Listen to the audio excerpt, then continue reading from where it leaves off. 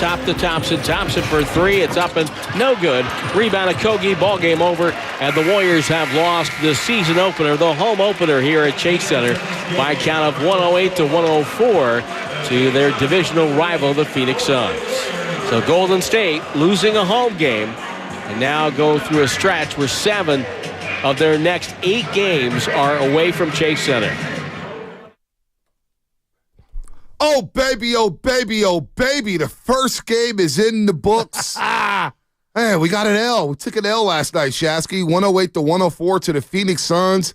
A bit sloppy at times. Felt like an extension of the preseason. I would love to hear from the fans that were at Chase Center last night. Did it feel like a season opener? It was good to have basketball back, but look, we'll talk about Chris Paul's debut as a member of the Golden State Warriors. CP3 getting chance. Are you kidding me? My jaw dropped. Jaw dropped. Devin Booker. Well, look, man, it all flipped in the fourth quarter when the Suns outscored the Warriors 28-18. We're not going to overreact to game 1 of 82, but 7 of the next 8 are on the road, so the Warriors are going to need to get in gear. But it's just good to have basketball back. Good morning to everybody out there on Twitch and YouTube, powered by First NorCal Credit Union. Good morning to everybody on the Comcast Business Text Line. Good morning to Spadoni, Lutman. We got Joe Shasky in the building. Good morning to all the graveyard shift workers, construction workers, still better workers. I mentioned, Officer Sullivan. His daughter's the Swiftie. Oh, Brent? Brent, yeah. You see Big Brent? I seen Big Brent yesterday working, stealing money at Chase Center. Stealing money. Come on. My guy's one of my buddies and a coach. Coaches with me. Great guy. Great guy. Great athlete, too. Saw him and Marvin. Marvin's another officer who was nice. Hey, you know about the hidden gym in Brisbane, this ramen spot. Bro, you are hilarious. Officer Sullivan, he goes, my daughter's not a fan, and she's really mad at Baldy for saying he's not a Swiftie. I say, you tell your daughter to go to bed. It's 7:30 already. No. My favorite person in that family is his son, Keegan. Okay. So shout out to Keegan if he's out there going to school right now. Well, my favorite part of that family is the daughter, because she is a Swiftie. What's her name again? Swiftie. She was not happy. What's her name again? I forget his daughter. I forget her name.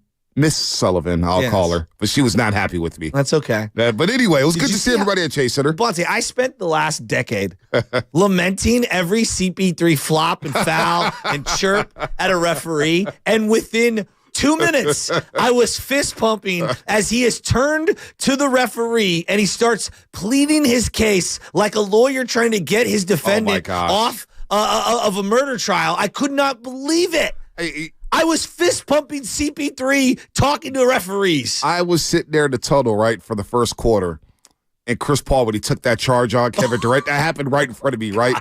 And so I'm looking, I'm like, wow, that's a foul, that's a foul, that's a foul. And he got the call. KD just looks over and just laughs. And I was like, well, welcome to our team. We are going to get some more calls. And you look at the Warriors, what do you know? They went to the free throw line 28 times yesterday compared to the Suns 17. The CP3 effect. Looming large so far. Look, to start the season. I got so many takeaways.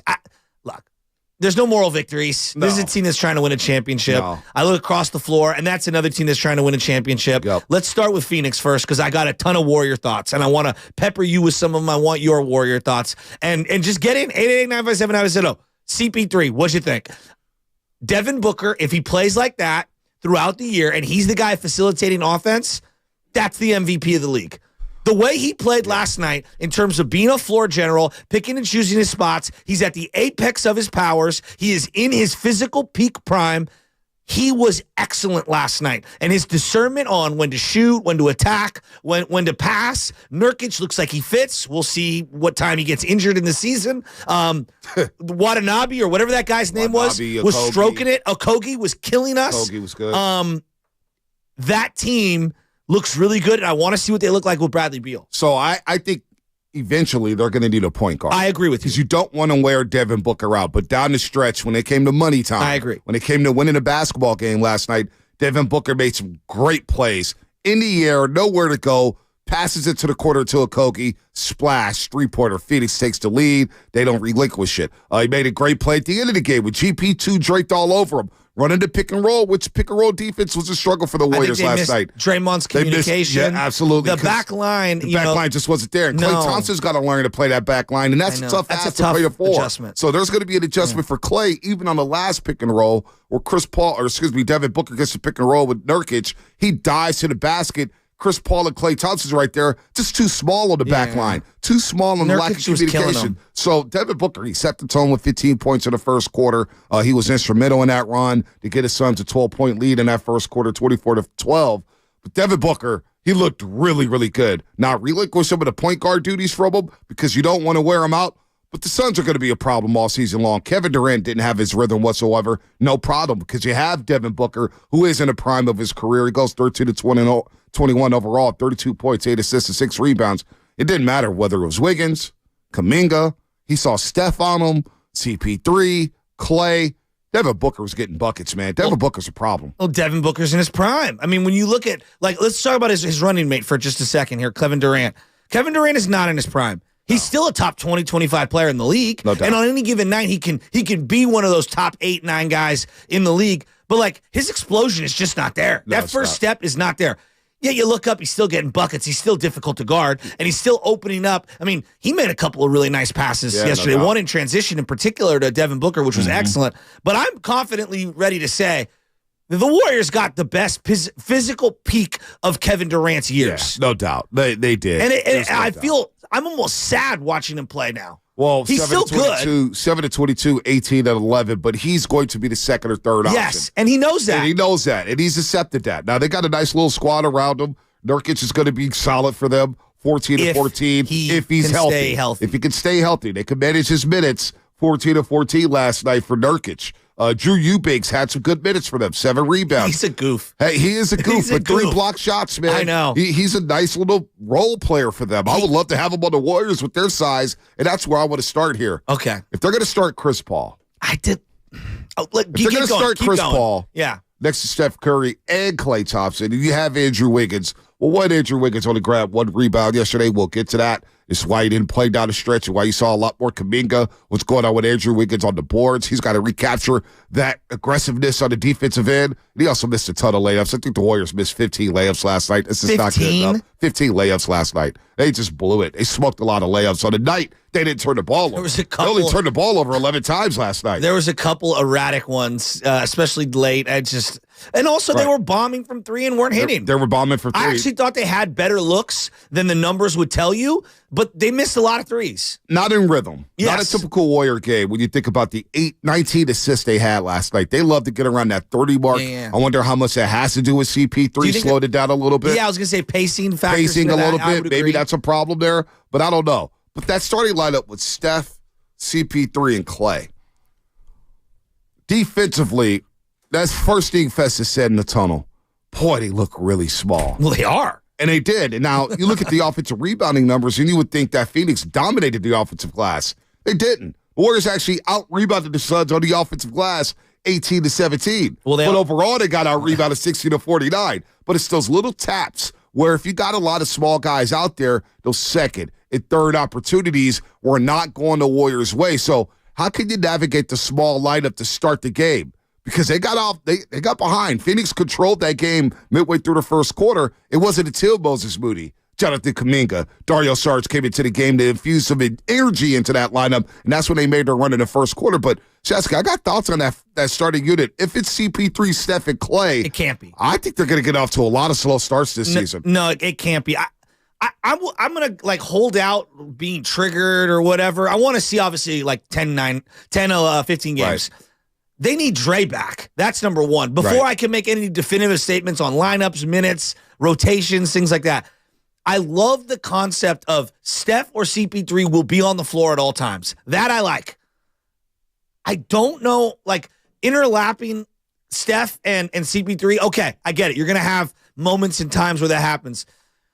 You cannot start the game off the way that they did. No. And I don't know what the exact fix is, but I'm sitting here and I'm saying, you need an athlete who can cover on the perimeter, like Moody or Kuminga. I don't know which one is the answer. Maybe it's GP2. I don't know. But here's the problem when you play GP2. Right. He's going to get wide open in that bottom corner. Yep. And teams are going to say, we dare you to hit a shot. And he missed 2 of them last night. He and GP2 had a good game. No, I like GP2. You look at the box score, you see but you have to have the right guys with him. Exactly. You got to have the right combinations. The combos got to be proper. The combos do. Nurkic kept batting the ball up in the air. He's very difficult to box out, and he's just a big, large human being, and they struggled at that. There's no doubt about it. And then, Booker being a 6'6", 6'7" point guard gave them fits as well. Yeah, he's a big guard. He's a big beast. guard. He's not 6'5". He's a big Is guard. he okay? I didn't know he was that small. Yeah, no, he's a big guard, though. He's big for his position. Yeah. And if he's going to play that point guard spot, there was one time in that first quarter, he got Steph Curry on the block. Oh.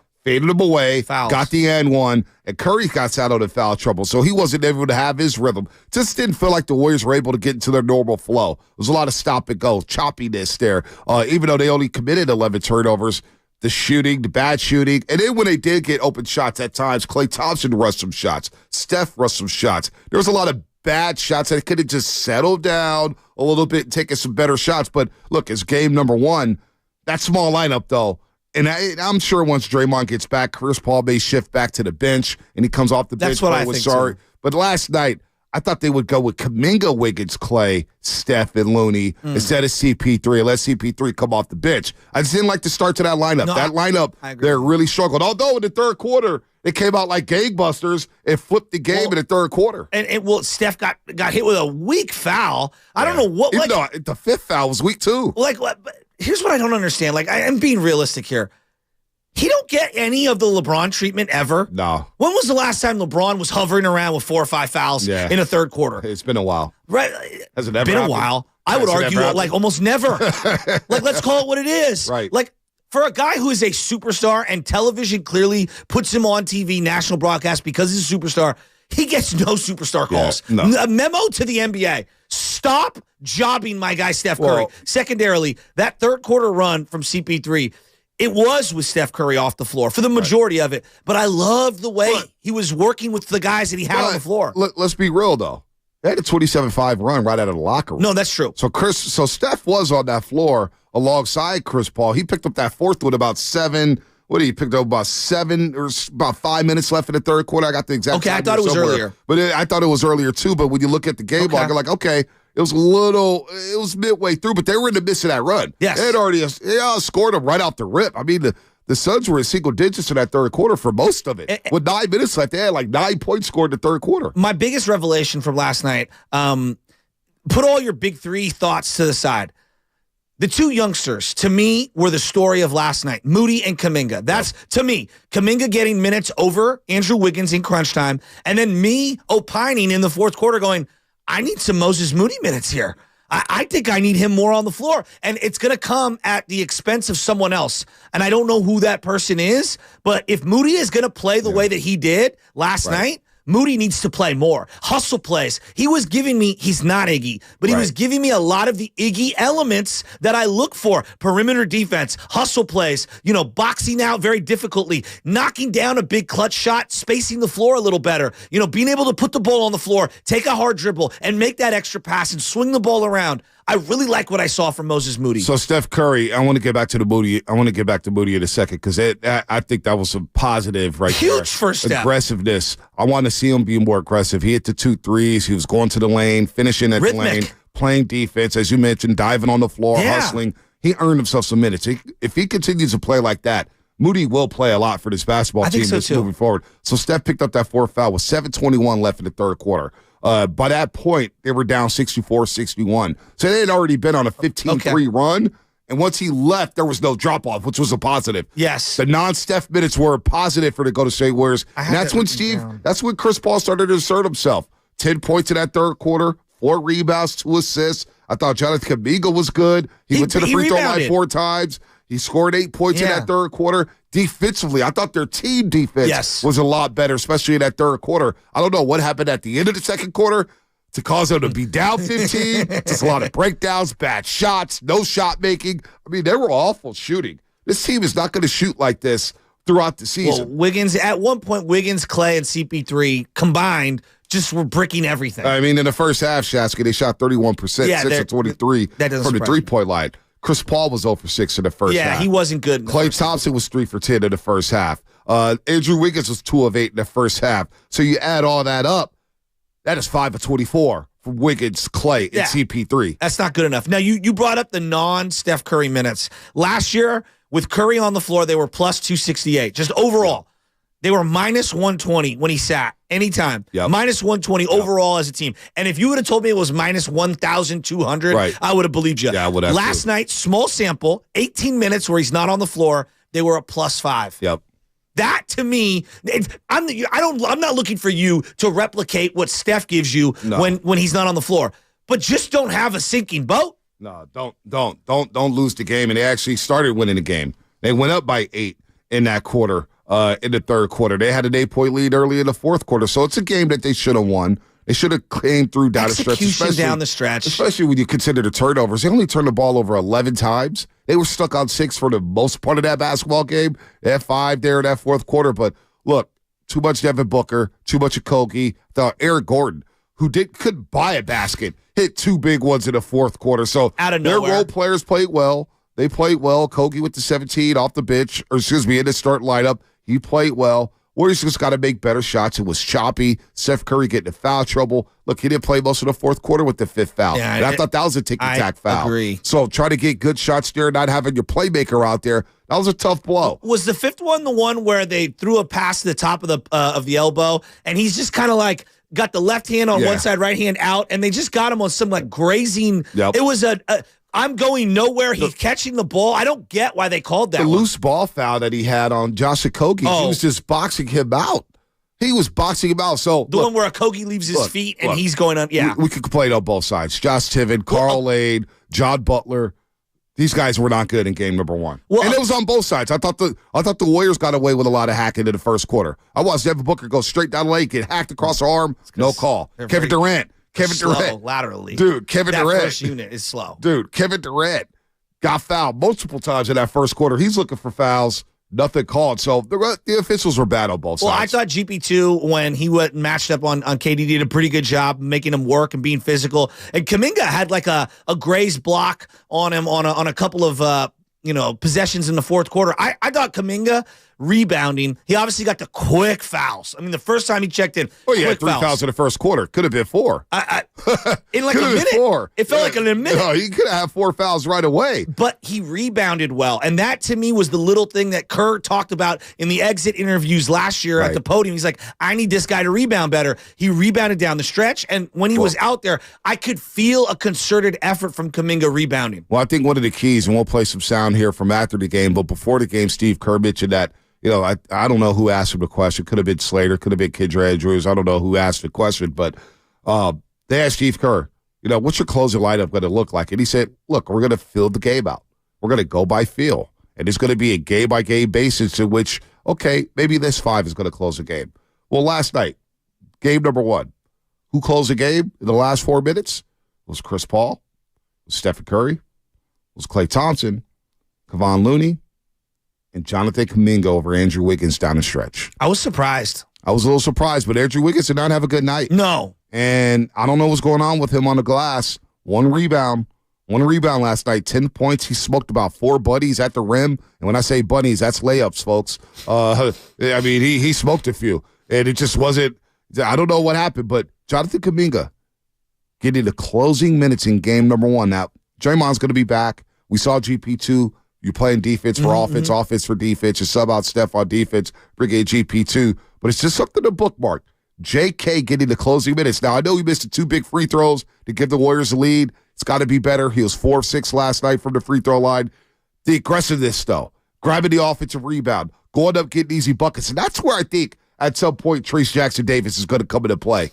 It's interesting. Sarge, Looney, Wiggins, the inability to finish around the rim. You need a guy who could just flush it sometimes. Yeah. Well, I didn't think Sarge had the greatest game, but he had 2 entry passes to Kuminga when Kuminga had low posts.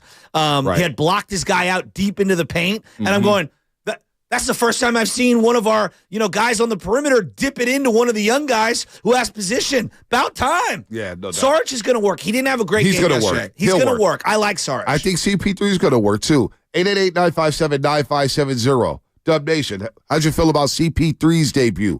Was it weird for you to root for him? What'd you think of Chris Paul in his opening game as a member of the Golden State Warriors? Your other thoughts as well. Kuminga, Klay, Wiggins. I know there's a big Klay conversation because I already see it on Twitter. Just, as soon as he misses a shot, get him off the team.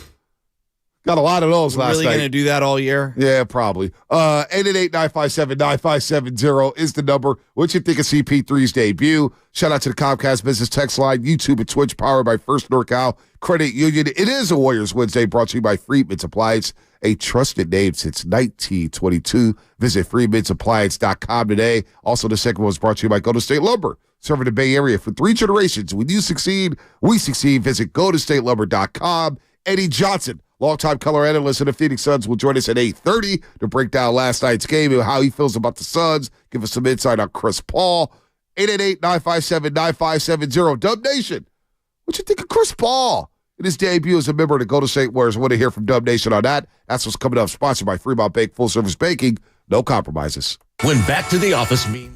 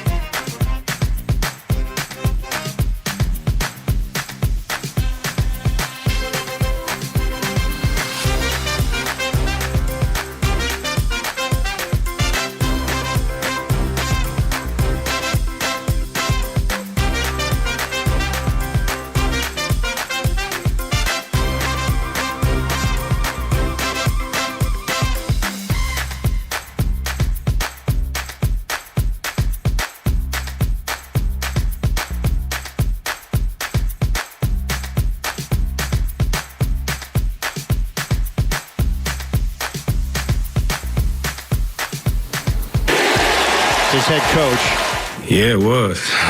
Dario looked at me and started laughing, and I couldn't help but laugh. That was a first. Hey, Dub Nation, it's Chris Paul, and you're listening to The Morning Roast with Bonta Hill and Joe Shasky on 95.7 The Game. Oh, that's pretty cool. That's pretty cool. Play it one more time. Why not? Hey, Dub Nation, it's Chris Paul, and you're listening to The Morning Roast with Bonta Hill and Joe Shasky on 95.7 The Game. Oh, man. Roasters. CP3. CP3. When we asked Frank Vogel about Booker, he said his IQ has really... Did you hear that? Here's CP3 on here in the chat. Yeah, it was. Dario looked at me and started laughing, and I couldn't help but laugh. That was a first. That was a first. Even Chris Paul's trying to get accustomed to being a member of the Golden State Warriors. I like that he's self-deprecating because you're talking about missing shots, and then at the end he's like, well, I was part of a team that missed 27 straight threes. And good. Everyone in Warriorland was like, yeah, we know. Yeah, we know. We're well aware. We know. Eric Gordon in the other locker room knows, too. I'm sure you didn't want to hear about it. You know what, though? I'm here for the whole CP3 experience. Oh, man. It is interesting. Nothing is funnier than hering Charles Barkley pronounce the Warriors dead after 24 minutes of basketball. Oh, he said they were cooked. Yeah. The Warriors are cooked. At the end of the game, there was some old lady leaving. He goes, that lady is as old as the Warriors starters. Well, there was a poor lady who fell down, and then... Wow, I saw her right there. Yeah. Courtside. She fell down, and then the game stopped, and then Kerr comes over, and then Katie and Kerr have like an embrace. Right, I saw that. And then as the lady's leaving, she's got the yellow towel, and she starts waving the yellow towel, and I was like, let's go. Yeah, no, that was pretty cool. I was right there. I see that. I was like, what the hell is going on there? Did she just slip? I think she just slipped. Okay. I thought somebody was drunk. I was like, please don't. I thought it was somebody else who slipped and got drunk or whatnot. I was like, whoa, what's going on here? I was, given what's happened in my family, I'm like, I hope that person didn't have a heart condition of some sort. No, she. But she's okay. And, the lady didn't milk it. She was in her 70s or 80s. I mean, what do we did? She was clearly older. Can we have a little? Can we have a little grace for our older Jazz fan? People in our audience? Come on. Anyway, if you want to go to Chase Center, hit a few shots. At the same spot CP3 shoots it from. 95.7 The Game is giving you a chance to do just that with our first ever 95.7 The Game knockout tournament at Chase Center. Tune into the roast the week of October 30th, which is the Niners bye week, starting on Monday. The following week, November 6th, and make sure you're listening to each show at 7:30 in the morning. Again, 7:30 a.m. to learn how you can qualify each show during that 2-week stretch. We'll be picking one winner each show. Make sure you're locked in the 95.7 The Game during those weeks so you can have a chance to launch shots from the very same spot that Steph Curry does. Again, you want to be listening the week of the bye week, October 30th, which starts on Monday. All right, CP3, 888-957-9570. Chris Paul. How'd he do in his debut? Well, he didn't shoot the ball well, right? 4-15 overall, 0-6 from the three-point line. He did get some good looks. I thought he had a very, very special third quarter. He had his fingerprints all over that quarter in which the Warriors outscored the Suns 40-19, 27-5, right out of the locker room there. But overall, what you think of CP3? His debut as a member of the Golden State Warriors. I thought it was good. I really liked the way that he was commanding the attention of the young guys. So forget the on-court stuff. TNT kept showing the huddle or guys when they were in the timeouts or whatever, and you could clearly see that Kuminga and Moody, two guys, well, Kuminga in particular, we could say he sulked at the end of last year. Yeah. I don't know if that's being over the top or accurate. Sulking. Okay. I don't know if he would have listened to one of the guys on the bench who is one of the senior players on the team. Right. And it felt like CP3 clearly had his attention and was talking to him. And that's the kind of coaching that Iggy used to do on the bench when he actually played. And I think that when he was in street clothes, I think it kind of fell on deaf ears. Right. So to have CP3 there imparting his wisdom, that clearly is soaked in by the youngsters. Now, how much does that factor in? I don't know. But that was a big positive for me. Second thing that I noticed is that he is drawing fouls for this team on a team that fouled like crazy but didn't get a lot of fouls. It was sure nice to have the whistle in our advantage, especially with that second unit. 22-28 from the free throw line overall. Chris Paul, 6-7 from the free throw line. Drew some calls there. The Warriors got to the charity stripe more than Phoenix. They turned the ball over less than Phoenix. They also dominated the points off turnovers, which is really It was a wide gap with the points off turnovers for a while there. It was 20-4 at one point when it came to points off turnovers. Phoenix was able to close the gap there. Ended up being 22-9, Warriors advantage. It's just I got to make some shots. And that's where I get to Klay Thompson. How are we feeling about Klay Thompson, Warrior fans? 888-957-9570. He's going to have the spotlight on him all season long. We understand he's in a contract year. We understand that he doesn't want to really sacrifice anything. We understand that he's not the same player that he was a few years ago. Heck, I don't even know if he's the same player that he was 2 years ago. Defensively, there were some moments there. Offensively, I thought he forced it at times, trying to find his own shot. The one sequence where he missed a three, got the offensive rebound, clanks it from the baseline. It was like, whoa, that's not a rhythm shot. And then when he's bringing the ball up the floor, for the love of God, get the ball out of Klay Thompson's hands when it comes to running a half-court offense. Now, I'm not trying to come down Klay's road. But Chris Paul one time just deflected to Klay Thompson, deferred to Klay. He brings the ball up the floor. He's dribbling. He throws it out of bounds cross court. Yeah. It's like, what's going on here? So teams like Sacramento, like the Lakers, like we saw last night, they're going to make Klay Thompson put the ball on the floor. Yes. That's not his game. That's what Chris Paul is there for. That's what Steph is there for. Hell, even JK, you want to handle the ball on the half court, handle the ball on the half court. But I thought Klay had an up and down night. Yeah, he's always been streaky. It felt like he was in and out of flow all night. You know, he made a really nice pass to, I believe it was Kevon Looney in the first half on a little nice bounce pass. That was really nice. Look, we're going to get into shots and the selection and all that, and defense. For me, the fact that he was rebounding was the big positive. Yeah. I want to take the positive here. The rebounding was positive. He could still shoot. Right. The discernment is always going to be an issue with him. Then it comes to the defense. He's just not a 2. He's not a 3. To me, he's a stretch 4, and he could play certain threes in certain occasions. He's not really guarding a Kogi. He's not going to be able to guard Booker, even though Booker's their point guard. Right. I think defensively they have to pick and choose their spots to mitigate, having him exposed out on the perimeter. He's not that guy. Right now, I'm viewing this as GP2 is a perimeter defender, not 1s, 2s, whatever. Right. GP2, Kuminga, Wiggins, Moody, who else? Spot in on this team. Maybe Draymond at times. I would agree with you at times. Yeah, picking and choosing his spots. And I'm looking and I'm saying to myself, I think Moody to me is the only legitimate 2, the guys in shooting guard, who can be a perimeter defender that we can rely on. Yeah. No, I look, at times he guarded Kevin Durant well last night. At times he knows where to be. But at times he gets lost. And Klay's weakness defensively was always playing off the basketball.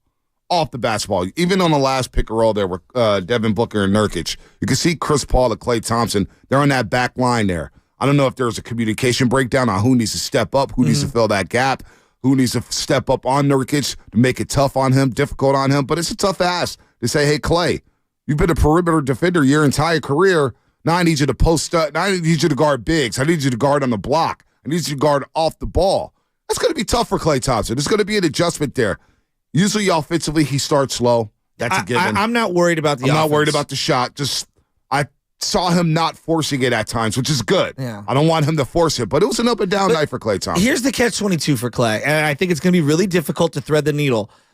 He needs his offense to hum to justify playing as many minutes as he's playing if his defense is going to be poor. Yep. Right? And so if he's not scoring, like I'm going from his perspective. If he's not scoring. How does he impact the basketball game? Yeah. And that's where I go to the rebounding numbers. I think he had 7 or 8 rebounds, and he had some clutch rebounds situationally. And so he's going to have to do a lot more of the little things in terms of being a post player, hustle plays, rebounding, boxing out. And maybe it doesn't show up in the box score. Hey, I box my guy out, but Curry gets the rebound because it's a longer rebound or whatever. He's going to have to do those things to justify playing. 6 of 18 overall from the floor. Klay Thompson, 15 points, just 3 of 11 from the three-point line. Overall, the Splash Brothers, 7 of 25 from the three-point line. Klay Thompson with the 7 rebounds there. Played a team-high 36 minutes. Klay Thompson, how about that? A team-high 36 minutes. All right, 888-957-9570. Ugly Timmy in Oakland will get you on the other side. And the rest of you, 888-957-9570. How we feeling about Chris Paul on this team? How we feeling about his debut? Klay Thompson's performance. We're breaking down the season opener for the Golden State Warriors where they lose to the Phoenix Suns 108-104. That will be brought to you by Fremont Bank. Full service banking, no compromises. You beg.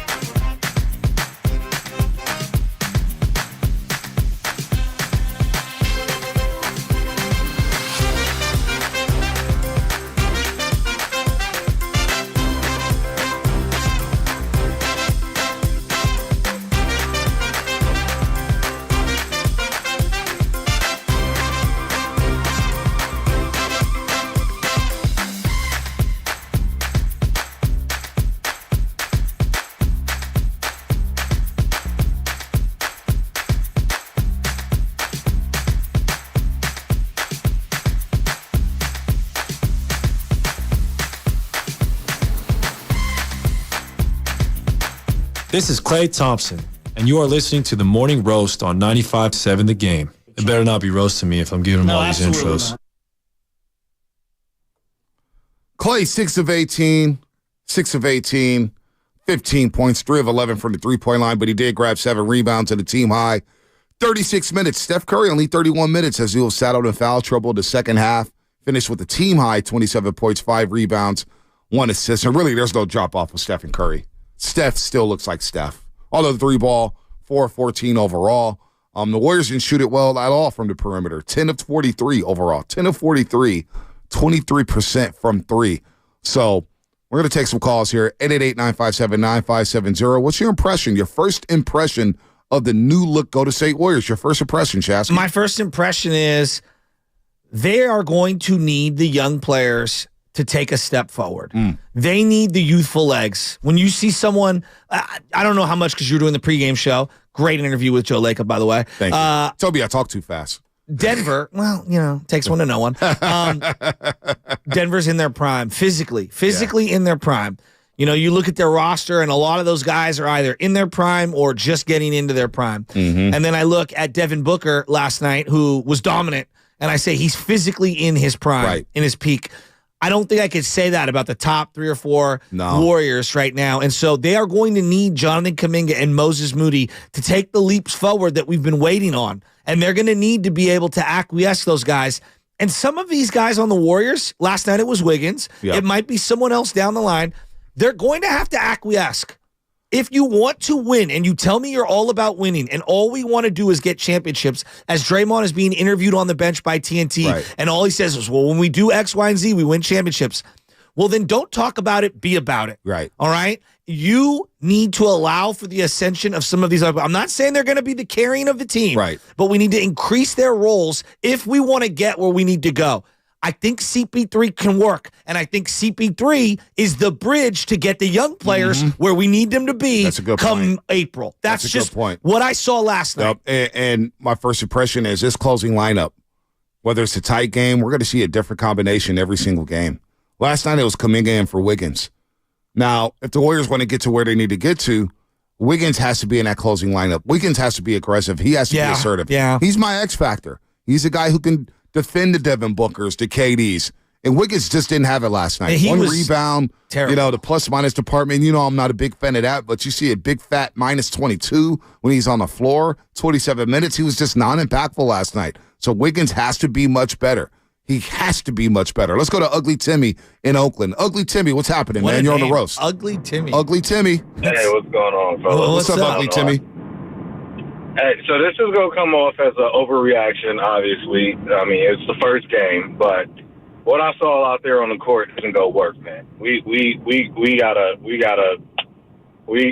have a fire sale. Like, get rid of Klay, get rid of everybody except for Steph at this point. It's not going to work, real talk. And the reason I say that is because look at where the rest of the league is headed. I'm going to make 2 points. Draymond, you guys referenced the interview Draymond had on the bench, and one of the announcers asked him, well, hey, Draymond, are you guys worried about your lack of size, or, is that going to be a problem? And Draymond was like something along the lines of like, nah, it's only like really 2 to 3 big men out there. The rest of them are just, man, whatever the case may be. They looked small against Nurkic. Small, really small, and even the backup to Nurkic. I mean, they looked small, they looked slow. Yeah, thank you. They looked unathletic. I mean, so if Draymond is talking about, we ain't got, they look, size matters, you know what I mean? So Draymond sold us on this thing last year, like, oh, yeah, chemistry was the problem. That's why we didn't do well. The truth of the matter is we just didn't have the right players. Chemistry played a factor into it, but we just didn't have the right players. And then my last point is we all know Charles Barkley is a hater when it comes to the Warriors, right? A lot of times he is wrong. 99% of the times when it comes to the Warriors, he's wrong. But he said something, and I can't disagree with him. He said the Warriors are the worst NBA team in the state of California. He did say that. Yeah, I would argue that the Sacramento Kings have a big regression mark hovering over them. Like, if you're looking for a team to take a step back, it's the Sacramento Kings. That to me. Now, here's what I would say about the Golden State Warriors right now. Like, we're judging too much off of one game. Right. Okay? And they need to get Draymond Green back. We all acknowledge they are old. They are going to be erratic shooting at times. Like, that's kind of, Wiggins has been, streaky as a player. Even as a Warrior, he's been streaky. Klay, historically, has always been streaky. Even Steph Curry, to a degree, as reliable as he is, there are games where he comes out cold. When you have 3 fouls in the first first quarter. And then you get 5 fouls, you're on the bench, you're going to look like he scored 27 last night? Yeah. If you told me he scored 15, I would have believed you, because it didn't feel like he had that same impact. Yeah, no doubt. And they're trying to blend the slow, methodical Chris Paul pacing with their erratic up and down the floor, shoot and run and gun style. And they're trying to get that perfect blend. I think this big road trip that's staring them in the face, 7 of the next 8. We're going to learn a lot about them. Yeah, 7 of the next 8 on the road for the Golden State Warriors. They go to Houston on Sunday. Obviously, Sacramento Friday, Houston Sunday, back-to-back against New Orleans on Monday. They come back home for the Kings on Wednesday. Then they go back on the road. They go to Oklahoma City on a Friday night. So they're going to be on the road for a while here. They will, and we're going to learn a lot about them. But is one game enough to determine that, hey, this team just ain't got it? This team doesn't fit well. You got to remember the Phoenix Suns are a championship contender. They're an odds-on favorite to make it out of the Western Conference alongside the Denver Nuggets. So it's not like you're playing the Minnesota T-Wolves or the Portland Trail Blazers. Give me the Hawks. Right, this isn't the Atlanta Hawks. You're actually playing the Phoenix Suns, and you lost by 4. Now, they didn't have Bill. Warriors don't have Draymond Green. We'll see how the rotation. Look, Steve Kerr's going to have to figure this out early and often with these rotations, and there's going to be trial by fire. One day it may be Kuminga closing. One day it's going to be Wiggins. One day Klay may come off the bench in closing time if he doesn't have his shot rolling. Maybe it's CP3. Maybe it's Dario Saric. Maybe it's Kevon Looney. We're going to see so many different variations of this basketball team, which could be a good thing and a bad thing. When you're trying to find cohesion, you want to have a set rotation, right? You want to have people slotted into their roles.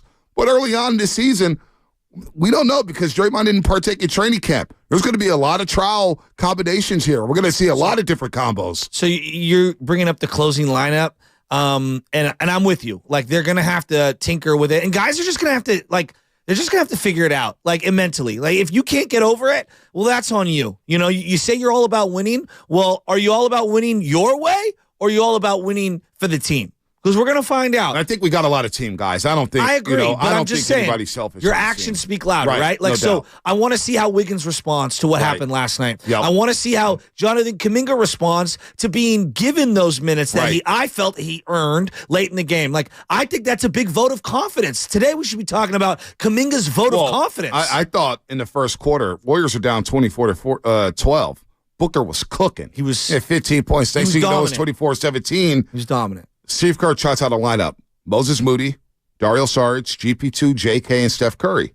Then comes CP3 back into the first quarter. And next thing you know, the game is tied at the end of the first quarter, 28-28, because Moody gave you that burst. Yes. Kuminga gave you that burst. And building the confidence of these young guys for that third-year leap, you need these guys as your 7th and 8th guys, because you know who the top 6 is. CP3, Steph, Klay, Wiggins, Dre, Looney. Well, and Looney didn't have a great game last night. No, he didn't. I think it's okay to say that, and we all love Looney. And you know what? He still ended up with 11 rebounds. I know, but he missed a couple around the rim, buddies. And I thought that there were a few loose ball rebounds where he's boxing out. His teammates have to help him. Well, I think 2 things that we're going to have to keep an eye on before we get back out to the lines. Pick and roll defense. Yes. Pick and roll point of defense is not attack good. defense. Point of attack. And communicating. It's just not good. They're not physical enough. They're not quick enough, maybe laterally. 100%. That's going to be a struggle. And then length. Length is going to bother this team around the rim. That's why I want to see a little bit more Trace Jackson Davis, because he's a guy, even though he's a rookie, he's 23 years old, he knows how to finish at the rim. Too many times the length of the Phoenix Suns, whether it's Drew Eubanks, whether it's Kevin Durant, whether it's Yusuf Nurkic, they bother the Warriors around the rim. Kuminga missed layups. Wiggins missed layups. Looney missed layups. Saric missed layups. Overall, they missed 15 layups last night. Klay had the left-handed layup late in the game that was just out of nowhere. But the Kuminga goes up with the left-hand hook, and Eubanks blocks it right into he blocked it into the third row, it felt like. I mean, so, you're 100% correct with that.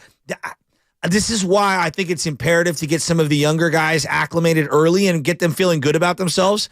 You need the youthful exuberance. You need the hustle plays. When Moody came in there, didn't it feel like they were guarding the floor better? Because Moody's all over the place. Moody was all over the place. And then Kuminga was all over the place. To me, the big takeaway when it comes to the two young guys, they're ready for a bigger role. That's number one. Number two, if J.K. is dedicated, Jonathan Kuminga, dedicated to being a more conscientious rebounder, and Klay Thompson is a more conscientious, they can overcome their lack of size. Yeah, they can. But those guys, those two, and Wiggins as well, they have to help out on the boards. Wiggins cannot walk off the floor with one rebound. 100%. That's why the Warriors won a championship a couple years ago. He averaged 8 rebounds during that postseason run. He's got to get on the glass a little bit more. The segment sponsored by Golden State Lumber, serving the Bay Area. For 3 generations, when you succeed, we succeed. Visit GoldenStateLumber.com. You are listening to 95.7 The Game, KGMZ 8 FM and HD1 San Francisco, always live on the free Odyssey app. Download the Odyssey app, your favorite 95.7 The Game for the best and most up-to-date sports coverage. And do not forget, you can also watch us every single day on our YouTube and Twitch streams. Sponsored by our very good friends at First NorCal Credit Union. Just log out and search 95.7 The Game. Be sure to like and subscribe to the channel. While you are there, it is a Warriors Wednesday brought to you by Freedman's Appliance, a trusted name in the Bay Area since 1922. Visit freedmansappliance.com today. Also, shout out to the Comcast Business Sex Line. I see all your texts, 888-957-9570. That's the Comcast Business Sex Line. That's the hotline. What'd you take away from game number 1 of the basketball season with the Golden State Warriors? They lose to the Suns 108-104. Let's go to Oscar in Stockton. Oscar. What's happening, Oscar? Good morning. You're on the roast. Hey, what's going on, fellas? I ain't talked to you guys in a while. I listen to you every day, though. I appreciate you, Oscar. We missed you. Hey, I want to say one thing, because I've been playing ball and coaching ball for a long period of time. My thing is that we can't panic. I was just wanting to check out how CP3 was going to play and how Kuminga was going to play. My whole thing is that we played horrible last night, and we still almost won the game. Right. Yeah, we are small. We are small, but we didn't have Draymond Green either. You guys got to understand. So, the way CP3 played and the way we fought last night, hey, man, I'm not worried about that too much because we played physical ball last night and our turnovers was down. Yep. So we got to look at the positives. And one thing about Klay, he had an offshoot night, but he was rebounding and he was playing defense. He might not be playing Booker, but he will play down low against the fours and at the three sometimes. But you got to understand, man, the way CP3 played with the youngsters and the way we played horrible last night, and Steph was in foul trouble. Remember that. Especially when they come out the game, he started cooking, he was in foul trouble. We had an off night, man. I'm not taking anything away from Phoenix, but I'm not taking nothing away from the Warriors. We are going to be there, man. I'm telling you, we almost won the game last night. Look at that. And we were shooting, 23% from the field? Yep. Man, we shot horrible last night. We shot horrible. And Moody, hey, man, Moses Moody was playing real tough. And Kuminga, all you got to do is just slow down a little bit on defense. But Kuminga's going to be a beast, man. I think so, I'm not even worried about it. Yeah. Well, but check this out. Friday is my birthday. I live in Stockton. I'll be at the game in Sacramento with my son. He's going to William Jessup University, a freshman on the track team. And that's going to be, I couldn't wait for this day. That's awesome, man. Have fun. Have fun. Have a great birthday with your son. That's going to be awesome. On your son in track, man. Yeah, I want to hear about him in track. What does he run? We got to find out what does he run? The 400, 100? Track athletes are hurdles. No, freaks. They are freaks. They're boy. I used to love going to track meets for all the wrong reasons. Joe Spadoni, you have some sound. I certainly do, Bonte. Yes, we're talking about Draymond Green and mic'd up. By the way, hell of an outfit from Draymond Green last night. Hell of an outfit. Can we just for a second? The shades indoors at night. I'm a fan. There's a song about it. I wear my sunglasses at night. I might come back with Devo Samuel with shades on at US Bank Stadium. He was there? He was on the sideline wearing shades. Wasn't Beal rocking shades too? I didn't notice that. Yeah. Come on. Don't knock it. Don't knock That's what we do. We rock shades. Anyways, Ian Eagle and Stan Van Gundy on the call for TNT. Stan Van asked Draymond on the sideline on their lack of size at the Warriors and if it's a problem. And here's what Draymond had to say. No, I don't necessarily overly worry about that. With that very small team, we won a championship a couple years ago. And then there's other things that the bigger teams have to handle when they're playing against us with our speed. So I don't necessarily worry about that. And the reality is you got a few bigs in the league that are absolutely incredible. And everybody else you kind of just deal with. There it is, Draymond Green. Absolutely incredible. I do believe they missed Draymond's communication last night on defense. and they missed his physicality to be able to bang, and also his ability to be that point of attack defender, and just one less guy that you can get in a pick and roll action. It did feel like Phoenix was hunting specific players to go after, and this goes back to like rotations and everything. In an ideal world, yes, I will play CP3 with Curry, but not a lot. I want one of them on the floor at all times. No, yeah, I hear you. They play well together. No, they do. They play well. My biggest question is how well will CP3 and Draymond play together? Why do you, because of the ball? Because both of them facilitate in the half court. Because of the ego? CP3 probably could be better off the ball waiting to shoot the three. But what if CP3's handling the ball in the half court? Where does that slot Draymond Green? Did you see when Chris Paul walks up the floor? They were actually running a set, which was so great. Right. And he's like doing this hand motion for the set. All I kept envisioning was him and Draymond. One of them's got the ball, yelling at the other one to get into a spot. That's what I'm saying. How well will they play together? That we all worry. We're hyper focused on whether or not Steph can play with CP3. No, I think they can. No, I think they can. And Mully broke it down yesterday. It's like they're going to be fine together. No, I agree. But here's where defensively, it's too small. That's where you have your problem. Well, and I think that's where, as we talk about, like, where does Klay fit in? I think it's going to be difficult to have a lineup defensively of Klay, CP3, and Steph. That's where I think it gets difficult for Steve Kerr, because you got to have up another perimeter defender out there and then another big. Let's go to Draymond Green on how CP3 will fit with this organization. He's fitting in great. Chris is a true professional. He's a winner. We win here. Chris is a winner, been a winner his whole career. And Chris is a legend. So we're not asking Chris to come in here and like he's some rookie or like he's not Chris Paul. We want him to be exactly who he is, and we'll build around that, and that's how we win. It's going to be very interesting to see how that works out. Again, I want to see Draymond and CP3 on the floor together. I'm with you. How will that work out? By the way, Kieran, who works here, one of the big shots here at 95. Oh, I know. She was floor side yesterday. She was sitting courtside. Behind Frank sitting Vogel. right behind Kevin Durant. You could see Kevin Durant's ball spot. Vogel right on and top KD of him. got the same problem. Yeah, she couldn't see over They need Bobo. to go home. But she just texted, she said, no Shave shades off. for Bradley Beal. He had no shades. Bradley Beal, no shades last night. Was that a personal text? Personal text. That's a confirmation sensation. That's a confirmation. When I saw her and Brad yucking it up, Brad, who also runs our sales department, I said, man, it must be nice. I've never seen those seats. Well, you know what? I'm not going to say who has seen those seats, but Brad, give us some leeway. He's a Charger fan. I mean, think about that. Think about waking up every day being this L.A. Charger fan, having to root for Justin Herbert, who's so damn overrated, knowing that Brandon Staley's your coach. Brad knows walking into Sundays, how are we going to lose this game? That's life as a Charger fan. Stall him out a little bit. I do want to get into to one area. Like, I don't think we could talk enough about this. Wiggins not being in the closing lineup.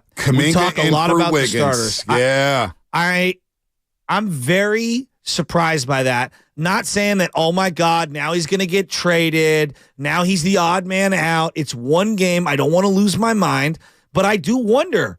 Like, he looked lethargic last night. He didn't look like he was part of the cohesive unit. Right. Everyone's pulling the chain in the same direction. Now, by nature, Wiggins has always kind of felt like a little out there in space. That's just his personality. I'm telling you. Sums up, though. When he suffered the right adductor strain last year, and Mully touched on it yesterday, and I've been highlighting it all year long, he was shooting 51% from the floor and 45% from three. He was averaging 19 and 5, possibly playing the best basketball of his career. He suffers a right adductor strain. Then he gets sick. He comes back, can't find his rhythm, didn't find his rhythm. Then he's gone for 2 months due to personal reasons. They need DeAndre Wiggins. That helped them win the championship back in the worst way. I totally agree. To me, he's the most important player outside of Stephen Curry.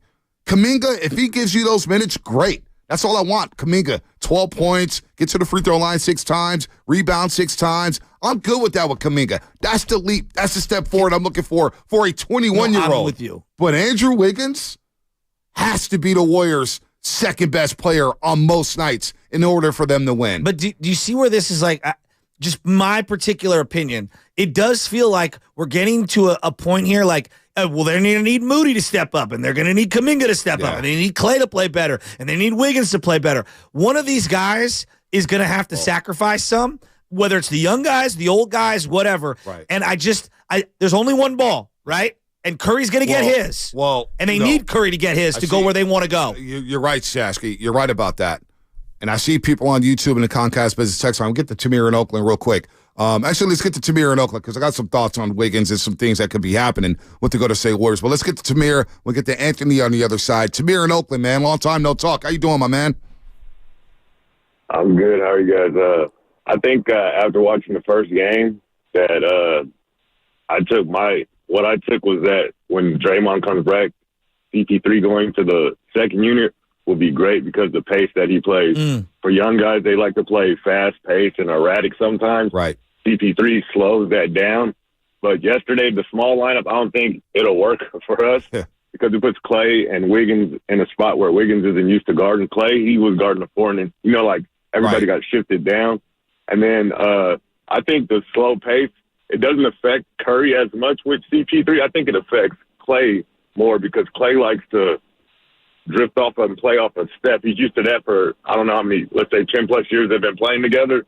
So it's going to be an adjustment with the pace. But like the last caller said, Oscar, I think people need to just relax. It's going to be fine-tuning. And I like what Kerr's doing, too. I understand what you're saying, Joe, about Wiggins not playing in the clutch time. But the fact that Kerr said at the end of the game that he's going to play whoever's playing good. I love at that time. It's a fill. At the end of the fourth quarter, I love that. So for but Tamir, I love it too. I don't mean to cut you off, but I love it too. But you would agree, for that to work long term, guys got to buy in on the team. Well, they got to win, and they got to win. Exactly. That's the most important thing, right? They got to win. You're right, B.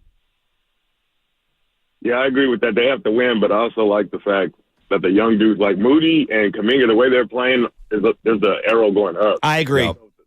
Yep. Good I call, love Moody. Tamir. I've never felt higher off Moody than I have right now in terms of my stock on him. Moody and JK are going to be a factor this year, no doubt. And Moody's been the one who's been overshadowed by Jonathan Kuminga.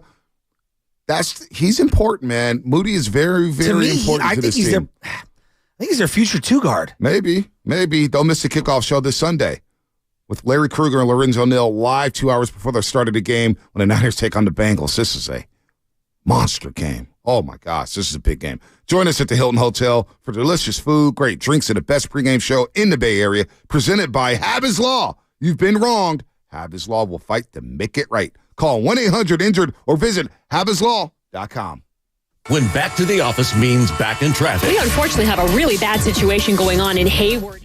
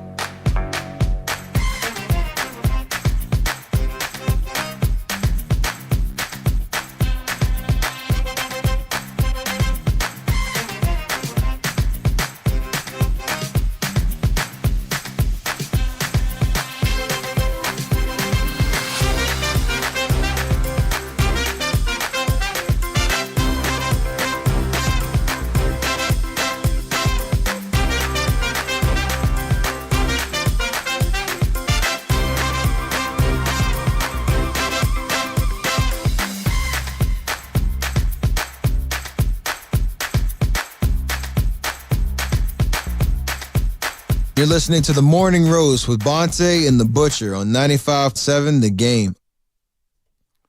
Golden State Warriors basketball is back, baby. They lose to the Phoenix Suns.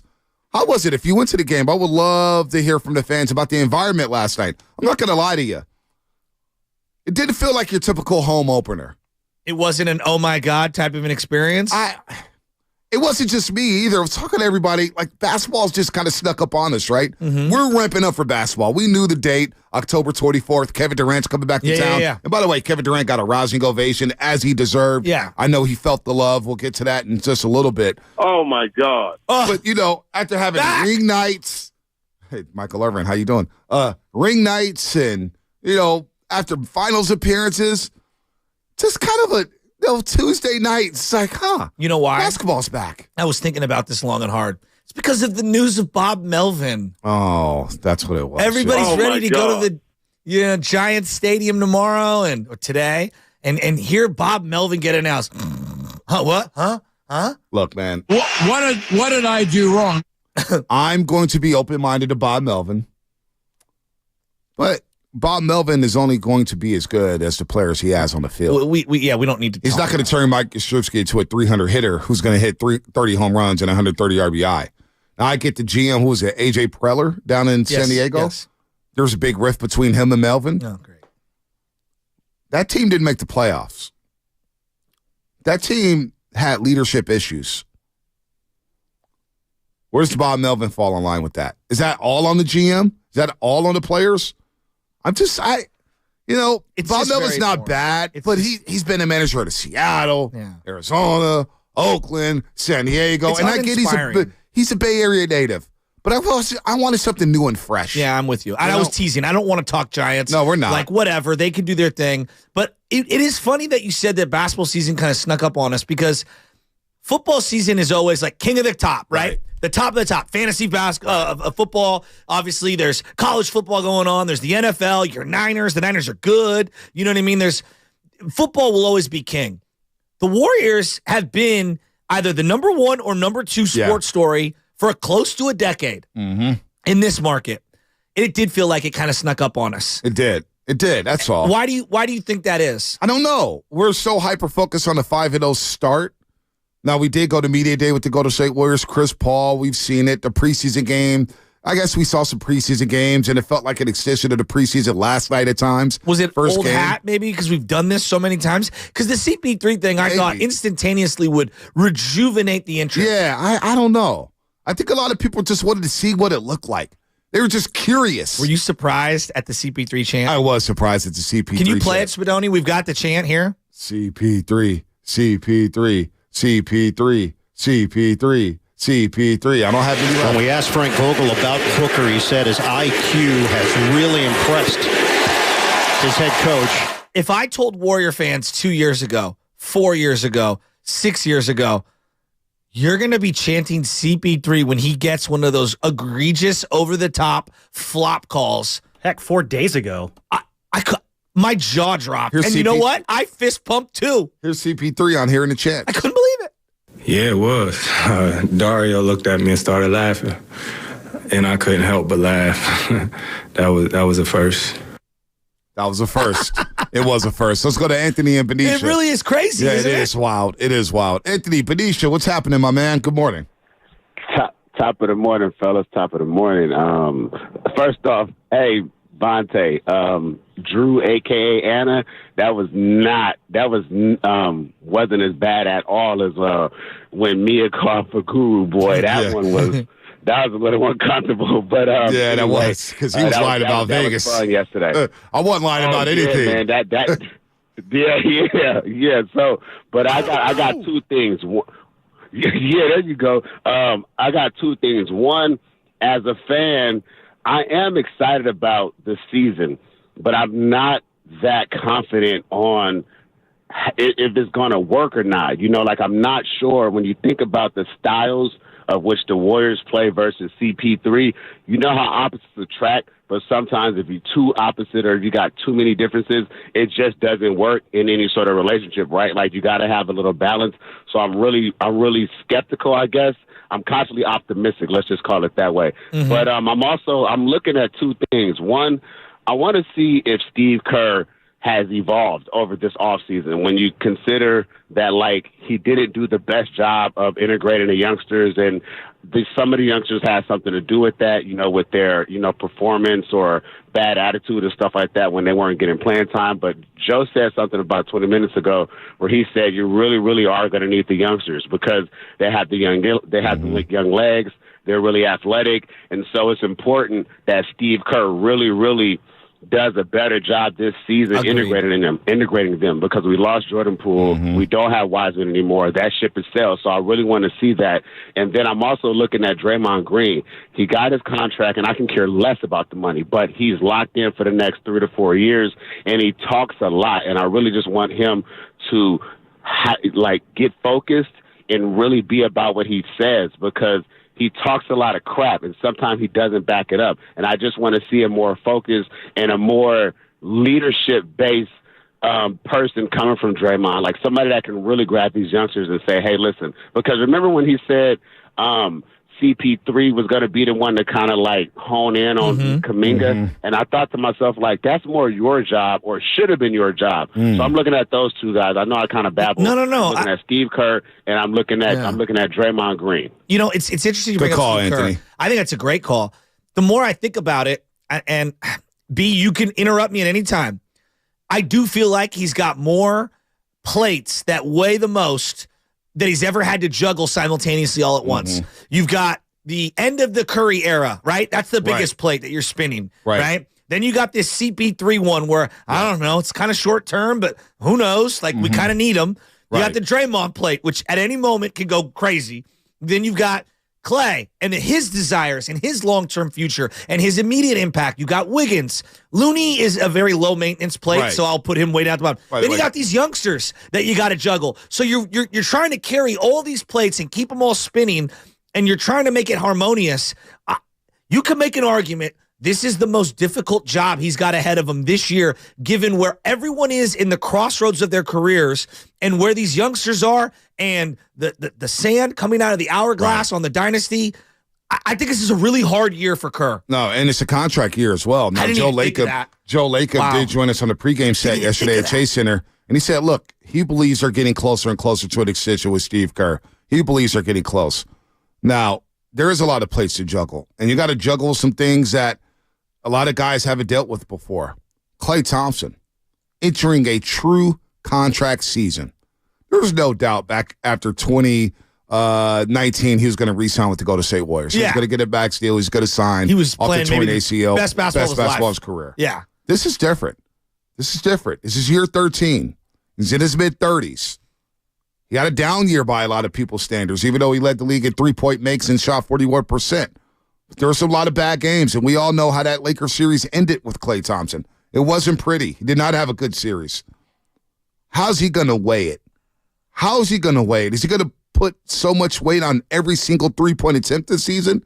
Or are we going to look at his games every single day? Oh, he's worth $25 million. Oh, he's worth $20 million. Oh, he's worth $30 million. Oh, he's worth the max. Oh, he's not worth the max. Oh, I'll trade him. It's going to go on all season long. So, unfortunately, they weren't able to take care of Klay Thompson, or Klay Thompson wasn't able to agree with the Warriors. I don't know what's going on with those negotiations, but you hear the reports from Shams Charania that they're so far apart right now that he will probably enter free agency. How's that going to weigh with him, and how does Steve Kerr manage that psyche of Klay Thompson, one of his trusted agents? Hell, how's he going to handle Klay Thompson if he can't play the closing lineup? Again, Steve Kerr put it out there. The closing lineup, it depends how the game is going. Whose psyche do you worry more about? I think it will be more than just these two. I think it's Klay. No, between Wiggins and Klay? If Wiggins and Klay get yo-yoed, I'm just saying hypothetically. Wiggins is it's Klay. Because when Klay gets down on himself, he really gets down on himself. Wiggins is just kind of steady Eddie. He's the same all the time. I was really surprised Wiggins wasn't in that closing lineup. But he didn't play well. He didn't deserve those minutes. But I was surprised that Kerr, in game number one, on the floor with Kevin Durant, Yusuf Nurkic, it was surprising. Devin Booker, Kuminga was on the floor over Andrew Wiggins. I know. And I think it's going to change game to game. I think you're right. But again, these are personalities. And one of Steve Kerr's greatest traits has been his ability to communicate and connect with his players. And I think he's going to have a very difficult time this year sitting certain guys and saying, hey, it's for the better of the team and the better of you. I think it's easy to say. I think it's hard to do. It is hard to do, but that's why he's won championships with these guys. That's why I think handling Klay's psyche, if he doesn't finish a game, and if they're not winning, that's something that we're going to have to monitor all year long. Klay Thompson, I worry about him in that situation. I do. Can we agree? If they truly want to be a championship contender and take the step that they need to take that they couldn't take last year, Moody and Kuminga, they don't have to be your two best players. They've got to be in your top 6, 7. They're important players. Yes. Because 7, of what they 8. do. I don't know. Whatever you want to say. Well, when you think about Kevin Durant, their role Devin needs Booker, to be more prominent. No doubt. Jamal Murray. Yes. Anthony Edwards Luka, in Minnesota. Kyrie. Shai Gilgeous-Alexander. What about down in L.A. with the Clippers? Paul George and Kawhi Leonard. Come on. Kuminga and Wiggins. I was surprised we didn't see both of them on the floor at the same time. Well, and like Moody's playing such a good floor game yesterday. I'm saying to myself, boy, I'd really like to see him a little more here in this fourth quarter. And it's not that Klay's going to come off the bench. It's more so the closing lineup, the last 5 minutes of the game. But I do think yesterday, I agree with you.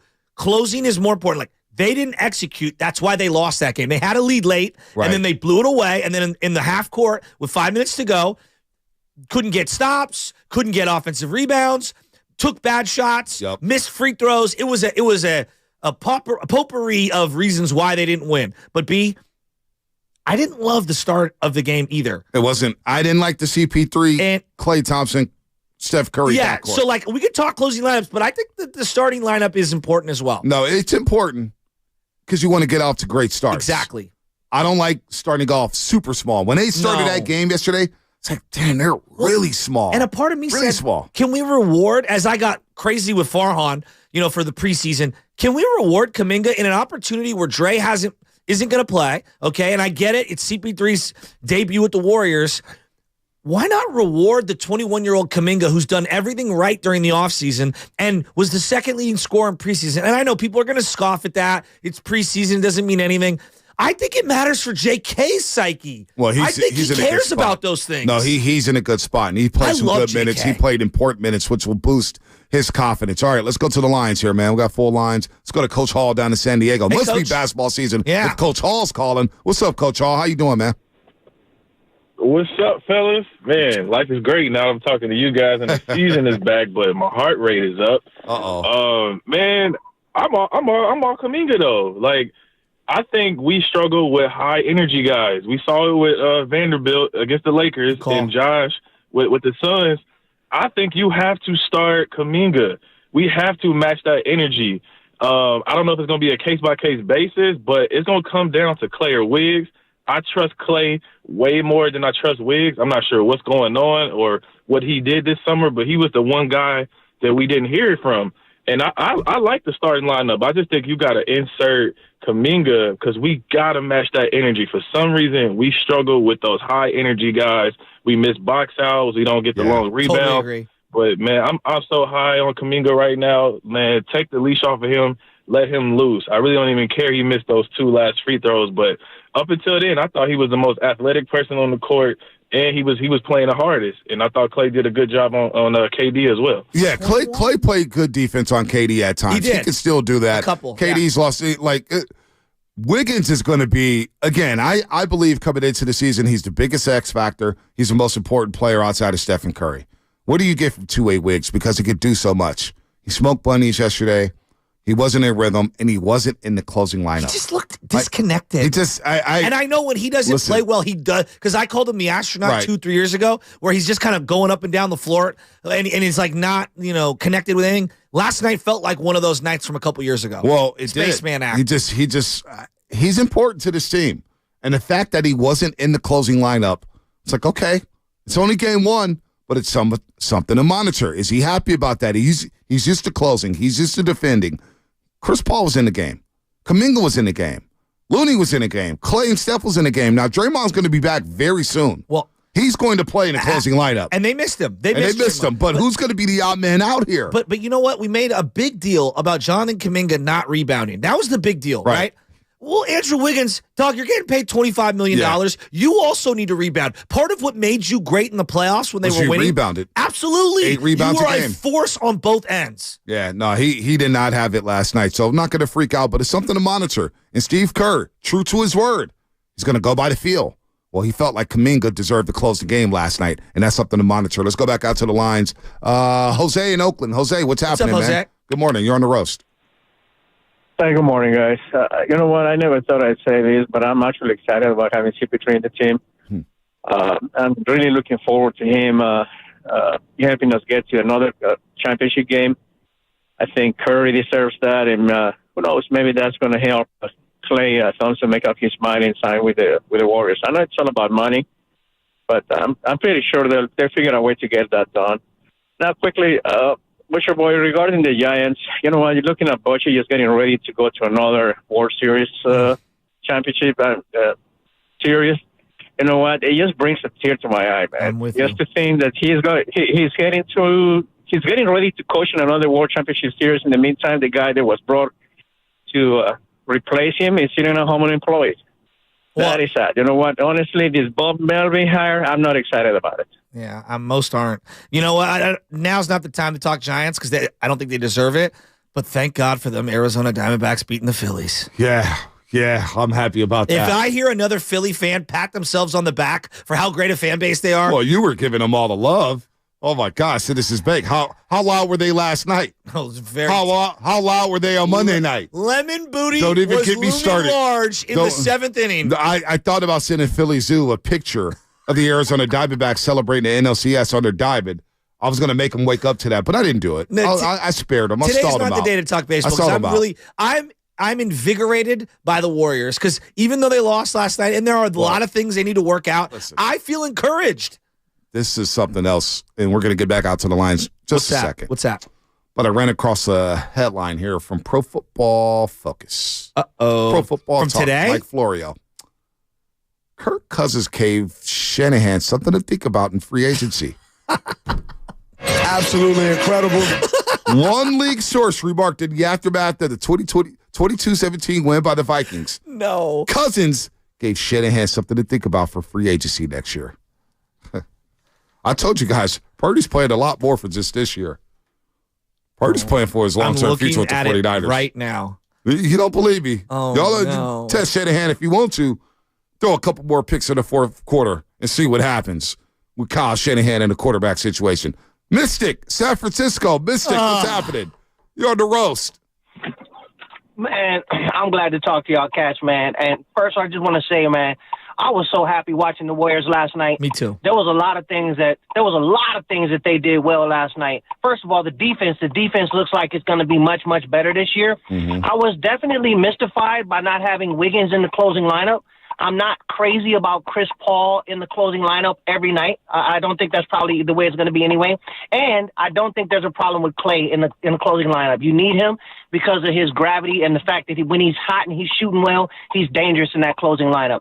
But really, the main thing I called about, which I think is going to be the key to the Warriors season, Jonathan Kuminga. Agreed. He was a little off at the beginning, and his teammates were a little off, but as the game got on and he got comfortable, man, he was rebounding, he was defending, he was scoring. And I thought when he was on the floor with Saric, there were too many times that the Warriors threw the ball into Saric in the post. They need to switch that. Yeah. Get Kuminga in the post instead of Saric. Yeah. Because Kuminga's a much better finisher. He's got much more game down there now at this point than Saric does. So little things they can clean up like that is going to make a world of difference. I'm telling you, this is a 50-win team this season. And what we saw last night was not indicative of how the season will go. It was just one of those things where everybody's still trying to figure out the best way to use the pieces. Can I ask you a question? Is your car door open or are the hazard lights on? I'm stopping because I don't want to drop my kids off in school there at the back. Say hi, boys. Are the guy kids? Hey, what's up, kids? What grades are you in? What grade? What grades, boys? I'm 4. Let's go. Nice. Well, So are they roasters? Are they baby roasters? Are they roasters? They're baby roasters because I listen to y'all in the morning and then I talk about y'all in the morning. I love that. Who's their favorite player? Is it Steph? Who's your favorite player, boys? Splash Brothers all day. Splash Brothers all day. Call us back. What a great call. Good stuff, Mystic. And I love that. Good job, boys. Love it, boys. By the way, the kids love us. Good morning. Saw a lot of roasters out there at Chase Center. It was a lot of fun. A lot of kids. What's up, Bonte? Morning roast, baby. I'm like, dude, you're only 9 years old, man. We do have an effect on the kids. So we're a drug-free zone. So we know the kids are listening. Hey, Bonte, you know what's a zone that the Warriors don't need to enter again? What's the that? 10 for 44 from three-point land zone. 10 for 43. Klay was 3 of 11. Curry was 4 of 14. You know what that? CP3 was 0 of 6, and GP2 was 0 of 2. You know, CP3 took a couple of, I would say, I didn't love them threes late in the game. And then GP2. I really love what GP2 brings to the table. But if he can't consistently hit the quarter three, we're in some trouble. Yeah. He's going to play himself out of the rotation. He needs to be able to at least keep teams honest from the corner. No doubt. Okogie gave them the energy that we typically get for GP2. By the way, people coming down your road for switching up on the Philly fans after you were, oh my God, Citizens Bank Park, blah, blah, blah, blah, blah. Well, pivot, don't panic. Listen, you're right about that. No, this is a no Philly love zone. That's when we don't talk about who's zones. Coming down my road? Give it to me. No, specifically. No, I'm not going to say it. I'm not gonna. Is it Philly Zoo who? No. He's not going to text constantly me this morning. Is tweeting at me, and I had to mute him. No, he's not. He's not texting me. He's not going to text me for a while because they just they blew a 3-2 lead with 2 home games. It's been a rough year for Philly fans. Oh, I love it. They keep losing. They deserve the misery, like the Niners. Except my boss, Dave Burstein, who's a Philly fan. I want to keep my job in NBC. I feel bad for you, as Dave, well as Kate. Holla at your boy. I can do some little, mix and match work for you. Well, thank you, my family. I tried last night. It was good to be back with Mully and the new set. Festus on the court for the first half of the show. Zena and Kate are doing a great job. Monty Poole in the building. But let's go to Robin San-Bruno. Forget about me and forget about Warriors pre and post. It's Robin San-Bruno. Rob, what's happening, man? I don't know if did we hear from you after the Vikings loss? No, I had to let the amateurs get they sorry takes out the way before I get to the Warriors. Now, I'm a close fan of you guys and all of the San Francisco, Bay Area, San Jose, all that. I see a lot of guys coming down my boy Steve Wilkes, face. I'm like, no, don't come down him. When you was talking about that 30 piece, we should see 30 every game, right? Yeah. Minnesota was a sorry team. Let's just be real. They're 2-5. Nothing special about Minnesota. Just like Cleveland, Ethan's so elite. Yeah, 38 points to the backup quarterback. All right. So I don't want to hear that. Bottom line is this, man. Purdy threw 2 interceptions to lose the game, and we talking. I heard fans talking about, the zero blitz. No, Ward, you got to catch the damn ball. He catch the ball. He probably running back or running to the 40. We get the field goal. We go up. He just dropped the ball. I think Steve Wilkes is doing exactly what they brought him to keep the DBs get interceptions. And we can't. And I told you guys this early in the year. I said our DBs are suspect outside of the slot. It's true. Yep. Suspect and Lenore suspect. Yep. I told y'all that Bosa not being in camp was going to hurt the 49 defense. And what is it doing? He's not getting home. So we're going to blame Wilkes because he got to see extra pressure because Bosa and company not getting home. But Bosa, because he got all that money. He's a pass rusher. He's not getting home. I'm just saying, don't be blaming Wilkes. And I told y'all, again, this is on Kyle. Kyle got out-schemed once again by the other coaches on Minnesota, and they couldn't score points when it mattered most. 0-36. That's the stat I read. 0-36 when he trailed by 8 or more points. Come on, man. Y'all telling me that's a Super Bowl winning coach? From now on, Kyle Shanahan, you don't even get to call. You don't even get his daddy last name no more. His daddy got Super Bowls. I'm gonna start calling him Kyle Schottenheimer. You know what I'm saying? Gosh. He don't know how to get the job done. Real quick, what's the Warriors take? What's the Warriors take? Oh my God. Hey, Rob, we got you call back tomorrow on the Niners, man. I love it. Like the rookies. Kyle Schottenheimer. Hey, man. Hey, listen, Rob, what you got on the Warriors, real quick? Now, I think the CP is a point guard. The way he ran that offense and kept it going when Steph was out. Agreed. I'm not putting him on the bench in fourth quarter. It's a big game. Now against weaker opponents, yeah.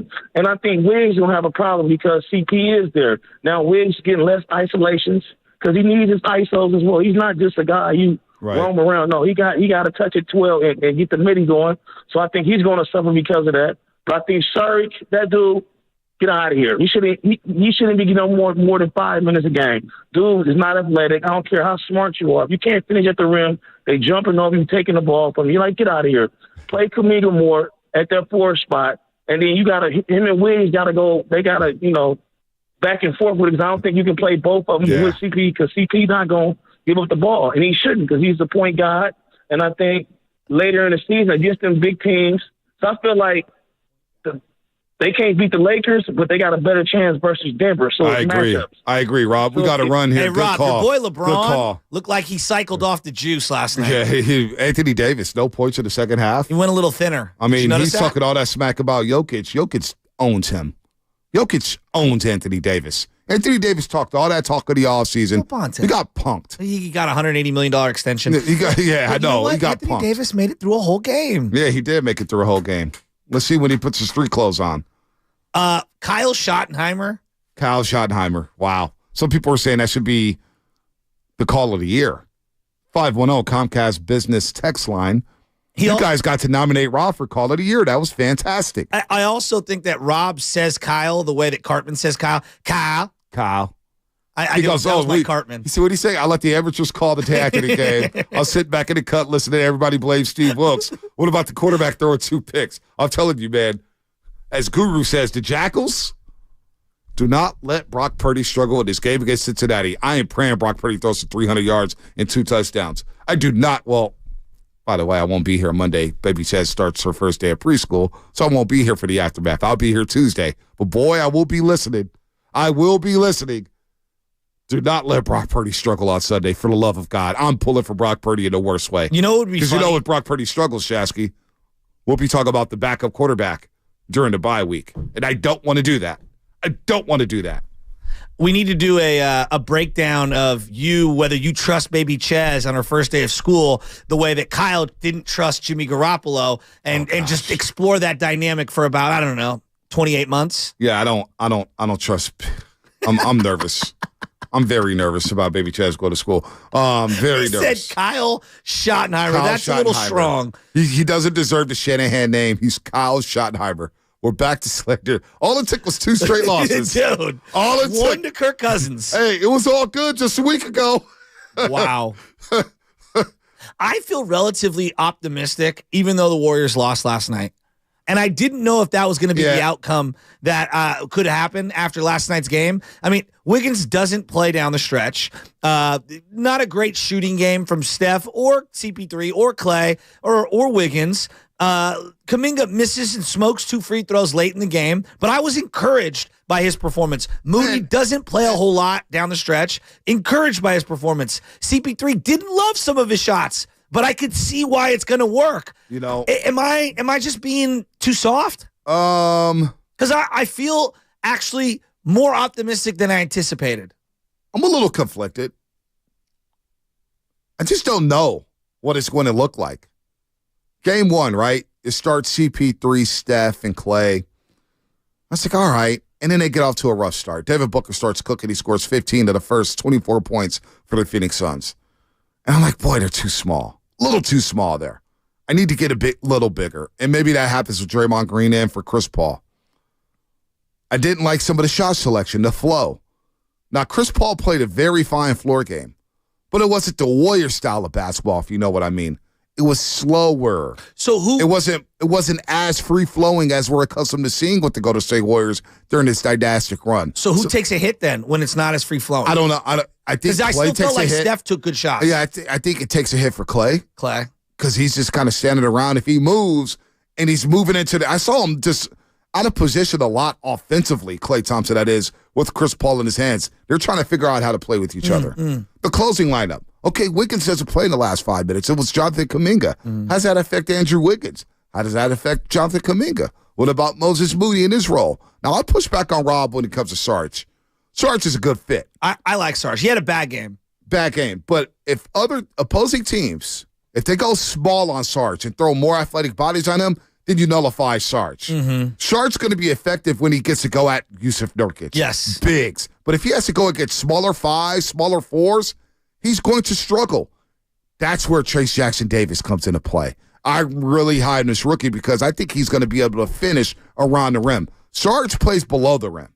You got to figure out a way to get easy buckets. You can't miss 15 layups. And that's why my question is, how are they going to do against size and athleticism and length?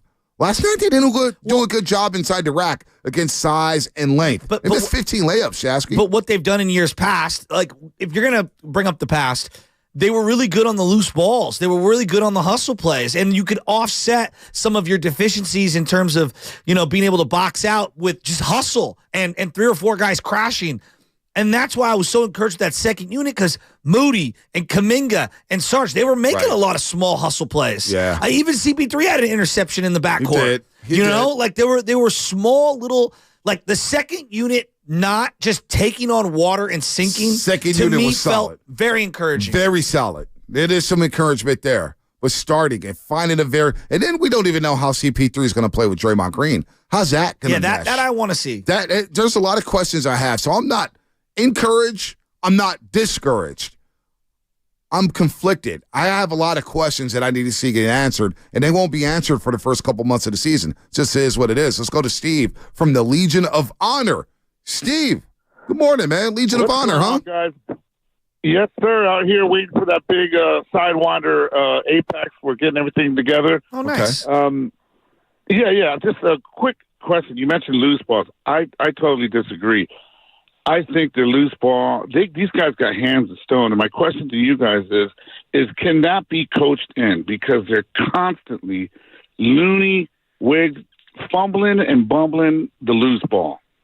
Well, I thought Moody did a good job, getting his hands in passing lanes and going after him. But I would agree. Last night wasn't a great Kevon Looney game. It just wasn't. And I love Kevon Looney, and we all love him, but it wasn't a great one. Wiggs just felt so out of it. Yeah, but I also thought, and I'll let you finish, Steve, I also thought, to your point about the loose balls, I thought Phoenix got key loose balls. Yes. Key possessions. Okogie was balling. And they got key possessions, and Eric Gordon made them pay for one possession late in the game where they got multiple offensive rebounds. So some of those taps, some of those loose balls, the Warriors showed their age there. Phoenix was quicker to the ball. Let's see you finish real quick. Yeah.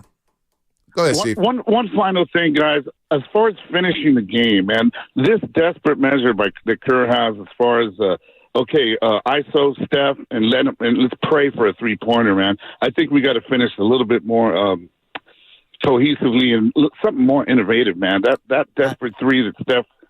I'm sorry, go ahead. No, I agree with you. They need to run more sets, and I think that's the beauty of having Chris Paul out there. Is I think you're going to be a little more buttoned up in those types of situations. And now you have multiple playmakers in the half court, because when things get congested, you can't just ask Steph Curry to beat a 1-on-2 or beat a 1-on-3. I'm with you on that.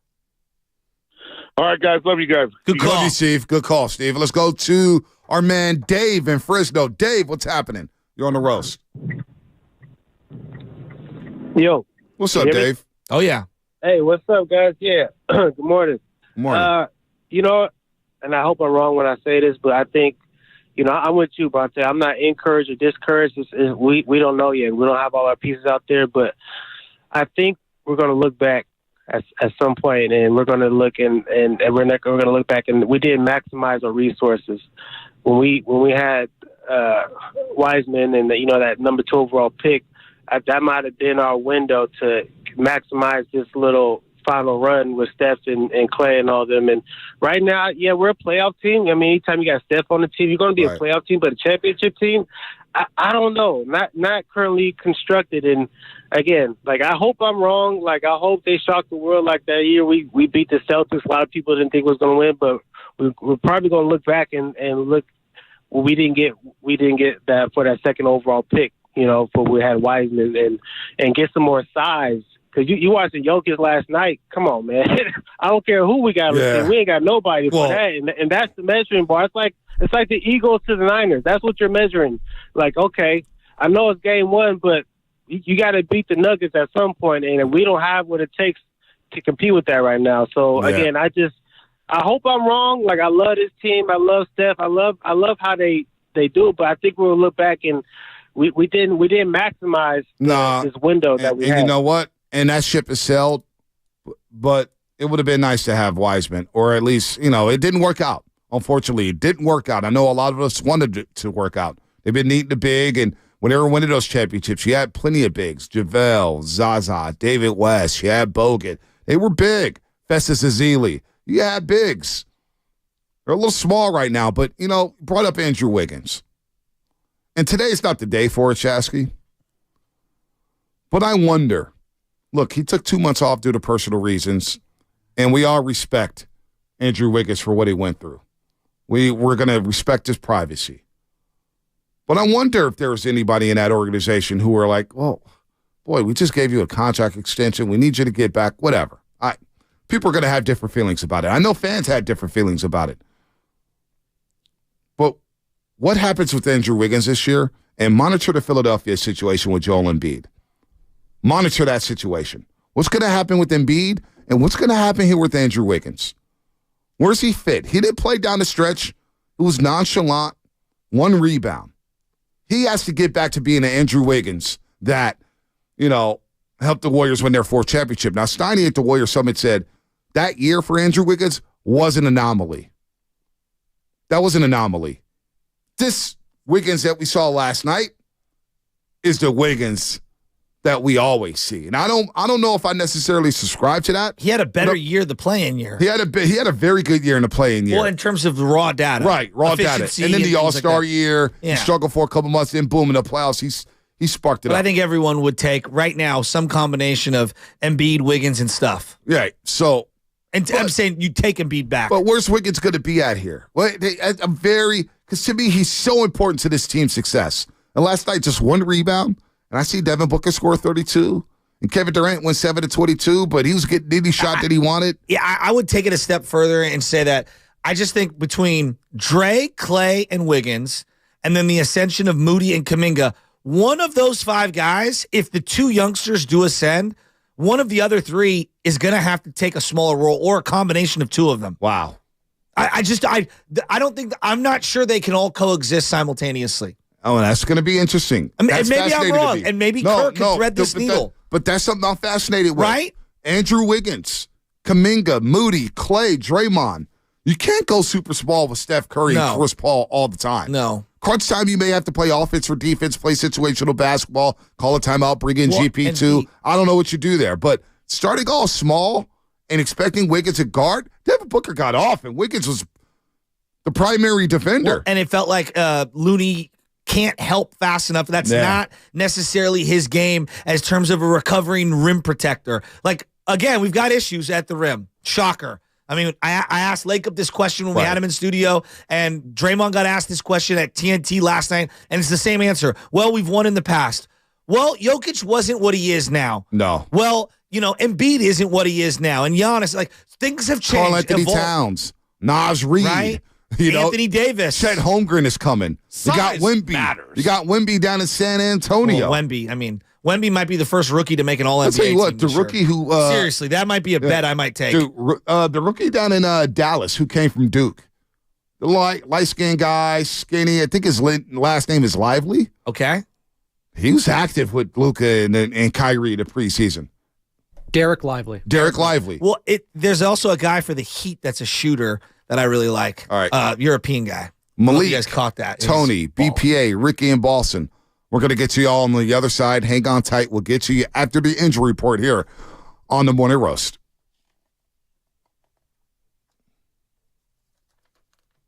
Oh, my God.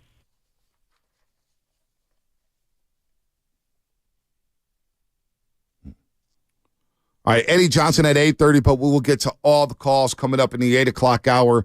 No Warriors tonight, but you can see the debut of Victor Wembanyama for the San Antonio Spurs when they take on the Mavericks. Will Wemby face Luka? That is in question as the Mavs star point guard is dealing with a left calf strain he suffered in the preseason. That could keep him out of tonight's season opener. Luka spoke to reporters yesterday and noted that the calf does feel good, and he will test it this morning before any final calls are made. The NBA is back in full swing. Spurs and Mavericks. We're going to watch Wemby tonight. Injury report brought to you by Boxer and Gerson, Northern California's premier workers' compensation law firm, helping injured workers get their lives back for over 40 years. What's coming up in the game? Sponsored by Fremont Bank, full service banking, no compromises.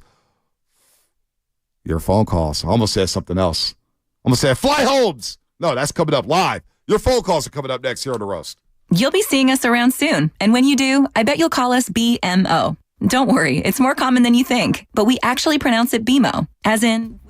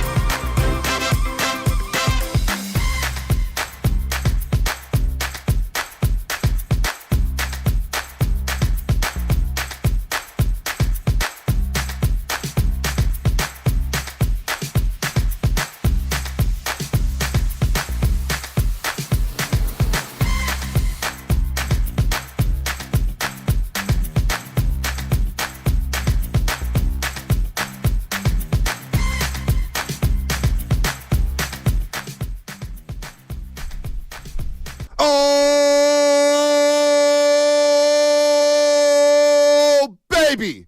What is happening, Bay Area? What is happening all across the nation? We appreciate all the phone calls. Good morning to everybody out there. If you're on hold, stay on hold. We'll get you in just a second as we say good morning to everybody on YouTube and Twitch, powered by First NorCal Credit Union, the Comcast Business text line as well. Good morning to you. Good morning to all the graveyard shift workers, all of the overnight dancers, all the construction workers, all the janitors, all the security guards, all the ushers last night at Chase Center. I miss seeing you. Great to see you last night. Good morning to everybody out there working hard, getting ready for another special day, a Warriors Wednesday that is, brought to you by Friedman's Appliance, a trusted name since 1922. Visit friedmansappliance.com. I have information on the first ever 95-70 game knockout tournament that will be happening soon at Chase Center. It's not boxing, right? Not boxing. No. It's not boxing. It's shooting? Yeah, it's shooting. I'm not a fighter. A basketball? Yeah, shooting a basketball. Absolutely incredible. Oh, let's do it. I know a lot of people can't shoot a basketball around here. Are we inviting a Warrior to come? Because they were 10 of 44 last night. Well, 10 of 44, 10 of 43. Don't add that 3. 10 of 43, Shasky. Oh, I thought it was Don't 44. add that one. Don't add that. 10 of 43, 23.3%. That 1 of 10 matters. My fault. If it's 10 of 44, then they just shoot 23%, not 23.3. I don't know that for sure, but, Let me ask you about knockout real quick before we get back into the Warriors. For you, knockout, are you allowed to throw the ball at the other guy's ball or the other person's ball? The way I played it, yes. Okay, because I know there's certain rules. Yeah. Are you allowed to switch balls? No. Yeah, I agree with that. No, can't switch. What balls. other rules are there? Are you free throw line, 3-point line? Well, I don't know what we're going to do. Are we going to do 3-point line or free throw line? Because I'll make free throws all day. Nobody would knock me out. We do free throws. I'm shooting 90%. I'll tell you that right now. So one of my favorite games to play with the young kids is that we move around where we're shooting from, right? So It won't be traditionally just from the free throw line. We move to the left, to the right. We go to the corner. We go all around. So I'm just here. Are there any other rules to knockout? I don't know. If you airball and you're already out, can you catch and come back in? No, if you airball, you should be automatically eliminated. Hi, folks. That's Sam Lubman, by the way. No, because the way the kids do it is they all hang underneath the hoop. And if you airball, you got to catch it. And if you catch it on the fly on an airball, you're allowed back into the game if you've already been eliminated. I don't know about that one. I've never heard of that rule. I've never heard of that one. You never heard of that? No. That's how the young guys play. It's been the last 10 years or so. But it's like beer pong, right? We're playing beer pong. I've never played beer pong. Never played beer pong in your life? I swear to God. Why? I just never played. Well, we had a great beer pong tournament at Big Dog City's bachelor party. I don't understand the game. Oh, it's fun. You just get the cups. You make them, and there's so many different rules to it. But all these kids have messed up the rules. They call it Beirut. The originals is like Beirut, but we call it beer pong or whatnot. I don't know why they call it Beirut, but I learned how to play it. It's a fun game. We played in Tahoe, man. Me and Big Dog were on fire. Okay. On fire. So you're throwing ping pong balls. I know that there's cups. Ping pong balls and cups, and you got to make them. And is there beer in the cup? Beer in the cup. Feels very germy. Of course you would think about that. You ever play beer pong, Spinotti? Of course. Oh, yeah.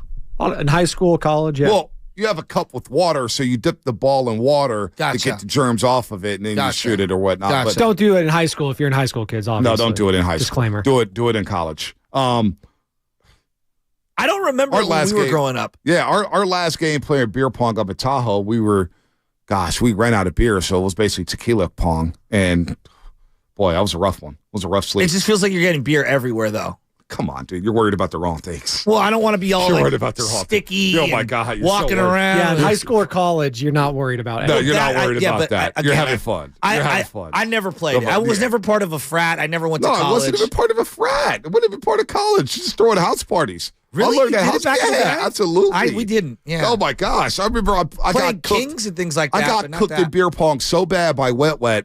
He was living in San Diego. We're playing with natural ice beer. They were like, Natty Ice. 12-pack for $3. Gotta go cheap with that. You gotta go cheap with beer pong. Yeah. We had a rule that if you do not make somebody re-rack, which is you got to make 4 cups and be like, hey, re-rack, and you got to reset the cups. If you didn't make anybody re-rack, you had to sing the national anthem. Okay. And I got beat so bad. This is on the MySpace days. I was like, Wet made like 5 in a row, and it's like, oh, I got a re-rack already. Missed one. Boom. Next thing you know, I was singing the national anthem. Oh, and I remember we got the video. I was in a T.O. jersey. Yeah, it was pretty good. Can't believe you didn't play beer pong. You're all worried about getting dirty at beer pong. Who are you these days? Will you give him another beer? Come on. A Truly? Come on. My fault. What'd you have? A Truly? I'm just asking. I'm asking about it. All right, that's it. I was in the Jaeger bomb days, and you know you were what? doing beer pong. There's kids in the car listening. Kids, if you're going to high school, do not try to play beer pong. Okay, Yes. Wait until you turn 18. Actually, wait until you turn 21. Drink responsibly. Well, now the young people, they all drink the flavored seltzers. That's all the rage. High Noons and what are they called? I'm talking about the young 20s. Yeah. Truly's. What'd you have? Yeah, Truly? No. White Claw. White Claw. Thank you. I was trying to think no of what the laws name when of you're it drinking is. claws. Hey, my cousin put down like a 12-pack of those like extra strength, whatever White Claws.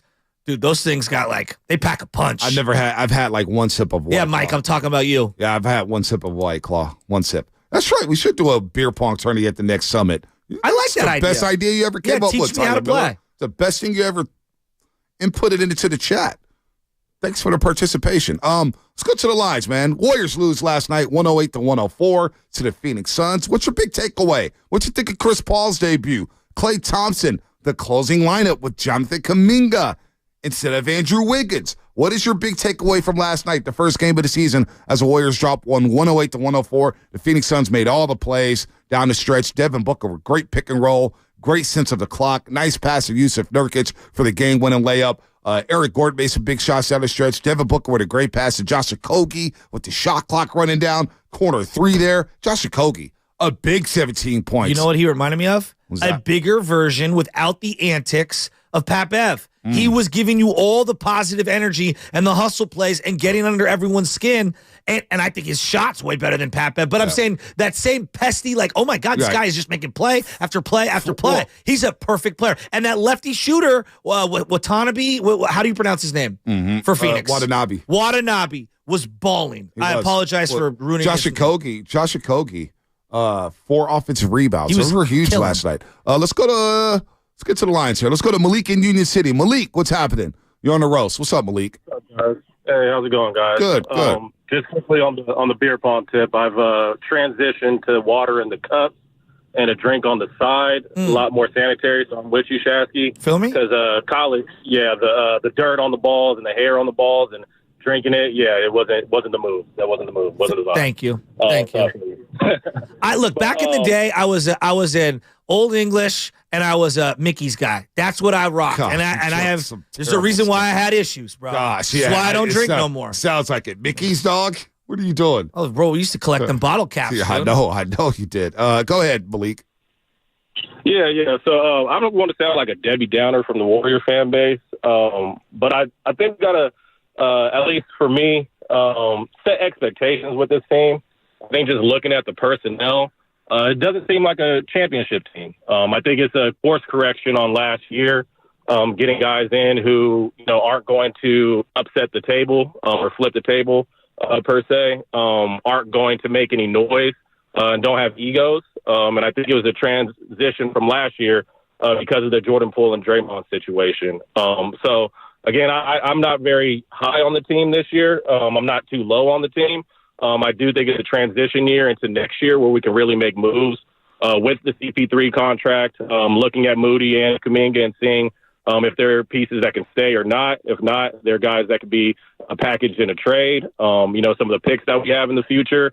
But this year, I just think it's more about vibes and getting that vibe back than it is truly about winning. I would tell you, with the personnel. I would say to you, again, I'm just going off of sitting next to this guy in this room. Joe Lacob is not in some transition mode of wasting $150 million on the luxury tax. Not the salaries. I'm talking about the luxury tax, meaning the penalty for going way over.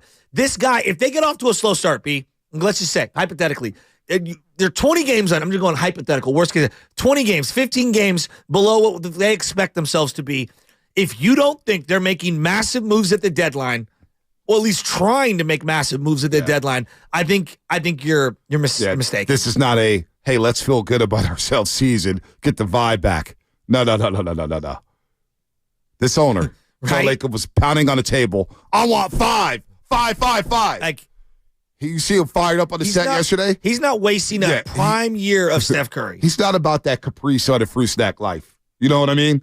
He's about hanging banners. Yes. This season is about hanging a banner. And you better believe it is eating up at him that they lost that game last night by 4 to the Phoenix Suns, who's another team that has championship aspirations. So, yes, the vibes are back. The vibes are good. The camaraderie's good. But that doesn't mean a damn thing if you don't win. It doesn't mean anything if you don't put up some W's. Or we're going to find out how good this team is early. 7 of the next 8 games are on the road, Shasky. A part of me actually thinks that is the perfect way to start the season. Going on the road? Yeah, because I think you either have to put up or shut up, and you have to either galvanize or get together. Yep. Like, there's no like, oh, well, we've got more home games, and we could get it together. And I think going on the road creates an immediate sense of urgency that I kind of think they need. At Sacramento Friday night. At Houston Sunday. At New Orleans on Monday. Quick pit stop back to Chase Center against the Sacramento Kings next Wednesday night. At Oklahoma City Friday, November 3rd. Then that Sunday, they play at Cleveland. That Monday, they play at Detroit. That Wednesday, they play against the champs in Denver Nuggets. So we're going to find out right away if the vibes are really immaculate with this basketball team because, of course, last year on the road, they went 0-5 in that road trip and started off 0-8. If you don't think Friday night's Kings game means everything to them, the Kings are ready. That's their NBA Finals. Well, they got a loss they got to avenge, so. Yeah, they do. A couple losses in the preseason. RJ and Fairfield out there lurking. By the way, RJ and Fairfield, I got to say, there's a couple NBA guys who agree with your take, RJ and Fairfield. No way. It's like that caller's 100% right. I think I know who they are. Maybe, maybe not. Tony and San Leandro. Tony, what's happening? You're on the roast. What's up, man? Happy Wednesday. Happy hump day. What, you still in bed, Tony? You sound sleep, man. Did you hit it? Yeah, my bad, man. My bad. You hit what? I'm surprised you never played beer pong, though, by the way. Yeah, I just never did. Like, I had issues, okay? So didn't need games to get myself turned up, unfortunately. And that's why this is why I don't drink anymore. All right, man, we're going to change that soon. But we didn't have as many turnovers. We didn't have as many – no, not a truly. We didn't have as many turnovers as the other team. But I feel like we had a lot of unforced turnovers. Like just giving the ball away. Klay threw the ball out to nobody. We got to clean up those things. I think we really missed Draymond. Agreed. He really got dissected with that pick and roll, I think, with Devin Booker. He was making it happen. We got to get out of foul trouble and make some free throws, man. So it's kind of been a problem. I think every game the lineups are going to be different depending on matchups. So we're going to be seeing a bunch of different lineups. CP3, he'll fit in. Yeah. Andrew, I think he'll pick it up because if you look at the 2022 team, you wouldn't have said that was a championship team neither necessarily. So, and Klay, he was defending KD, so you can see why the shots are not going to fall. But they'll fall. We live and die by the 3. So I think it's game 1. We'll be all right. Do you think, I'm thinking about this like final 5 minutes, give or take, lineup and what they're going to do here. And then this is going to sound crazy. To get total buy-in from everyone on the roster, do you sacrifice a game in the near future by going, Steph's going to sit this one out? Just to set the tone for everyone on the roster to say, I know it sounds absurd. Well, he may sit out Monday against New Orleans. They got New Orleans again on the back-to-back, on the back end of a back-to-back. So we may see that happen Monday. New Orleans should be in the East, by the way, if we're going geography. That may, that may be the case Steph Curry sits out. My buddy got the Zion tickets this year, the home Zion tickets, and we have like a running bet as to whether Zion's going to play in that game. He hasn't played at Chase Center in years. He hasn't. He hasn't since he almost broke the rim. All right. I'm not sure if this guy's going to bring in the optimism to the Golden State Warriors. We'll see about that. Who is it? Brian and Palo Alto. BPA. That's your favorite caller, huh? I do love BPA. See, I love Clark the Shark. He's more active on Twitter now, too. I need a picture on that. I'm a little concerned about him being active on Twitter. I'm not sure if I like him tagging me in tweets. We'll see. Talk to me in a month. I like the mystery. I like the mystique. I think he's got a thing going. I'm here for it. What's up, BPA? What's up, Tiago? Tiago. Hey.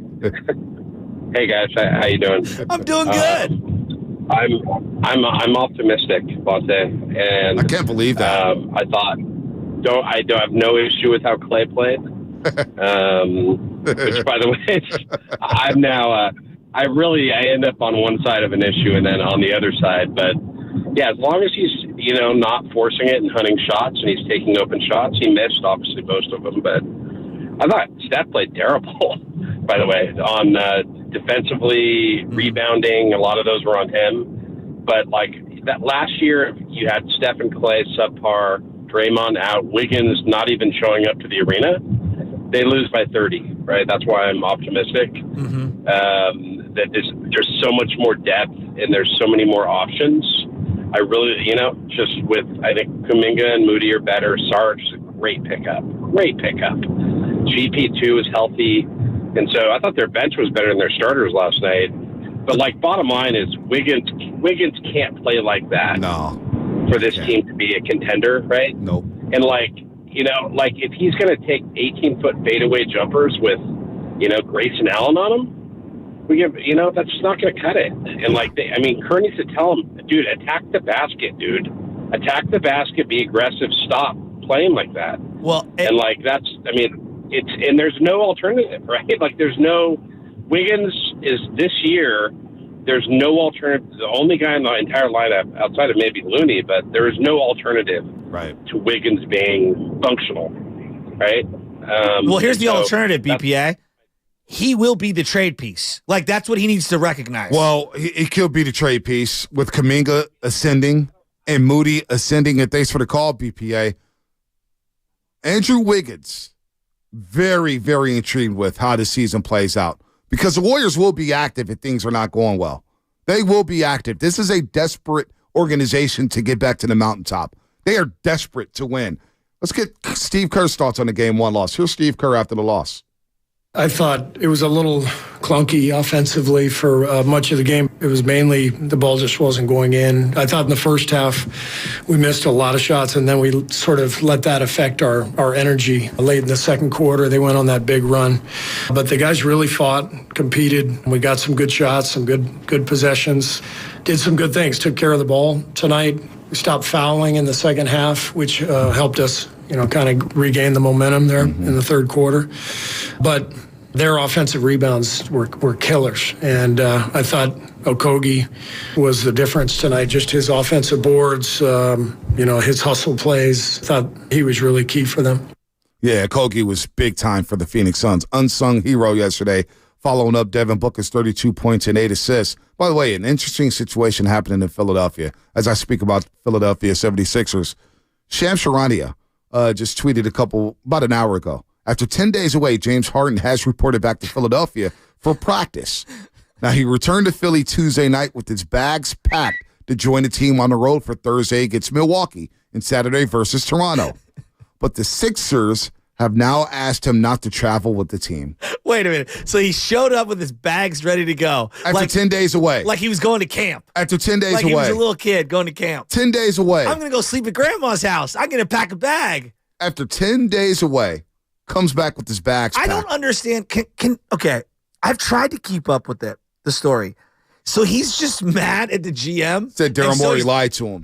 And so he's just taking it out on all his teammates? I mean, poor Embiid. You've been all over this guy being unprofessional for 5 full years. Very unprofessional. What do you do with the Houston Rockets? This is such a bad look. Houston Rockets, you show up out of shape. You don't show up for them. The fat suit. You disrespect John Wall and everything. The fat suit and all that stuff. You bitch and moan your way out of Brooklyn. You whine about being in Brooklyn, so they, appease you by sending you to Philadelphia. All of a sudden, oh man, I'm gonna be a Sixer for life, and blah blah blah blah blah. And all of a sudden, he dogged it. 2 years ago, when they lost to Miami in the second round in 6 games, that 6-game performance, that Game 6 performance by James Harden was an embarrassment to everybody who's picked up a basketball. Him not hustling back on defense. Him letting Jimmy Butler punk him. I'm so over James Harden. I swear to God, I said this 5 years ago on BSG or whenever BSG was, 4 years ago. I would rather go 0-82 than have James Harden on my basketball team. I'd rather lose every single game, have 4 players on the floor at one time than have James Harden on my basketball team. He is so damn unprofessional, and he wants to be great. He's worried about MVPs, this and that, blah, blah, blah. I don't care. He might be a good dude for all I know. All right, he loves strip clubs. All right, great, awesome. He loves the wings out in Magic City. Great, awesome. but he is so damn unprofessional. He's gotten paid every dime in the NBA. This guy's made so much money. Everybody's at Maury's. Hey, we're going to play your way. You're going to dribble, shoot,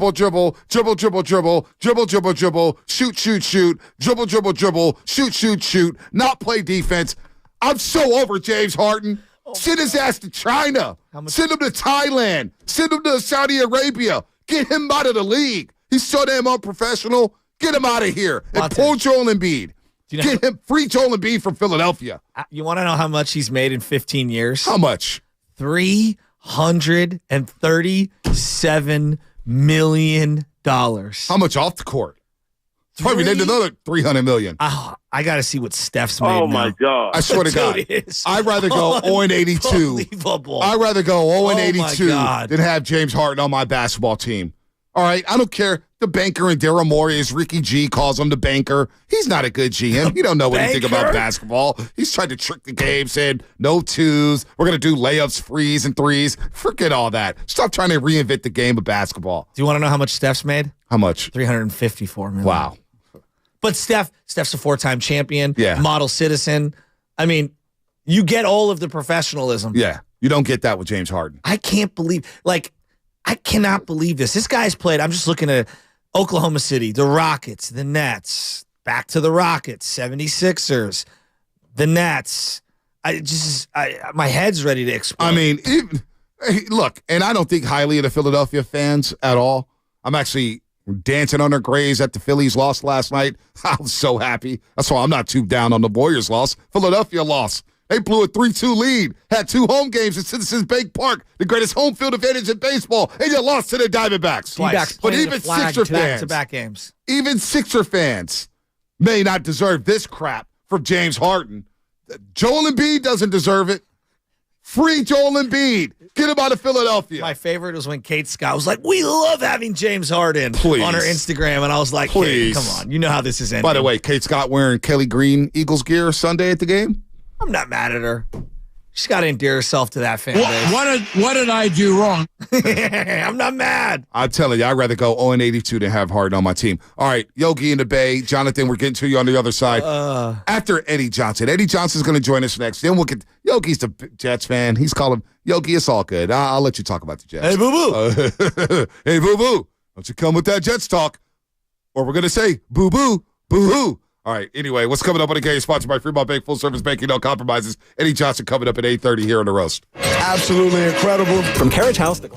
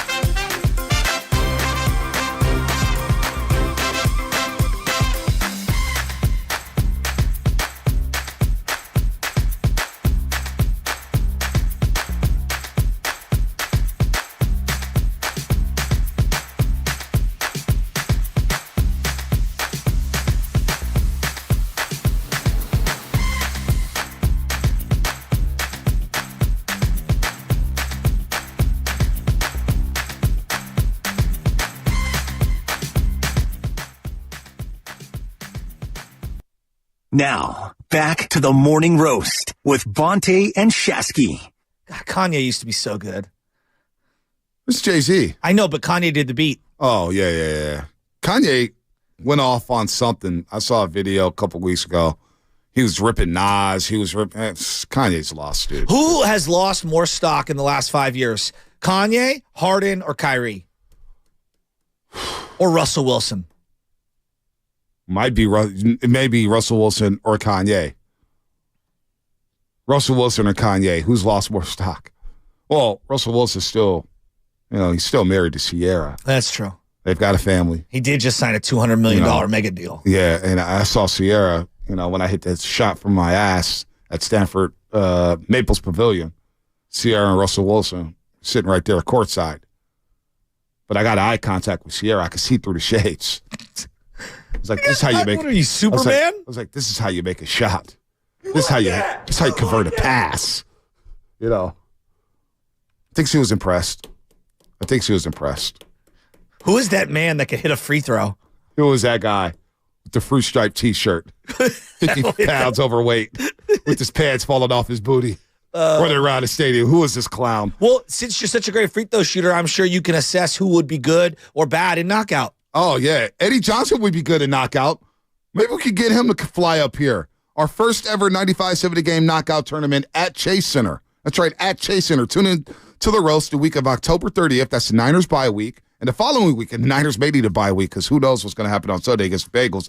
And the following week on November 6th, make sure you're listening to each show at 7:30 in the morning. Again, 7:30 a.m. to learn how you can qualify. Each show during that 2-week stretch, we'll be picking one winner each show. Make sure you're locked in the 95-70 game during those weeks, and you can have a chance to launch shots from the very same spot that Steph Curry does. Would Eddie Johnson want to play in a game of knockout? I think we could knock out Eddie Johnson. He don't got it no more, right? Eddie Johnson, longtime color analyst for the Phoenix Suns. Not sure I'm going down this road with you. Oh, let's talk about golf. Good morning, Eddie. Good morning, Eddie. Good morning, gentlemen. How are you doing? Oh, we're doing great. We got you back on the airways, man. We got you back. Yeah. How would you do in a game of knockout? I'm sure you've had your fair share of knockout games. You talking about shooting the basketball? Yeah, I'm telling you, Eddie, I don't know about you as a shooter anymore. Okay, so how did you come up with that evaluation? Because you haven't seen me shoot. Hey, well, So are you going based on hope? You hope I can't shoot anymore because you haven't seen me shoot. I'm hoping you just wake up and have a bad day. Actually, you haven't seen my body, which is I'm weighing the same amount I weighed when I played. Well, Eddie. Okay.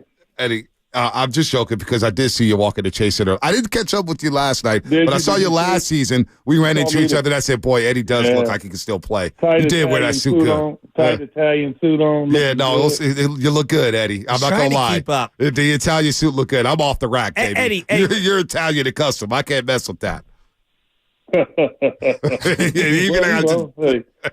It's not like I'm paying for it. Well, you got deep pockets from your golf game. I mean, Shasky hasn't played you in golf yet. He's scared to play after you told him all you need is a little bit of cash. You all been telling me you're gonna take me out to play for years, and you still haven't done it. Well, Olympic Club. The Sun. You haven't done it yet. You got my phone number. You know when I come out there to play. Eddie, you already know. Eddie, February 10th, a Saturday, the Suns will be in town. We're going to make that happen. Olympic Club Friday Lakeside. afternoon, we're going to make that happen. I will set that up. I'm going to get my producer. We're going to work on that. Well, if you get Mully to come out there. Ooh, I like that. But what do you think about this? Get Mully. I'll abuse him out there like I did on the court. See, why you got to go there? That's my partner in crime. Why you got to go there, Eddie? Why you got to go there, Eddie? We're all being nice and cordial. Why you got to go there? Hey, Mully already know. That's how we roll. Anytime we get competition, we try to destroy each other. You all don't get that. See, we're just trying to destroy each other, and then we'll hug each other and tell each other we love each other at the end. I like that. See, you all can't do that. See, you'll get all discombobulated and get all upset. We would. Kick your club and run to the car. No. That's not how we roll. That is how we roll. We would kick our clubs. Eddie, I want to start right here. you had an up-close personal seat to CP3 the last year or so, and now you see him on the Warriors. What did you think last night? I thought it looked pretty good, and they've got to wrinkle some things, iron some of the wrinkles out, but I thought it looked pretty good. Chris Paul be fine, man. Like, you all have a gym. Like, I didn't like the fact that he went there and just for that purpose. I think if Chris, he's done a good job of trying to keep his body right over these last number of years, as you have to do as you get older. He had some weird injuries with us. It had nothing to do with him being out of shape, him just being quote unquote old. It's just the fact that on the basketball court, you're going to run into some problems. And that's what it's been for him. But as a basketball player, come on, man. He's ridiculous. He's ridiculous, man. He sees the game so far ahead than most players. He didn't shoot the ball well last night, but it's the first game. Like, I just laugh at all these people that come on this morning, and hopefully you all aren't doing this. This season right now, and it's the players' fault. I will lay it out there, and I'll continually tell players of today, it's your fault. You refuse to have an extensive training camp. You refuse. Like, you refuse to do it. You don't want 2 a day. Training camp only lasted about a week. Excuse me. And how do you supposed to be in top-notch rhythm? Yeah. In less than a month. Mm-hmm. When we were playing, we went to 28 straight days of training camp. Like, when the season started, we were ramped to go. Like, to me, it's like an extension of training camp, man, the first couple of weeks of the season. I've said that over the last number of years, and I'm going to continue to say it. So I don't jump up and down early on in the season because I know things are going to look differently in a few weeks from now. Eddie Johnson here on the Morning Roast on 95.7 The Game, playing the NBA, a long time color analyst for the Phoenix Suns. He's one of the best to do it, one of the best shooters we've ever seen in the NBA. I give Eddie that one. Chris Paul stabilized that game yesterday in the third quarter, and I could see the fit. I could see the vision. How much did he help Devin Booker over the course of his tenure with the Phoenix Suns? I believe he played like 195 games with the Phoenix Suns. How much did he help Devin Booker? Because Devin Booker looked like a point guard late down the stretch last night. Great pass to Okogie in the corner. Nice pick and roll with Nurkic to seal the game. How much did he help Devin Booker over the course of his career in Phoenix? Look, a ton. But I'll say this. That's why it's important to always play with veterans. Like, when I came in the league, I was on a team of veterans. Mm-hmm. I went from 9 points a game to 20 in 1 year because I got knowledge from them. So it's something that's always been going on. And Devin needed it. And it started, actually, with Ricky Rubio. That's right. Ricky Rubio came, and he started it. And Chris Paul finished it. So, a lot of what you saw last night from Devin Booker down the stretch, him being involved in the Suns' last 13 points, that's Chris Paul all day long. And Chris had to smile about it, just seeing the way he operated and the decision-making that he made to win the game. What did you make of the not playing Wiggins down the stretch, from the opposite end of the Suns' point of view? Because I think Warrior fans today were a little surprised by seeing Kuminga get in there over Wiggins. And I don't know. What was your point of view being on the other side of it? Well, Wiggins had one more rebound than a dead man up until that point.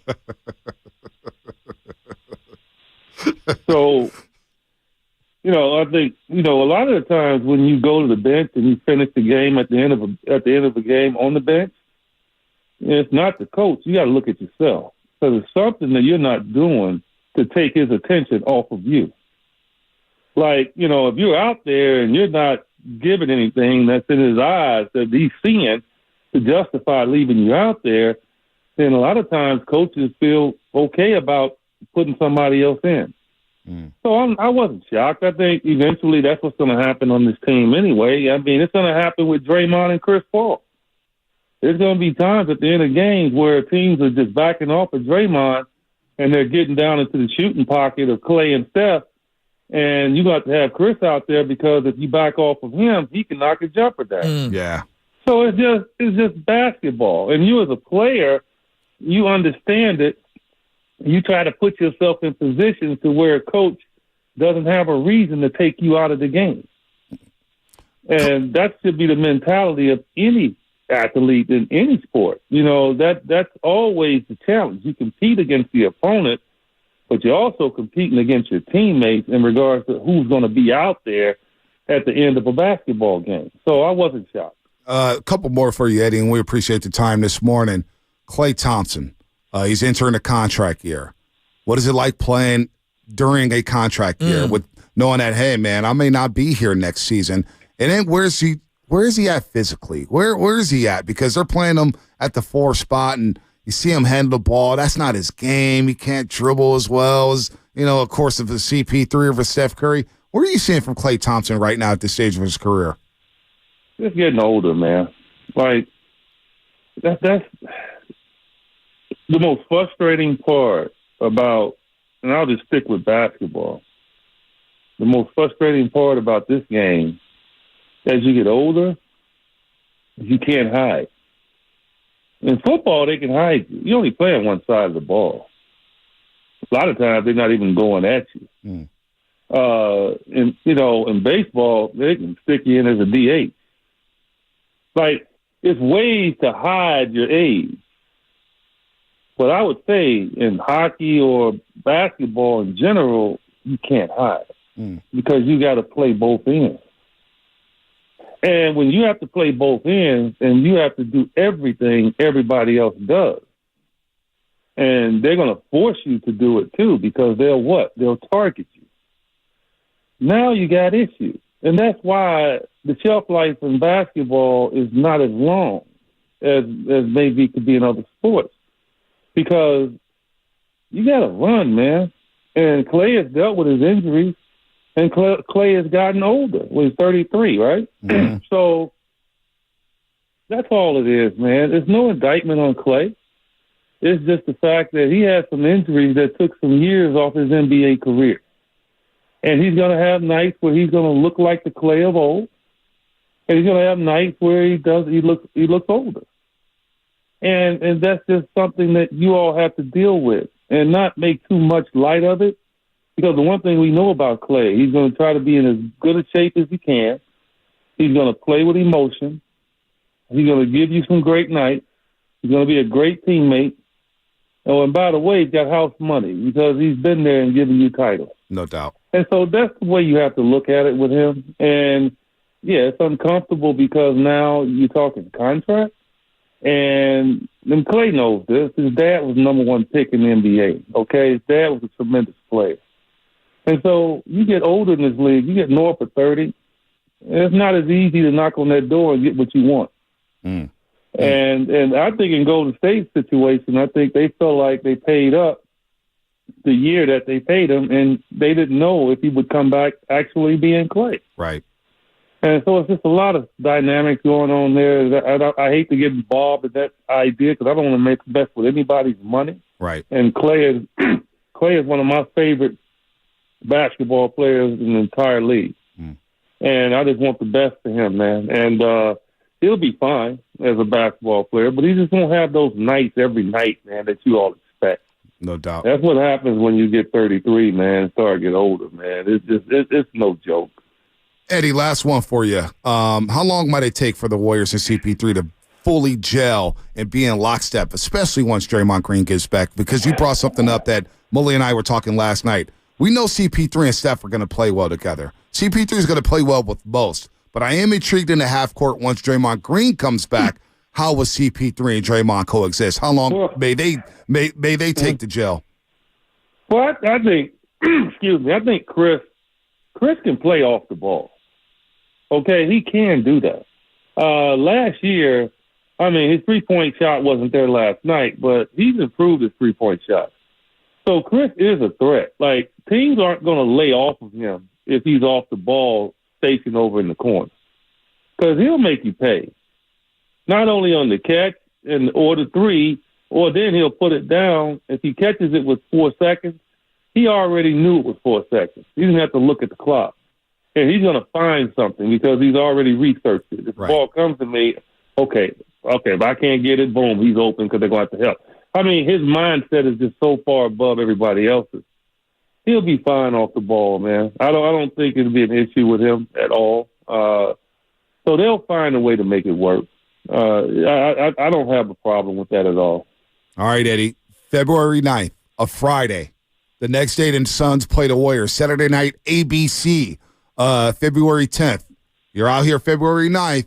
We're all getting around. Yeah, but I don't know what time I'll get out there. All right. The excuses are already flowing. The excuses are already flowing. Whoa. Now, that's a Saturday, correct? That game is on a Saturday, yep.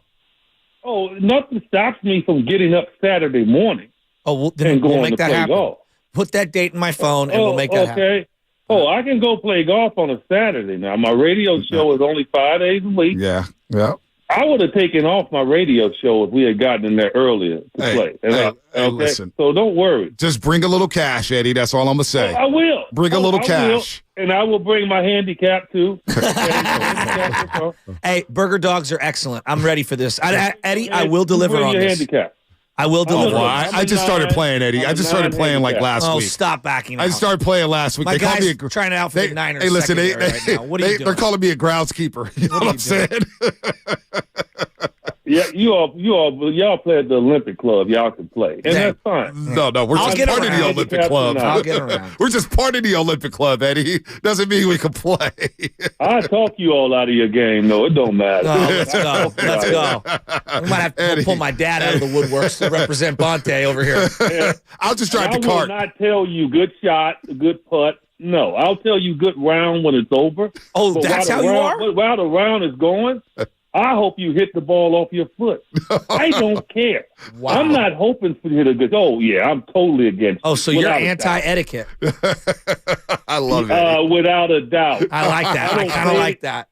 I don't say anything to you before you hit the ball. Once you address it, I don't say anything. But as you walk and get ready to hit it, I'm going to say something. And after your shot, I'm going to say something like, stop rolling, stop, go left. Oh, yeah. Eddie, you know what my dad likes to do? You'll miss a putt. He'll drop a ball. Was this where that putt was? And then he hits the putt you just made. He goes, yeah, it breaks like 2-3 inches to the right. It drives me crazy. Hey, guys, that's it. And, believe it or not, and I know you all will help me out with it, I got an app that's coming out. It's called Combat Golf. It'll be out probably in about a month or so. I'm in for that. Yeah. And everything that I just brought up, it's a competitive app that groups people together, like-minded people that like to play golf a certain way. Okay. And so you don't waste your 6 hours in a round playing with somebody that doesn't want to gamble and play the way that you play. I like that. This connects golfers. So it'll be out here in about a month or so. And so hopefully I'll come on and I can, you all can pub it up. Absolutely. We'll do that, Eddie. We'll do that for you. All right. Have a good one, man. Enjoy the season, right, man. Basketball's back. You guys got a good team down there. Eddie Johnson played 17 years in the NBA. Of course, the Phoenix Suns color analyst since 2003. He's been on a call for the Suns for 20 years and co-host of the NBA Today show on Sirius XM NBA radio. Who's our boy, Sirius XM radio does a show with Mark Termini, right? Mike? Is it Mike or Mark? I don't know. Justin Termini. There you go. Justin Termini. He said a lot of things there. The biggest thing to me is about Klay Thompson. What part? Just sometimes you just get old. And you can't hide. So it's funny because I've kind of referred to him as a stretch four in terms of like what he looks like. Like, how does it evolve? You know what I mean? Like, I think we all need to be realistic here. He's not a 2 defensively. Not anymore. He's just not. Not He's just anymore. not. No. And offensively, I don't love him at the top of the key with the ball in his hands with 10 seconds or less to go. That's got to change. No. He's not that guy. Now, do I want him just stuffed in the corner, standing there like PJ Tucker? Not necessarily, right? Like, he can do way more offensively than that. Yeah. But I don't want him dribbling as the shot clock's winding down. That's something I don't want to do. So I'm asking out loud, like, if you want the best version of Klay Thompson this year, what does that look like? Yeah, I don't know. Who is he guarding? I don't know. Where is he positioning himself? I don't know. You're asking him to guard force for the first time in his career. He can do it for stretches, but all game long? So I don't know what it looks like in the zone. Where do you want him in the zone? Do you want him at the top of the floor? Do you want him on the baseline? I don't know where you need. This is going to be fascinating to see how this plays out with Klay Thompson because there is money on the line. There's a contract year. And Eddie Johnson, it was well said how we broke down Klay Thompson. It's one of his favorite players, but he said, sometimes you just get old. And he's going to have games that turns back the clock and we're like, oh, Klay Thompson. There's the Klay that we all grew to love. But they're not going to come consistently. Yeah. So what does that mean for this basketball team?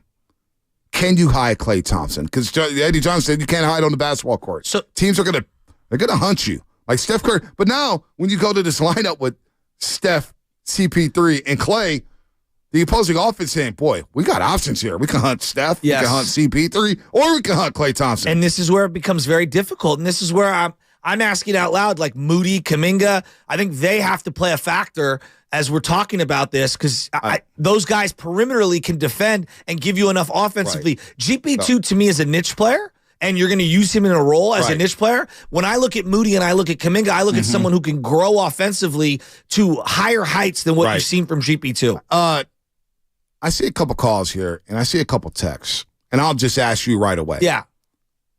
Do you believe that Moses Moody's ready to start on this basketball team? No, not yet. Not yet. All right. But I think his role needs to be expanded. I'm already starting to see that. Well, I'm already starting to see that a little bit what here. Do you mean? So Moses Moody should start. I think we're a little ahead of ourselves. Yeah, I'm with you. I don't think we're there yet. But is it trending in that way? Can you see it going? Yeah, down the line. I don't think we're there. I'm just, let's say the Nuggets. And look, that's the champion right now, the Nuggets. Jamal Murray, KCP, Michael Porter, Aaron Gordon, and Nikola Jokic. Who ideally for you is Klay guarding in that situation? So Michael Porter Jr. Okay. Because he's going to be in that corner. He's going to help around the three-point line. He's not going to be as active. I would agree.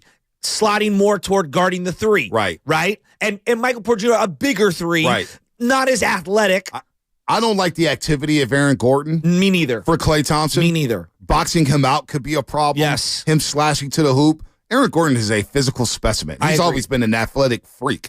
And now that he's found his game and he's coming into his own, last night 15, 7, and 5. Eric Gordon's been huge playing for the Denver Nuggets and playing off of Jokic. So ideally, Klay's guarding Michael Porter Jr. All right. Now, when we look at the Lakers right now, and just like hypothetically, you're looking at Austin Reeves, D'Angelo Russell, Taurean Prince, LeBron, and AD. Who's he guarding in that scenario? Probably Reeves or Prince. I don't like him guarding Reeves. Reeves struggled the first half of that series. He did wear down Klay a little bit. I think Klay can handle Reeves, though. I really do. Reeves or Prince. I'll take my chances there. Okay. But do you see where this, I think depending on the matchups, depending on what the other team is presenting, I think his role is going to have to oscillate game to game. Well, yeah, the days of him guarding Donovan Mitchell, Jamal Murray, they're done. They're out the window. Damian Lillard, they're done. They're not coming Kyrie back. Irving, they're done. Exactly. Let's go to Yogi in the Bay. I know I cut Yogi off yesterday because he was start talking about the JETS, Jets. Yogi, the floor is yours. Good morning, Yogi. Bonte, Shafty, what's going on? Hey, it's okay. It's no hard feelings, man. Hey, I love you, Yogi. Jets are, you know what I mean? I love y'all too, but we're going to talk Warriors today, man. We're going to talk no Warriors, Jets, right? no Niners. We'll wait for tomorrow. No, we're going to take the Jets off. We'll wait. We'll wait until next Monday and we'll talk the Jets, all right? When they had the same amount of losses as the 49ers? Hey, if they do, I hope you don't take my call, Bonte. I probably won't. I would like a preview of what that call. You guys beat, what would that Could you give me a teaser of that call? Yeah, give me like a snippet of what it would be. Oh, well, I'm already going to beat you to it and say, are you more concerned about Klay Thompson or Brock Purdy right now? Oh, man. That's a good one. Oh, man. But 888-957-9570. I say CP and Klay will be better off the bench because they went on like a 12-1, 11-1 run with that second unit with Starich and GP. Start Moody and start Draymond. Let Klay, CP cook with the bench in the second unit. Interesting. I don't know if Moody's ready to start. I just don't think it's there yet. Yeah, I don't know. You could lose Klay for the whole year. But Moody's three-point shot looks really good. And it's quick. It's smooth. Can he get up to 35 to 37% this year for the three-point line? To me, the defense is where I need him. And the hustle activity plays on a team with a bunch of lumbering, slow, or short old guys. boy, it's nice that, like, if you injected Kuminga and Moody, not into the starting lineup, but into that top 7, 8 guys, now you've got some juice. Right. You've got some athleticism. You do. You got some guys that you can say, hey, Moody, I need you to stay in front of this guy, like Jamal Murray, for example. Right. They're going to struggle to stop Jamal Murray. Yeah, that's going to be a problem. I don't want Wiggins guarding Jamal Murray. Well, who do you want Wiggins guarding? That's where it's Moody and Kuminga taking turns. But see, Wiggins has to take that job. Wiggins is now in that position to guard those type of players. Okay. Jamal Murray. Wiggins has to guard Jamal Murray. All right? He has to. Because now I think you're looking at a guy like him, dead legs, because I need his offense as well. Well, you may need his offense, but that's where Curry, that's where Klay comes true. into play. Something's got to give. Wiggins has to guard Murray, and he can guard Murray, but he has to. That has to be a given. Every single night, the Donovan Mitchells that we just spoke of, the Damian Lillards, the Lucas, the Kyrie Irvings, that's Wiggins' assignment. He's still the best perimeter defender on his team. I know he didn't show it last night, but he is. And he has to play up to that ability. I know this is not going to be the most popular take. I'm all about this. And when I look at that starting unit, I think their best version is Dre at the 5 for a couple of minutes to start the game, Looney coming off the bench, and then it forces you the opportunity. If CP3's coming off the bench, now I've got one of the youngsters can play perimeter defense. Yeah, I that lineup last night. I didn't love it. I didn't love it. I thought it was just a little too small. Let's go to Jonathan at Foster City. Jonathan, what's happening? You're not getting bigger if Dre's playing the small ball 5. He's small too. But it gives me more length in the middle of the court if I put a Moody or a Kuminga into the starting lineup. Jonathan, what's happening? Hey, what's going on, fellas? How y'all doing? Good, man. What's up? Rough week for Bay Area teams wearing the color purple. But last night, let's not overreact. I think we've all said a lot. I think what is important to think about is this is a Steve Kerr year. He made an adjustment last night, and he played Kuminga in his closing minutes. Yeah. He moved away from his normal rigid cadence. I'm playing the old guys. I'm playing the guys I trust. He's in contract year 2, so it's going to be real interesting to see how flexible he can be this season with this group, because they're 10 deep, and that's our advantage right now, and we'll need it with injuries. But a 10 deep team, you got to ride the hot hand, you got to play the matchups, and that is not what he's done. So he went to Harvard of the West, just like I did, University of Arizona. So we know he's a smart man. Harvard of the West. Shout out to Wildcats. I've been out to that campus. It is beautiful. It is. I do like Tucson. And that football stadium's cool. Yeah. Old but cool. Wait till they get to the Big 12 and start playing Kansas in basketball. Oh, my gosh. They're going to the Big 12. Baylor, Kansas. Can you name a couple of their Houston, football alums? For Arizona? Yeah, Teddy I got Bruschi. some notables. Teddy Bruschi. That's a good one. He's in their Hall of Fame. My favorite video game player of all time, Antoine Cason. Oh, yeah, Antoine, the quarterback. Who's the quarterback? OJ. They had a quarterback, OJ something. Well, and then Gronkowski. Nick Foles as well. Nick Foles. I don't remember Gronk at Arizona. You don't remember Gronk? I just wasn't watching Arizona football. They're not any good. They've had some down years. He had the back injury the second year. I remember the coach, Dick Tomey. Look at you. Bear down, baby. Randy Sims. Do you know Randy Sims? Wright. How about that one? Scooby Wow. Wright. You know, now that's true story. A name I haven't heard. When Miami was winning all these games at the Orange Bowl, do you know that Arizona played the Hurricanes? Arizona being the Harvard of the West is one of the bigger stumpers. Well, it's not the Harvard of the West. Yeah. It's Stanford. What is? Yeah. It's Is it Stanford? Yeah, it's not even close. Are we Arizona's- sure? Yes, it's Stanford. Okay. They're the Harvard. I'm of the just West. asking. Yeah, it's Stanford. I'm not smart enough to know. No, it's Stanford. He was making a joke. But Arizona, early 90s, went down to the Orange Bowl to play the Miami Hurricanes when the Miami Hurricanes were a thing. They missed the field goal, I believe. They lost 9-7 to Miami at the Orange Bowl. I'll never forget this. Look it up. Arizona, early 90s. And they actually, Arizona, too, the football team, look. When Washington was number 1, Billy Joe Hobart was suspended for the game or didn't play. He was off the team. They beat Mark Brunell and the Washington Huskies 16-3 at home in Tucson, Arizona to beat the number 1 team in the country. From the personal text line, Dave Fleming is chiming in saying, Ortega Jenkins. Ortega Jenkins. He knows what I was talking of. about. Look at you getting a personal text from Flem. Look at the drop there. 2 Menches cutting it up. Look at the drop there. Look at the flex. Ask Fleming. He knows. Look this up. Arizona Lost to Miami in the Orange Bowl 9-7. They beat Washington back in those days when Washington was rolling with Don James as head coach, Mark Brunell, Spadoni. Lincoln Kennedy. Spadoni. And there concludes our Pac-12 historical moment of the day. There you go. I love when you flex. Hey, no. It's just what I do. Pretty soon, it's the only place you're going to find it is a history book. So. Seriously. Encyclopedia Britannica? No, this is Encyclopedia Bonte. Remember when that was a thing? I always wanted that. Not that I would read it. I miss the Pac-12. I'm going to miss the Pac-12 or the Pac-10 or whatever it used to be, Pac-8. Anyway, you're listening to 95.7 The Game. KGMZ FM at HD1 San Francisco. Always live on the free Odyssey app. Download the Odyssey app. Your favorite 95.7 The Game for the best and most up-to-date sports coverage. And it says Flim is texting you. Text Flim. Hey, can you do a freebie for us tomorrow? Talk about Bob Melvin. Don't forget, you can also watch us every single day on our YouTube and Twitch streams, sponsored by our very good friends at First NorCal Credit Union. Just log on and search 95.7 The Game. Be sure to like and subscribe to the channel while you are there. This is a Warriors Wednesday brought to you by Freeman's Appliance, a trusted name since 1922. Visit freemansappliance.com today and shout out to the Comcast Business text line. We see all your texts. So a couple years back when my niece was at Arizona, we went to the football game, and I swear to God, it was the worst football game. We'll get right back into the Warriors. King Griffey Jr. What? Trey Griffey was a wide receiver there, by the way. Well, I'm glad you clarified there. Saved the show. It was the worst football game of all time. It was like the 1-7 Cal, the COVID Cal Bears, where they're missing all their players. Cal Bears. No, because they were all had COVID. And then it was against the 0-8 or 0-9 Arizona Wildcats, and they won 6-3, and they stormed the field. Did they really? There were like 28 punts in that game. Oh my god! It was also like 150 degrees. Yeah, that game was. My wife got a heat stroke like literal was like had to stop multiple times, sit down and get water. It was bad. Oh my god! It was bad. We had a great time though. All right, so 1993, the Arizona Wildcats won a Fiesta Bowl.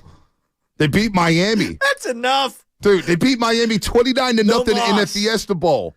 The IBM Fiesta Bowl, which used to be played at Sun Devil Stadium. Yeah, it used Fiesta to be Bowl? on IBM Fiesta Bowl. Or was it wasn't always Tostitos. We don't talk about Miami when they go to the Fiesta Bowl. It's never been a good time. They lost 29-0 that year. 29-0. It's not for a natty. What's the point? Huh, well, you guys haven't seen the natty in quite some time. The only natty you've seen is Natty Ice after you failed to take a knee. See, here we go. September 26th. 1992, before we get to Big Smooth. Oh, my God. Arizona went down to the Orange Bowl. They didn't lose 9-7. They lost 8-7. 8-7. Tell me my knowledge. I was off by 1 point. Are you sure this wasn't a baseball game? No, this was a football game. With JT Snow and Trevor Hoffman and Kenny Lofton? Miami was number 1. That's Arizona baseball. Hurricanes that year in 92 lost the national championship to Alabama. Oh, 34-13. Gino Toretto was the quarterback in Miami. Won the Heisman. Yeah. There you go. I thought you were going baseball scores there with Pat Burrell and Aubrey Huff playing for Miami. What happened that next week after that Arizona game, though? For Arizona? No, for Miami. After they beat Arizona, what happened? We are down a rabbit hole. The next week, Miami. Back to Wiggins. Miami beat Florida State at the Orange Bowl. Anyway, yeah, so we can move on back to Wiggins now. White right 2. That was white right 2. We have a show meeting after this. Or white left 2. And I'll tell you this right now. 4 minutes on Arizona football from 1993. Oh, my God. I'm out. I bet you Fleming enjoyed that. He knows about Pac-12 football. Big Smooth in Oakland. Big Smooth, what's happening? Big Smooth. Hey, good morning, good morning, good morning, good morning, good morning. What's up, Big Smooth? Yeah, you know what? I think the caller before me, it's early, man. I think Eddie Johnson also said it. It still looked like preseason. Both teams were clunky and it was a lot going on. I believe the Warriors outscored them by 21 in the third quarter, if I'm not mistaken, and that's the first time they have lost with that stat. So, they're not going to shoot that bad. The fact that they only lost by 4 is really a good sign. They're not going to shoot that bad again. But I also noticed that Dario Saric, he's going to be an X factor. I agree. I don't know how he's going to play this year. It looks like once he gets that 3-point shot a little more consistent, he could be a problem. But I think right now he's trying to do a little bit too much to fit in. So I think once everybody gets in their groove and finds their place, I think I like the depth of this team. This team is a deep team, but I still think they may need to bring in some size. I know I heard that they were going to sign within 2 weeks of this season. I hope they get somebody 6'10", 6'10" or above, kind of a intellectual player. But we'll see. But I'm not worried. It's too early. I think we're about 2 weeks in from seeing what this team is really going to end up being. Well, I agree with you. And not having Draymond Green, I think, threw some of their ideal rotations off. 5 minutes into the first and third, they're going to try to give Curry a little bit of a rest, and then get him right back in there, which I like. I think it's good. You got to stagger some of these minutes. There's going to be overlapping, but to me, CP3 or Steph on the floor at all times. And then while CP3 is on the floor and Steph's on the bench, they were a +5. They were in those 18 minutes. +5 last year as a whole, minus 120. Yeah, minus 120. So to me, that's a big deal. This is a team that fouled more just than almost anyone in the league and had a really difficult time with rebounding and whatnot. I'm still seeing that issue. Dribble drive penetration, point of attack defense, pick and roll defense. It was clunky last night. But the one area, if you want to be like where CP3's impact was made immediately, 16 turnovers last year. I believe it was 16 or 17 turnovers. They were one of the worst teams in the league. Okay. Yesterday, just 11. 11 last night. And going into the fourth quarter, if I'm not mistaken, they had about 6 or 7. Yeah. So they didn't turn the first 3 quarters was really, really good in terms of taking care of the basketball, but those extra opportunities that the Suns were able to get with their offensive rebounds, even though the Warriors out-rebounded the Suns on the offensive glass, it was the key offensive rebounds. It's when they offensive rebounded, especially late in the game. They got third and fourth opportunities. Okogie made them pay. Eric Gordon made them pay. So they've got to get better. Pick and roll defense and at the point of attack. Well, that's where I think Draymond communicating as much as staying in front of people. They missed him last night. It's inarguable. The one thing, though, that was better last night, how many times last year did they not just have a turnover? It was a shot turnover where a guy takes a horrible shot and it leads to a bucket the other way. It might as well have been a turnover in transition. Very few of those last night. And that, to me, it looked better. Here's Steph Curry. You know what? This is a long cut. I'll play it on the other side. Let's hear from Moses Moody. He's been a topic of conversation this morning. Here's Moses Moody on entering year 3 and how things are starting to slow down. Does, just being out there, a lot of the stuff you've seen before, so you know what to do in certain situations, and then being on a team with as many veteran guys that communicate and talk a lot, just pick up a lot. So, yeah, it's definitely been slowing down. So things are slowing down for Moses Moody. That's obvious here. Here's Steve Kerr on the problems on the offensive glass. Well, there were a lot of long rebounds, and it felt like they were beating us to the ball, kind of at the elbows, and they got some length and some athleticism that definitely factored in. But like I said, Okogie had 4 of them, but it seemed like he had more. The way he was crashing, and sometimes he just took a body out, and then someone else got an offensive board. So that felt like the key, but kind of a typical first game in a lot of ways. Conditioning's not quite there. Rhythm isn't quite there. So we'll be a lot better. So will they, a few weeks from now. But just couldn't get it done tonight. 4 or 5 minutes to go. They're trying to box out what's his face? Nurkic, and he bats the ball. It's a loose ball, 50-50. Wiggins just standing there right before he gets yanked. And boom, Booker comes in, swoops in, drives for a layup. And then on the very next possession, I believe, they take an erratic 3, which I didn't love. I think it was CP3 who took the erratic 3, which I wasn't in love with.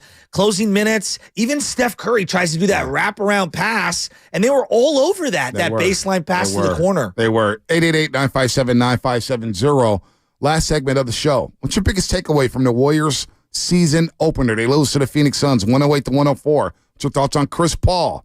What's your thoughts on Moses Moody? Jonathan Kuminga finishing ahead of Andrew Wiggins in the closing lineup. Klay Thompson. We're going to be talking about him all season long because he's a guy without the contract. Draymond Green, he's going to alleviate some of the defensive breakdowns that they had late last night. All that coming up. 888-957-9570. Your phone calls here. I could go down to Arizona. have to see Chris McAllister, Lance Briggs. Oh, my gosh. I could go down this Arizona rabbit hole all day long. Chris McAllister was so sick. He was sick. That's all coming up. Brought to you by Caltrans Stormwater Program. Let's change this to that by picking up after our pets, reducing pesticide use, and regularly servicing vehicles. Learn how.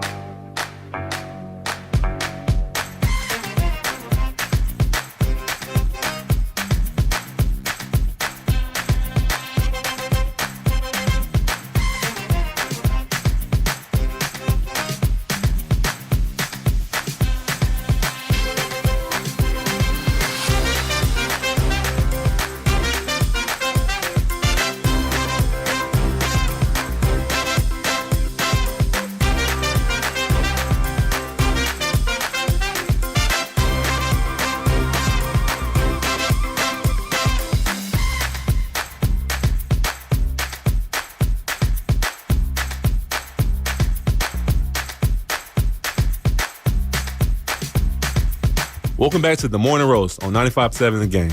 Take it away, Bonte. Loon Dog played in his 229th consecutive game. Good for Looney, who grabbed 10 or more rebounds for the 70th time in his career. He had 11 last night. Up and down night for Kevon Looney. He knows he could be better. But I'm not slandering him because I saw the Loonies last night. Mama and Papa Looney. I thought you meant Numbskull and Yuckmouth. No, not those Loonies. I was like, what? Are they even in California? I thought Yuck moved to L.A. Yeah, I heard Yuck couldn't even walk around Oakland anymore. That was the rumor. I'm not going to say anything about either of them. Yeah, no, I got love for both of them. Love the Loonies. But talking about Kevon Windex Looney, because all he did last night was clean up the glass as well. 11 rebounds. But the Loonies, they watch, they listen. Mama Looney's great. Papa Looney's great. Yeah? They're awesome. Maybe we'll get Looney on the show this year. We will. We promise. But the Warriors are going on the road for 7 of the next 8, starting against Sacramento on Friday. So what's your big takeaway? 888-957-9570. 888-957-9570. Everything's on the table. Chris Paul made his debut, heard some chants. He asked, or actually he was talking about the spirit of the team. Here's Chris Paul. Like I said, we're all getting used to each other. You know, me and Steph play 2 totally different ways, you know, and so that's an adjustment for a lot of these guys. It's an adjustment for us. But we have so many different units that can play, especially when Dre get back. You know what I mean? So that's going to be a whole nother group of us sort of getting used to each other. But it's promising because one thing about teams is you can tell the spirit. You know, spirit is something that you can't hide, you know, when guys is frowning or mad or whatnot. So what I'm excited about our team is, you know, the spirit is right. Well, will his game have to change in order to adapt to the Golden State Warriors? Here's Chris Paul's answer. I don't know. I'm just excited about it, to tell you the truth. There's a lot of good things we did tonight, a lot of not so great things, but the freedom, you know, the pull-up threes, you know, that I got a chance to shoot tonight. I don't know. I mean, when you're playing with, you know, guys that shoot it as good as, you know, Steph and Klay consistently, you know, I think the more games you just get more and more comfortable of, you know, being aggressive, finding that balance. What do you think of that, Shasky? I'm with him on that, finding that balance. It did feel like at times some of the Warriors wanted to run, and CP3 wanted to slow it down. And so I do think they need to find and strike that balance. Mm-hmm. There was one specific three I didn't love from CP3 in the final 2 minutes where it felt like, hey, dog, I don't know if you know this. We got Steph Curry. We got Steph. I love you. I love you, but we got Steph. And there was a rebound by Kuminga, I believe, on whoever missed the three. Oh, and then he went up for the putback, but he missed the 2 free throws. No, the other rebound where he kicked it back out to Curry. Curry hit like one of those, I need to get the ball. To cut the lead to 2. They're going to have to figure that out. They'll figure that out. That's an irony now. There's no doubt about that, but I'm not that concerned. The one area that I am concerned is the size disadvantage just in general when those three are together. And I think that's why it's imperative. If Wiggins is going to give you 0 defensive rebounds in his time out there, then he is not going to be playing. Yeah, well, that's going to be a problem because he gets paid a lot of money. But this is why Kuminga, if he wants to earn more trust and earn more minutes, him getting rebounds in those situations is very vital. And then I look at Klay Thompson, and although he didn't shoot well, I thought he rebounded pretty well. 7 rebounds yesterday. Yeah, but B, if he goes into the 7, 8, 9 category, now we've got something. And if Kuminga can give me 7, 8, 9 rebounds, like that will offset the lack of a big. Yeah, I don't think anybody on their bingo card had Kuminga finishing over Wiggins down the stretch last night in game 1 of the season opener. It was surprising to me. I want to hear from the chef, Steph Curry, on his thoughts on the game 1 loss.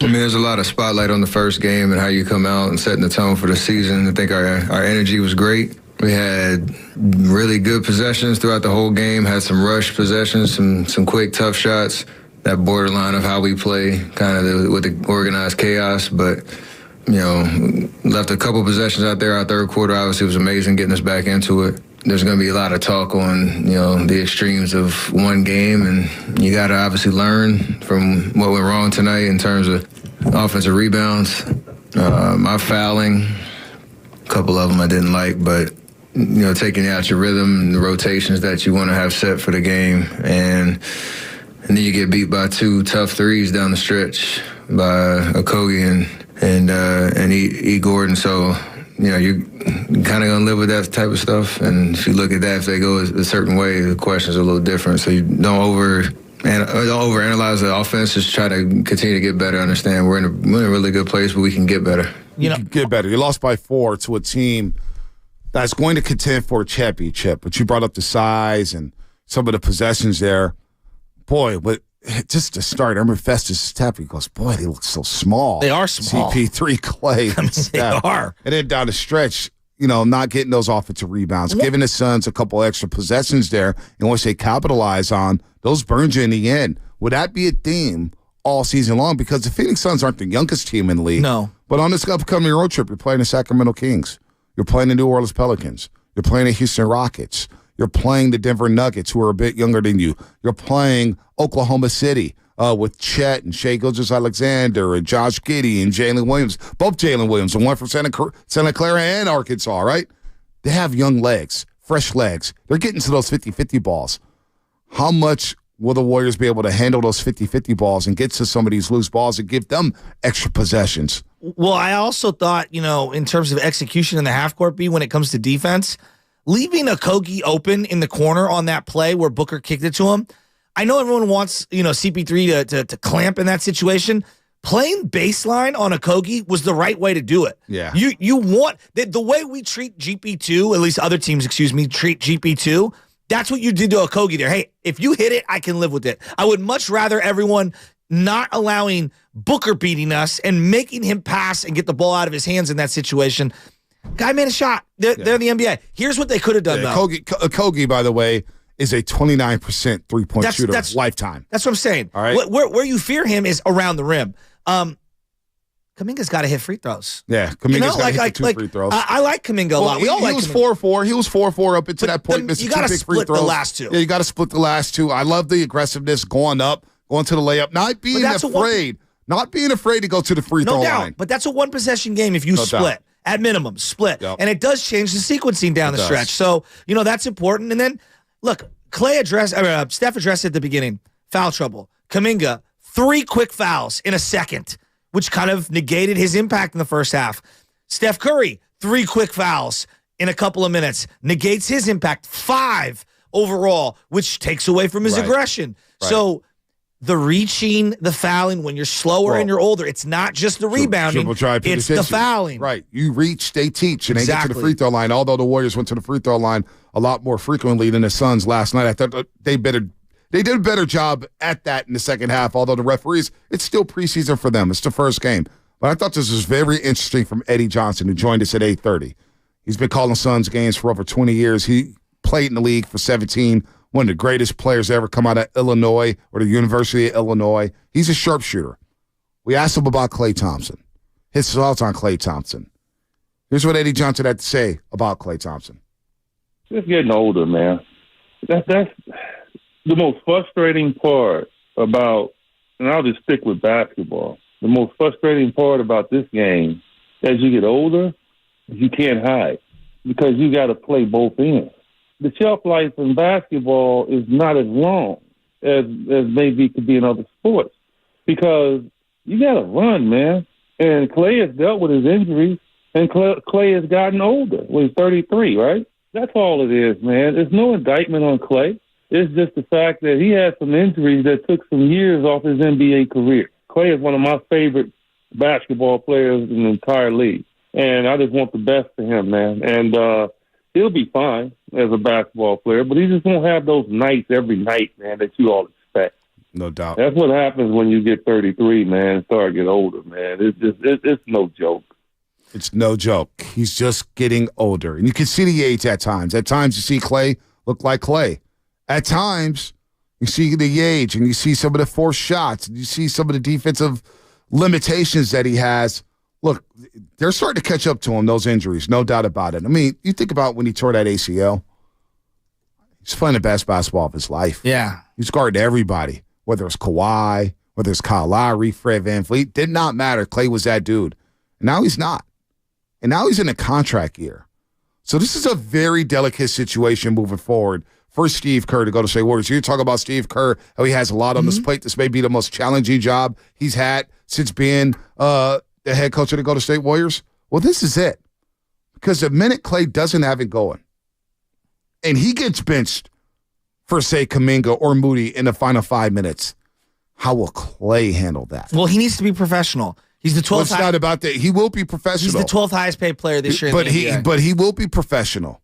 I believe that. But his psyche. You can't change human nature, dog. You can't. Klay gets down on himself. It could get ugly. You know what I'm saying? It could get ugly. I'm not going to freak out over one game. I understand But boy, that, if he gets down in the dumps in a contract year.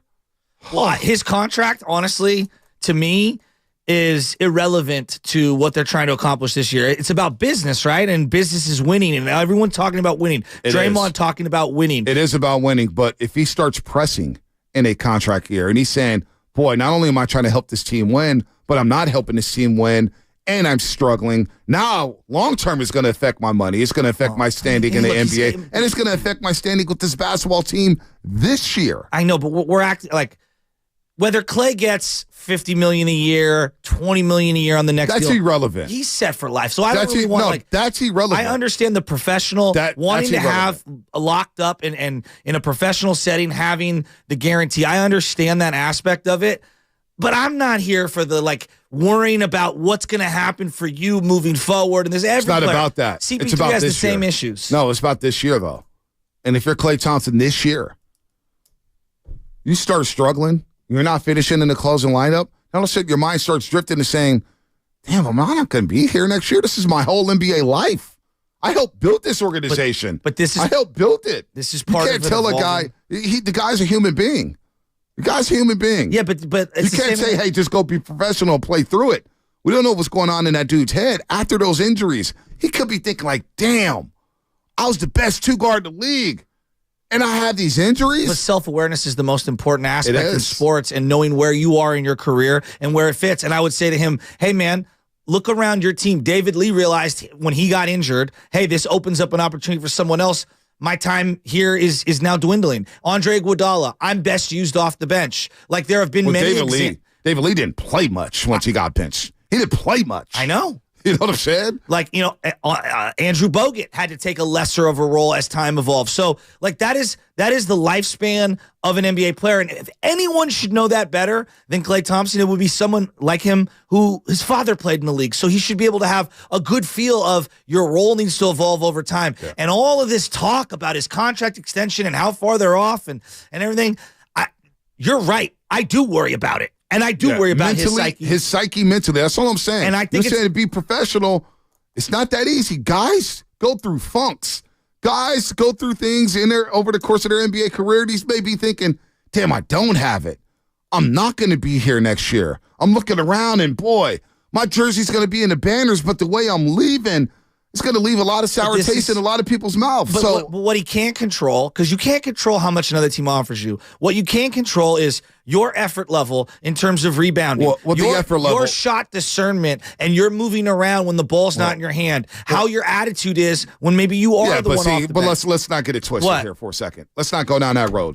Klay Thompson's effort level has always been there. I'm not questioning it. I'm saying that it needs to sustain. No, it will sustain. We're talking to a guy who's been in the league for 13 years. This guy's been in the league for 13 years. The effort level is not going to dwindle, all right? The guy's going to give you maximum effort. The guy's going to be discerning when it comes to shot selection at times this year, and I think he understands that. Steve Kerr told him, hey, before you get to the offseason, you're going to have to sacrifice some things next season.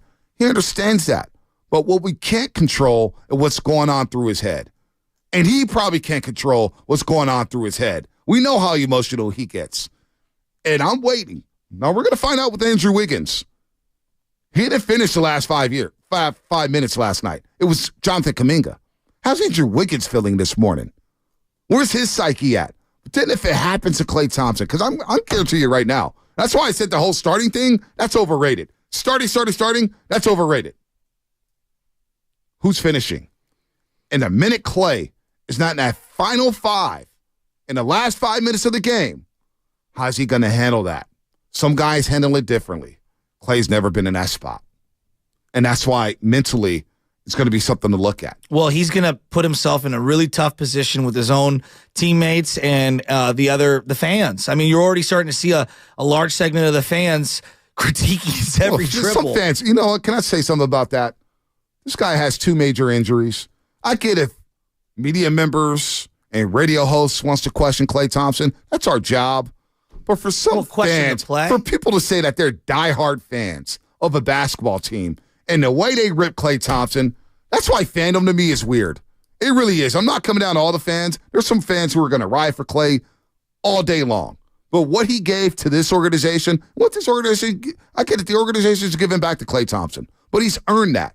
Some fans who don't ride with Klay I can't fathom. That's why sometimes being a diehard fan to me, I'm like, well, you could be a diehard fan, yet you rip players on your own team. I thought being a diehard fan is having your players' backs. Well, that's sports, though. I could love my teammate and be like, dude, what the hell are you doing? That's an irrational fan to me, though. Well, how's that irrational? Irrational because people have been writing off Klay since he came back. Jose Mesa drilled Omar Vizquel for a decade after the World Series because he blamed him for losing the World Series. And that's irrational. That's why Jose Mesa's a joke. Well, I'm just saying. That's why he's a joke. I don't know. I think that you could see both sides. Like, you still love the player and understand when there's shortcomings. You know what I mean? Like, I think understanding your situation, to me, one of the most underrated aspects of life, sports, any industry you're in, is self-awareness, right? And knowing where you fit. And the mirror is always the last to tell you. And most people want to hang on for dear life well beyond their expiration date in whatever field it is. And so I think it's going to be very difficult for some of these guys. And Steph Curry's time will be coming at some point. CP3 had to go through this. I think he's still going through this. You think CP3 still views himself as a role player as opposed to a star player? Well, I don't know. But it's going to be very interesting. Already for one game, we've seen Andrew Wiggins not finish. And Kuminga did. Now, Kuminga missed the 2 free throws at the end. I get it. He's a young kid. He's going to get better. I'm glad he was in that situation to learn from it. But already in one game, Andrew Wiggins did not get the crunch time minutes. How's he feeling this morning? One game, it may be Chris Paul. Now, the way Chris Paul played last night, you may need him on the floor at crunch time because he's not going to turn the ball over. He's going to get you in the right set. But what is it going to look like when either Klay or Dre or Wiggins again or Looney is not in that final 5? In the last 5 minutes of the game. It does feel like Looney's going to get marginalized a lot this year. And they're going to need his size. Yeah, exactly. And there's going to be specific matchups where they're going to need him.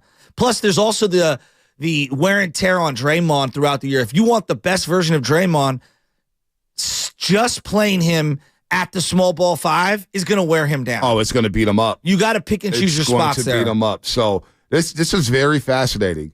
Very fascinating to what's going to happen here with this basketball team. But Klay's in a different situation, man. Draymond had that player option, and that was a game changer. Klay does not have that player option. And Klay's hearing all the murmurs. He reads everything. He watches everything. And it's easy for us to say, hey, Klay, don't watch, don't listen. But they all listen. They all watch. And he's listening to Joe Lacob. And he's listening to all the murmurs out there. It's going to be very interesting to see how Klay is going to how's this going to play out with Klay Thompson? Now I do, as we enter the season, when that does happen and he gets asked that question, how's Klay going to respond to that? How's he going to respond to that? It's going to be very interesting. 888-957-9570, your thoughts on the first game of the season. Are we going to overreact to everything? No, I'm not going to overreact, but 7 of the next 8 are on the road. And we're going to be watching these road games very closely, because of what they did on the road last year, which is not enough. Not enough. I know. And they need a better version of Steph Curry on the road if they're going to win it all this year, but in particular to improve their road record from last year. Yeah. Like, you need your stars to step up and play. Steph, did you know he's the #1 highest paid player this year? Yeah. Is that the #1 highest paid guy this year in the NBA? Mm-hmm. Okay. What does that mean? I'm just saying he is. He's #1. It's surprising to see him finally get to that point. He's always been great. We need him to continue to be great. I'd like to see him have a couple signature games on the road. We know he owns the Kings after that Game 7 50-point performance. I would like to see him have a couple signature games just to start the season off on the right tone and bank some of these road wins. Shut that narrative up. Do you look at the money when you look at the player performances in the NBA? Well, I think in a salary cap sport, as hard as it is to move players in the NBA, it's more important than maybe any other sport to talk about money and value and finances and all those things because of how restrictive it is to move players. Yeah, it's very difficult, and I think it's part of the conversation. What about football, though? Well, football, you can cut anyone at any time. Because, it feels like it's about guaranteed money. And the cap isn't as restrictive. You can manipulate the cap. I get it. But I think about the Niners and that defensive line, right? And you're not getting your bang for your buck. The Niners are one of the worst teams in the league when it comes to pressure rate or sack rate.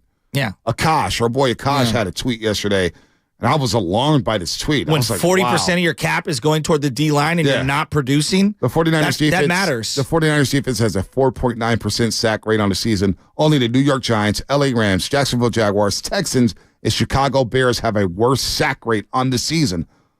I don't know how it's possible. Akash tweeted, I don't know how it's possible. Me either, Akash. Well, I think the money matters in the NBA in particular because I look at this right. Steph's number one, Jokic is number two. Right. Everyone would be like, yeah, Jokic is worth every penny. It's been back to back. Not that Steph's not worth it. Of course, LeBron's tied with him. Joel Embiid tied with him.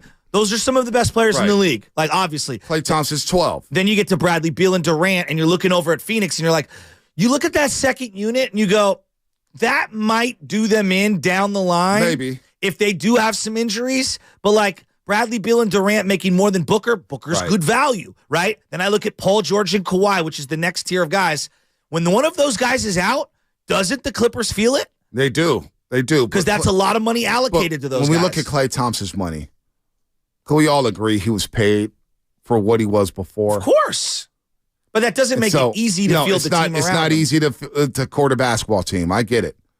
But when people say Klay's getting paid $43 million, yeah, the old Klay was. We thought the old Klay was going to be around for a while. We didn't know he was going to pop his Achilles the day James Wiseman got drafted. That set everything back. Yeah, but you've recalibrated as a fan, and I think the biggest frustration last year was Klay himself hadn't recalibrated as a player. He hasn't. In terms of what he should view himself as. Well, he didn't practice 5-on-5, and I get why he didn't practice 5-on-5. He gone through 2.5 years of straight rehab. Yo, dude, I'm a work out, but I'm not going to play 5-on-5.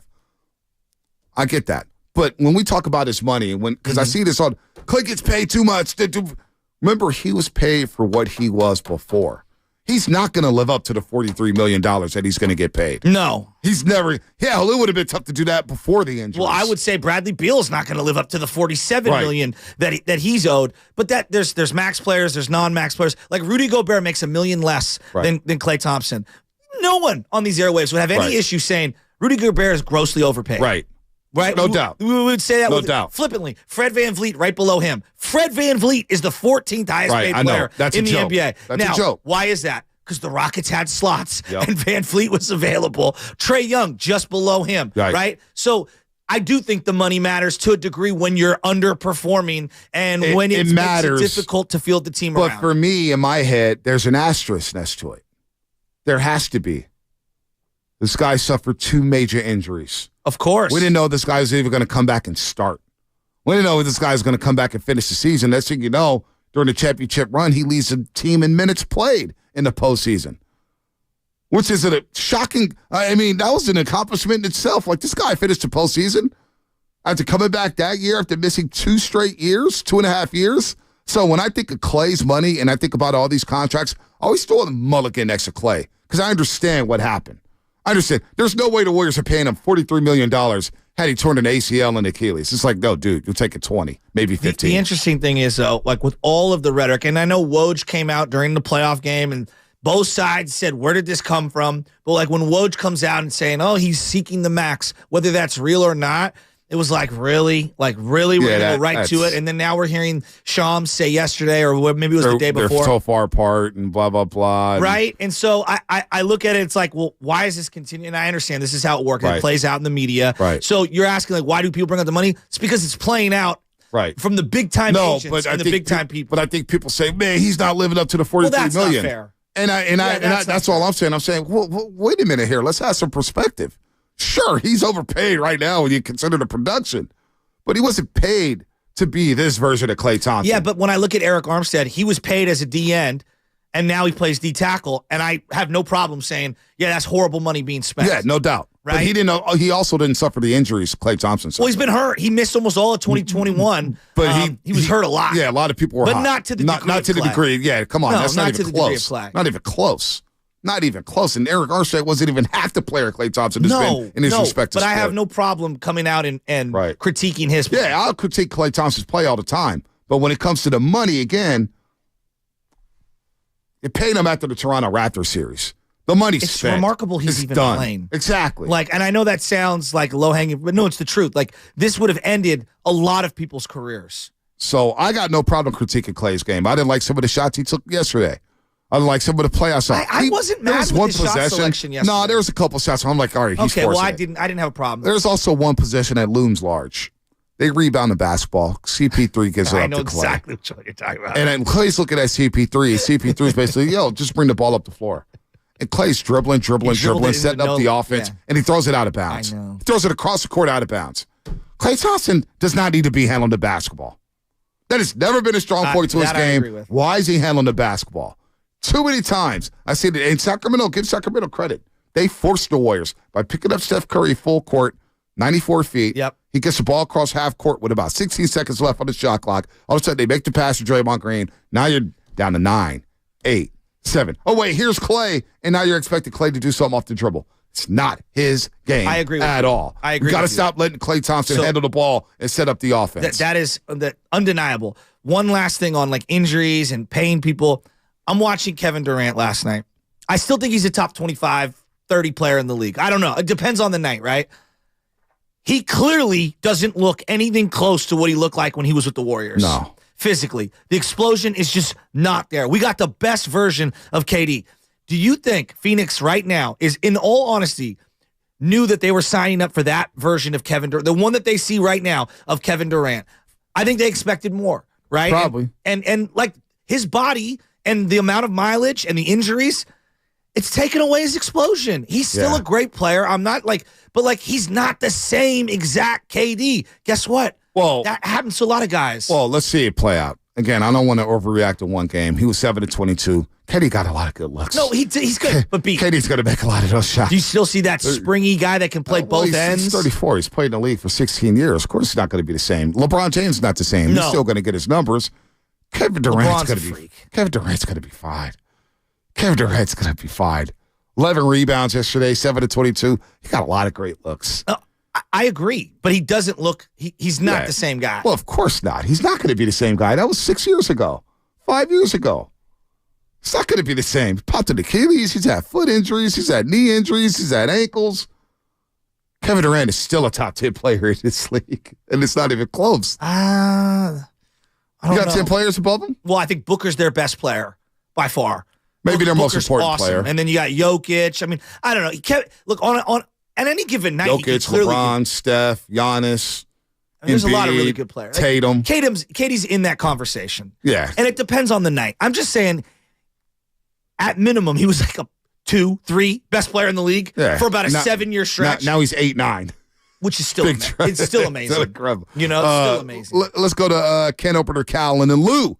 Ken Opener Cal, what's happening? Man, what's up, guys? Y'all already know how I feel and everything, man. But do me a favor, man. Let me just go over this little quick thing that I got. I'm going to say what I saw, and I'm going to say what the positive was. But, if everybody's going to be real, man, because, a lot of people highlighting Klay. Klay actually got them back in the game. They did some good rebounding earlier in the game and everything else like that. And they lost the lead and, again, couldn't close out, and they only lost by 4 points. I want everybody to remember that. They only lost by 4 points. And that's the same thing that happened last year. So basically, we've seen the same games that we seen from last year. Now, if everybody want to highlight everything, Looney, he got 11 rebounds, guys. But come on, we're so predictable. You can't keep rebounding the ball and then throw it back out. You got to put that ball back up. I'm with and you. we need you feel me on that? I know, you got to go up with it. Yep. Right. We do. Everybody's doing layups. The Warriors need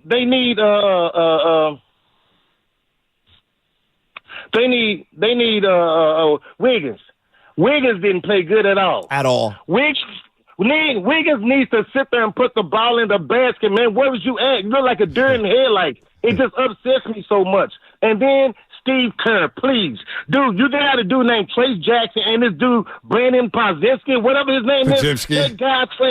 That guy is cold. He got a turn off that's beautiful. We need somebody with a beautiful mid-range game, and he did not play these guys. Get over the cow. Get over the cow. One game. Podziemski's a rookie. It's one game. We've got 81 more. We will see Podziemski. We will see Trace Jackson Davis. I do like Podziemski's bench energy, though. The NBA Finals wasn't lost last night, nor was it won. It's game 1 of 82, folks. Well, I don't know if you know this. LeBron needs more help. That was what led off First Take this morning. No way. Yeah. He needs more help. That was He's got the first Anthony Davis. What? He's got Anthony Davis. Well, Anthony Davis was a no-show. It's year 2075, and LeBron still needs help. He needs help. I mean, it's pretty ridiculous they're relying on a 38-year-old guy to, like, if he gets off the court, they're done. He needs more help. It's unbelievable. He needs more help. I mean, boy, basketball season must be back. More I help. love you, Ken, over the cow. We're already asking for Podziemski. Chris Paul played well yesterday. Almost dropped a triple-double. Steph was out on the foul trouble, still dropped 27 on you. Didn't like the minute and a half of Corey Joseph? He was out. At what was he? The second quarter? Yeah. When did he come in? Well, he did a lot of talking. He came in, and I got alerted about it because everybody, Corey Joseph does not belong on this basketball team. It's like, it's just the overreactions. But there are. Look, you say you're encouraged. I am encouraged. I'm not encouraged, nor am I discouraged. There's answers. Or there's questions that will be answered over the next month and a half, 2 months. And I will wait on that. How will Dre fit in with CP3? How will Klay evolve? How's Wiggins bounce back? He didn't play in the last 5 minutes of the game. That's Earth to Wiggins. Are you there? Sarich. Is there a spot for Trace Jackson Davis to finish at the hoop? But they lost by 4 points to a team that the odds makers are picking the Phoenix Suns to go to the NBA Finals. To be fair, they didn't have Bradley Beal as well. They didn't. Right. So I think that I'm not that high on Bradley Beal. He can score. I'm not either, and he makes $48 million a year. So no, I'm not that high, but we can acknowledge it makes it easier for Booker, who's out of position, playing point guard, if you've got Beal on the wing. You know, you brought up Steph Curry being the number 1 highest paid player. I just thought it was cool for Steph. Yeah, but I mean, it's worth it. I would think so. There's some guys who are worth the 50. Yeah, 60. but when I see Fred VanVleet as like the 14th highest paid player in the league, I'm like, damn. Hey, well, Fred VanVleet said it a few years ago when he got that bag from Toronto. Hey, man, I won a championship. I did all that playing for free. It's time to go get a bag. So I'm not going to hate on these dudes trying to get a bag. No. Go get your bags. Jaylen Brown, he went to go get a big bag. He did. He really did. Will he ever learn to dribble left-handed? I don't know. I can't wait to see that. Does Boston play tonight? I don't know. They are the trendy pick, though, to come out of the East, huh? They play everybody's trendy Them in Milwaukee. pick. Them in Milwaukee. Yeah. As I look at the NBA schedule tonight. Can I give you my trendy pick? What's your trendy pick? I've got 2 trendy picks. What's your pick? First off, I'm all in, and I'm not trying to jump over you. The Paolo Banchero thing, it's here. Oh, don't jump. No, he's going to be an all-star this year. Oh, stop. Number don't 2. Do that. Don't do that. My Detroit Pistons. No, don't do that one. No, hold on with Paolo Banchero. With Ivy and Cunningham. You don't get to claim Paolo Banchero. Pick another player. Pick another player. No, you don't get Paolo Banchero. I'm sorry, whose Detroit Pistons are these? Mine. They will be this year's little darlings. Like Bonte's Orioles? My Detroit Pistons and my Orlando Magic are going to push for playoff spots. I think Orlando makes the playoffs outright, and I think Detroit wins a game in the play-in. You don't get to claim Paolo Banchero for how much. Detroit. No, you made so much fun of me for loving Paolo Banchero. You don't get to claim him. That's my guy, not your guy. Jaden Ivey and Cade Cunningham, I think there's something going there. I like that team. You like the twin? And I like Thompson. Yeah, the twin. Bogdanovich. Are you going to be watching League Pass?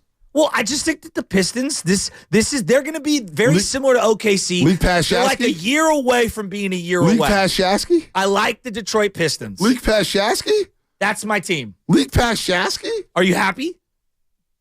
You know who I'm selling major stock on? Who? Atlanta looks like they're going to be in shambles. Atlanta's going to be. What is going on? It's going to be Grant Liftman. Can't get this team.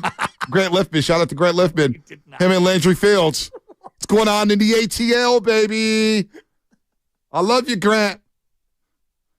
ATL, Shody. Landry Fields, wasn't he a quarterback at Oklahoma? Landry Fields was a Stanford player, and he played like shooting guard. But he guard. was a quarterback at Oklahoma, and he too. played for the Knicks. He's like a small forward shooting. Or is it guard. Landry Jones? Landry Jones. Landry Jones was the Oklahoma number 12 quarterback. That's what he was just saying. He thought it was Landry Fields. Was he a Steeler or was that Mason Rudolph? Was that? He was a Steeler or was that Mason Rudolph? Mason Rudolph. Landry Fields may have been a Steeler. He was somewhere. Where's he at? Was he a Steeler? No, we didn't look that up. All right. I like the Pistons this year. They're going to be fun. They're young. I love Monty Williams. What? Monty Williams. Well, they overpaid for him, but I mean, like, they're a young, fun team. Money. It all comes down to money. Bro, some will say we're overpaid on the morning roast. Well, that's a lock. Fast five.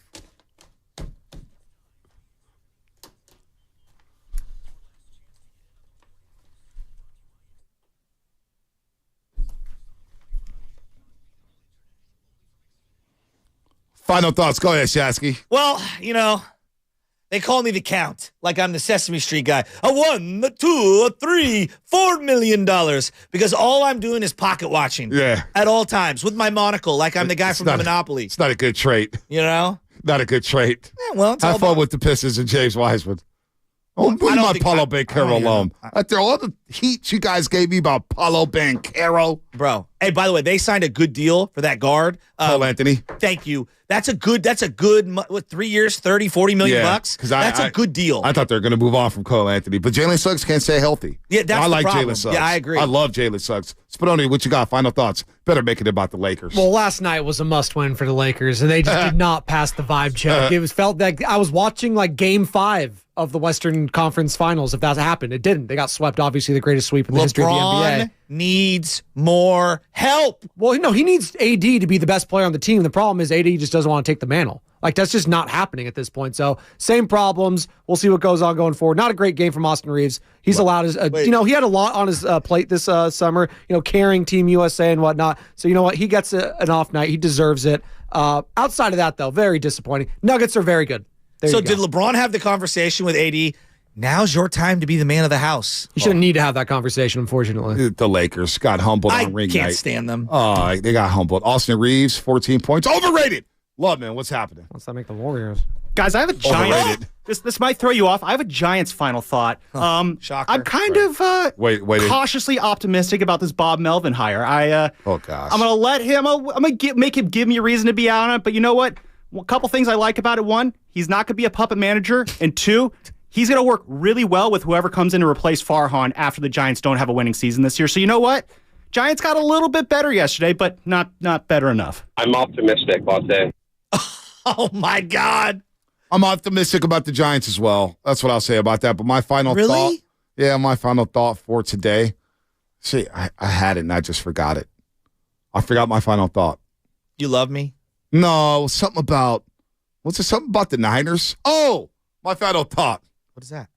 Philadelphia, how you feeling this morning? Philly fans, how you feeling this morning? That? Yeah, I almost forgot that. When you started talking about Bowmel, I lost my train of thought. Incredible.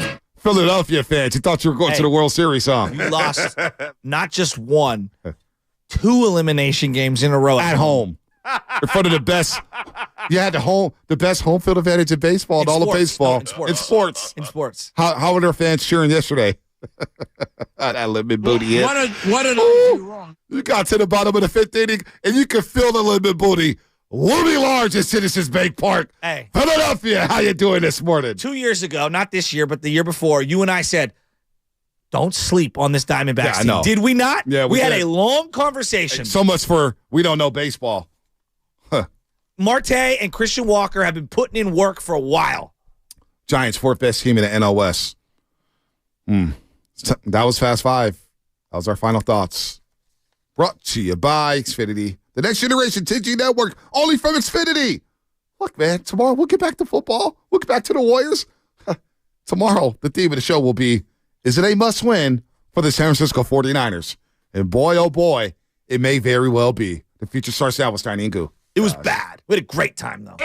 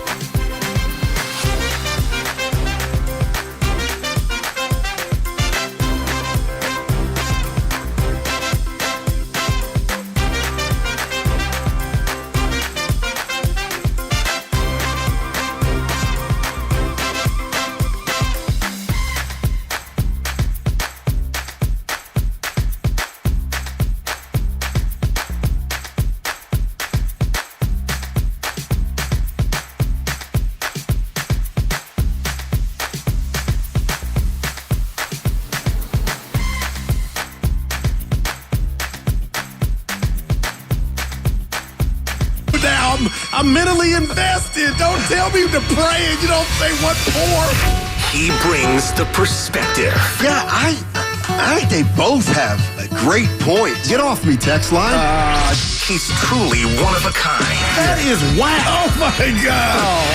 And he's doing a great job. I need you to man up and say what you really want to say. Simon, you're doing a great job.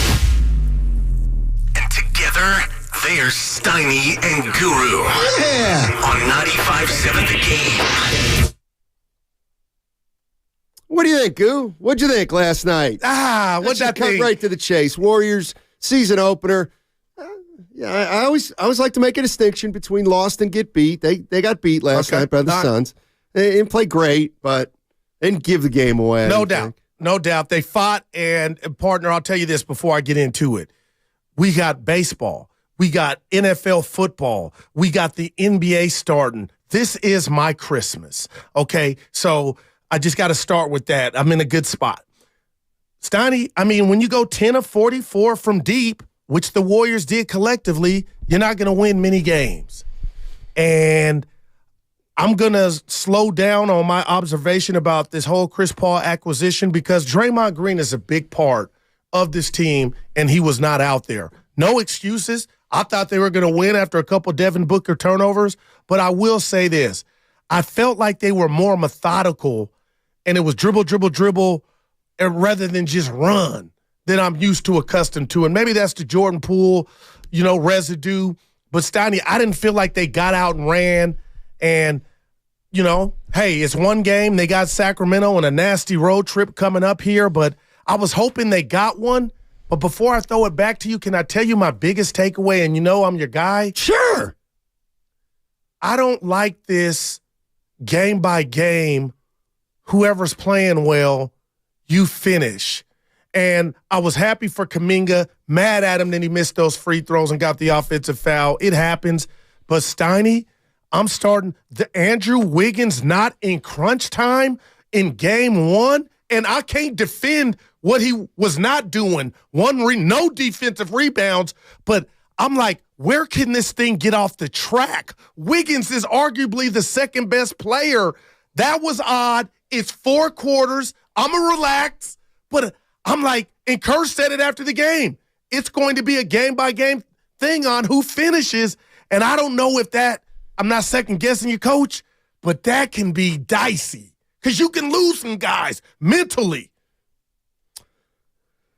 Interesting. Said I was going to keep it short, but go ahead. No. Yeah. It's a lot to react to there. Oh, man, there's so much to talk me, about. Steiny. Here's my big takeaway from last night. I got my pen. It feels like they're still small. They're still small, and that's one thing. But you can't be small and not athletic. And it feels like they have a chance to be that way when they have certainty.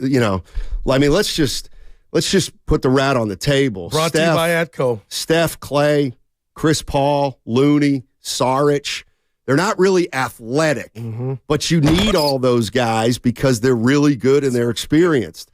The athletic guys on the team, they need to be more consistent. Kuminga, Payton, Wiggins. Those are their 3 probably best athletes, but who can you rely on among those 3? You can rely on Payton's defense. I'll give him that, but he was playing some hellified D yesterday. But he can't score. Yeah. And then Wiggins floats occasionally, and Kuminga is erratic. So if that's the way they are, or that's the way Kerr sees them, at least for now, then none of those guys is going to get an assurance to play a lot, man. And then you're not very athletic. That's not a good recipe. But I appreciate that take, Steiny. Can I give you my positive? Yeah. 11 turnovers. And I'm giving the flowers to Chris Paul on that. And I know that's not how you win a game. You want to minimize that. But they did have 5 of those 11 in the fourth quarter. Steiny, and people listening, YouTube, Twitch, I love you guys. I never once doubted Chris Paul's game. It's just his availability. And I gotta work through that. But with that said, Steiny, he has a lot left defensively. He was getting after it, But Steph Curry in foul trouble as early as he was, if you're telling me, Coach Kerr, we're going to see Klay guarding the fours or whatnot, and Curry's going to be guarding the best offensive player like a Devin Booker or Steiny, that's not a good formula. Moving forward, the chef must be protected at all times. They didn't shoot well at all. Steiny, they didn't shoot well at all, him and Klay. No. Look, you know what? Chris Paul 0 for 6? Can we also just, they look like last year. They looked exactly like last year. Now, break their little go. The same thing. You know, a lot of threes. They didn't shoot. They're not shooting the threes as well as they used to back in the heyday of their team. They're small. They're not overly athletic. They've also got to find an identity. And how can you do that without Draymond? Well, you can't. Fresh haircut by Bronny Blends, sitting on the sideline with the indoor shades. I love that look. But I'll say this, Nani, to what you're talking about. The fouls, you know, we've seen a lot of fouls, but, you know, 23 last night. I got to slow my roll, but I am concerned on a few things. But if you're going to shoot it like they did last night collectively, you're going to lose a lot of games. And then I wonder this. You tell me if you give me a nickel for this. They had that great fourth quarter, 40-19. Shocked me. Third quarter. Yeah, third quarter. Right. Excuse me. Do you think some gas was out of the tank for the fourth? But yeah, I know every player didn't play but that's how I'm looking at this team. And the word methodical keeps coming up, and you keep talking about age, but I'm like, they're not going to be the young athletic bunch most nights, especially Friday when you go up to sack. I mean, it's funny, Goo. You mentioned Wiggins. If he doesn't play in crunch time, gosh. But you want Kuminga to play in crunch time. So, and that's the issue. Well, who do you trust more right now? It should, if we're being fair. We're only one game in. Yeah, no, just. All right, Wiggins was terrible. Oh, there's no doubt. Wiggins was terrible. Last year, his whole year was pretty much terrible. Well, exactly. Do you think something's going on with his absence last year? I don't know. And forget last night. I don't know. Is it fair for me to bring that up? It ain't about last night's game. I do wonder, Ask Sonny. Warrior fans that. Warrior fans, you know what? That's too negative. Oh. No, we'll wait. Oh, Evan, we'll wait. It's too negative. Evan's great hat. He came. What a shame. We'll wait 5 games, but I thought him not being out there. I'll do it. Go ahead. Wiggins missed 2.5 months last year. Yes, he came back for the playoffs. Wasn't the same player. I think it's fair to ask, where's Wiggins at right now? That's fair. Well, he floated last night. Yeah, and I'm not going scholarship. Okay. I thought his profile was big enough and he was a made man to where game 1, even if you were stinking it up, they know what he can do. 2022 NBA Finals, 2022. Yeah. So I was a bit shocked that Kuminga got the first chance. You can't keep living on that 2 years ago. He was bad last night, man.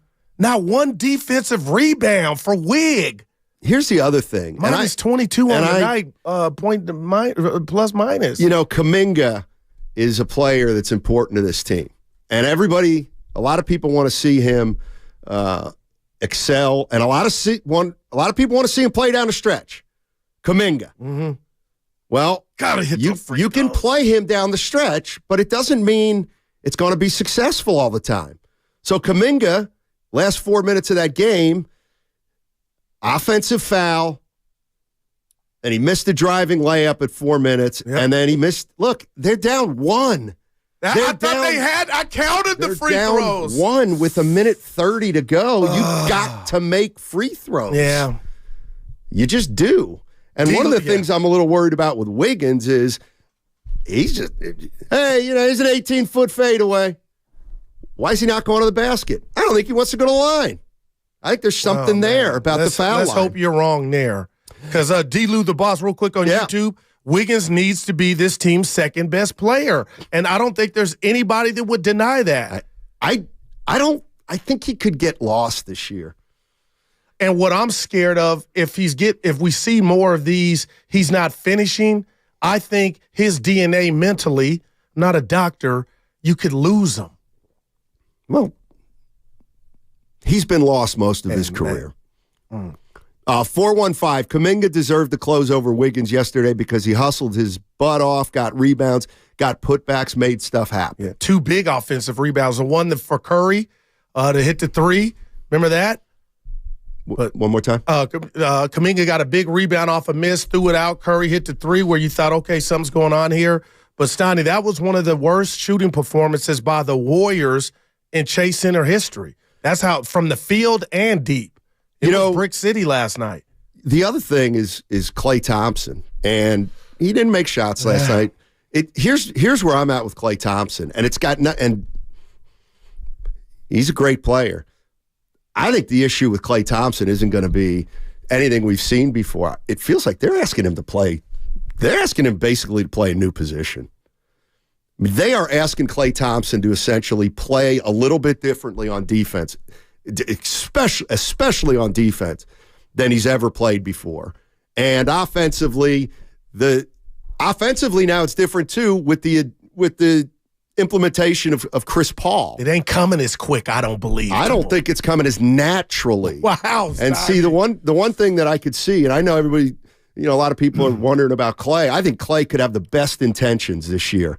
I think Klay could want to make it happen as a 4 or as a 3 some nights. And I could see Klay Thompson really trying to do the right thing. But because it's all so new, he just doesn't excel at it, or it's going to take him a while to excel at it. And do you have that kind of time? 36 minutes for Klay. Why did Klay Thompson played more than anybody else last night? Yes, he did. He led the team in minutes. Now that's an upset as far as I'm concerned. 6 rebounds. Steiny asked me how many free throws, but it's never been a staple of his game. It's Klay Thompson, right? Yep. 0. He doesn't get to the line, never has, never will.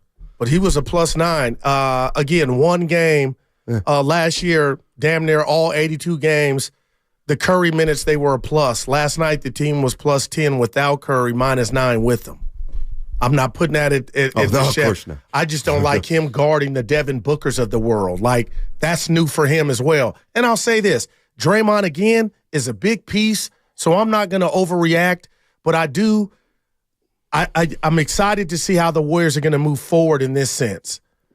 Are you going to bend over backwards for Chris Paul, or is there going to be 50-50 where you're going to be who you are?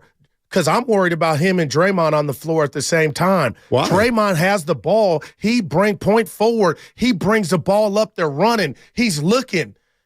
What's Chris going to be doing in that situation? We'll find out, obviously running, but Steiny, last night it was methodical. Rebound, give it to Chris. Dribble, dribble, dribble. It wasn't that word you used. It wasn't as natural, I thought. Well, they didn't turn it over as much. No, 11.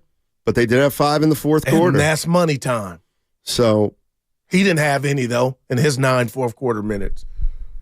One game, Steiny. Yeah, one game. One game.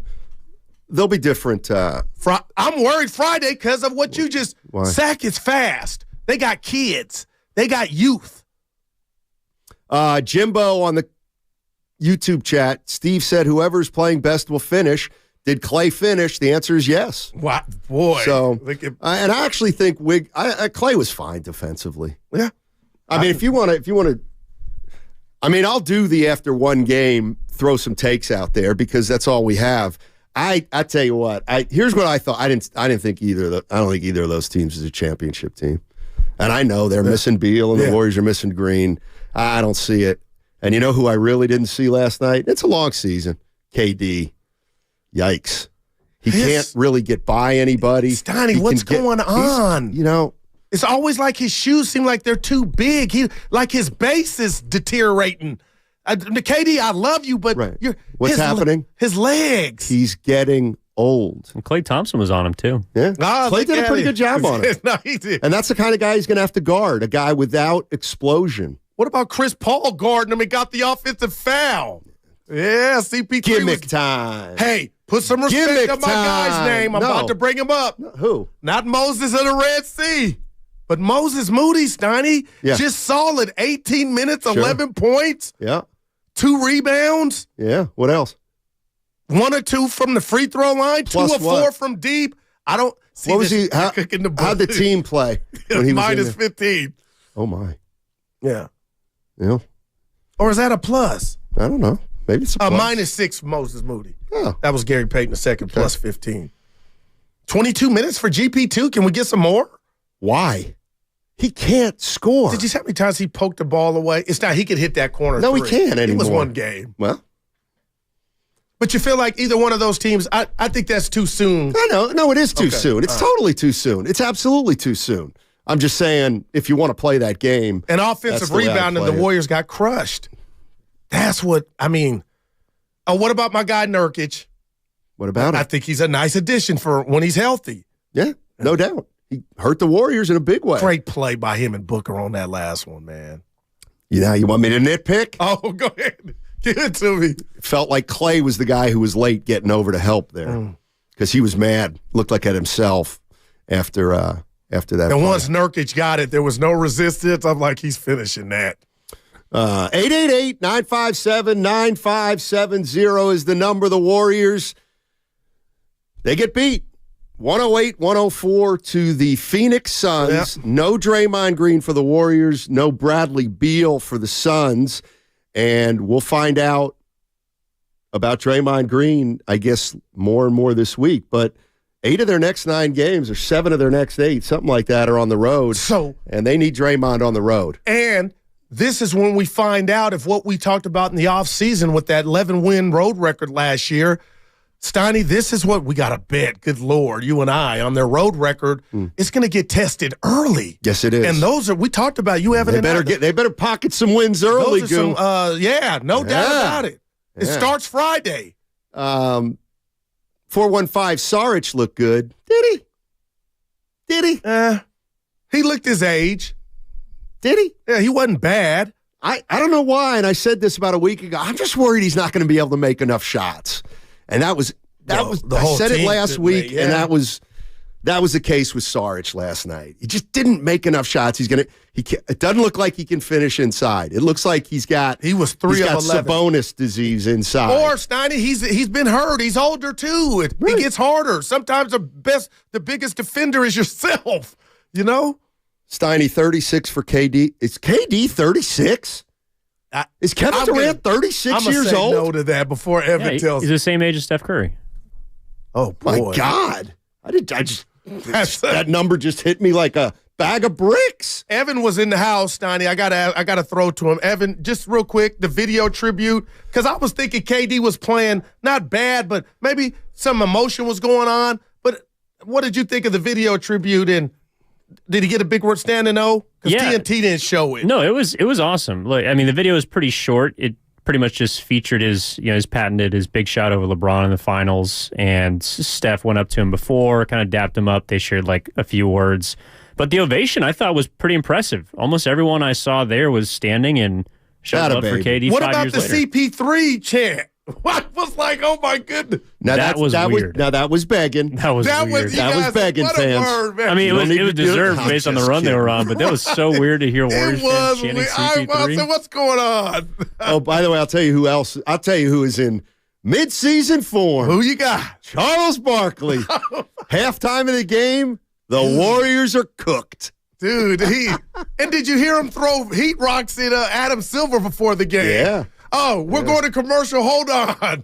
We got a domestic violence problem. I'll tell you what, 707 on the Comcast business text line. I'll note this. What they say? Guru and Steiny, I do notice that they're making Klay guard bigger players. Might that affect his shooting? That's a good point. It's a fair point. He's going to be asked to guard bigger guys. He's got to get in a different kind of shape. I don't know. And what about Curry? 5 fouls. We just wasn't used to that. And there it is again. And, welcome to another year of Warrior basketball. Their best player got outplayed by the other team's best player. Boy, Devin Booker's a real one, man. Look, Phoenix won that game because Devin Booker was the best player on the court last 3 minutes. Well, he did make 2 turnovers that gave the Warriors a chance. Had Kuminga hit those free throws. Right. No, hey, Booker was phenomenal, but Steiny, he wasn't perfect. And nobody ever is. Real quick, we can look at this game like the Warriors let one get away. Why? They never led. Yeah, no, they were up 8. They were up 8 points. But they never led in the last 5 minutes. Well. And in fact, if you want to go through it, I did the play-by-play. It's the same stuff as last year. They had a chance. No doubt. Of course they had a chance. And then what happened?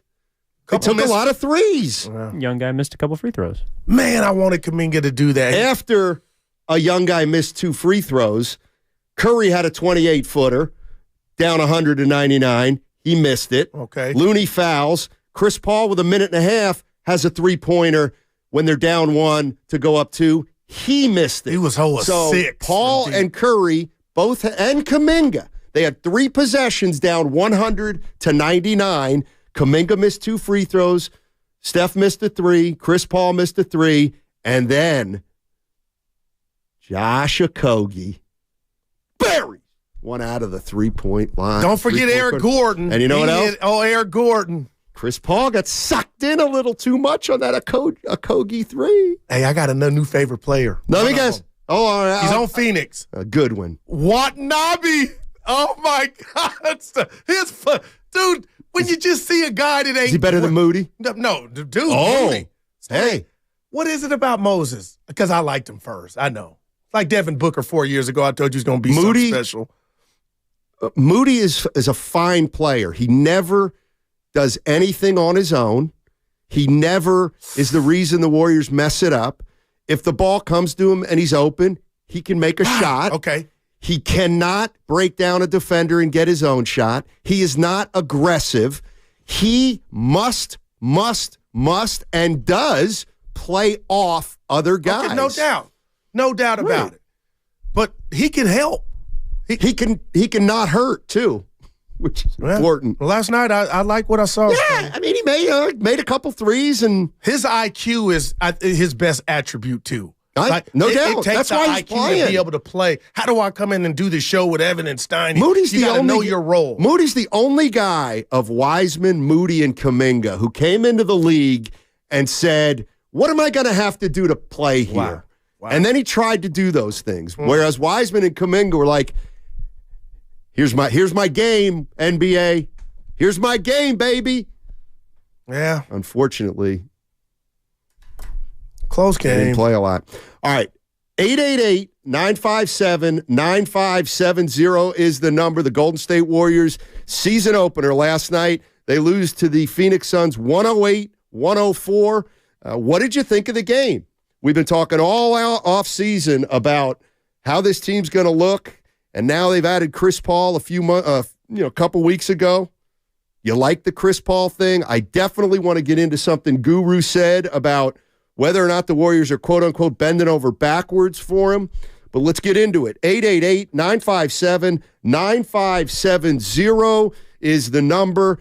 Don't miss the kickoff show this Sunday with Larry Krueger and Lorenzo Neal live 2 hours before the start of the game.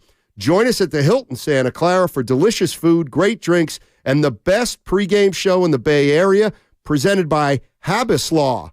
You've been wronged? Habas Law will fight to make it right. Call 1-800-INJURED or visit habaslaw.com. Also, that segment brought to you by Lucky California.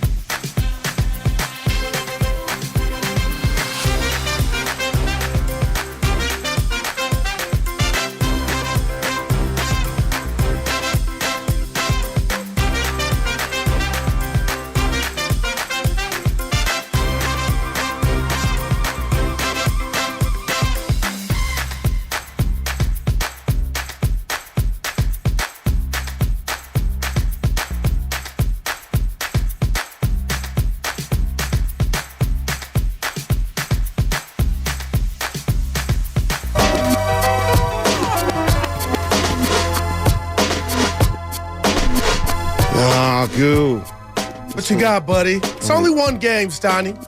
Yeah, With the fire shirt you got. What is that, Rolls Royce? What's the R for? Reading Royals. Look nice. Credentials I provided. Lucas. Incorrect. Hold on. I can do this, Lucas. Oh. That's why I'm. Look at my guy. Yeah. Where is it? Oh, boy. I got to do the camera. Okay. No. 888-957-9570 is the number. You want to jump in on the Warriors. New studio. Looks like we're in a. It looks like we're in for a long year.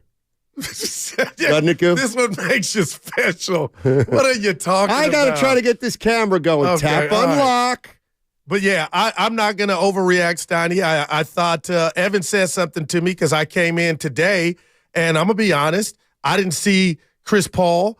He didn't play bad at all. 0 of 6 from 3. All of his 3, 4 of them came in the fourth quarter. But I'll say this, Steiny, 4 of his 3, 15 field goal attempts for Chris Paul. Yeah. Well, you were worried where Jordan Poole's shots were going to come from. Yeah, and there you go. He started. We'll see if he comes off the bench to lead the second unit and got to the free throw line 7 times. So they had to grown up on the floor. I'm going to go Kawakami. I need to see some more athleticism. Well, they don't have it. They don't have enough athleticism. That's a big problem. But they got smarts to offset that. But they're small.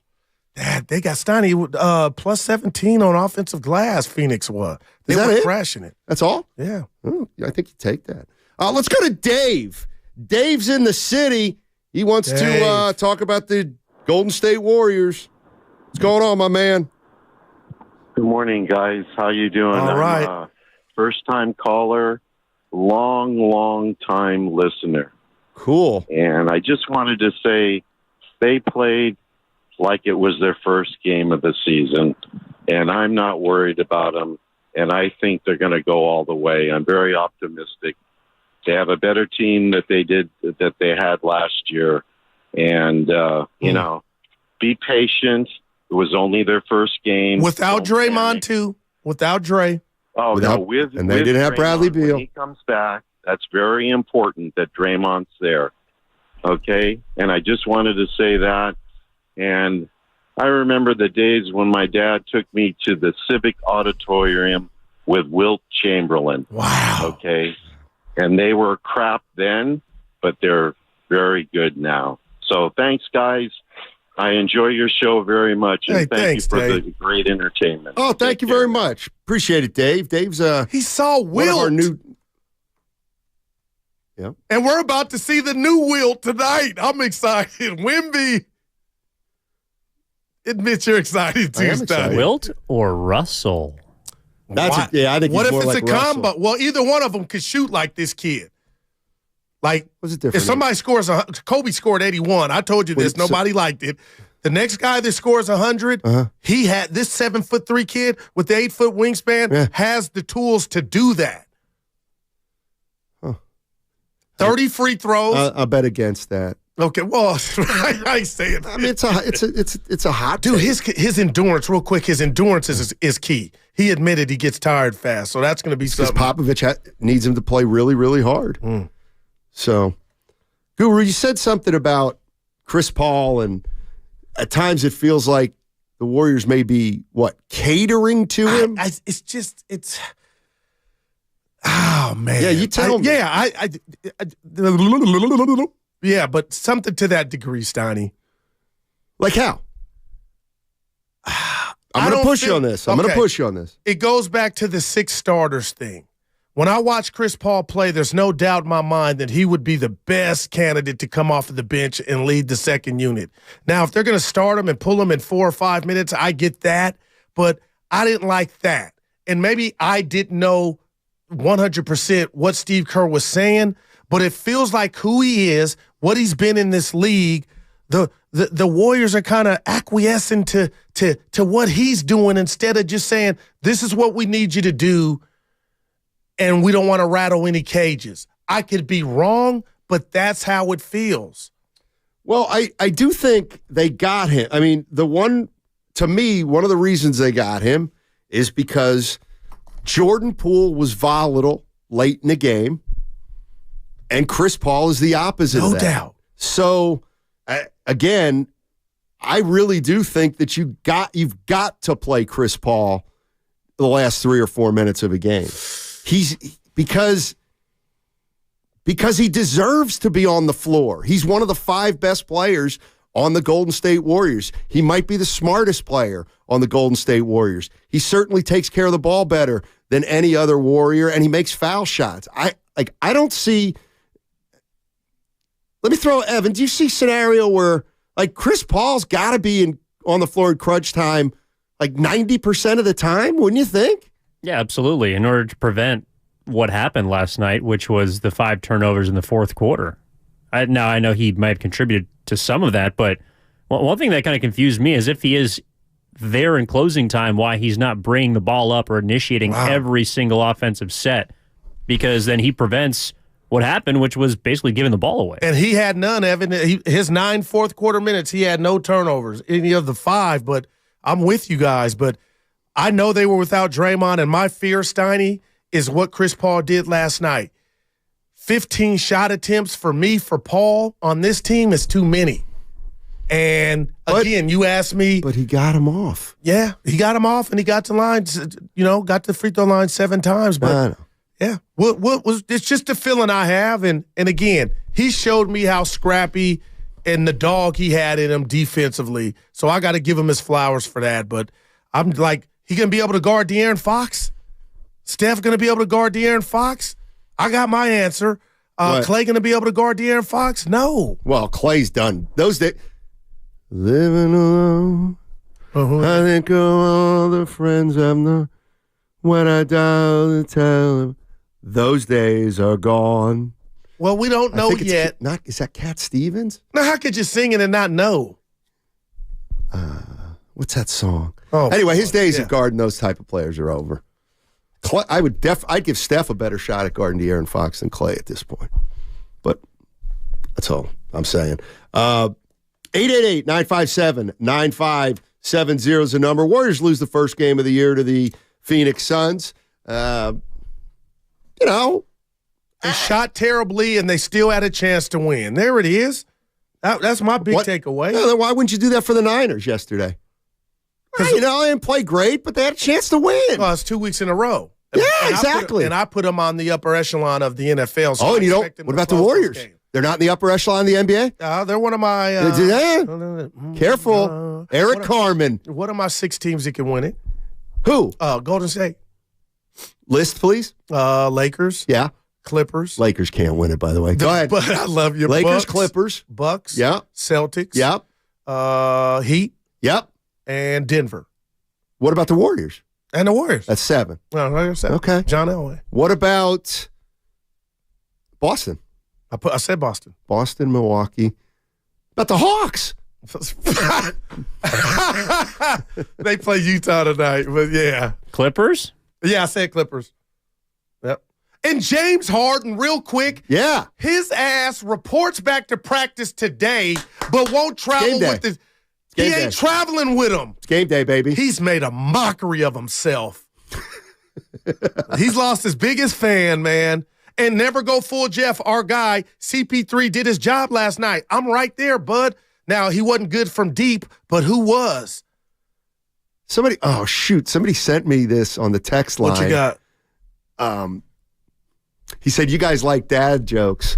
What's the difference between... We had some bad ones. This is a pretty good one. This is made up. We had some bad ones yesterday. I'll tell her. She doesn't make them up. What's the difference between the Warriors and the 49ers? 10 miles. The Warriors have a Moody who can make a field goal. That's an 8. But who came up with that? It's on the text line, but I can't scroll for some reason right now. Who would put that together? Somebody who's clever. That's special. Somebody who's clever. Yeah, Sarich, Steiny, I feel like he's his own, he's on the back 9, but he tries and gives you everything. Oh, yeah. But he's like me at the gym, Steiny, when it's like, I just missed it because I missed it. I was supposed to make it, but I just missed it. They had some bunnies they missed, too. He's not going to be able to finish inside. Steiny, It's not who he is. All by myself, yeah. Eric Carmen. That was from the 510, that dad jokes. I always hate the name. Two first names is a name. Who are we talking about? Like Eric Carmen. That's like two first names. Let's go to Leroy. Oh, boy. Leroy's in Oakland. What's up, Lee? Leroy, what'd you think about game one? Warriors, they're in trouble, huh? Hey, good morning, Steiny. Good morning, Goo, man. It's glad to be back. It went how I thought it would go. I thought they would lose that first game.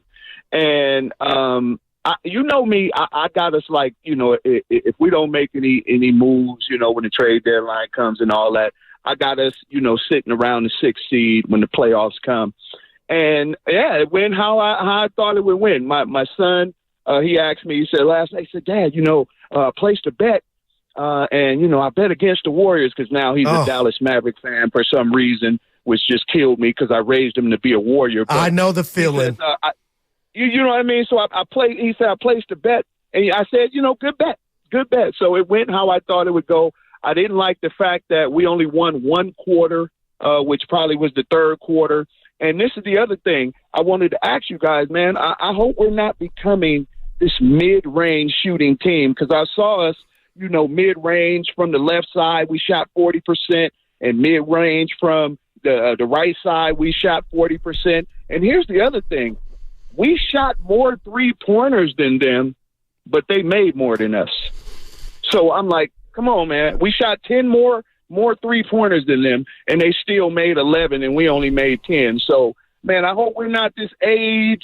We went with the age movement kind of with getting rid of Poole, and I hope we're not seeing this team become, this Chris Paul kind of mid-range game shooting team because we've always been built on the three, and we're going to need the three to pull us through. And I just don't see too many three-point shooters on that team other than, Curry and Klay. And, Leroy. Like I said, Klay just can't carry the load no more. Leroy, they took 43, though. They took 43 last night, but I'm with you. But Chris Paul, I wouldn't say at this stage of his career that's his game. He missed all his attempts. But Steiny, the guys you wanted jacking them were, a lot of the Splash Brothers of that 43. But if you're going to tell me they got to work harder on defense or guys are doing different things on defense, is this going to be a repeat? And I say repeat of the Lakers series to where it felt like they had no legs.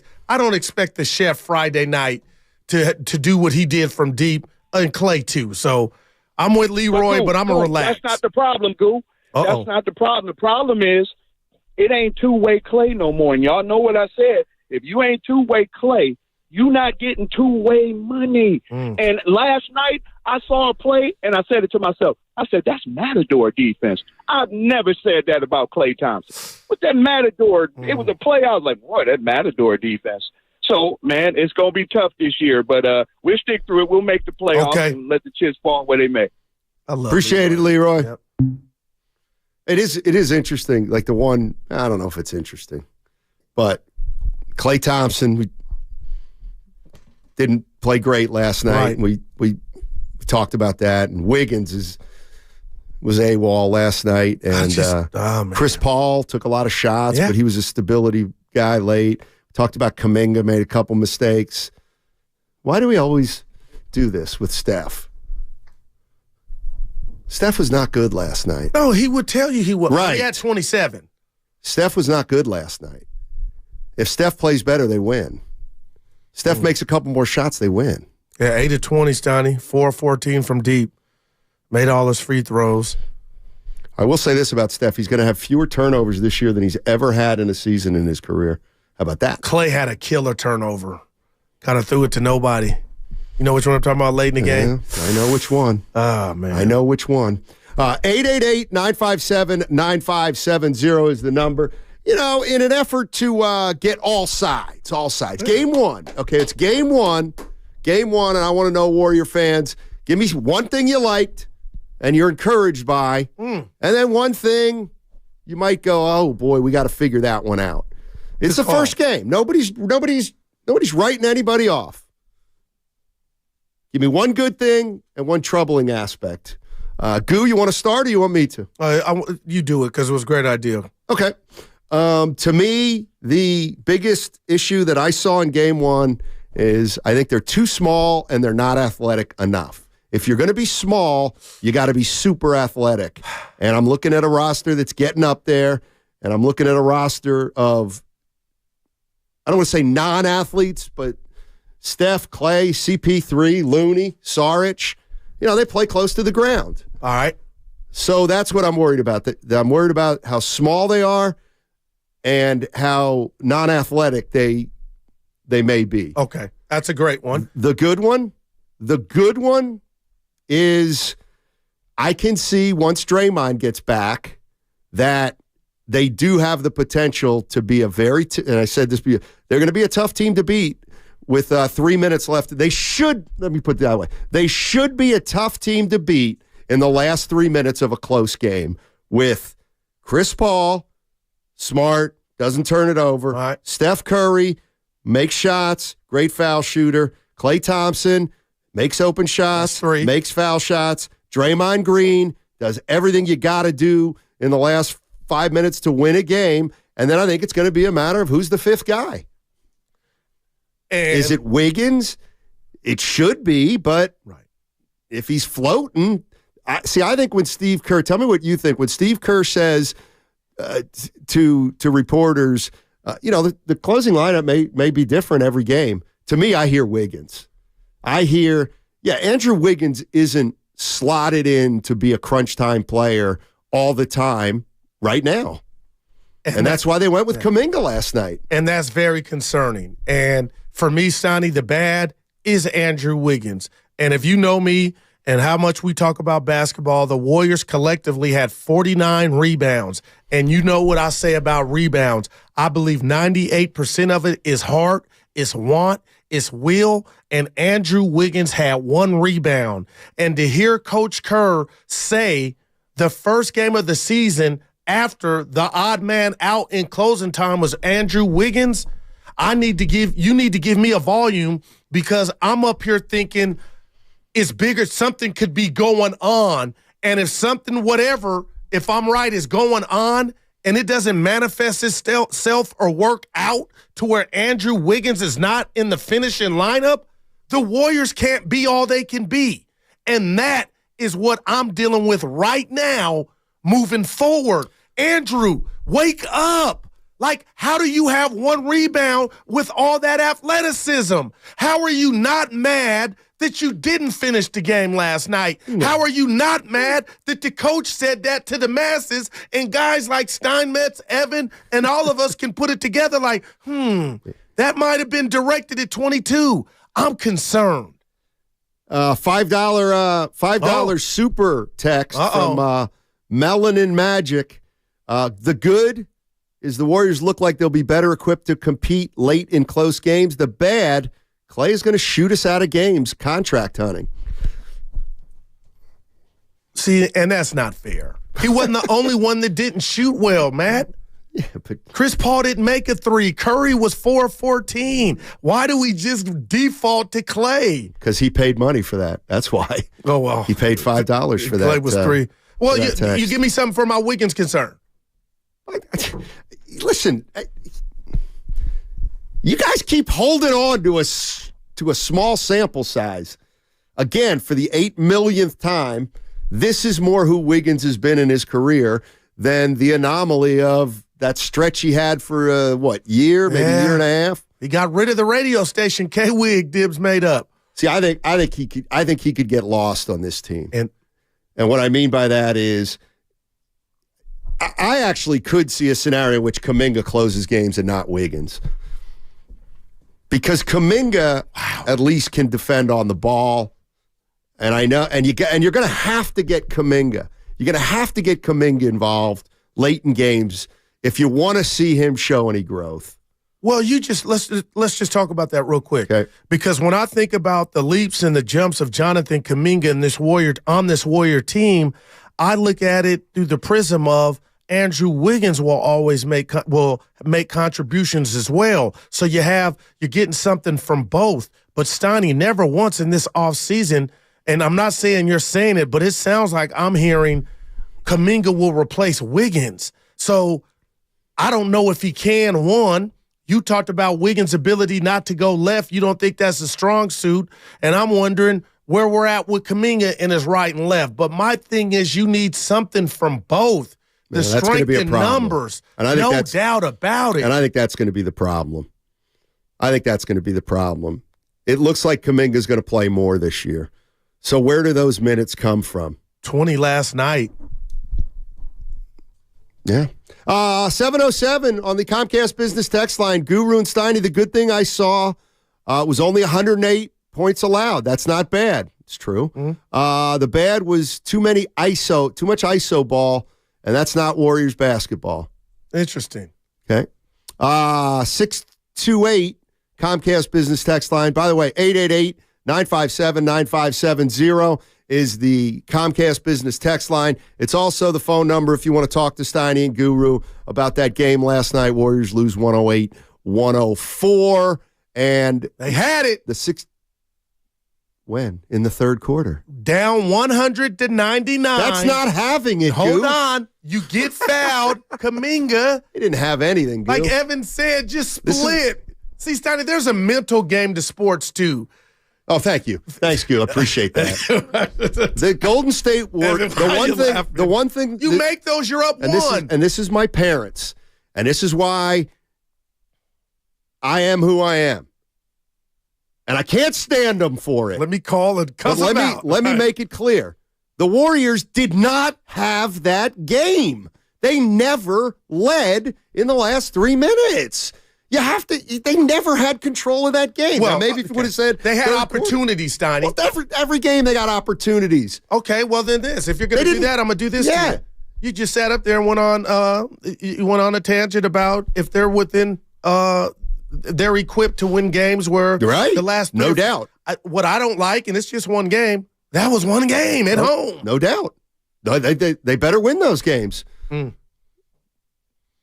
They better win those games. 408 on the Comcast Business text line. The good, we saw how Steph's going to play next to a true point guard because Klay's gone next season and Steph is the shooting guard now. All right.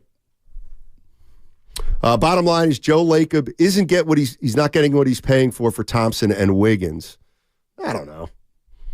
Was one game. Wiggins is 25. And he left last year. He had some stuff. Yeah, I was hoping Klay just started off good. First game of the season, get a couple hits. What do you mean? Klay shot him out the series in L.A., and Laker was in here with Bonte and Shasky saying 19. Yeah, it wasn't his best work last night. Klay's 9 for his last 37 from the floor. See, don't do the Bosa thing. I will. You can't go back other seasons. I will. Well, got to remember, Klay Thompson in October historically does not shoot well. No, we've talked about it. You got to remember that. And when he gets hot, watch out. Goo, I'll tell you what, Goo. No, you're always the gatekeeper to the feelings of the Golden State Warriors players. 925. Hey, Guru. They didn't say. Hey, Guru. Klay took 18 shots after starting 1 for 8. That's not winning basketball. You know who said that? Dublin Marge. Wow. That's not Okay. Steinmetz. Okay. That's Dublin Our girl. Marge. I love her to death. But Dublin, there's also a saying in the association, shooters shoot. That's what he's born to do, Steiny. It's not going to change his mindset. Well, that's... And Wiggins was shooting balls that looked like they were field goals. See, this is what I'm talking about. This is what I'm talking about. Arena got air in it because you could just tell it was going long. What'd you say about Klay if he's not going to change his mindset? Shoot or shoot.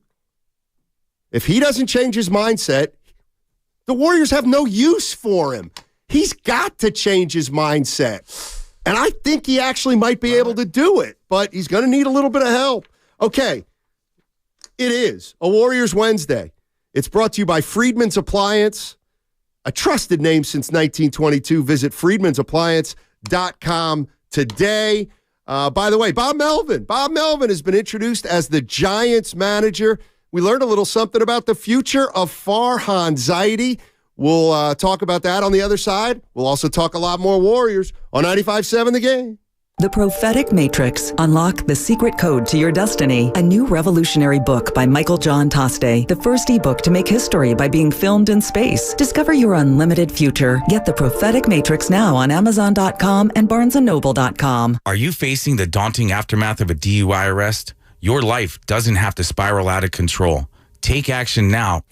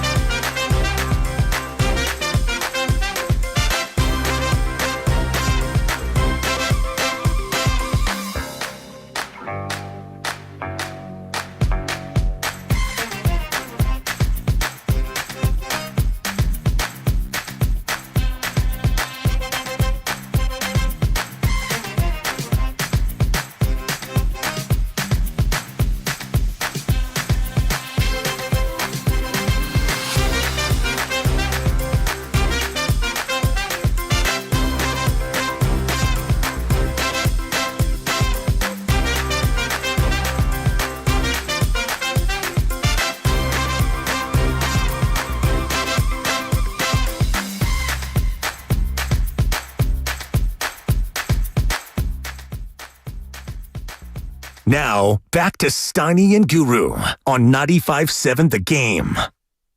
Steiny and Guru with you. 95.7 The Game. By the way, you want to play basketball on the same floor that Steph Curry plays on? You can. You can.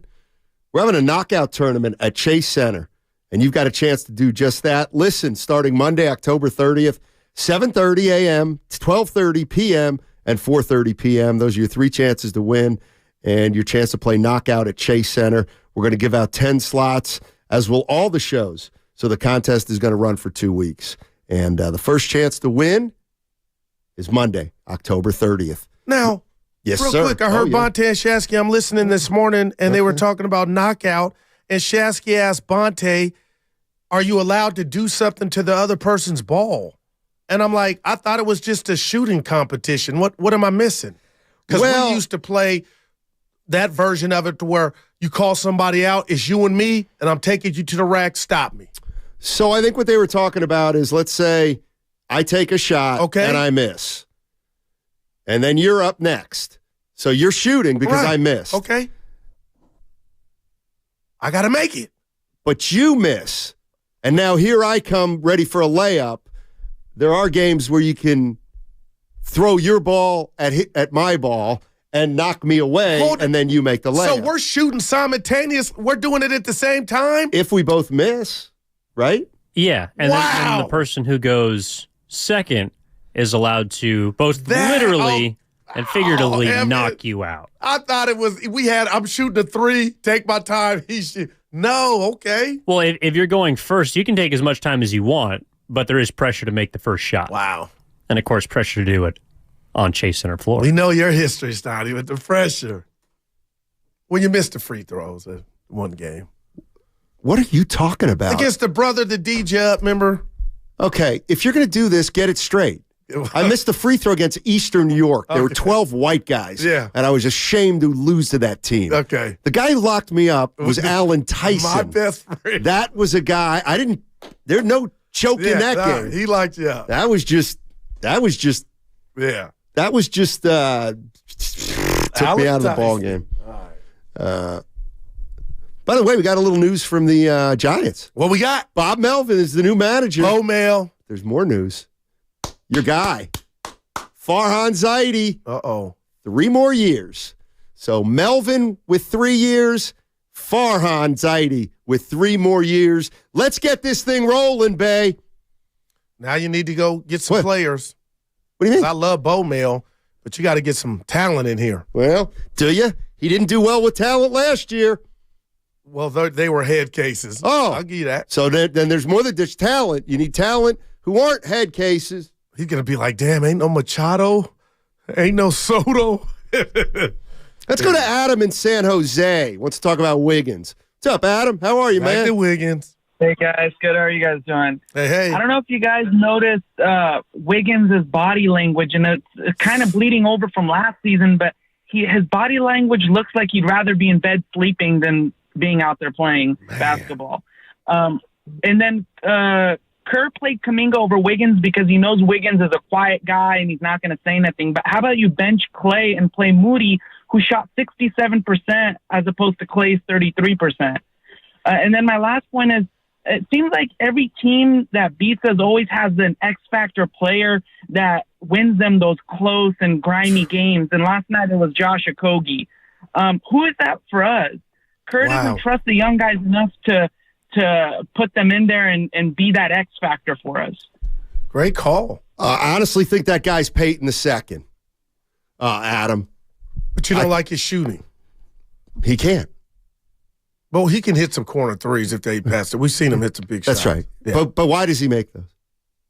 Because he doesn't make enough of them for anybody to guard him. Is what I'm thinking.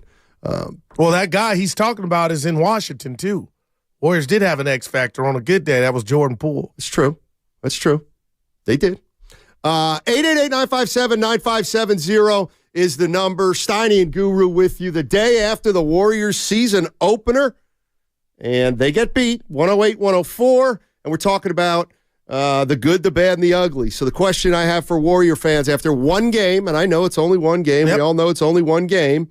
Give me something you liked about last night, and then one thing perhaps you're concerned with moving forward. I got to finish mine, Stoney. I gave you the bad. The good was 11 turnovers. What was the bad? I forget. Andrew Wiggins and where this thing can go and if he can get lost. I'm very concerned. And having Kuminga emerge, which I'm rooting for, is not good enough. It was supposed to be maybe both of them on the floor at the same time. Who knows? But to say you get Kuminga and his growth, but you lose Wiggins, that's not good for anybody. But the positive was 11 turnovers.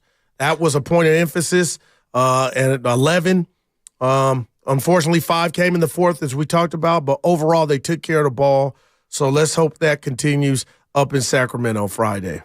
Well, here's the one thing I was thinking about, and this is what I mean by Wiggins could get lost. I feel like somebody's going to get lost. Why, Steiny? Well, you want to play Klay at 4, right, Spadone? Talking about playing Klay at 4. Is Spadone back there? Oh, yeah. Well, last night was rough for him. Okay, so what happened? Lakers.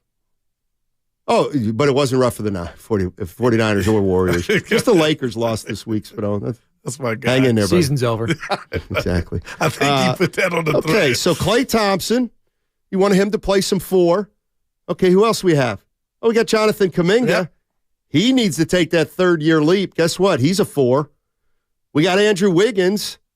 Well, he's got 3-4 more years left on his deal, and he's supposed to be a mainstay. You got Day-Day. He's a 3-4. You got Draymond Green. Man. He can play 4. Yeah, he'll play some 5 to get some other guys some time. That sounds like golf. A lot of 4s, Steiny. Maybe one too many. 888-957-9570 is the number. But he's the most talented. Who? On both sides of the ball. Who? Wiggins. How? Well, how do you become, or even somebody mentioned, it's not just me, Steiny, he's your second best player overall. Well, then you're done. Then you're done. How about that? Well, who's their second best player overall? I don't know. I don't know who it is, but sure, I don't think it's Wiggins. Draymond? Might be Chris Paul. Well, you're done. Well, to me, it's Wiggins. That's what I've been saying. And he's proven that. I know you said it was a while ago. I mean, imagine this. Imagine a big part of your season depends on Andrew Wiggins. And I think you're staring that in the face right now. I want no part of that. And I'm going to just say None. this for the people in the back. He needs to get his act together. He didn't finish last night and you lost. And he was bad. He didn't finish last night and you still didn't win and you know what? The game. If this is Wiggins, then Kuminga should finish. Yeah. He should finish. You may as well get him. You may as well get him some playing time. That caller, I forget his name. He would you can read body language. You can feel the lack of energy, or you can feel the energy. He did. He said Wiggins felt like he would rather be in bed. Stoney, I got that vibe. 701. Klay was +9, guarded KD as good as you could, grabbed 7 boards, had 3 assists. Yeah. But yeah, he's the reason we lost. Fans are so scared to say Steph was bad. Look at the Lakers series. Steph was terrible and got a pass. Klay took all the blame. Yeah, that's the way it is. We talked about that. Yeah. I said Klay wasn't by himself shooting bad in that series. And they had 5 turnovers between the 2 of them. But the sentiment to me is accurate. It's accurate. And there's question marks. Steph wasn't great last night. No doubt. No, he wasn't. I mean, and you could say it's just one game, but yeah, I do think it's possible to look at one game and say, huh, he was in foul trouble, Stoney. I'm talking about Wiggins. Okay. I know I was talking about I'm with Curry, you. But yes, I'm talking about Wiggins. You can't. You just wanted to use yesterday to start off good, you know? You can't depend. You can't rely on him. That is same thing, man. But I kind of get it. I don't know where he fits on this team right now, Wiggins. I know where he fit on the championship team 2 years ago. I was just going there. But he ain't that player anymore. Well, it's only 2 years ago. Something happened last year. Yeah. Something happened last year, and he's never been the same. And it may still be going on. Maybe. Free the People. Free the People wants to talk Warrior basketball. What's up, Free? Good afternoon, guys. Happy to be back calling you guys for basketball season. I got two goods and I got two bads. My first good is Chris Paul. He took care of the ball last night. He played a lot of good defense. He did his Chris Paul thing and was getting in people's way, getting in KD's way, having KD charge, drawing all kind of fouls on guys. I really enjoyed watching CP play last night. The assist-to-turnover ratio was amazing. The other thing that I thought was good was Kuminga's fire. Like, yeah, they called a lot of quick fouls on him, but he was talking mess to KD. He was talking mess to their whole team, not backing down at all. My bads are the defensive rotations last night were absolutely terrible. I don't know how many times I saw guys shooting wide open threes, all because people didn't know where to be at on the court. My next bad is Wiggins. Wiggins is looking like the guy that I did not want to come to this team. This is the guy I expected to see when we traded for him. We won that trade. We got the draft picks. When are we going to come up off of Wiggins and what we think he can do? He had one rebound last night. Josh Okogie was everywhere on the court. He was jumping for loose rebounds, slapping balls out to guy. Wiggins is just standing around twiddling his thumbs. Like, if he's only going to score 10 points and get one rebound a game, he for sure should be relegated to the bench. Moody should get those minutes. Kuminga for sure should get those minutes. But we got to figure something out, because if this is the Wiggins that we're going to get, Joe Lacob, get this guy out of town and let's get somebody who can actually help us. Let me ask you this before you go, because you're making some stellar points. Yep. And I hate to be this guy, but it's real. This is our basketball team. This is our team. We're Warriors. Jordan Poole and Wiggins were close as peanut butter and jelly. I'm wondering, I mean, he would be sabotaging himself if he just mentally wasn't in it. But do you think that could be something to where we're watching a guy in just one game look like he didn't want to be out there? I can't argue with that thought process. I could definitely see it being true. He may have took it harder than other guys, but if his emotions over that situation hasn't passed, if he hasn't been able to get over that, then he's got to go, because we don't need a guy that's only going to grab one rebound in 30 minutes of play. You're 6'8", you're athletic. You can get. I mean, we saw him do the rebounding thing we needed him to do 2 years ago. That's what made him really fit and made him special in the Warriors' game plan. But if that's not the effort we're going to get this guy out of town, man. I was never a big Wiggins fan since I saw him only score 6 points in his only tournament game. When they lost in the tournament in Kansas a few years back, they lost to a team they should have beat. I can't remember the exact matchup, but he had 6 points. He had no drive. He had no effort. And that's what he's kind of shown his whole career. Yeah, we got the best out of him that 1 year, but that guy not showing back up. He's mentally out of it, man. Get that guy out of town. Hey, thanks for taking my call. Happy Wednesday. The NBA season is back. I will for sure be calling in to you guys multiple times this season. Have a great day. Wow, Steiny, I ain't Dr. Phil, but and then the other part of this thing is the mental is worse than the physical if it's mental and he's out of it and some things went down. But I'm just saying, I don't think this team can overcome Andrew Wiggins not making contributions. In 27 minutes with one damn rebound, with all the athletic gifts you have, come on, Drew. And then you basically got called out in the postgame. Because that's your spot. You were the starter that wasn't in there without Draymond. I'd be hot as fish grease. I like that. But you'd be hot as fish grease for. Here's where I feel like Klay can have a bad game and he still finishes. I can't, coach. No, you can't. Listen, when are we going to stop acting like Wiggins isn't an anomaly? When are we going to stop talking like Wiggins isn't inconsistent? This is who he is. He floats. He floats. He had a stretch of basketball for the Golden State Warriors at an opportune time, and he really helped them. But that's 1/10 of his career. Oh, man. I hope you're wrong, Steiny. Why? But I'm not wrong. I'm right that 1/10 of his career has lived up to expectations. Like, I'm right on that. And now, what he does from this point on, I don't know. But it's dire that he not float anymore for them to be a factor. That's what's scary about this. Can you ask a leopard to change his stripes? Can you ask a leader? Can you ask a non-leader to be a leader? I thought it was Spots, the leopard. What did I say? Stripes. You might be right. I think you're right. Spots. I think you're right. I'm okay with that. Yeah. Snotty, this is a problem if he's going to come out balling Friday. Oh, yeah, sure. Quit guessing. Quit guessing. No, I'm First hoping. Of all, I'm hoping. Quit guessing. I'm hoping. And quit giving the benefit of the doubt to only the home team. You know I don't do that. Yeah. Let's go to David. David's in El Cerrito. Hey, David, what's going on? David might be asking a great question right here. Hi, David. How you doing, buddy? Well, I'm doing good. Leopard spots, zebra stripes. There we go.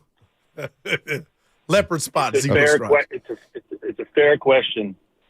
Does he even like basketball? And I say this because I grew up playing with soccer with a guy who ended up being U.S. men's national team, like under 50, the works, you name it, he was all of it.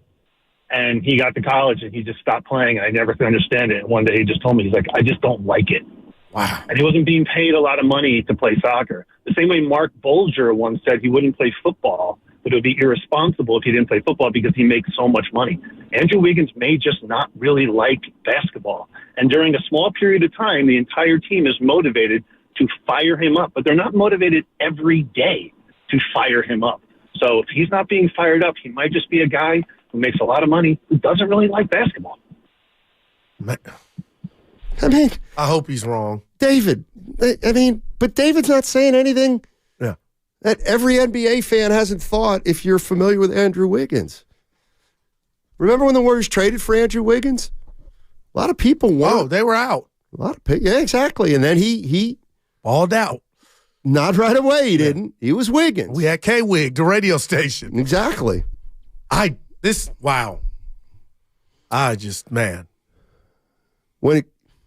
here's the other thing, and this is where I try to, you gotta put the rat on the table, Goo.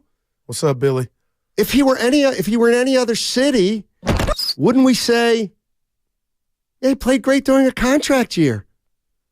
That's what he did. Oh boy, I didn't even. It was a contract year, and he got $100 million after it.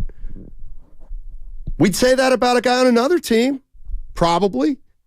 So, I'm not liking the way Wiggins, Wiggins is mellow. We know that, but you can tell when he cares and he doesn't, even though he's mellow. Yeah, he'll turn into Draymond Green. You can feel it. It's a vibe. I'll say this. For Steve Kerr, after game one, it's like when you have children or you're a boss at a company, Steiny, there's a way to discipline or send messages. Some are subliminal, and if those don't work, then you just rip the Band-Aid off and you say what you got to say. I think last night after game one of the Golden State Warriors season opener, Steve Kerr called out Andrew Wiggins in a way that he's hoping maybe the charcoal will get lit and light his fire. I think that's what that was about. How do you dare say that after one game that the rotation is in flux, the finishing lineup, and then we're looking at who wasn't in it? Wiggins, Kerr shook your cage publicly. How you going to respond? Well, and you ain't got to go 10 for 12 or 14 to 18. Just show some fire. But why should the Warriors rotation be set in crunch time in game one? First of all, they're missing Draymond. So we know he's going to be on the floor when it matters. So, okay, we put him to the side. Right. But who the hell is Wiggins? And that's my point. Who's Wiggins? He should remind him who he is, to where when you talk about the finishing lineup, let me finish, Steiny, you would be like, pass. We can't afford to take him out. He possesses that much skill set. That's what I'm talking about. Drew needs to call me. That Gary Payton, take that trip, but we're back there over the 30 Bay Bridge. Years old. Steiny, he ain't crazy and decrepit. The boy's got talent. How many years are we going to have the same conversation? Now that's about concern. About it. Well, he's yours though, Steiny. No, he's not. On the Golden State Warriors. Okay. Right. And this is who he is, so get used to it. I mean, man, he's an enigma. He's always been an enigma. And if he's missing his guy, Jordan Poole, or thinks JP got a raw deal, then that horse is so far gone out the barn, Steiny, it ain't coming back. And we'll never know. But somebody's not going to. He's so chill. It's like, you know. Right, exactly. That's who he is. But then it's okay. But then you wait for game day, ball tip. Right. Let me go out here. We ain't got Dre. Let me show him something. They talking about we don't know who's finishing. Who are you talking about, finish. though? Andrew, He's not that. Yeah. Stop doing that. That's not who he is. Oh, it's like I'd come in tomorrow, and you're like, Steiny, I need you to be a nice guy today. All right, there you go. What do you mean? What do you mean you need me to be a nice guy? Yeah. I need you to be a different kind of guy. I need you to be supportive. You know what? You can lose the sarcasm today, too, Steinmetz. Yeah. I need positivity, and I need friendliness. We'll pay for that. Well, I'll try. But guess what? It's probably not going to last 4 hours. Man. Well, then they got an issue, man. And if you think the solution, all you guys out there, and I'm not saying all of you are saying that, we got Kuminga. We can just afford to let Wiggins sit and make nothing, do nothing. Nah, we ain't going far. And I'm saying we ain't going far. Hey, I'll play Kuminga over Wiggins every day of the week if that's the effort each is going to give this season. And I'll tell you right now, agree with that. Every single Warrior fan would probably agree with me on that one. 888-957-9570 is the number. I see Daryl. I see Diego. I see Mike. We will get to you guys on the other side. 888-957-9570. Warriors get beat in their opener. Not the end of the world at all. Chris Paul, Steph Curry have to get a little used to playing with each other. No Draymond Green. Had a shot. 888-957-9570. Hey, you want to play knockout on the Chase Center floor? We have an opportunity for you to do just that. Starting Monday, October 30th at 7:30 a.m., that's during the morning show, 12:30 p.m. during our show, and 4:30 p.m. during Willard and Dibb's show. That's when you listen for your chance to win. It's your chance to play knockout at Chase Center. We are going to give out 10 slots, as will all the shows. So the contest is going to run for 2 weeks, and we're going to have 30 people involved in this knockout game at Chase. Your first chance to win is Monday, October 30th at 7:30 during Bonte and Shasky's show, then again at 12:30, then again at 4:30. You got a chance to play on the same floor that the Golden State Warriors do, and it all starts with your chance to do so Monday at 7:30. Hi, this is Brian Bakhtiari, Executive Manager of Stevens Creek Subaru. With fall here,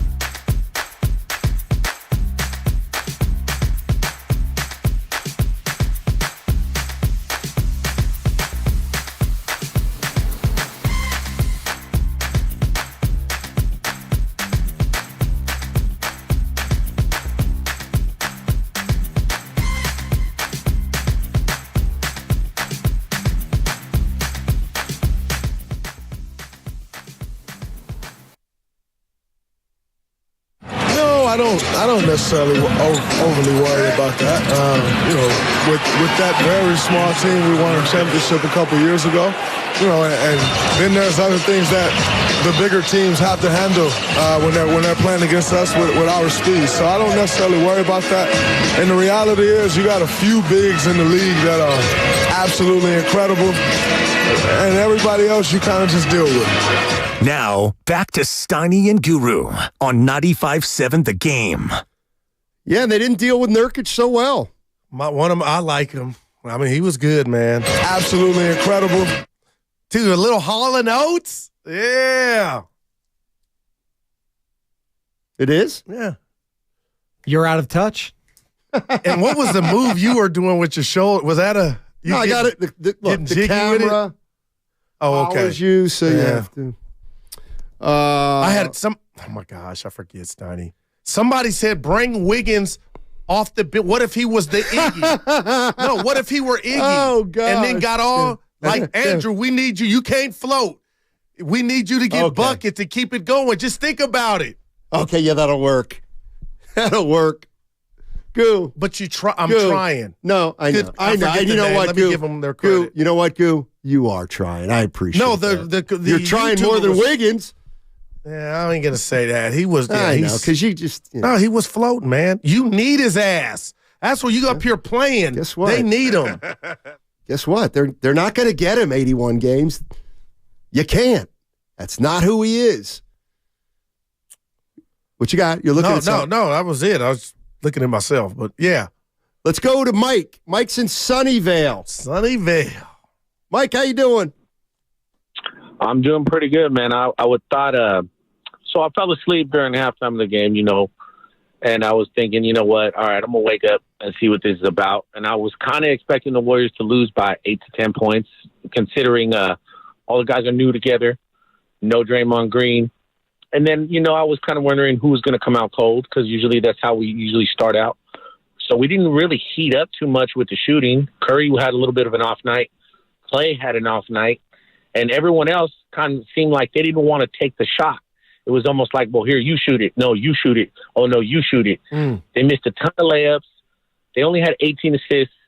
But the stat that stuck out to me was we had 28 free throws, and, we only lost by 4 points. Considering all that, I think the Warriors are going to be in good shape this year once everybody settles in. This is a 40-win-plus team. I think they're good, man. I think everybody. So you're not concerned about Wiggins at all? I'm not worried about Wiggins, man. Wiggins is going to do Wiggins, and that's what he does. And we accepted that already. We showed that last year. He's going to do what he's going to do like that. We're just going to have to live with it. Once Draymond comes back, things will get a little bit sharper. He's going to be able to coach out there on the floor. We're going to make those layups. Curry's going to hit those shots. Klay's going to hit those shots, man. If 4 points was only the difference, and that was Phoenix's best shot, I'm feeling all good about this year, man. Well, it wasn't Phoenix's best shot because 25 points was on the bench, Steiny, right? Yep. And I know Draymond didn't play, but Bradley plays that game last night. Good God. One thing, too, I've been thinking about is, all right, so you got Chris Paul and you got Steph Curry. All right. So Chris Paul, right, yes. So Steph's going to play 32 minutes a game, all right? So if you give Chris Paul every single minute while Curry's off the floor, that means you've got 16 minutes on the floor with just Chris Paul. All right? So there's 16 automatic minutes for Chris Paul. Any amount of minutes he plays over 16 probably is going to be with Steph Curry. All right. So let's say hypothetically that's going to be 15 minutes a game. During those 15 minutes a game, who else is on the floor for you? And the reason I'm asking that is because now you're starting with a really small backcourt. So maybe you go with Klay, Wiggins, Draymond. Is that going to be big enough? Is that going to be able to stop the point of attack? See, the one thing I do want to see is how, and defense is going to be an issue. We know that. But how does Chris Paul has the ball in his hands a lot? Steph Curry can have the ball in his hands a lot or not at all, depending on what he wants to do. And then Draymond Green, who needs the ball in his hands a lot. Like, how's their offense going to look with those three guys on the floor? That's a great question. I don't know. To the caller's point, Stoney, I felt like early in yesterday's game, I didn't bring it up. I forgot. They were overpassing. I don't know if you felt like that, but I felt like they were getting acclimated with each other, but they were overpassing. But there was no fluidity to the offense. I don't feel like the Warriors tried to run at them. Stoney was just, again, my word of the day, methodical. Do you really think this team's going to be able to run? We're going to find out Friday. Steph's 35. Paul's 35, 6. Wow. Klay, Draymond. I love the young They got the oldest front line just with Steph, Klay, and Dre, and then you add CP3, you're the oldest team in the league. But age is not what lost you the game last night. They were awful from three, the whole team. Stoney, maybe that's field, age. Get this. Maybe that's 36 of 101 shots. Yeah. That's how many out of 101 shots they took from the field. Yeah. The Warriors collectively made 36. That's 35%. Did you guys watch both games last night, the Nuggets and Lakers? Big chunks of the first game. So a lot of people think that those are the four top contenders. You can add the Clippers in the West as well. It felt like the Nuggets were a tier above all those other teams last night. And I'm in denial about just. I would agree with that. And but I'll say this. Yeah, good call. It may just be because they've had a head start. They have the same team that just won a championship. They lost two pieces. You're going to laugh at the two pieces, Green and Brown. Right. Okay. Role play. But Bodona, you guys tell me if this word fits. Denver matches them. When I say they match, they got a little bit of, I got some ketchup. We got mayonnaise. We got mustard. We got relish. The Warriors don't have that luxury. They don't even have a true big. We got a guy that we can throw it to alley-oop. Here comes Porter Jr. We got a guy that can be D-Wade with Murray. We got a center that can take you out. We got it's filthy. And that's why Denver's scary, Stein. It's what we thought the Niners had offensively. We got a tight end. Yeah, I was saying all about Denver last year, if you guys remember. Oh, boy. Steiny, who do you think's going to win it after Milwaukee? Who's coming out of the West? Denver. Denver's coming out of the Milwaukee. West. Oh, but Steiny, they don't have enough pedigree. Ernie Chavez will let us know if you said it. He knows I said it. No, we'll get the volume. But that was a good call. They could do it again. Come on. One championship. That's cute. But Spadoni, real quick, I watched that game, and you're going to call me the weirdo, Steiny? I saw enough from the new Lakers to where they cut that lead to 4 to where I'm like, I don't even need to get blown out. This opening night, ring night, I seen they're going to be a problem is all I'm saying, guys. I know I'm different. Yeah, and you're not always right, so. None of us are. But I'm having a hell of a year. Willard put that in yesterday. Hey, I hope he's not listening, but. What? He was at the game last night. He had dibs. I can't wait to get your thoughts. It does bother him when I say I'm having a hell of a year. It bothers everybody because it's not real. No, it is real. Stoney, you got to have a take to have a hell of a year. Real. Well, I'm having a hell of a year because when Andrew Wiggins came here, I said this is the kind of player he is, and then he has one stretch of good basketball, and everybody thinks, this is who he is. No, it's not. Now, to defend Drew. Not. Oh, here we go. We're one game in this season. Okay? He had some drama last year. He gets a pass, Stoney. Oh, everybody does on this team because they're the home team. Diego in Marin. Can't criticize the home team too much. Hey, Diego. Hey, Stoney and Guru. Hey. I think the biggest problem on the Warriors is Curry because over the last 8 years, Lacob has been willing to spend enough to put enough talent around Curry to make up for his lack of size and lack of athleticism. And since the CBA has been changed to punish teams trying to buy rings more than ever, the Lacob isn't willing to be the first $500 million team. And that's all because of how much he spent in the past. The league has corrected itself to stop the checkbook dynasty. Wow.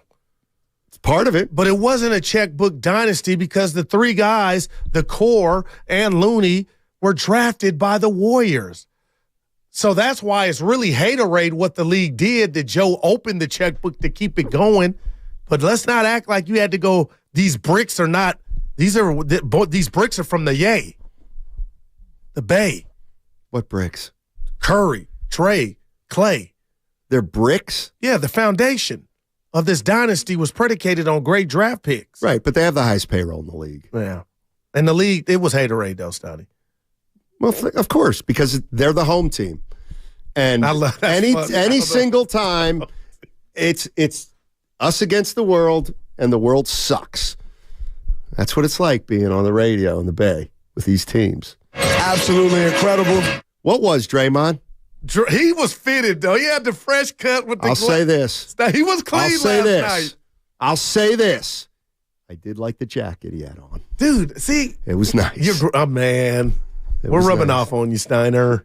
It's one game. You're actually not. You're not rubbing off. Your street cred's growing. You don't even know. I don't want it to grow. Yeah.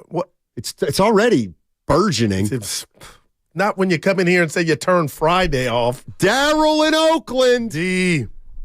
Hey, Daryl, how you doing? Hey, guys. All you, buddy.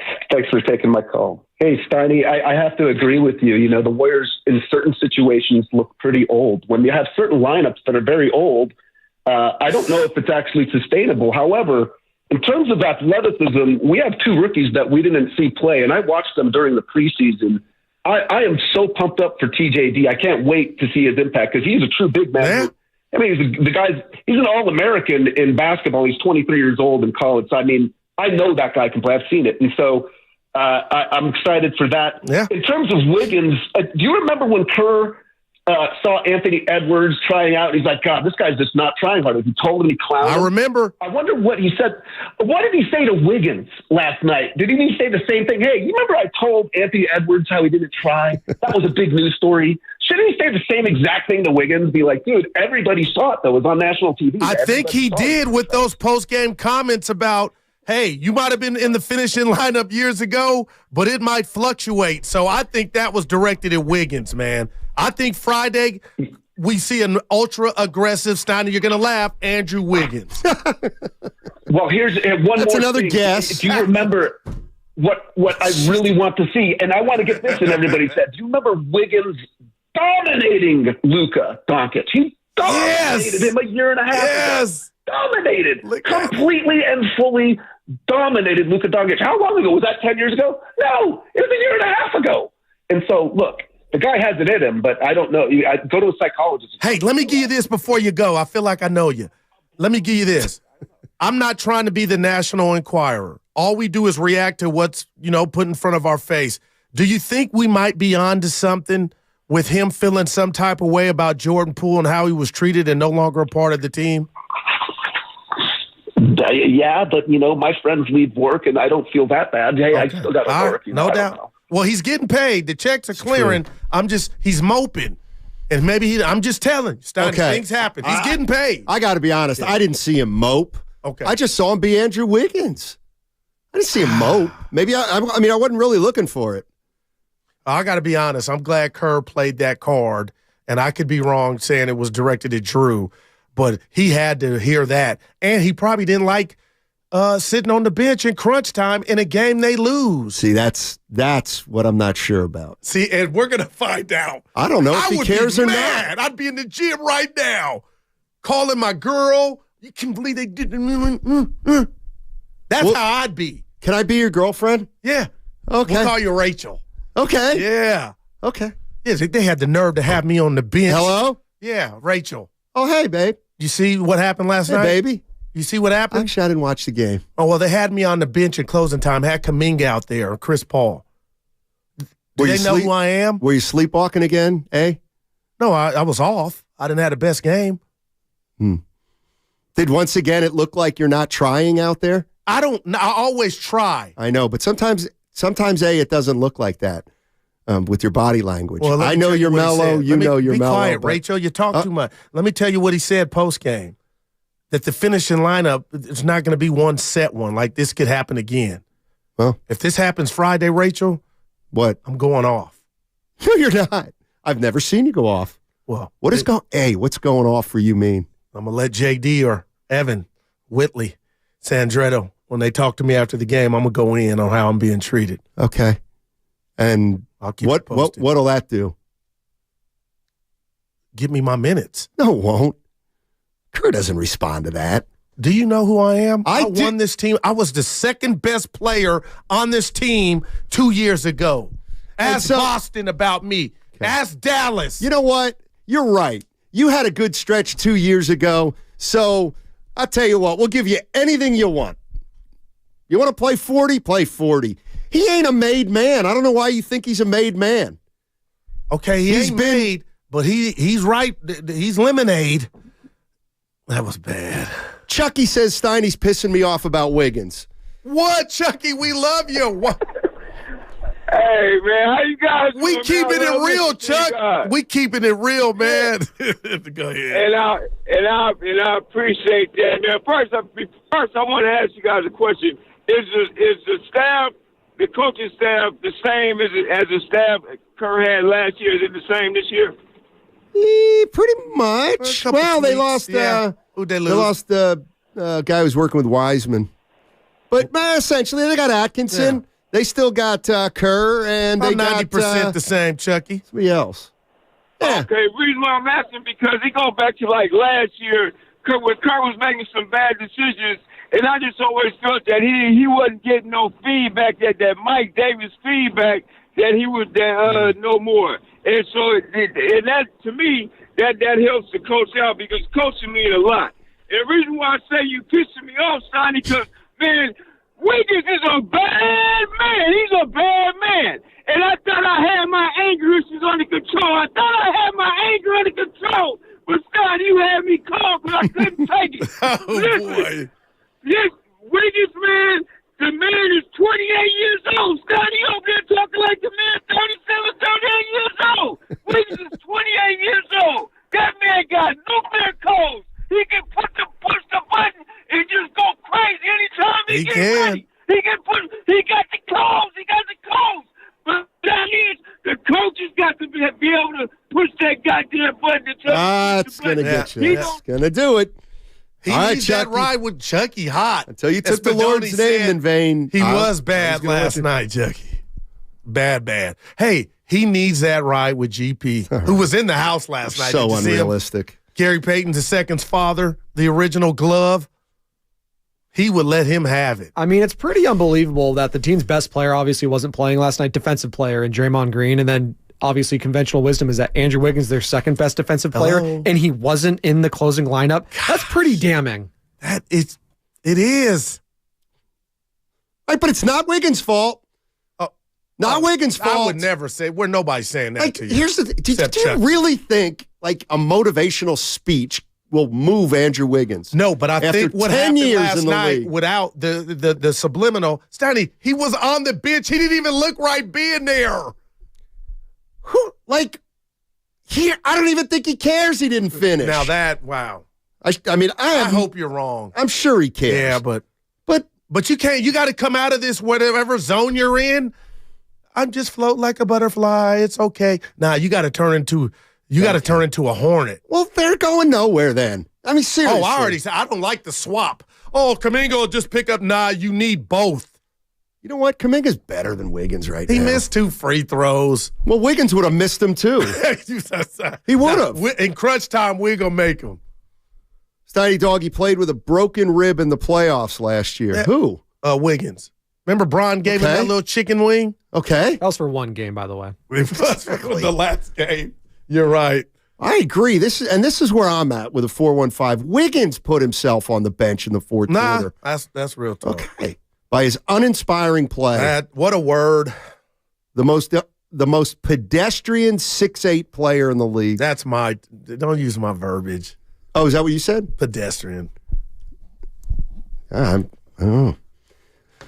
888-957-9570. Let's get off Wiggins. You know why? You know why we want to get off Wiggins? Because he didn't do anything last night. He cost him a dub. No, he didn't. No pun intended. No, he didn't. He didn't place down the stretch. If you don't play down the stretch, you're not the reason you lost. What did I do wrong? Well, you were Shut up. 43 from 3. How did the Phillies choke? That's a choke. There we go. Yeah, they choked. Up 3-2 at home. Oh, yeah. Yeah, that never happens. Come on, Steiny. Is this hey, Spadone, this is the first team ever that's come back from 3-2, huh?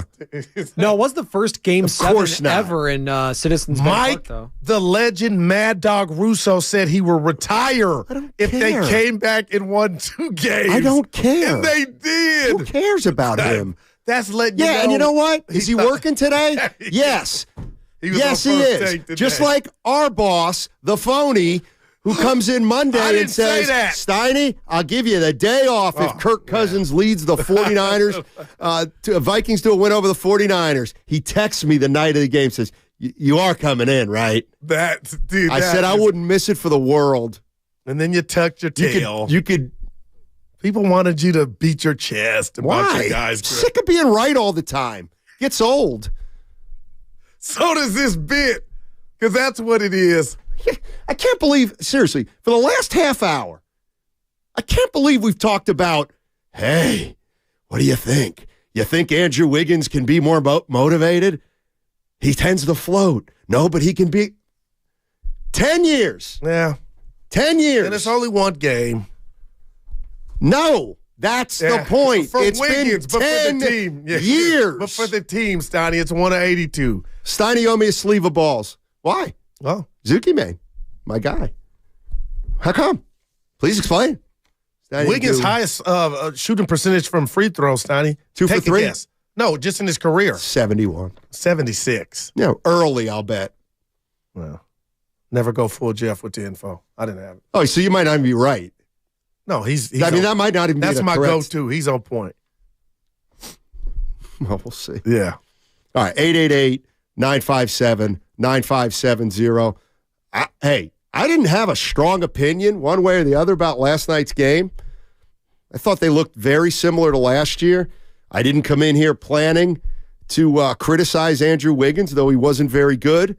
But I'll tell you what, if you're going to stand up for Andrew Wiggins and think he should be given something, I am going to fight we're not you asking on it. for that. Well, what are you asking for? No, this is on the personal level. Wig, if you got a beef with the team or in the locker room, which I'm starting to think it may be, that has you looking so lackluster, then this is a major issue. This is something that will just get bigger. So I'm going to leave that there. I hope that's not it, and I hope it's just he got the message last night, like a late-night text. Oh, if my ass ain't playing or at least trying to crash the glass, I'm going to be sitting. Yeah, I know. That's the way it should be. That's the way it should be. Dude. It's the craziest notion. As you were saying that, I just got it, and it's play the people in crunch time who deserve it.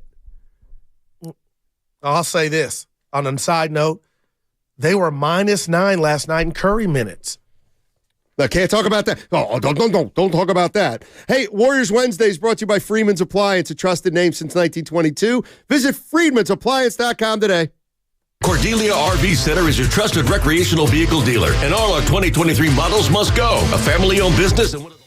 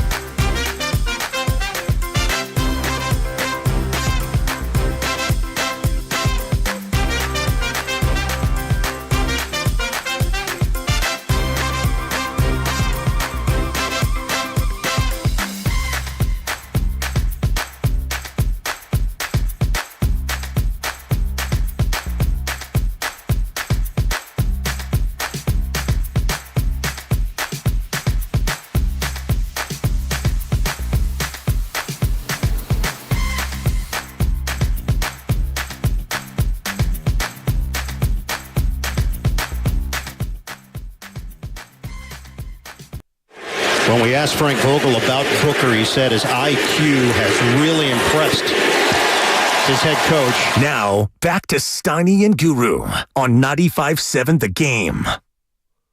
Who was that? Iron Eagle. The great. So those are the CP3 chants? When we asked Frank Vogel about Booker, he said his IQ has really impressed his head coach. All right. Nice try by the Warrior fans. Hey, I'll give you an A for effort. If Dibbs and Willard were in the house. We can ask them. It was loud. Well, it was coming out. I was like, oh, my God, he's getting again, Mom and Dad, this is their fault. You just said Willard and Dibbs were there. It was loud.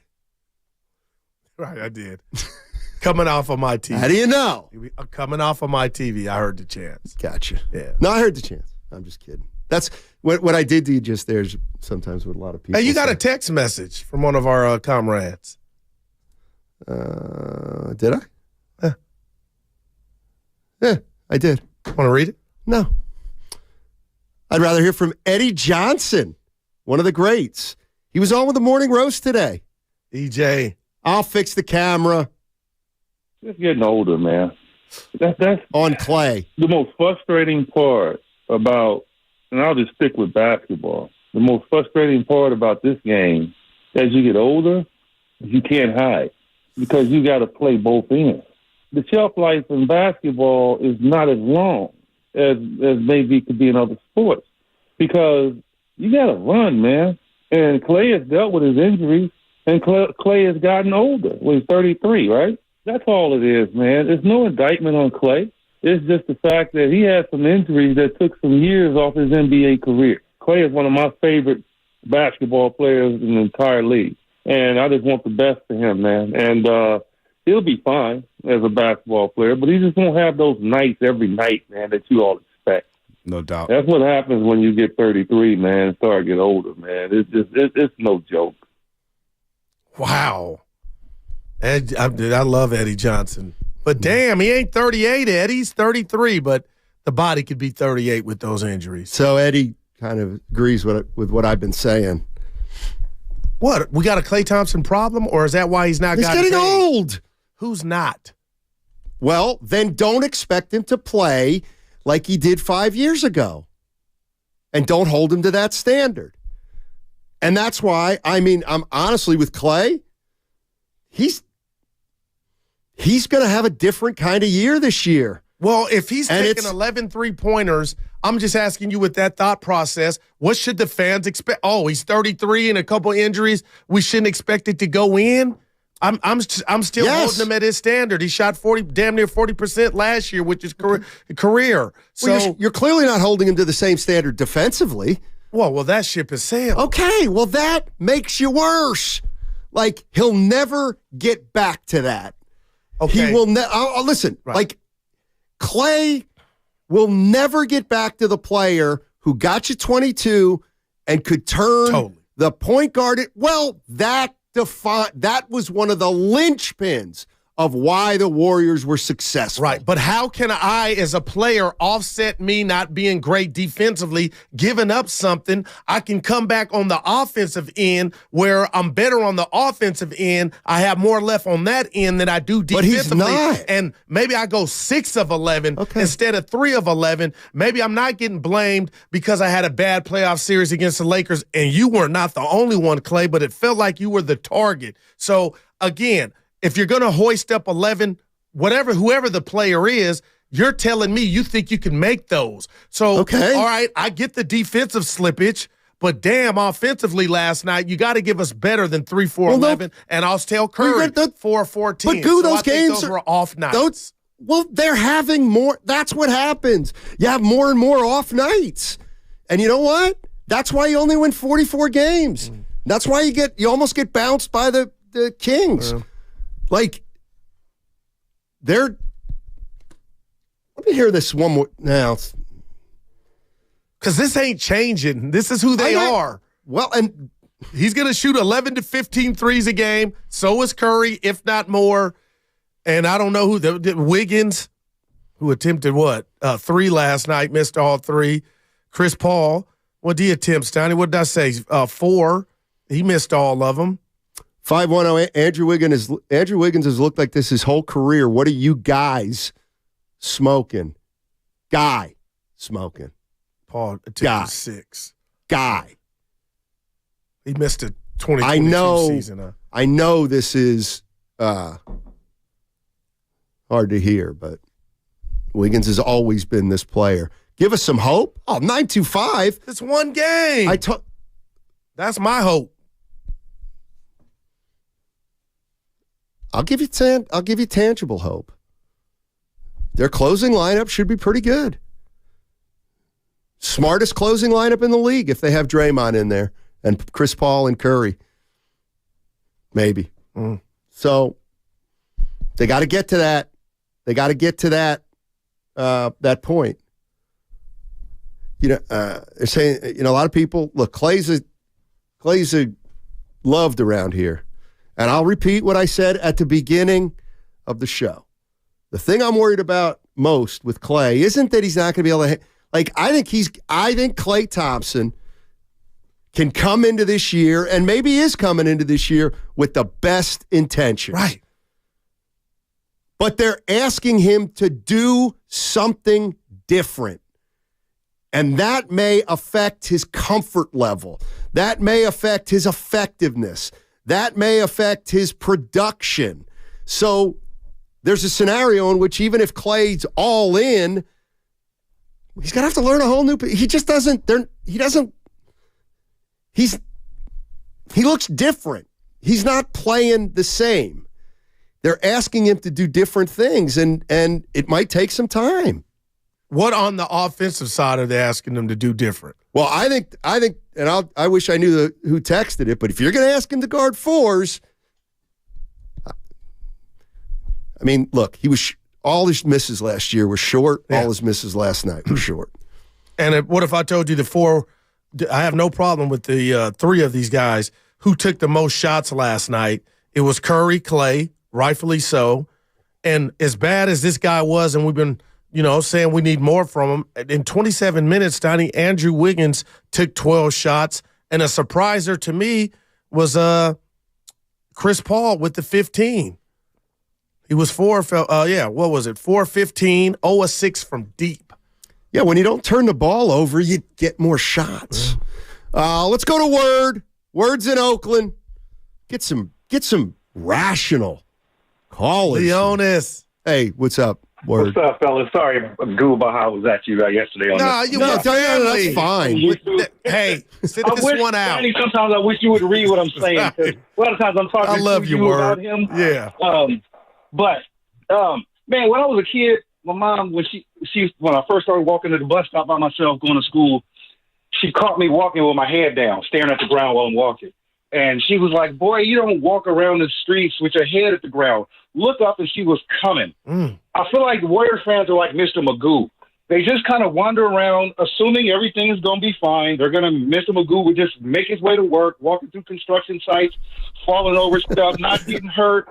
He just ended up there. And I feel like Warrior fans are like that. Like Steiny is telling y'all, like my mama, look up, boy.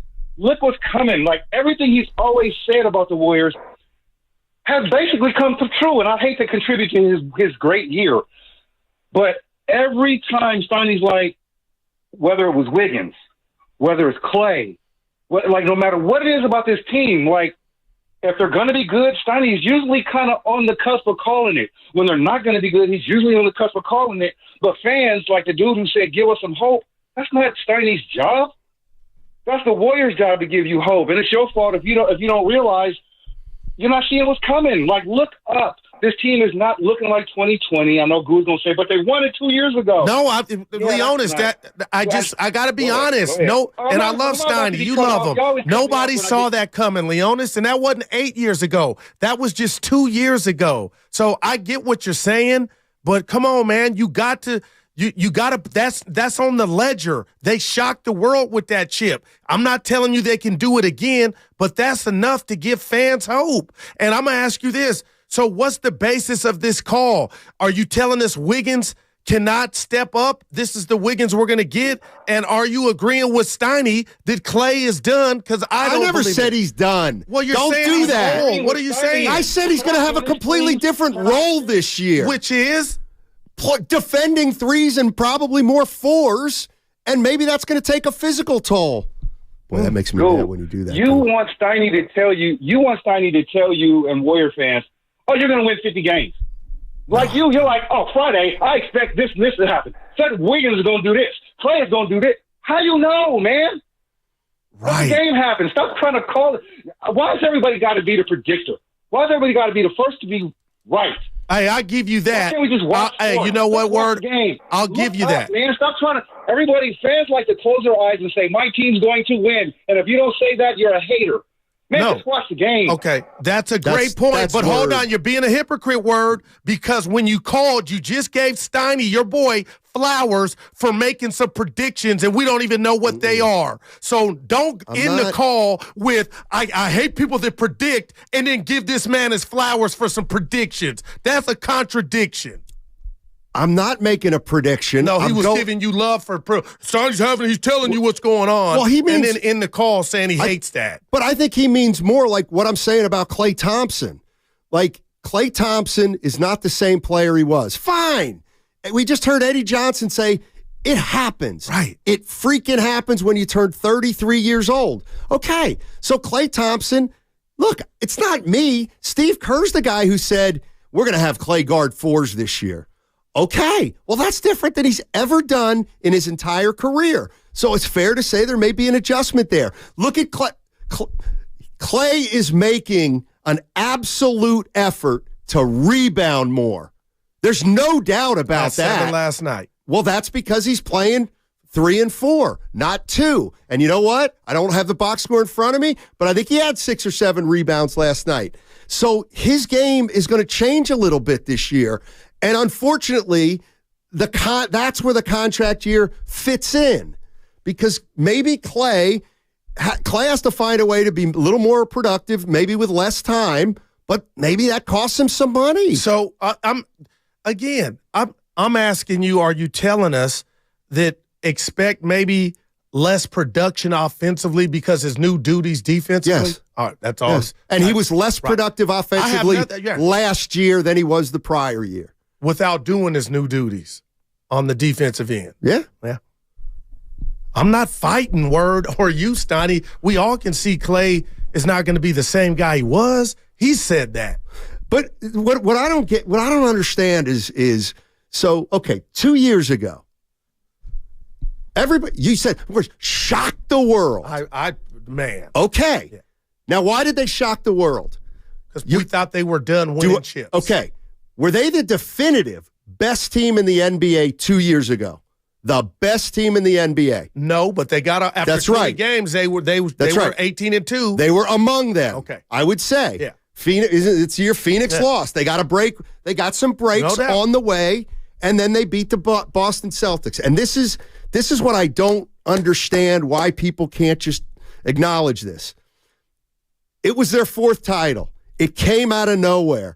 It is probably the title they're most proud of because many did think they were done. I didn't think they were going to win the title this year, 2 years ago. Okay, so they won it. Well, you got to look at why they won the title, how they won the title. And one of the ways they won the title was they played better than a lot of teams when it mattered most. Okay, so now we come last year, everything falls apart. Like, beyond basketball. Right. But they weren't the best team definitively 2 years ago. We're all acknowledging Klay's not the same. Draymond's not the same. Okay, so nobody's the same.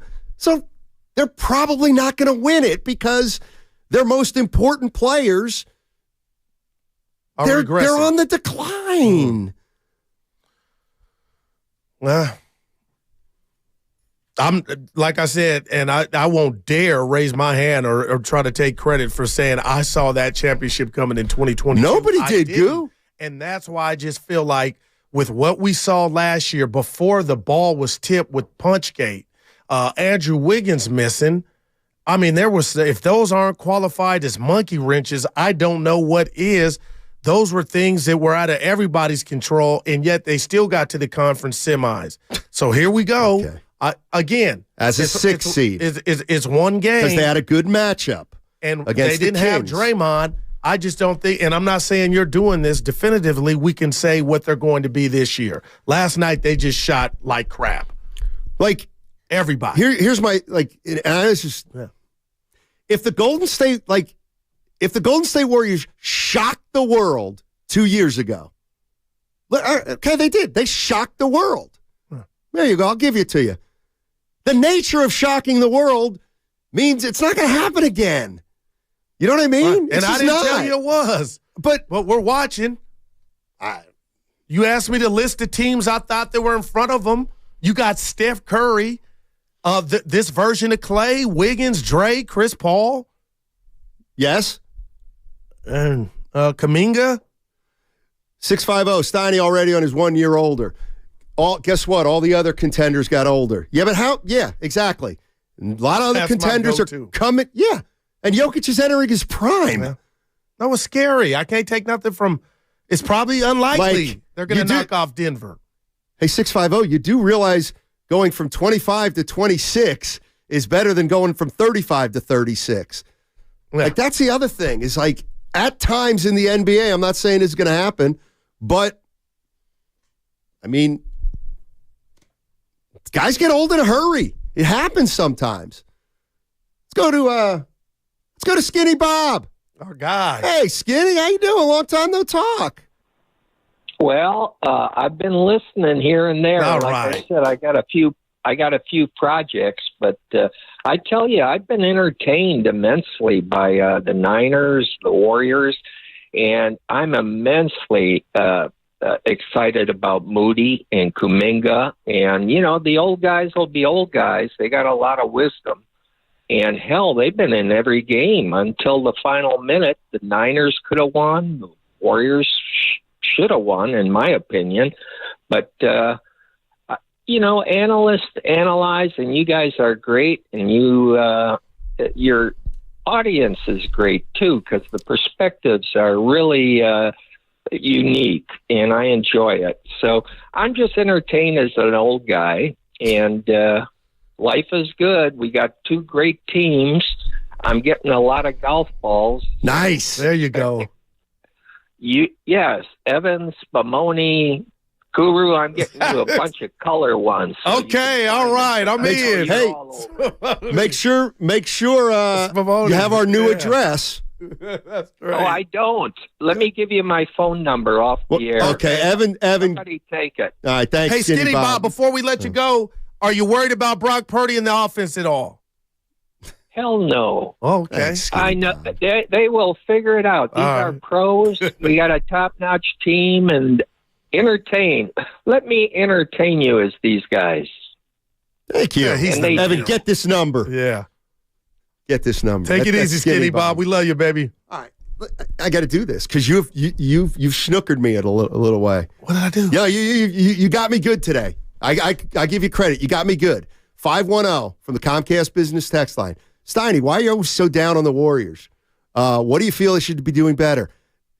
That's the part that's driving me crazy here. Guru was asked a week ago if he thought they could win a title. He said no.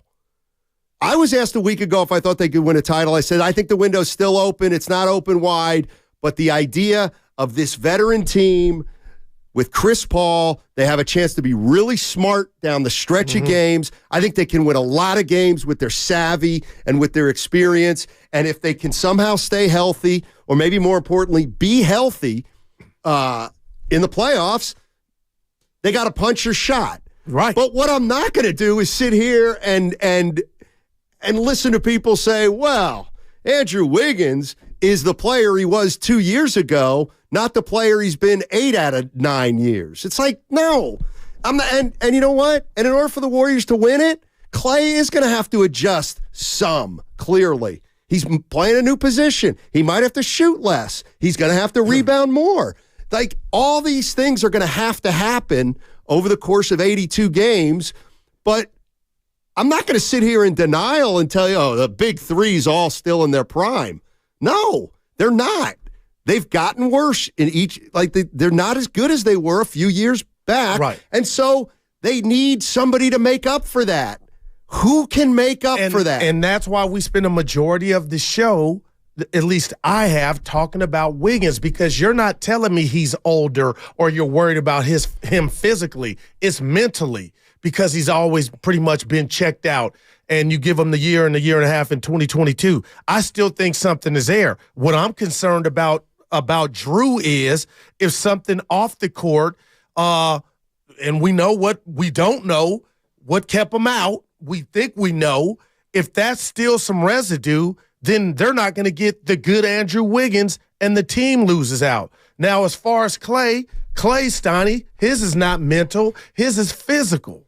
And we'll see with this new role, can he get back and keep up the shooting? But I hope you know. I don't think nobody's calling in telling you we think Klay Thompson is the Klay Thompson of old. Pre-injury, that ship has sailed. But Andrew Wiggins, after one game, the body language to me has me concerned. Not the loss, the fact that he was not out there, the fact that his head coach said, this could fluctuate the finishing lineups. Like, oh boy, okay, if Wiggins is a zero, Steiny, and you're getting nothing from him, I really don't think this team has a shot.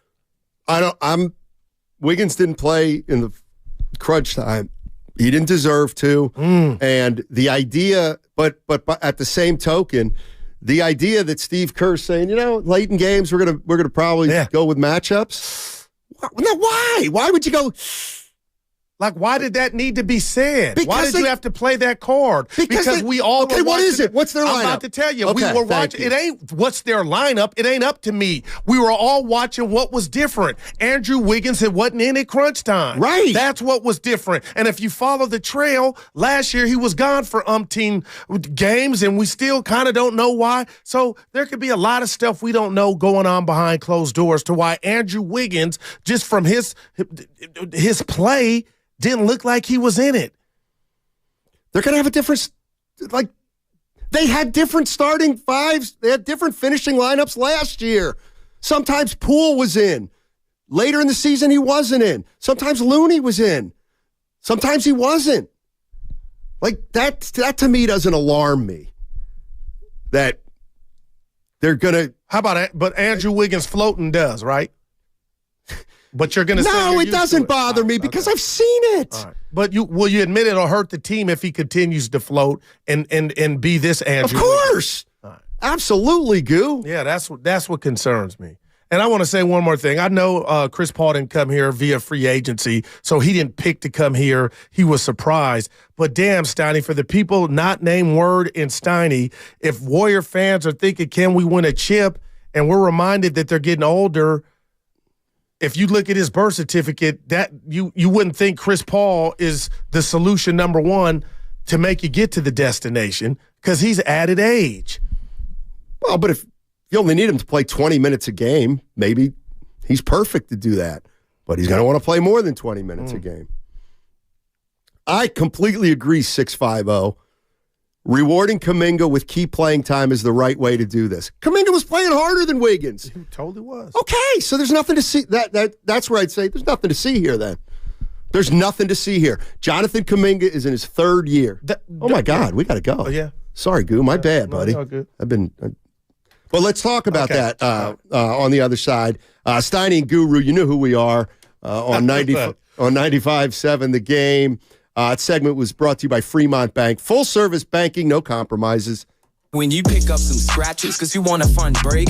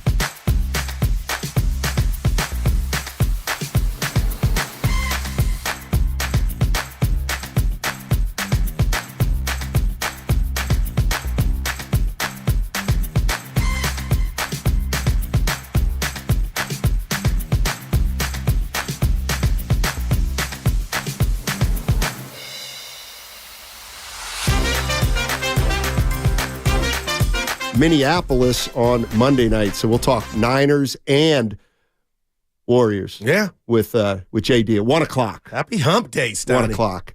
Let's go. Let me quick take B in Oakland and fix the my town. Hey, B in Oakland, what's up, buddy? All right, how you guys doing today? Hey, we're doing well. Hey, right on. And I was listening to both of you guys, and both brought up some valid points. And I do believe that Klay is not the same anymore, offensively, defensively, and Wiggs, his body was on the floor, but it's like his brain was somewhere else. And, man, I'm here, but I'm not. And, and I'm looking at it like to the point as far as, like I say, without that man in the middle, I don't know how they're going to get there. It's going to be tough. So as far as I know, as far as the rebounding, they're going to have to do it by team. Everybody will have to be hitting them boards. But like I say, it's going to be real tough for them. And as we know, the window is closer and faster than what we think. But yeah, and for us, one last thing. Sure. As far as the 49ers offense, I got to say, they kind of got me worried a little bit. Appreciate the call. 888-957-9570. Who are you more worried about, the Niners or the Warriors? Oh, that's not it. Look at you. Well, who is it? Well, the Warriors, the 49ers and the injuries. Because the Warriors is one game. And I'm talking to myself now like I do on the drive-in. Wait, so you're more worried about the 49ers? Yeah, because they're actually good? Warriors, dude, you're funny. You want to talk to Filmo Mike? Oh, man, I can't wait let's hear what he got. But it says Filmo Mike, it's one game. Like he's gonna chastise us because he's gonna say, calm down. But before, this is how we do it, Mike. Yeah. Before we bring him on, nothing's concerning more than Wiggins' body language. Okay? But that's a concern. In one game it was. Yeah, that's a concern. He didn't finish. No, we've had that concern for a decade. Let's see what Mike said. What's going on, Filmo? Mike. Come on. Andrew Wiggins' body language, I don't care about his body language.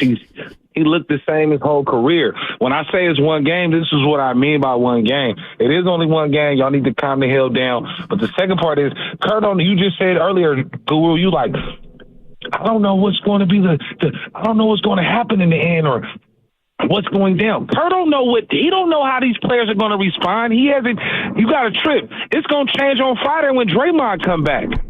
So he don't know. He has to figure it out. Allow Kurt to figure it out. I love Kuminga's, his presence, his energy. He made some mistakes. He was trying to do too much. You know what? That's a good thing from him. Wiggins needs to try to do that a little bit more. So he's a solid player. We're not gonna really get into Wiggins like that. Moody. Moody, you always call Moody, he needs to show up. Well, I think Moody, this is the year that he's going to show up, Steiny. He's looking good. If they can make their improvements throughout the year, if Kirk can adjust his coaching style throughout the year, maybe you got to play Paczynski because he got a little bit more life. Play Davis because he got a little bit more life. When you get 32, 33, 34 years old, I deal with this. Some things I'm looking at the basketball, I'm finna jump in the air, and a youngster come up from under me and take the ball. So I'm serious. You have to be on it. That little second of saying, do I want to jump? That's where you miss out on the play. That's where Kobe was going crazy last night. That little split second. We got to get bigger. We got to gain rebound. Cousin was saying it just a second ago. It's one game. So my whole thing is if they can reach the level of being better players, Kuminga, Moody, the rookies, and the vets use their wisdom, they can make it back to the championship. The margins are not that big, though. The margins are not that big. And my last point is this.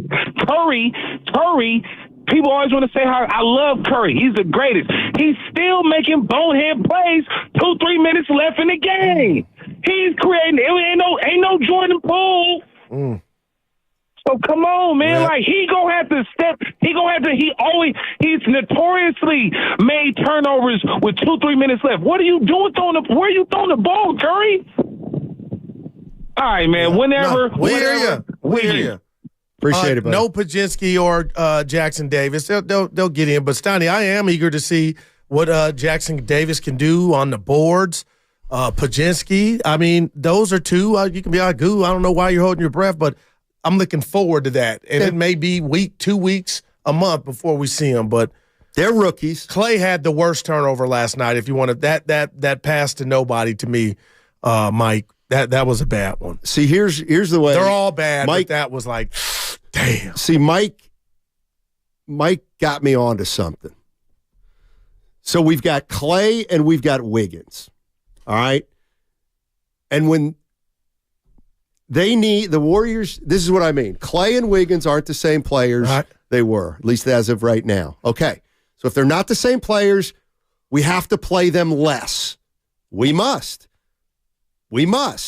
Okay, so then who benefits? Kuminga and Moody benefit. Yeah. So the question then becomes, can Kuminga and Moody help enough and be good enough players that this team can win a championship even though their big three isn't what it was 2 years ago?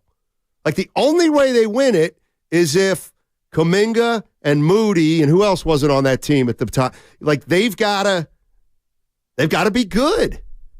Like, they have to be good. Tell me if you think I'm being unfair with, not even unfair.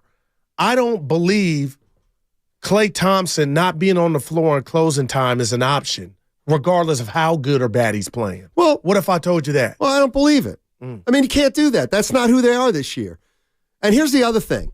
And I said, this is why, we have a disagreement about Moody. Yeah. I like him. And I don't dislike him. I like him too. And here's the thing. I like Moody infinitely better than bad Klay. Oh, wow. Because Moody usually doesn't hurt you. You can put Moody in, and he's going to be solid. He's not going to force anything. Like the last ball comes to him, he'll take a shot. If there's a drive and it's there, he'll take it. He'll defer to the veterans. That's the way he plays. And you know what? That's better than Klay a fair amount of the time these days. Moody had 3 steals last night. It just is. So, I mean, bad Klay and Moody. That's I mean, here's what it comes down to. Can Kuminga and Moody take minutes from Klay and Wiggins?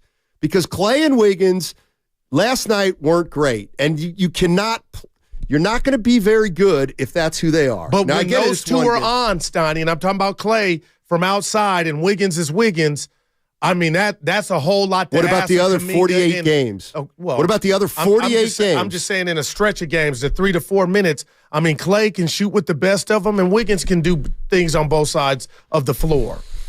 So, I'm like, if you want to swap that out, if they're both bad, I get it. But if both of those guys are on or having a good game, and obviously you wouldn't swap them, I'm just saying, Steiny, they're all-stars. Or Wiggins former all-star. No, they're not. They were all. Klay's not even a star anymore, according to the true definition of it. They're not, and that's okay. 415 on the Comcast Business. Kuminga the last 4 minutes showed why he doesn't play in the playoffs. Well, I mean, I know what you're talking about. 2 offensive rebounds, missed the free throws. Offensive foul, yeah. Offensive foul, missed layup. I knew that wasn't getting overturned. Offensive foul, 2 misses, but here's the thing: 415. You got to start I mean, Jonathan Kuminga's in his 3rd year. And has 6 boards. You got to decide whether you're going to pay this guy. You got to decide what you want to do with Jonathan Kuminga, and you're probably going to need to find that out this year. So I would much rather have a Kuminga making some mistakes late than a Wiggins who is sleepwalking. Like, they've got to figure out who Kuminga is. Oh, I thought you were going to say Wiggins sleepwalking too. No, we know who Wiggins is. He's catatonic half the time. Steiny, I agree they all need to play to hit their ceiling. Filmo right. Filmo was right. The margins are thin. Yeah. Hell yeah, they are. Did I miss something? Klay played Did I miss something? Klay played great last season. Apparently you missed last season. Well, he was +9 last night. Let's go to Mona. Mona's in Pacifica. Hey, Mona, how are you? am good, guys. How are you? We're doing all right. Good. Well, I have to say this, Tiny, generally, when you're going off on your little 5-hour diatribes, I never agree with you. You stole a little of my thunder, but I'm agreeing with you today about Klay. I don't know what it is about him, but ever since he came back from his injury, he has not been the same. And the way he was just jacking up bricks last night, I'm sitting here like, dude, why don't you set a play instead of just get the ball, shoot, get the ball, shoot, get the ball, shoot. And then he's in his feelings, and now he's all looking sad. I'm like, okay, give me Kuminga. I don't care that he's 3 years in, but he'll grow, I'm sure. But my God, Klay, could we just acknowledge he is not the same guy that he was 4 or 5 years ago? I don't know if he's not practicing. Maybe he should stay off the boat. Who knows what's going on with him? But I just can't. I can't do Klay with that same old Klay that we had from last year. And then my second thought on the Niners, if the defense doesn't get better, we're not going anywhere. And we'll be having this conversation. And, Steiny, I will be agreeing with you next year when you are telling Goo, didn't I tell you? Didn't I tell you? But love you, Mona. Guys. I tell you what, Mona. Thanks, Mona. Appreciate the call. 5-hour diatribe. She listens. Oh, go ahead, Steiny. You going to say something? Yeah, I didn't take you for a preacher, Steiny, but yeah, you're more like a reverend. There you go. All right, Mona, I'll stick up. You deacon. I'll stick up for Klay. I mean, one of the reasons he's had 2 catastrophic surgeries. It's the other thing we got to throw into the equation. He's not going to change, and they may not be asking him to change. That's my point, though, and here's where I differ from you. If he can't change, he's got to go. Wow. And I just said it. If Klay Thompson can't change or adjust some, could be onto something. He's got to go. And maybe that's why the deal ain't inked. Like, he's got to. And more power to him. I feel like I'm starting to see. Take me as I am. I feel like I'm starting to see some writing on the wall, and it does worry me a little about Klay. And it's not, he's going to jack up shot. It's just that he is being asked to play differently. And man. 95.7 The Game breaking news. Just a couple moments ago, Kyle Shanahan reported that Brock Purdy has entered concussion protocol. Oh, my. That is the report we have from ESPN's Adam Schefter. Incredible. Wow. Well, let's do a 180. You're going to win your bet. Which is why. Remember you asked me how many games do we think Darnold will start? I'm having a hell of a year. I don't know why you bet with me in the first place.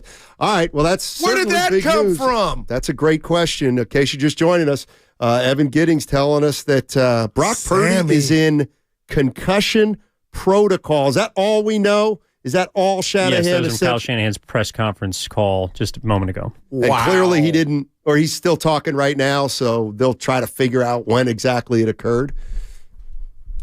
Uh-oh. Man. What's today? Wednesday? Yeah, it is. Sunday? Hump day. Wow, man. Sam Darnold, could he get a shot?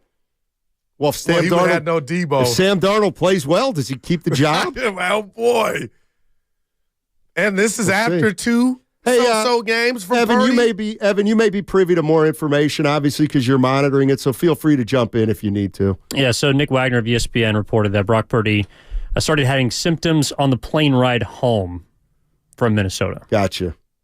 And he took a couple walks. I'm trying to think. Yeah, when he took some hits. It could be when he was diving, going out of bounds, Steiny, that helmet hits the ground or somebody else. It could happen so just, I think he made the best scramble of his career on Monday. Was that night? He looked like incredible. A cat. Remember you called Bosa a cat before? On the carpet, Steiny. If I give Purdy credit for that scramble, I got to give Kirk Cousins credit for it looked like he was tackled or somebody was on top of him. And he got up and threw it. Man.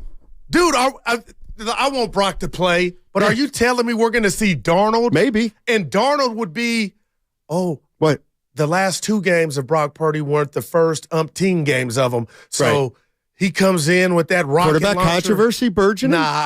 Boy. Blossoming? Nah. In case you're just joining us. Evan with a bomb. Brock Purdy, and this is perfect because we'll have John Dickinson on at 1 o'clock. JD, our 49ers reporter. He's down in Santa Clara, I'm sure. And he was at the game Monday in Minneapolis, and he was at the Warriors game last night in San Francisco. He'll be tapped into this, so we will talk to John Dickinson at 1 o'clock. And then we got to see the D, how they bounce back, because they got to bounce back. But then now you may have a new QB. They really have to bounce back? You know who's got to bounce back? The Cleveland Browns defense. Now, they got to bounce back. Well, they gave up, but they gave up 30. Game. But you said defense. Yeah. And they won that game, though. But they gave up 38. That they did to Gardner Minshew. So, man, who saw this? He's in protocol. I don't mean he's out, but when did we know? Did you know? Was it Thursday, Friday, Evan? Like, when did they know? Could it be Saturday? Yeah, probably Saturday. He's going to have to pass tests and all that kind of stuff. Wow. The question I have is, are we? Well, Sam does won't this have put Debo. Does this? If he doesn't play Sunday, is it possible we got a quarterback issue if Darnold plays well? I'm not privy. I'm not either. You got to do the bet. No, I mean, you ain't far off. But no, he's done too much, right? It's just been two so games. What if Darnold looks like Purdy did when he first started? Dude, he came here for a reason, Matt. 510, probably on that 4th and 1 after they did that push. The next play, he threw a bad interception. Somebody's also saying maybe on the quarterback sneak. Man, who knows, man? It's a violent game. Boy. This is just... Brock Purdy in concussion protocol for the San Francisco 49ers. Of course, they play the Bengals on Sunday here. And that's going to be a great game. Yeah, it should be. T. Higgins, Burrow, Mixon, Jamar Chase. Oh, boy. You're worried. No, this is reality TV sports. It's the best thing going. This was not on the script. No, it wasn't. Brock Purdy in concussion protocol. Man. Okay. Darnold to be the new starter the rest of the year. And now we're going to get all the people coming out. We're going to get all the people coming out the woodworks. I told you. I mean, honestly, this is where I will look at the silver lining. Go ahead, Evan. So just doing some digging here. Sure. The player who is in concussion protocol has to be cleared by both the club physician and the independent neurological consultant to return to full activity. Another team employee. The fact that this happened on a Monday night game with a shorter week probably does increase the chance of Brock Purdy not playing on Sunday or not being available, not being cleared by that time. Wow. I mean, man, I'm not saying this is good by any stretch. That said, you can be cleared at any time. Right. So he could be cleared Saturday night if he passes protocols. No doubt. More from Nick Wagner. Purdy's already feeling better. He's taking part in some aspects of today's walkthrough. Again, still time for him to clear protocol and start on Sunday, according to Kyle Shanahan. Meantime, Sam Darnold will get the reps with the starters. All right. And how did Purdy get his job, Stoney? Injury. And I know this is different, a concussion, but still, Well, he also got his. Yeah, he did. He had some. He wasn't rooting for it, but 2 guys went down. But the way I look at it is, he never gave it back up. The way I look at it is, all right, it's a concussion. I'm not taking a concussion lightly. Yeah. But we can't. Most of them you can come back from in a relatively quick manner. So if he doesn't play on Sunday, you think he'd be ready the next week? Well, but I'm just saying. If your boy goes for 3 tugs, does that even matter? I'd like to see what Darnold does. Yeah. Why not? A lot of people, I'm sure, out there wanting to see. I mean, even if Purdy gets banged up again down the line, then Darnold will at least have a game or 2 under his belt. So amazing. No Debo for if. Oh, go ahead. I'm sorry. No Debo at the luxury for Sam Darnold if he were to get the start. Per Adam Schefter, Brock Purdy is now unlikely to play based on this trend. No NFL player placed in a concussion protocol this season has played the same week. The last one to make a concussion protocol who played the same week was Kenny Pickett in 2022. So it did happen last year, has not happened this year. And Pickett was 7 for 28 that day, I'm sure. Probably a comeback. Stinks. Oh, I thought you knew. Stoney, they're 4-2. They stink. He's got some receivers back. They will not make the playoffs. Would you like to bet? Yes. No. Okay. Oh, you want to bet me on that? You wanted it. I wanted to. They're not winning the division. No, I know that. Can we make the bet first? We're betting on the playoffs. Can we make the bet first? mouth. Kiss my ass, Look guys. at him. You scared him, Evan. You didn't scare me. Evan, I was ready, and Evan jumped in. I'm going to make that. I'll make that bet. In fairness, we can also. How about we also place a bet that the Vikings will make the playoffs this year? Since you're that's in love with harder them. for them, though. Exactly. Oh, Evan, why is it so hard? I thought they started 0-3. It doesn't matter. The record right now matters. Yeah. Please. So why did 0-3 not matter? It did matter. But what I said was it's not as serious because you have 17 games. You need to be careful here, Evan. I'm just saying, Evan if you feel wants so that confident smoke. about the Vikings I didn't like making him the giving playoffs. you the other bit. Like, let's focus on Pittsburgh. 4-2. They're not going to make the playoffs. I don't think they will. They got, I'm telling you, Pickens and now Johnson's come back at receiver. They were looking good. Got the defensive player of the year, maybe. Boy, him and Garrett. Oh, Garrett's on the Steelers? No, him and Garrett neck and neck. Yeah, exactly. Not Bosa and Micah. No, but seriously, like, how many people do you think want to see Sam Darnold play? I do. Wow. Obviously, and you know assuming what? I Brock got my can't come. hand. Not like if Brock's healthy. I do. I do. And you know what? I mean, like, I'm not glad he's got a concussion. no doubt. But if he's got a concussion, sit him and let's see what Darnold can do. Especially after just 2 so-so games from Purdy. Like, that's the timing of it for Sam is like, hey, Sam, I'm excited to see him out there if he's out there. So we don't know when he got the concussion. No. He finished the game. Well, what if he was playing with a concussion? For all we know, it could have been something from practice. Yeah. Or it could have been something early in the game, and he was concussed in the fourth quarter. But not on that scramble that you pointed out, Snyder. He left flames on that carpet. He got up out of there. I was like, oh, this is just wow, man. Just something different. Shame they don't have Trey Lance. Oh, man. Man. Yeah. Yeah. Hey, Sam Darnold's not going to be playing with Deebo Samuel either, so. Steiny, what do you think this is? From the 650, and I got your back. Steiny's ridiculous. He flops more than a Benihana chef. Another one of our listeners doesn't know what they're talking about. I love that Steiny voice right there. No, they just don't. I mean, it's a minority of people. So we're up here talking about the Warriors after game 1. Breaking news. Nobody knows Purdy's dealing with anything, and he might be out against Cincy. And the team's lost 2 in a row. How about this unclear on the concept from the 408? I love you, 408. Great reporting, Evan. Did they put that? I should have done my greenie. What? That, man. That's not a bad one. That's not a bad one. All right, 888-957-9570 is the number. John Dickinson on the other side. Now we got something to talk to him about 49er related. In case you're just joining us, I'll give you the quick sketch. Brock Purdy in concussion protocol. Adam Schefter reporting he's unlikely to play on Sunday against the Bengals. And the Golden State Warriors, they got beat last night on 95.7 The Game. Tune into 95.7.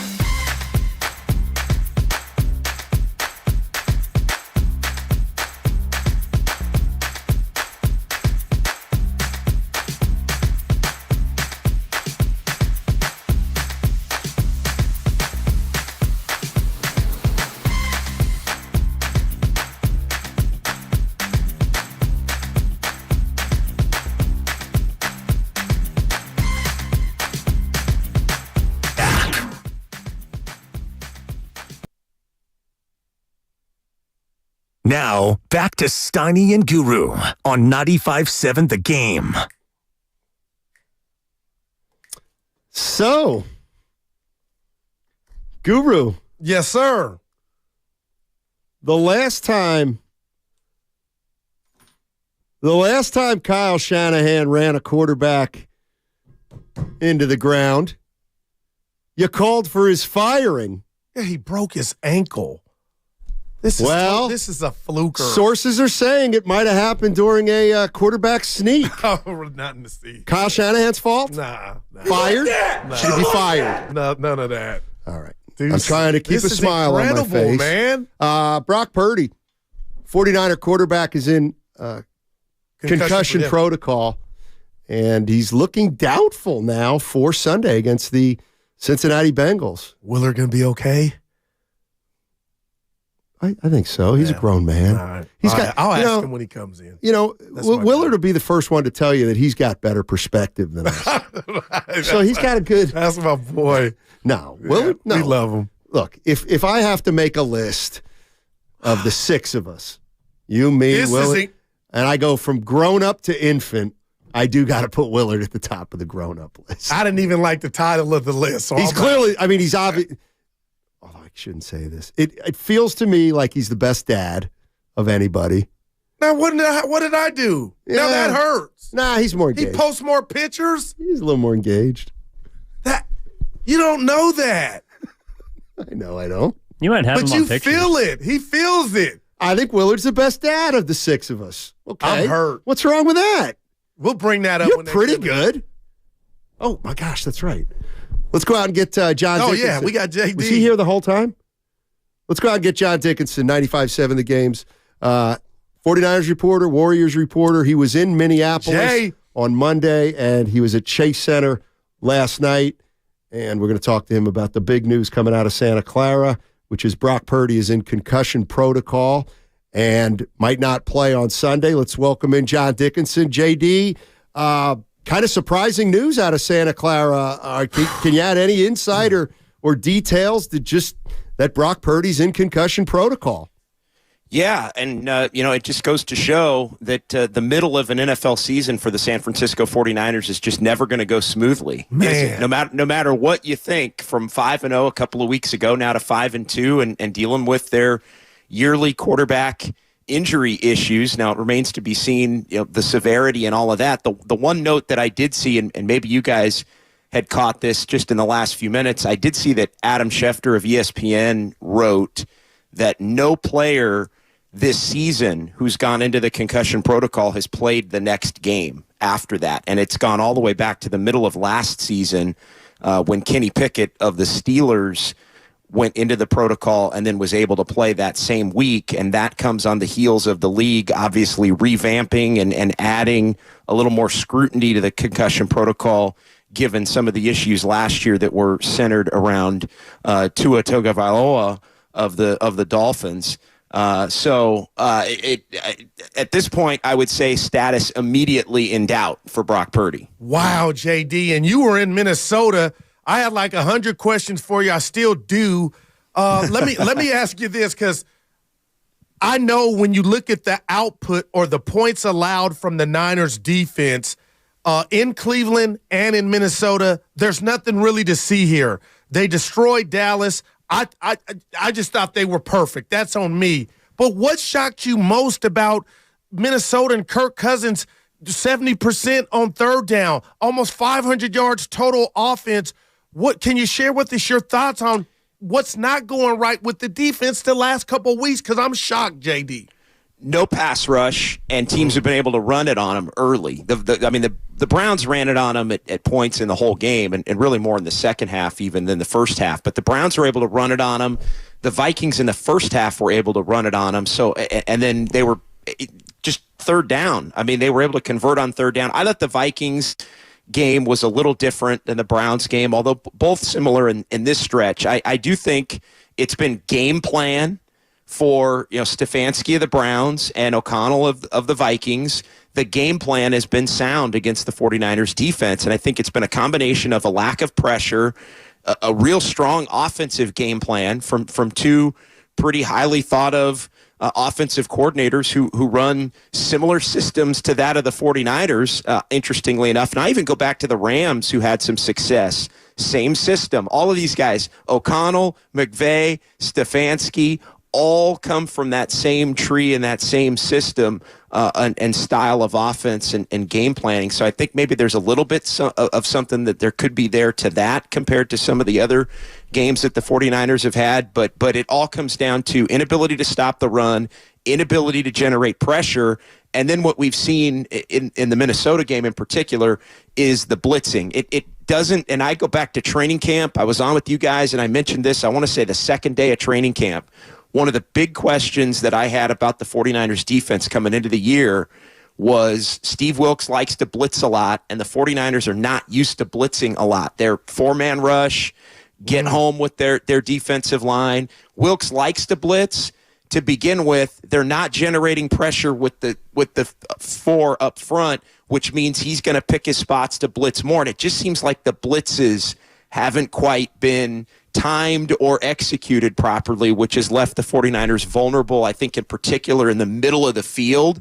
And that's where you saw the Vikings in the passing game just absolutely shred them, whether it was with Addison or Hawkinson, and obviously the play before halftime. I mean, you could make the case, Ward's got the ball, and it was basically the same play as the first series when Ward got the interception.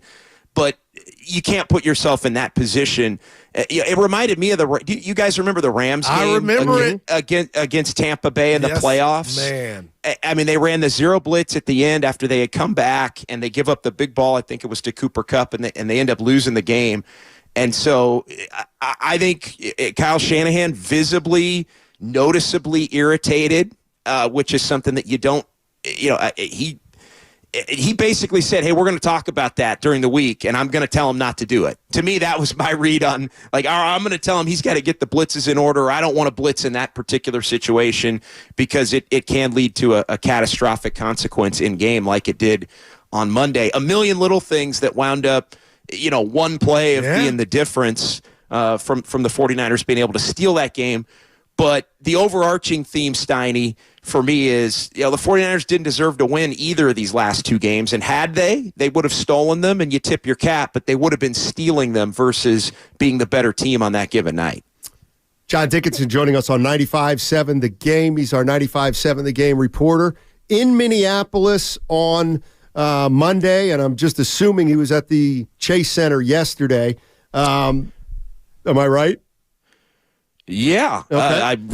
Warriors live before and after. John, Warriors Jay. wrap up before and after every game. Nothing's changed there. Let me ask you this. Maybe we didn't send the memo out. Oh, I don't know. I mean, I must have missed it. My bad, buddy. Let me ask you this about the 49ers, and let's take Brock Purdy's concussion off the table. Let's just say it didn't happen. After the last two games, are we getting anywhere where Kyle Shanahan might say, you know what? Now that's two games. Like, how much leash do you think Brock Purdy has?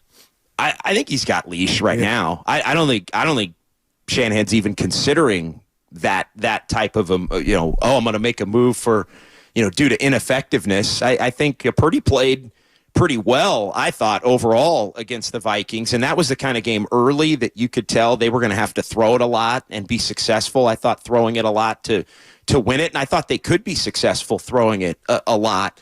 But no, I think when you look at Shanahan, I think he's been pretty pleased with Purdy, overall to this point. And we knew that there were going to be some bumps in the road eventually. Now, the interesting thing is, let's say Sam Darnold has to play this week, and you know where I'm going because we've seen this with the 49ers and their quarterback situation over the years. If Sam Darnold has to play and goes out and throws 4 touchdown passes and executes the 49ers offense at an extremely high level against the Bengals and they win, then what? You know what I mean? So we're always kind of a step away, I feel like, in the 49er land from there being that type of quarterback controversy because of what we've seen when basically what Brock Purdy was able to do. Yeah. When he got his opportunity and then they rolled with it. So would I expect Darnold to go out and do that if he has to play, especially with the 49ers banged up offensively? I mean, that's the other thing when you just look at the last couple of weeks, guys. And it's not surprising to me, Goo. I'm not shocked about this part. Okay. When you start taking pieces away, that they look a lot more normal. And that Brock Purdy looks a lot more normal. And again, that's not an indictment of Purdy's career or anything like that. We want to anoint. Is he a future? Is he Tom Brady one week? Is he I don't know, Kenny Pickett the next week? Obviously that's an over exaggeration, but on the back end, but. The answer is he's somewhere in between. And, we still are learning about how good or potentially great a quarterback he is. But the one thing that I am not surprised about at all is the fact that, all of a sudden Christian McCaffrey is a little banged up and clearly not 100% gutting through it, but not quite as effective as he's been. And the fumbles, JD, and the ball fumbles. Okay, and that's part of not being as effective. Deebo Samuel being out, players having to move around and change positions in the offense. You have you start 5 weapons goes to 3.5. Compared to what you're used to, and all of it. It's almost like a lineup in baseball, right? You've got this great 9-man lineup. And all of a sudden, you're only 6 deep in that lineup, and you start making outs, and the bats start going cold.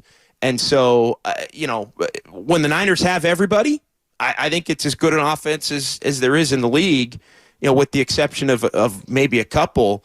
But you start taking pieces away, and we've seen this in the past, it becomes a struggle. Jay, you know me and all my imperfections, man. I'm going to switch it up to last night because you were in the house. We've been having some great debate about last night. It's one game. Chris Paul did well for himself. I'm not shocked. They didn't shoot it well, but I hate that I'm this way. I'm built this way, and I'm about to share it with you. My biggest takeaway is Kerr's comments after the game and Andrew Wiggins, although it's one game, not being in the finishing lineup. He didn't deserve to be, but JD, if this is the Wiggins they're going to get, I kind of piggyback off of last year, why he was gone, if there's some ill will, but he floated. This team can't reach its goal if Wiggins is not the best version of himself. Was it odd to you that he wasn't in? Am I making too much out of nothing? But I'm telling Steiny, oh boy, for Kerr to have to say it could change or fluctuate, I didn't think if I'm Wiggins that was a good thing. Well, there's a lot there, and I don't think I don't think the fact that that it could fluctuate as far as the closing lineup. Like, to me, that's an overarching thing to where he's trying to keep everybody engaged. Like, I think he's trying to, and I think even part of last night was more about Kuminga in a sense than even Wiggins. And Kerr after the game said he thinks Wiggins will be fine. Look, he was a sleepwalker last night. I mean, there's no doubt. I mean, Wiggins did not deserve to play at the end of that game. Now, that being said, I was really surprised that Kerr didn't go back to him at around the 3-minute mark. But I do think part of that was maybe Kuminga, because I think Steve Kerr is trying to put the message out to 7 or 8 guys that they have an opportunity to finish the game. Like, I don't think he wants the locker room to think that he's got a set 5 that he's going to close the game with, because I think he runs the risk of losing somebody like Kuminga. So in a way, and look, I thought Kuminga was I thought he was okay last night. I didn't think Kuminga was great. I thought he had some energy. He was active, but you could make the case he was better than Wiggins last night, in terms of impact on the game. And so you give Kuminga the chance to finish, and that immediately lets Kuminga know that he might finish games. And so in a way, you're almost paying it forward with a young player that's been maligned, and it's been, almost as if he's been in the doghouse a little bit. So you're giving Kuminga the rope initially to give him confidence. Like, look, if you play well, I will close with you. So I think big picture, that's probably a good thing for him. But I also think Steve Kerr wants Saric to know that he could be out there, Looney to know he could be out there. Like they've got a bunch of guys that I think have the potential to finish games like that. And I think, he wants to make sure that everybody kind of knows that. But to your original point on Wiggins, he's got to be better. I mean, when you run through the Warriors, and I won't run through every single player, but I've done this at different points in the offseason. The only way the Warriors are going to be championship contenders is if all of these guys, and you can run through everybody on the roster that's going to play significant minutes, they all have to hit certain marks with their game. They all have to be at a high level. And Wiggins didn't hit it last night. Klay it didn't hit it last night. Chris Paul did some good things, but shot terribly. Didn't make a 3-pointer. That's not going to cut it. And even Steph Curry last night scores 27 points, but that was not Steph Curry's best game. So, that performance from the Warriors last night, well, you can say they were in the game down the stretch and had a chance to win. Yes, they did, but that's not a championship team that we saw last night. Now, Draymond's out and all of that, but, how about Klay? That was a vintage Klay Thompson 2022-23 bad game. 1 of 8 to start, then 4 of 4 in the middle, just as everybody's getting frustrated with him being 1 of 8, and then 1 of 6 to finish. I mean, and you end up at 6 of 18, but he had the hot streak in the middle, and he's got to be better. Like, he has got to be better, and I'm just going to say it again. I don't care what his numbers look like overall at the end of the year. I don't care if he shoots 41% and makes 300 threes. If he stinks in 1 out of every 3 games, the Warriors are going to lose 1 out of every 3 games that of those games. So he's just got to be better. And I'm telling you, I mentioned this on the pregame last night. I'm watching Klay Thompson, I'm watching the attitude. Because I think as much as he said things are going to be different, I got to believe he's still ticked off about the lack of an extension and the fact that the reports are that they're so far away in terms of money and years and all of that. And he is the type of player that takes things, I think, very much to heart and very personally, and he carries that weight around with him. And all I could think is, man, is he... As much as he tried to get out of his own head, is he maybe in his own head or going to be in his own head again this year for different reasons? So just something to keep an eye on. JD, jumping back to the 49ers real quick, is it possible Brock Purdy was concussed for part of that game on Monday night? Absolutely. I think it's possible, but there wasn't a play. I go back to, remember, they ran a couple of quarterback sneaks in a row. Remember, they ran one and didn't get the first down. Then they ran another one and he got the first down. I wonder if it was those 2 plays, possibly. But, in the moment, if he doesn't exude symptoms and the independent person up top doesn't think that he got hit or needs to be checked out, then obviously it would pass and he would be able to continue in the game. And then, from what Kyle Shanahan said today at the press conference, he didn't begin to have symptoms until they were on the flight back on Monday night. And so that's when he, self-reported and then obviously gets checked out and now is in the protocol. JD, we'll get you out of here on this one. I mean, if it is, and it looks like it's going to be Darnold, any news on Trent Williams? Yeah, Trent Williams is not going to practice today. Obviously, Deebo Samuel's already been ruled out for this week. And then the bye week, and then they'll see where he's at after that. And Dre Greenlaw, what was deemed to be a vet day, although Greenlaw was clearly not 100% on Monday night, really trying to grind through it. So he's not going to practice either. But yeah, no Trent Williams. But Trent Williams typically doesn't practice the first day of the week anyway. But they just kind of give him that first day off, and then he's usually out there the second and the third day. But yeah, no Trent Williams. Although the 49ers, I thought, did a pretty good job for not having Trent Williams on Monday night. For all their problems, it really seemed like that wasn't one of them. Yeah. That wasn't one of them, which makes the loss, I think, in some ways more perplexing. Good point. All right, JD, appreciate it, man. You got it, fellas. All right, it's John Dickinson, 95.7 The Game's reporter. And what did he say? Go ahead, son. I'm sorry. No, go ahead. No, about this is what I know you're going to tell me, Guru, 31 other football teams go through this, but here we are again with we're about to see Brock Purdy's back up. Like, this is just, in a way, uncanny and amazing to me, Steiny, because it was all about Brock, rightfully so, he was balling, but now here we go, Sam Darnold. We all kind of scoffed when he was brought in, and now he's going to play a hell of an important football game, most likely, come Sunday. Just NFL, sports, the best reality TV going, man.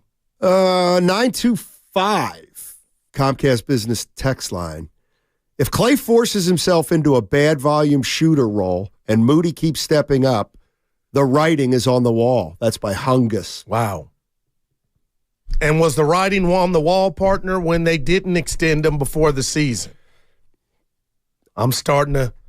That I don't know. Okay, we'll monitor that. But I will say this. I mean, to hear JD say it, I didn't say it, but do we have an issue with Klay? Maybe we got an issue with Klay. Me against the world. Maybe we got an issue with Wiggins. Who knows? That's where I'm at. Or maybe we got no issue at all, and they lost by 4 to the Phoenix Suns. But what about what he said for them to contend? I know when teams have good seasons, everybody's got to play out of their head, and sometimes the big dogs carry you. But, Steiny, that's a big ask. Exactly. If everybody has to have an out-of-body experience. That's why when you said you didn't think the Warriors had enough to win it, you weren't crazy. Wow. And it's too bad you just didn't stick to your guns there. I did. I didn't catch hell either for that. It was just shocking. No. This Brock Purdy thing got my head spinning like Linda Blair. Exorcist. That's my line. You've never used that line before, and I've used it three times. I use that once every 18 months. Ask me what I thought Evan was going to say. I told him. The breaking news. I said there was a fight at Warrior at the war. I thought somebody got into a fight. There will be one. No, it hadn't been one since we've been together. Well, there was one on the court in L.A. 18. KD, Draymond. There you go. Draymond. This is crazy. No, it's not. It's not crazy. Sam it's Darnold? Yeah, but come on. What? What if he goes You really thought Brock Purdy was going to play 17 games? Of course not. Well, he played 15. Yeah. Well, you had off season, got hurt. And he got hurt. So now Brock Purdy's been hurt. And you know what? This is what, okay. Now, the second time he's been hurt in less than 2 years. But if you're Sam Darnold, you're his mom, you're his best friend, his girlfriend, we don't know where this is going, but Sam, you got to put your best foot forward because you might be able to parlay this into what Geno Smith did. And that's what you ask of just about every backup in the league. Former starter. Yeah, it's true. It's a good point, 925. What'd they say? Now guys like Guru have a built-in excuse. I don't actually didn't that say game. Guru. Guru has no shame? Yeah, I would agree. In what regard? I don't know. I'm kidding. I just give it just Guru has no shame. Let me try to think about what you said. Saying, man, I'm excited to see Darnold. No, that's okay to say that. You're right. I'm concerned about Wig? No, let me ask. Ask the 415-094. What is Guru? Give me one of the many things he's got no shame about. Hey, by the way, we got to go. No, we don't. I have to do the knockout. I wish you could sit in on Evan and I when you're not there. Just what we talk about. You wouldn't have the guts to say it in front of my face. That's typical. You want to play knockout on the Chase Center floor? Same floor that Steph Curry plays on. I couldn't think of something witty there. The same floor that Devin Booker went for 32, 8, and 6 on. I was going to say, same floor that Andrew Wiggins plays on, except in crunch time. Your chance to play knockout at Chase Center. 30 slots overall. Start listening at 7:30. You can play on that floor, the Chase Center floor. 7:30, 12:30, and 4:30 on Monday, October 30th. Your chance to play knockout at Chase Center. Steiny and Guru. Your San Jose Earthquakes have clinched a spot in the Audi 2023.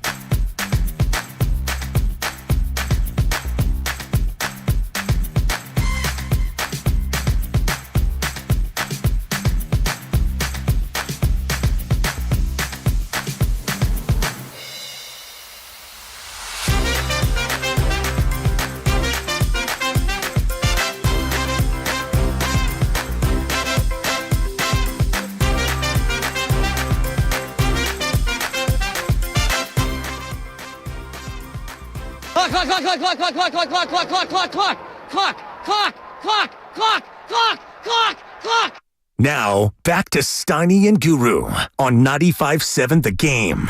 Please explain. I know You you're. gotta clock the ball. Come on, Steiny.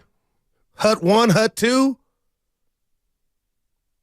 Great 28. Okay. Did you ever play? Well, go ahead. Bring Football? us back.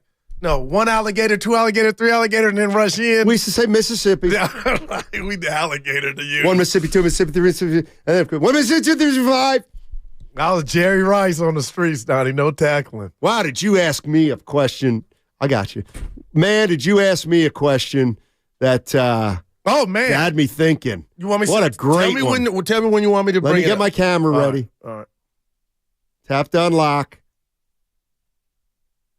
All Got you. it. Okay. Yeah. So we've moved to a new location, and now we're in the penthouse. And every break, I turn around because I can look at we're on the 10th floor. I can see the city, all of it. Yeah. And it just puts me in a mood. And I turn around to my partner because I'm random, Evan. And I say, if you had one thing to recommend to somebody coming to visit San Francisco, what would you tell them to do? Just one thing. Yeah. What was I didn't like, your answer was all right. One thing. You can only do one thing. Steiny. Hey, here comes Jimmy. Because I love your the buddy city. Jimmy's coming to the city. There you go. But you can only do one thing. One thing. Well, I'll just tell you what I said. I said, take him for a cable car ride up California. That's not bad. Yeah. I said Alcatraz. That's good. That's not a bad one. Take him to jail? No, that Evan, it's one of the greatest movies with Clint Eastwood in it and the original. It's a really good movie. Do you think they got away? Yeah. I don't know. Oh, yeah. They got away. Oh, they definitely got away. They had hypothermia. What? You don't think they died? What'd they have? When you get the say it again. Hypothermia. Yeah, the colds that they didn't get away, Steiny. That is an incredible movie. They're dead anyway at this point. You'd figure it happened back, 1957? What's the third? The aquarium? Or Golden Gate Bridge. You go to Steinhardt Aquariums in Monterey. No, the Golden Gate. They got one in San Francisco. Golden Gate Bridge. Take a ride across there. I wouldn't take a ride. That's not very exciting. I mean, you could look at it. The city is awesome. Yeah, it was. It was awesome. What does that mean? It used to be. Please. Tell them to catch the next connecting flight. We don't have rats. On my Who trip to doesn't? New York. They're not out there with you. New York's cleaner than San Francisco.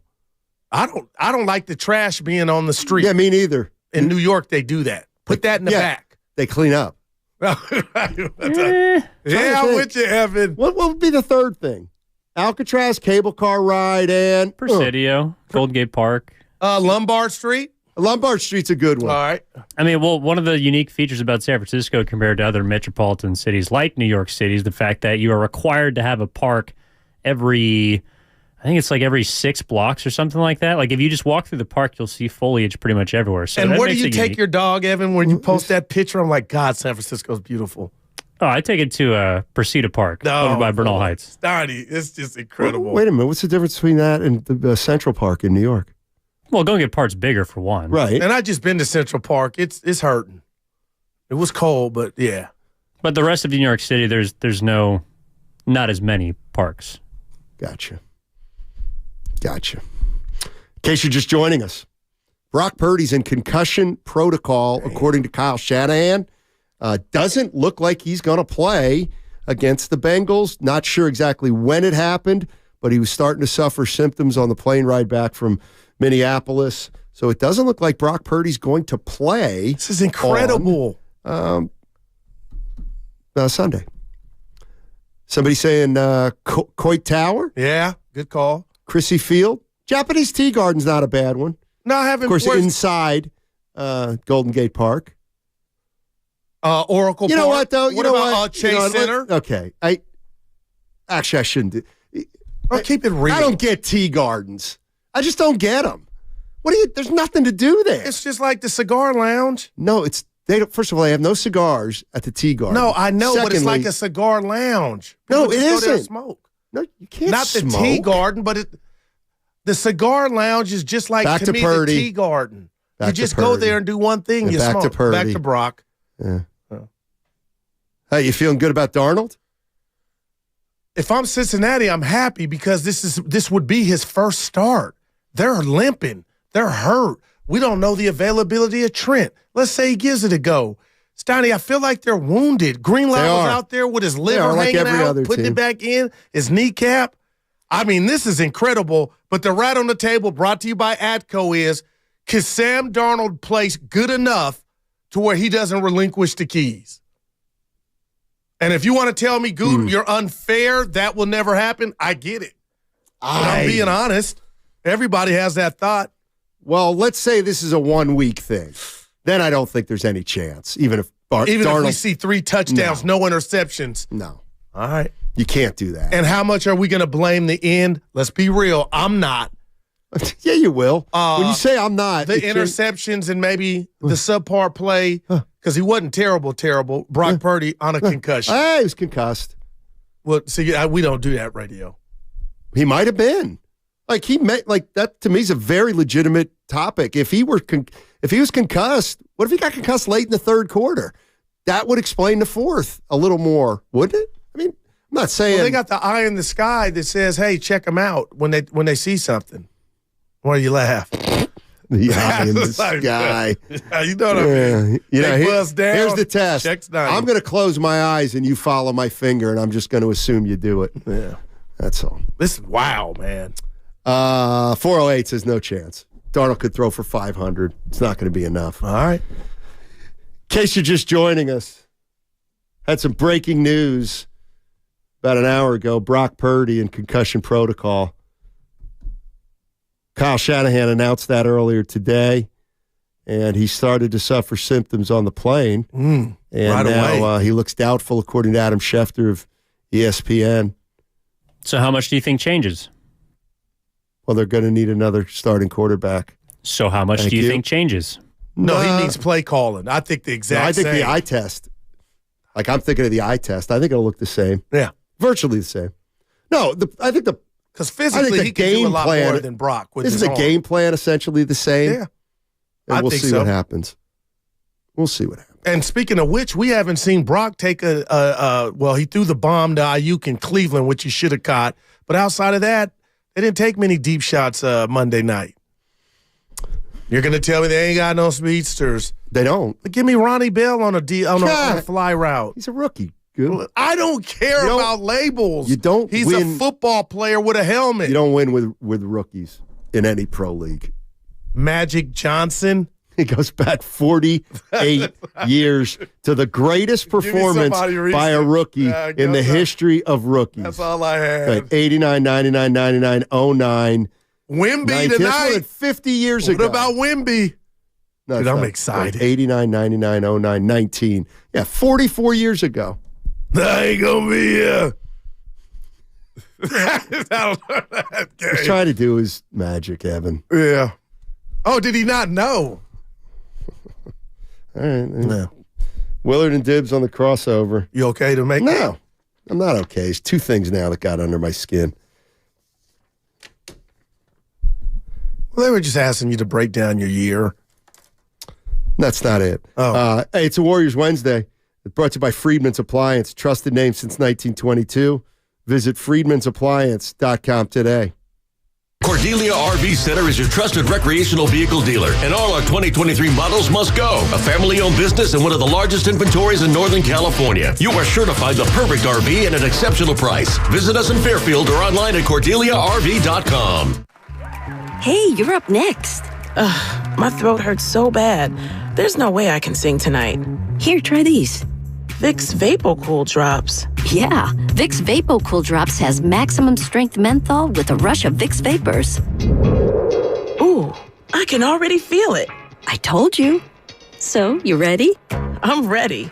Please welcome to the stage. Vaporize sore throat pain fast with Vicks VapoCool Drops. What's for dinner? Burgers? After last week, no thanks. Avoiding foods due to fear of diarrhea, gas, bloating, stomach pain, or loose, oily stools? It may not be just stomach issues. It could be EPI, or exocrine pancreatic insufficiency. EPI can cause uncomfortable symptoms because it's a condition where the pancreas doesn't release enough digestive enzymes to break down food. But EPI can be managed. Use the symptom checker on identifyepi.com and talk to your doctor about your symptoms. That's identifyepi.com. Sponsored by AbbVie. This wasn't how Patrick pictured himself in retirement. Instead of playing golf every day, he could barely walk because of his severe knee pain. It hampered everything because it hurt to walk around the golf course. It hurt to swing, just pretty much hurt doing anything. But the groundbreaking regenerative treatments at QC Kinetics changed everything for Patrick. QC Kinetics uses your body's own healing properties to help repair and restore damaged tissue in your knees, hips, back, and shoulders. No surgery, no drugs, no downtime. The turnaround's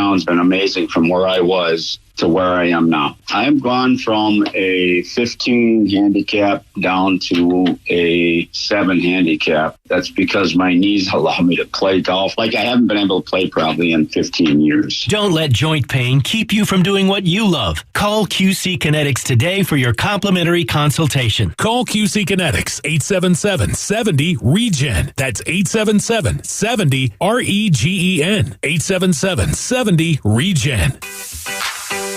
The easy way to donate your car. Donate today and your car can be picked up tomorrow. Call 877-CARS-FOR-KIDS today or donate online at carsforkids.org. Remember, that's cars with a K. Advertisement by Zimmerman Reed of 2381 Rosecrans Avenue, Suite 328, Manhattan Beach, California, 90245. Consent is not a condition of purchasing goods or services. Attention all rideshare and food delivery drivers. If you're a current or former rideshare driver, listen closely, as you may be entitled to significant compensation. That's right. If you drove for a rideshare or food delivery service anytime in the past 3 years, you may be entitled to significant cash for unpaid wages and mileage. Text RIDE to 323232 right now to see if you qualify for compensation. That's RIDE to 323232. Rideshare and food delivery services may be in violation of federal and state employment law.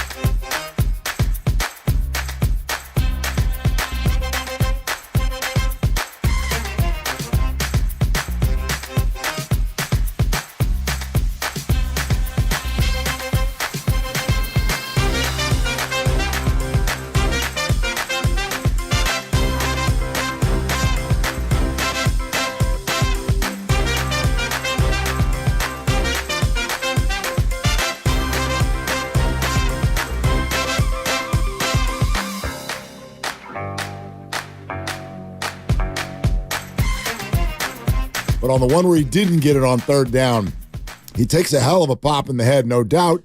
And the stats after that, 2 for 6 with 2 picks. So do with that whatever you want. I'll tell you what. Well, I mean, what are you saying? Yeah. I'm not going there. I'll say it. I'm not saying anything. No, I mean, you threw it out there, so I'll say it. If he was concussed, Willer would never do that. I'm going to do my style. I'm going to throw it out there. So I'm going to do you like you did Steiny yesterday. What are you saying? I'm going to throw it out there, and then I'm going to tell everyone I'm having a great year after you three are done telling me. I love it. Okay, so don't criticize Steiny. Hey, I got a question. Now, Dibley takes a shot at me, I'm gone. No. Because now that's you and Willie. I'm taking a shot at him because he took a shot at you yesterday. He led me to water. I had to take a drink. Did he finish the game? Drink, no, you pushed it away. Say what you're saying. I personally put no stock into it at all. Because he was not experiencing any symptoms yet whatsoever. That's why. So I am, as far as we know, until the plane. Well, right. Yeah. I will not blame 2 for 6 with 2 picks. And he had 2 picks against. Okay, good. Thank you for saying that. I won't either, but it's possible, right? Well, I mean, I certainly can't argue with someone who does want to put stock in that. Exactly. Yeah, these are the physical nature of what we do with regard to talking about athletes always makes me to a degree uncomfortable because we're supposedly putting ourselves in those situations, no doubt, and thinking we know what's going on there. So I have no idea if it affected him, but if he didn't experience any symptoms yet, and he did have a couple good throws after that. So I don't know, but I don't think you can automatically A to B it.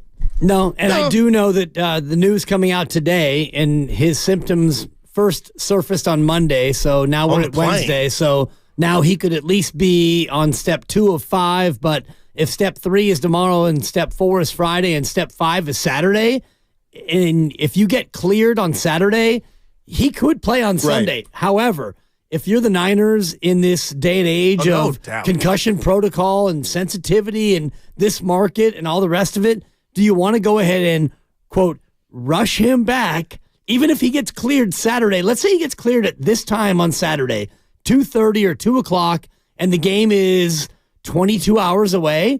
I mean, how are the optics? I'm playing him. Well, Schefter just tweeted that he most likely will not. He'll be out. Okay, so most likely, no player this year has gotten into the concussion protocol and then played that weekend. Right. Yeah. And this is a short week. No doubt. So if he were to play, it's the fastest healing of a concussion since Pickett all year. Yeah.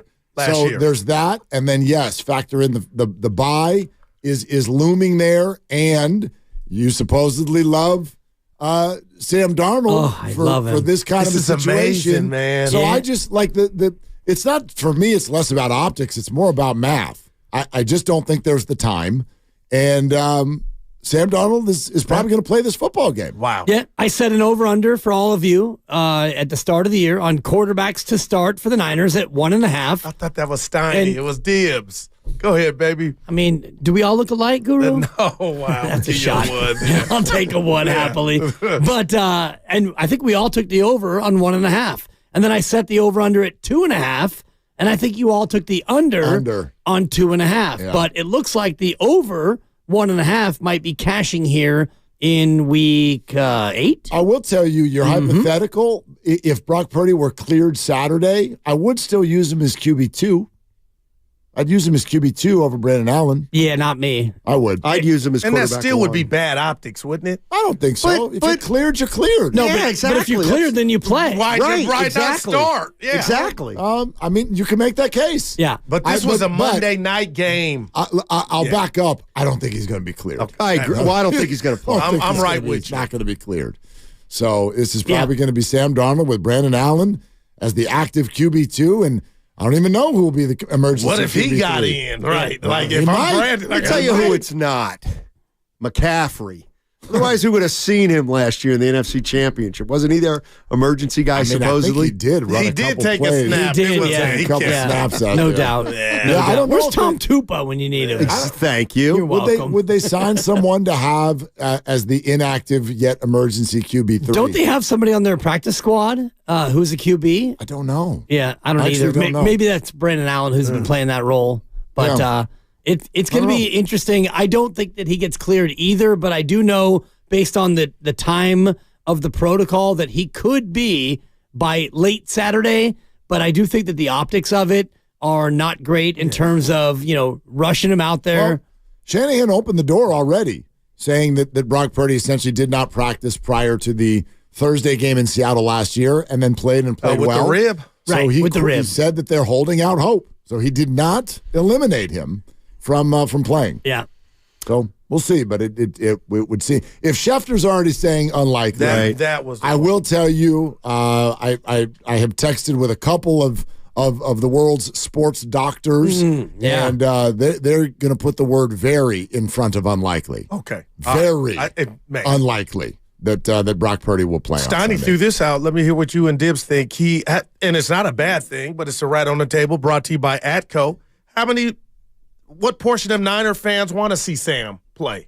Not that they're happy this happened, but they want to see. Let me see quarterback 2, Dibs. Maybe Mr. USC. To me, it's more of a silver lining with the stronger bad arm. situation. 15%. Who's got a stronger arm? I think a section of, and I'm not going to say a section of the people, a section of all of us individually has a curiosity factor. And that's okay. That's okay. It's just being a human being. There's drama. And so there's a curiosity factor to it. If you're truly just someone who's like, I want the Niners to win, well, then why would you do that? Have we checked the number? Did the number move with this announcement? It was still Somebody saying 2.5 as I could it have saw gone last. to 5.5. No, 5.5 to 3.5. The chat, YouTube chat Here, is. I'll check. saying. I'll check where we're at Man. because I think that Vegas is going to move on under the idea that Purdy will not play. Went from 5.5 to 3.5. Wow. So Only 2 points for only Brock. 2 points. But if you're a Niner fan, in theory, a win just became less likely. So why would you want that? Mm-hmm. But I don't come down anyone's road because anybody who has any sort of either fascination with Sam or exactly how this is going to go for Brock. Poor dude's going to sit there on the sideline with a concussion, and an entire narrative will get built about him without even playing. Because this is the limousine of offense, If right? Sam plays well, it's going to be, Brock is a big pile of nothing. Wow. If Sam plays poorly, it will make Brock look like a star. Well, Brock's got some skins on the wall now. It ain't been just Not 2 or for 3 everybody. games. Yeah. You should see what my timeline looks like after 2 losses. And there's anger behind it. Like, you idiot for thinking that, you jerk loser, you cupcake. It's like, wow. Let it out. Why is it an angry thing? I like the guy. I don't know why that's a controversial take. Darnold? No, Purdy. Oh. People are lined up to. But how long have they been waiting for? They've been waiting for a while. For a season and a half. Here's the way I look at it with Darnold, especially, is there do seem to be a group of people that think he could be fine here. And Kyle Shanahan has done wonders with certain quarterbacks. Nobody wants Brock Purdy to get hurt, obviously, but he got concussed. So now I do want to see Sam Darnold because they might need him to win some playoff games or games down the stretch. So I want to see if they look dramatically different, like a lot of teams, when they go to their backup quarterback, because I have an inkling that they're not going to look completely different. In fact, I think they're going to look fine. Here's the question. You're comparing what we see this weekend to what? Purdy over the last year. Okay, because there's the first 5 games, then there's the next 2 games. You know what I mean? So are they going to look, quote-unquote, different? And I'm like, different from what? Well, different from the way Purdy's looked before last game. That's rational sake, though. You're being rational. A large portion I appreciate of it. Well, he had his stinkers at the worst time, Willard. No doubt about it. Right. People are going to forget the good. Absolutely. Oh, there's no doubt. Yeah. So, but even a Purdy's bad game. If Darnold has a bad game, you'll be able to compare bad games, and I'll bet you Purdy's is a better bad game. That's just my. But that's what we got to find out. Well, Darnold can have a worse game and they could still win. Correct. And it's, suddenly it's a, quote, better game because you win the football game. And that's ultimately what this comes down to. Yeah. We just asked JD, is Trent going to be out there? We know if it's Darnold, he won't have the luxury of hiking the ball, throwing it behind the line of scrimmage, and watching Debo do his thing. So, well, that's the other thing. The whole idea behind Sam Darnold being in the quote-unquote perfect spot is because of all of these weapons that he has at his disposal, and he will be coming in a situation where he doesn't. He may not have his left tackle. He will not have one of his top 2 receivers. McCaffrey not 100. No, but he's no Debo. And if there's no Trent Williams, are you now judging Darnold in this Shanahan system the same way that you normally would have? I also happen to think that this is going to be, like my guess, this is going to be a week for the defense. The defense is here. Bounce back. The defense is hearing a whole lot of crap. And so they're coming back home. And what people don't really realize is that the Bengals are broken. They have had one good offensive output so far this year, and it came against the Arizona Cardinals, a weak defense, and Jamar Chase went absolutely bananas. But it's a porous offensive line. Burrow has still not looked like Burrow. And so I think we're set up for the defense to come out and play really, really well. You would think, Mark. Maybe set Darnold up with a short field a time or two.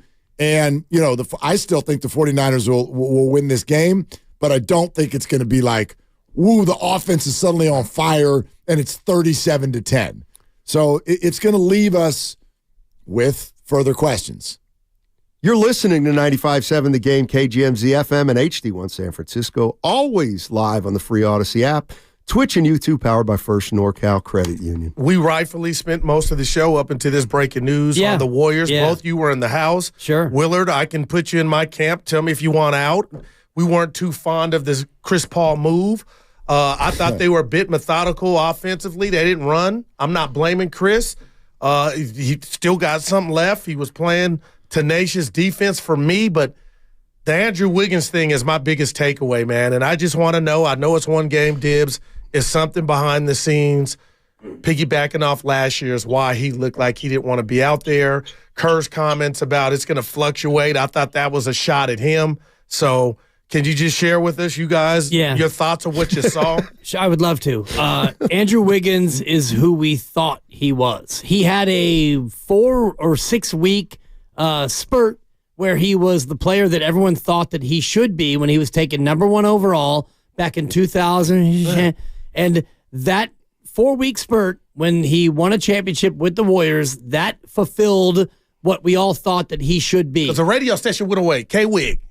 It went away. Okay. It only went away because of peer pressure and because my partner doesn't like the bit. Okay. The bit lives because that player, is who we thought he was. That player is a weak side non-factor. That player is a guy who should get 8 rebounds a game but doesn't. That player could roll out of bed and get you 24 a night but doesn't. That player is who we thought he was, and that player is the player that Minnesota gave up on.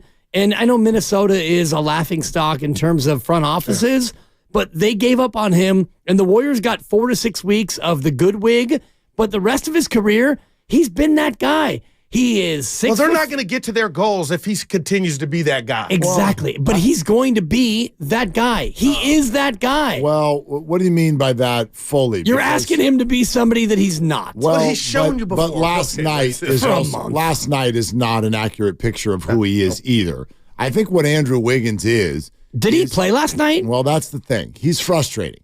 It doesn't mean he's not good. I was there last night, and I can't remember one thing that he did. I can. He got one defensive rebound. Yeah, but he wasn't playing hard on defense. And we know that Andrew Wiggins has the characteristic with him that stays and plays every time, wherever he's been, is that when he has a good game, his teammates run to microphones to go, that's the guy we want.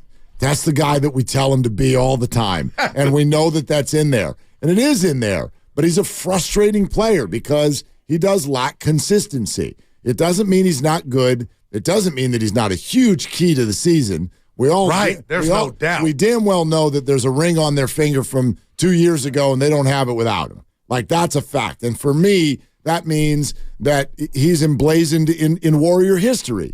This guy's a really good player, but he's always going to be frustrating.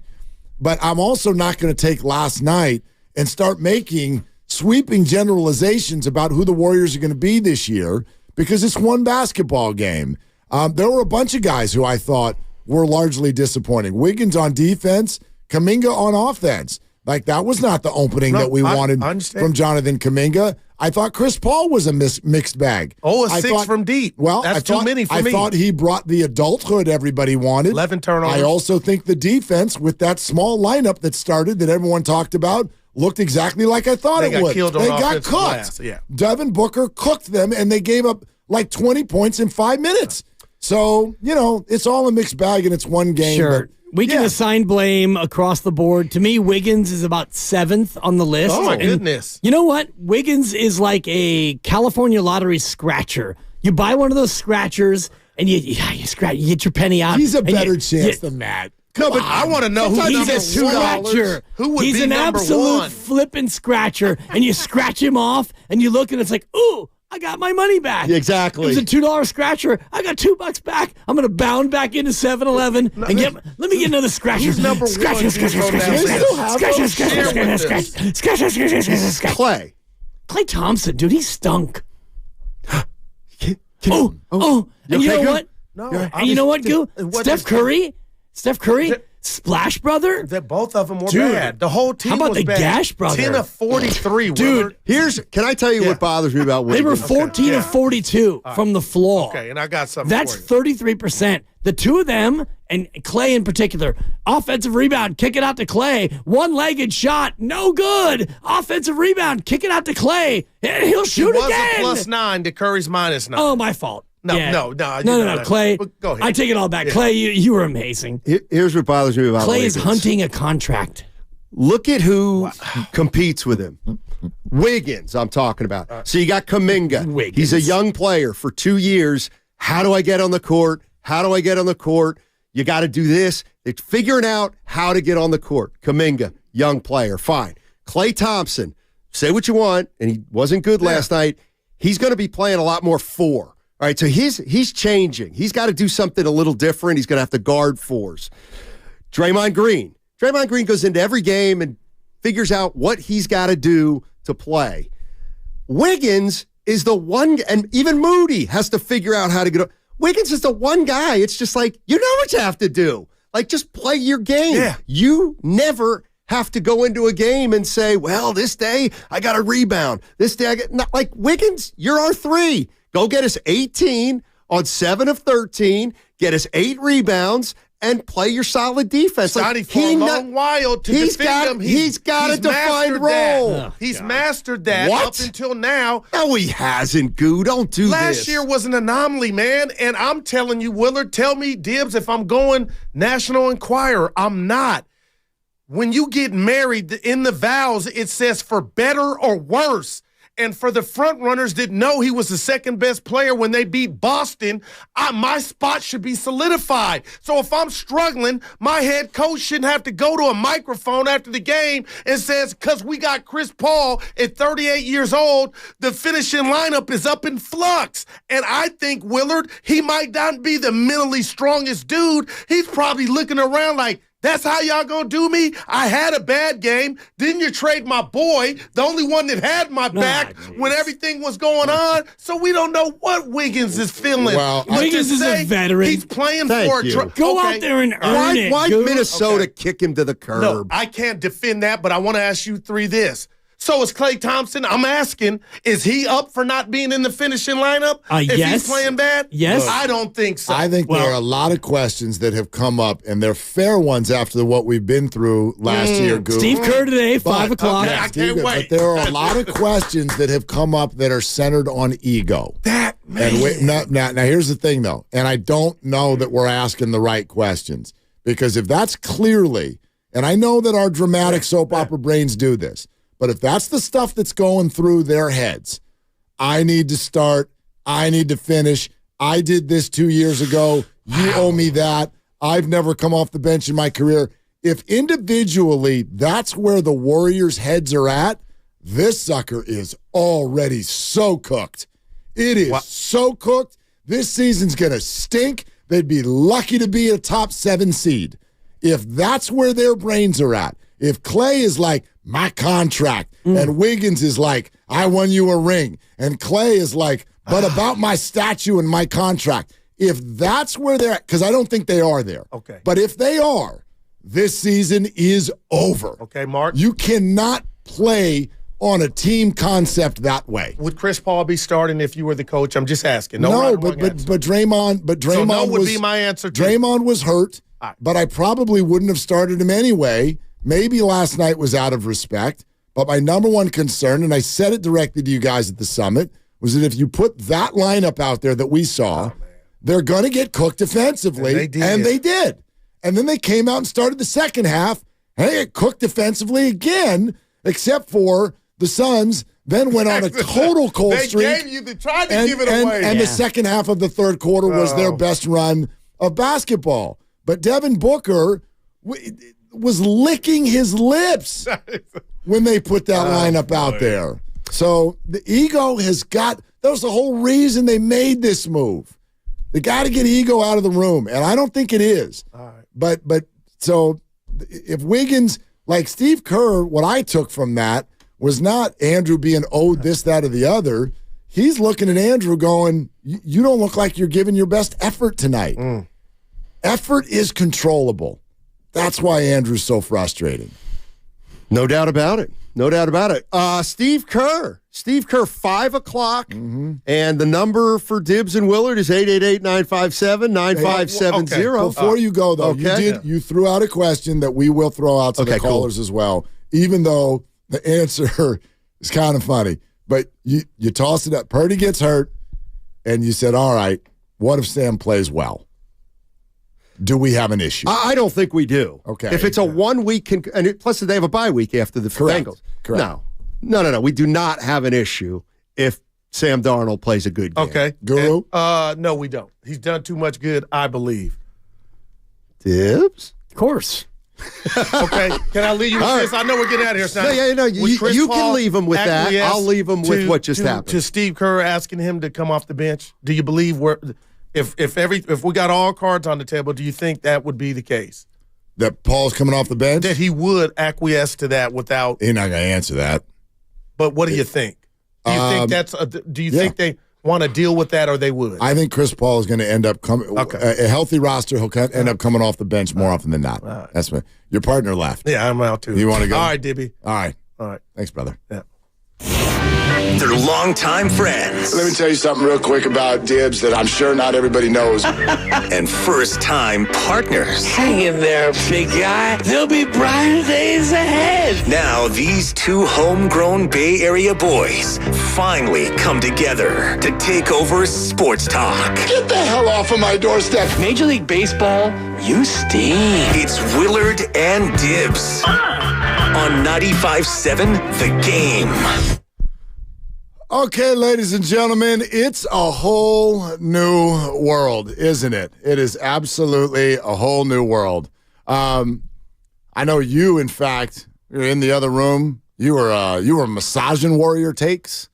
You were writing some down on the pieces of paper. You were in the lab. Yeah, I was in the lab. We were getting ready to come in here and do Not the darn quite writing thing. stuff on paper, but last night I sat next to Mark Randy. Actually, I stood next to Mark Randy. I bet. And I had a chance to sit next to a fellow media member, but I passed.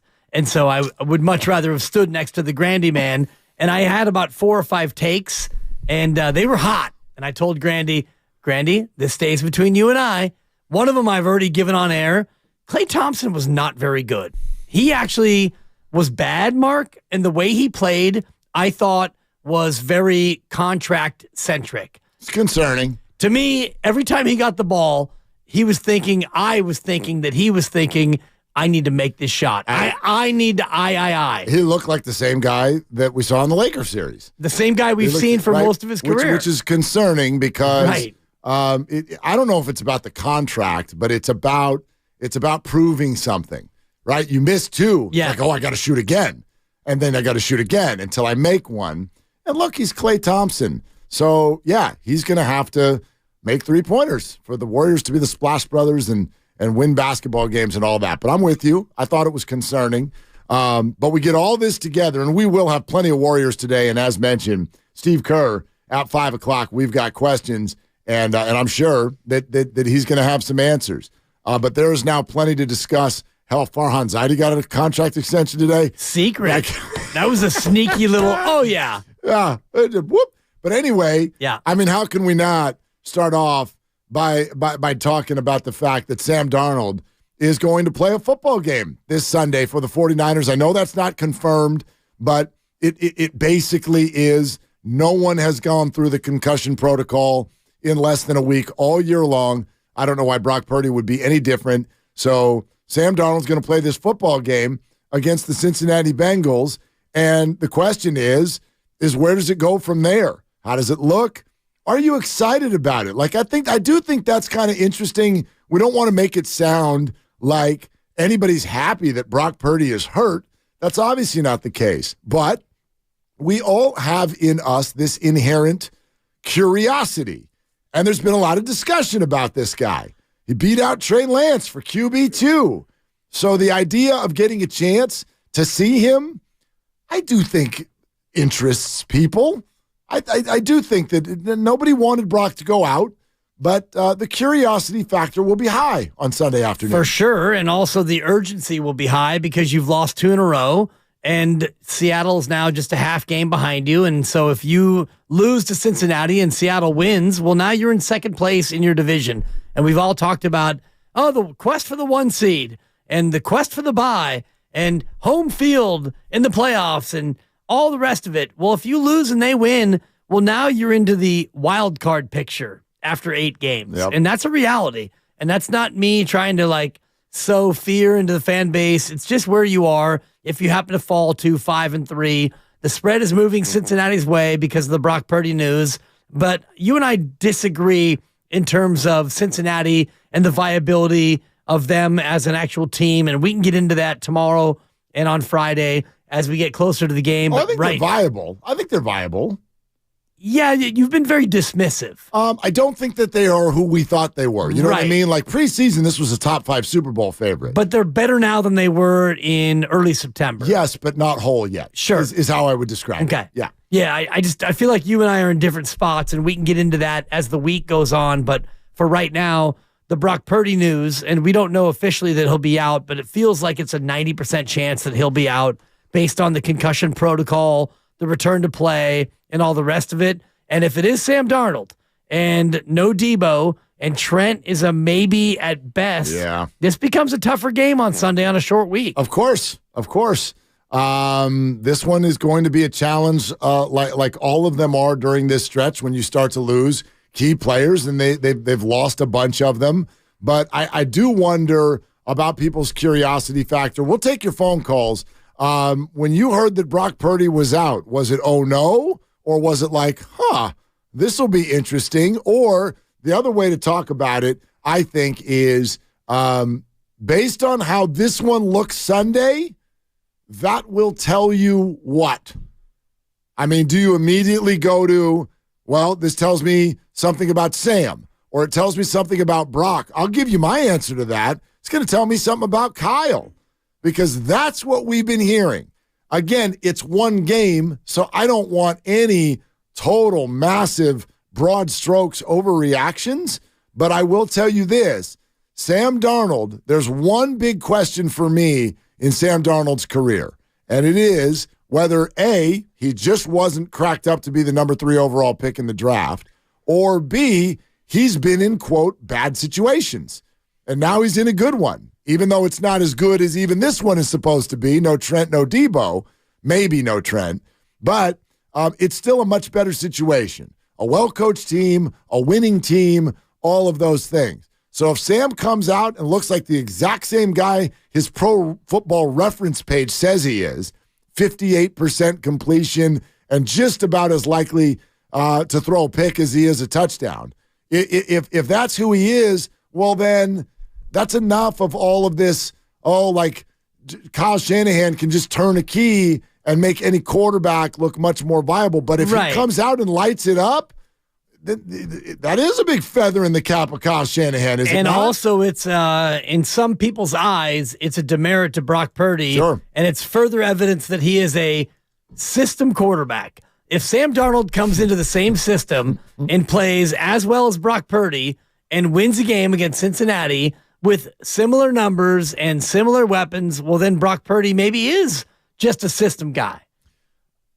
Yeah. That's what some will say. We're going to do this, aren't we? I mean, we're going to do this. I'm not trying to do it until Monday, but if they beat Cincinnati 31-27, and Sam Darnold goes 24 for 32 for 282 and 2 touchdowns and 1 pick, and they win the game, then the whole idea of him being a system guy, it's going to percolate back up to the system. I know that it will, but should it? I mean, it's a football game. Right. It's kind of like what I think. It's a small sample, right? Small sample size. The smallest of samples. Sure. I understand that we've only got one Warrior game, for example, to draw from. Oh, it's over. But come on, people. Come on. I don't even know if it was serious. I walked in today and Gabe and the rest of the sales group, they're sitting there and they're like, "You concerned?" Am I concerned? They're 0-1. And they lost by 4. They won't go 82-0. They might go 0-82. So they played the second favorite in the NBA, or third favorite, or whatever the hell they are, and they lost by 4. Am I concerned? No, I'm not concerned. I don't know if the question was a joke or not. Right. So, is it fair? I know you're right that it'll happen that way because that's the way social media and even regular media in 2023 works. We're going to be here to discuss it. Obviously, we're going to be here to discuss it. But if Sam Darnold goes out and plays well, did I hear you correct? That's a demerit for Brock Purdy? In some people's eyes. I don't think Yours? so. No, of course not. Okay. Brock Purdy is, what is he, 13-2 right now in the regular season? Yes, and he is the second-rated quarterback in the NFL this year. I mean, he's been great. He's been great. I do not want, though, to look at his 2 interceptions and say, well, he was clearly concussed, and so that's, I mean, we're going to go ahead and take those off his ledger. Right. Because they happened, and he might have been concussed, and that might have led to the 2 interceptions. We don't know that, but I do know this. If Darnold goes out and plays well, some people will look at Brock Purdy differently and say, well, see, this is, I mean, if Sam Darnold could do that in this system with this coach. No, of course that'll happen. I mean, who couldn't? And this is the whole, who couldn't throw to Ayuk and McCaffrey and Kittle argument? Yeah, of course it's going to happen. I think the question is, should it? What can we take from this weekend's game? But I can only speak freely and honestly. Obviously, I'm a huge Brock Purdy fan. I think he's a very, very good quarterback. I want the 49ers to win all their games, and I think this weekend is an incredibly important one. They're facing adversity for the first time. Everyone was waiting for that adversity. It's here. They've lost 2 in a row. They've got major injuries. But even with all of that said, yeah, there's a little piece of me that's like, well, this will be interesting to see. Sure. I hate that there's a piece of me that feels that way, but it's true. This is going to be interesting. It's very interesting, and you're going to have the backup quarterback. And if you look around the NFL at all 32 teams, I think maybe half of them have had a backup quarterback play a prominent role. Maybe not quite half. It might be 12 to 14 of the 32. So it's not that remarkable that they need a backup quarterback here in week 8 because many teams do already. And, with Kyle Shanahan, he's kind of used to this because in every year but one, he's had to go to a backup and he's had to go to QB3. So honestly, Kyle Shanahan shouldn't be that unmoored in terms of having to go to a backup quarterback. The system is good, and the players around Sam Darnold, if he starts, are good, and that should be enough to still beat Cincinnati at home. I'm looking around at the league because we did this last year, right? Like the teams who have had a player get hurt and have to miss time. Obviously, Cleveland Browns. Joe Burrow, he didn't miss a game, right? Maybe he hasn't played very well. So. Like he was very hurt. Mac Jones has come out but not been hurt. The Jets lost their guy. The Colts have lost their guy. The Jets and Patriots for sure. Titans have lost their guy. The Raiders have definitely lost their guy.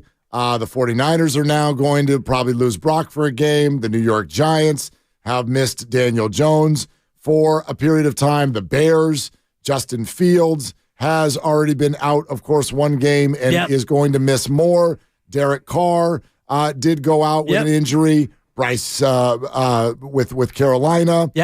He has gone out and missed time. And let's see, I guess you can count Arizona, right? You have to count Arizona. Their quarterback was gone from the beginning. Right. So it's about 10 to 12. And so you're not alone in terms of needing another quarterback, a backup quarterback. And honestly, this is why they went out on day one of free agency and got Sam Darnold. This very reason was in case Brock Purdy's elbow wasn't good, or if Brock Purdy sustained another injury, you would have a very good backup. And, you referred to Sam Darnold as maybe the best backup or one of the best backups in football. So that's where we are in terms of, the Niners. This is why you got Sam Darnold. And now you're going to lean on your not your biggest free agency signing, but one of your biggest ones. Yeah. Sam Darnold. Yeah. All right. So, here we go. It is Sam Darnold time for the San Francisco 49ers. What's the first thought that went through your mind when you heard it? Maybe you're just hearing it for the first time now. Again, Brock Purdy is not officially out, but it is, quote, very unlikely that he plays. No player has moved through the protocol that quickly in order to play that coming Sunday at all this year in the NFL, and this is a short week for the 49ers. They get home late Monday night, and the concussion symptoms start on the plane. So we'll take your phone calls on that for sure. Plenty of Warrior stuff today as well. Steve Kerr is going to be on the phone with us in exactly 2.5 hours. 888-957-9570 is the number. Shardol, stay right where you are. You're going to lead us off as we get to all of your Brock Purdy / Sam Darnold calls. When you heard that Purdy was out, what was the first thought that went through your mind with regard to Sam Darnold? We get to that coming up next. We're sponsored by Great Clips, and it's Willard and Dibs. In sports, success is about team effort, and the same is true for your hair.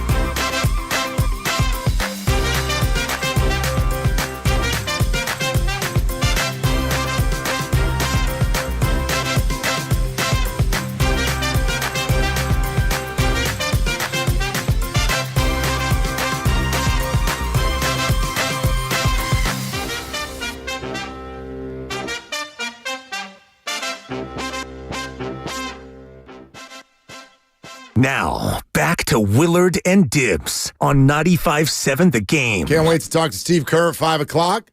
We'll let you hear exactly what Kyle Shanahan said within the last hour and a half or so, letting everybody know that there is a bit of a problem at the quarterback position. Brock Purdy is in the concussion protocol and very, very unlikely to play this weekend against Cincinnati. So it's Sam Darnold time. Here's one thing that let's get out ahead of this. And maybe you disagree with me, Dibs. I think you were joking on the crossover. But dearly departed to Sacramento, our mutual good friend Alan Stiles, who will not be buying me dinner, nor will I be buying him dinner, a no bet in the Chris Paul starter sweepstakes. Sure, yeah. But 20 minutes ago, he tweeted, there's a section of the Niner fan base that, of course, wants the Niners to win, but they don't want Sam Darnold to play too well because it would be a shame if there was another ... QB controversy. Here's what I'd like to clearly state. Okay. There is no, and there will be no, quarterback controversy no matter what happens on Sunday. It is not possible. Kyle Shanahan and the 49er team does not feel that way about Brock Purdy. They do not feel that things are on thin ice. You don't do that not only to a player, more importantly, you don't do that to a team. You don't jerk around your starting quarterback in the National Football League. That is way too much of a thing. And so Sam Darnold could go score 42 points and absolutely whip the Cincinnati Bengals this weekend, and there will be absolutely no QB controversy no matter what. You can book that. At this point, yeah, you're right.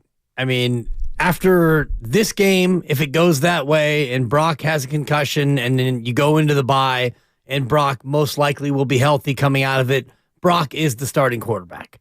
Now, if Brock has 2 or 3 more games like he's had the last 2 and you lose those 2 or 3 games, then we can talk about maybe there being a quarterback controversy, and that's something that's really far down the road, and that is something that would take a lot to get to that point. But if you get to 6-2 with Sam Darnold, and then Brock gets healthy, and then you fall to 6-4 or 6-5, well, then there's a different conversation to be had. Yeah, but for right now, after one game, yes, Mark, you're right. There is no QB controversy. Well, no, and I gave a one-line answer just to be glib and funny during the crossover.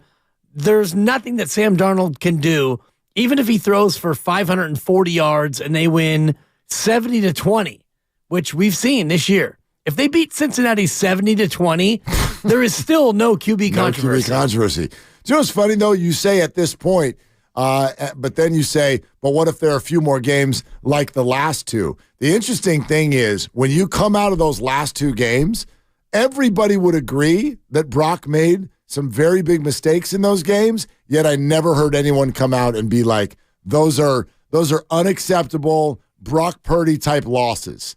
I hear people come out of Cleveland and go, look, rough game, rough circumstances, but he took them on the drive to win the game, and then the kicker missed the kick. Sure. And then the Minnesota game, what I hear is, well, he was actually really good for 3 quarters, and then he had a disaster of a 4th quarter. Yeah. And that's winning time. Exactly. And so that's not a problem. It's a problem, but I didn't hear anybody come out of those 2 games questioning Brock Purdy's spot as a starter. And so if you think if we're even within 2 or 3 games of another loss or 2 of having that question, I don't even think it's that. Yeah. I don't even think it's that. Like, you can't feel that way about your quarterback in the NFL and feel good. And it feels to me like the 49ers feel good about their QB. They sure do. If you feel good about so if you feel good about your QB, you're not 2 or 3 games away from replacing him. But if he comes out of the bye, and this is a crazy hypothetical that's maybe not appropriate for today when he's got a concussion and he's not going to play, it seems, on Sunday. But if you come out of the bye and you're not concussed and you lose and you lose and you lose again, I think when you're 6-5, you got to take a hard look at your situation. If Brock Purdy is playing the way that he's played the last 2 games, which is not as good as he had played in the previous 13 starts. Yeah, I see that a little bit differently because, of course. Well, but QB in the National Football League, that is a very, I don't want to call it an honor. It's a big deal that role is defined. And I just don't think that players who are, for instance, right now, even with the 2 losses, you're the second-rated quarterback in the NFL. Yeah. You have a TD to interception ratio of 11-3. That's not a position where you go, yeah, but if a couple weeks down the road, if it's still losing, then we need to have a conversation about QB. I don't think you do that. I don't think questions about quarterback standing are for, let me think of some players around the league who would fit into that category. Garoppolo might fit into that category. Daniel Jones was fitting into that category. Desmond Ridder was absolutely fitting into that category. People who don't, obviously Mac Jones. Yes, thank you, Luke. You do not end up in that conversation when you're playing the way Brock Purdy has played. So I don't even think it's what you're saying. I don't think there is the scenario where in the month of October or November, Brock is replaced by choice. Okay, what if he loses 6 in a row? Oh, they even have 6 games between October and November? No, I'm talking about after the bye. Yeah, I mean, why would well, what if he loses 27 in a row? No, we're talking about that's not a realistic thought. Well, what is realistic? He gets to quarterback the rest of the year regardless? Maybe, yeah. Okay. Yeah. And I'm asking you your opinion. That would be. And, so Sam starts this weekend. Based on and the way win, they feel about him. And he comes out of the bye, and Brock starts, and he loses, and he loses, and he loses, and he loses, and he loses, and he loses, and he loses, and he loses. That's not realistic. I'm asking you what's realistic. Yeah, and I'm saying that's not it. That's not it. They can't possibly lose. I mean, they've already lost 2 games that you didn't think they would lose. Correct. And 2 games one game so that I you didn't think it's a lose. realistic conversation that Brock Purdy will come out healthy and the 49ers will go on a 7 to 8 game losing streak? It's less realistic than him winning a game and losing one and, going back and forth and being up and down. Yeah. I don't think that this team is as good as we all thought that they were. Maybe not. And you're hearing from their own defensive players starting to question the defensive calls. Yep. And you heard the head coach talk about a defensive call that he didn't like. And, he's talking about how it's something that won't happen again. It was a hell of a comment today. I don't know. Big time comment. I heard it. In the Brock Purdy conversation, maybe y'all missed that, but Kyle Shanahan today about Steve Wilkes' call right before halftime, quote, he knows he messed up. Right. He knows he messed up. Yep. So you're calling out your own defensive coordinator. Yeah. That's not good. No, it's not good. It's accurate, though. Fine. I mean, accuracy matters, as we know from the exogen temporal thermometer, but it's not about accuracy. It's about cohesiveness and connectivity, as I borrow from Steve Kerr. I'm not saying it's a good thing. No, I'm saying it's a bad thing. Yeah, it is a bad thing, but it's a fair thing that Kyle Shanahan called him out. It's fair, but I think it shows where this team is in terms of maybe they're not the juggernaut that we all thought that they were. If the defensive coordinator is being called out by the head coach, and he's also being called out by the highest paid defensive player in football. I think that's a completely fair statement. Yeah. I'm not saying it's unfair. I'm saying it's a bad thing. I'm agreeing with you. No, but what I'm saying is it's not for me, it's not about fair or foul. It's about, I think it's showing signs of dysfunctionality, and it's showing that maybe there's more wrong than what we see. Agreed. Okay, How about that? I'm not saying you disagreed. I know, I totally get it. Wonderful point. Agreed. Yes. I think that, fully. I don't know, as you look at Cincinnati and beyond, and Seattle's a half game back, and I definitely feel differently now at 5-2 than I did at 5-0. I mean, we all have to acknowledge the possibility of things going away that we don't see coming, because we didn't see this coming, but this is also not that intense. I mean, these are close, one-score losses, field goal goes wide right. That's a little different than talking about 8-game losing streaks and total dysfunctionality. True. But I'm with you. No, I did not have or want on my bingo card that after week 7, Kyle Shanahan would be talking about his D coordinator messing up and potentially ruining a football game. Let's go to Shardal in Fremont. We want to take as many of your calls as possible. Let's start it. Hey, Chardal, you're on with Willard and Dibbs. What you doing? It's a first-time caller on 95.7 The Game. I'm super excited. So are we. Yes. Did we get your name right? I mean, I never called into the show, so I'm really excited I get the chance to call into the show and share my thoughts. Yeah, you can do this every day. Did you know that, Chardal? I didn't know I could do this every day. Every day. I mean, I'm not saying we're going to take you every day. Like, let's not hand you the show. But you know what I mean? Like, this is something that we do. So I just want to say, I went to the Warriors and Suns game yesterday, and it was a competitive game. Both sides. Wow, that didn't go well. Oh, there you are. I thought we lost you for a second, Chardal. So I'm here. Can you still hear me? We got you, brother. Did we lose you? Let's hear it, man. It was a loss yesterday, but it was heartbreaking because I know it's KD's. They made a tribute to KD, which was pretty special because he brought a lot of stuff to the Warriors. So it was a pretty good game, but it was a loss. And the second point is that about the Brock Purdy concussion protocol. I've been supporting the Niners for so many years. I've loved this team so much. I'm super passionate about the team. I like to see them put wins on the board. But that concussion was shocking, man. I would never experience that. You would see Brock Purdy go down like that. That was never something I would love to see. I'd never like to see injuries on any player.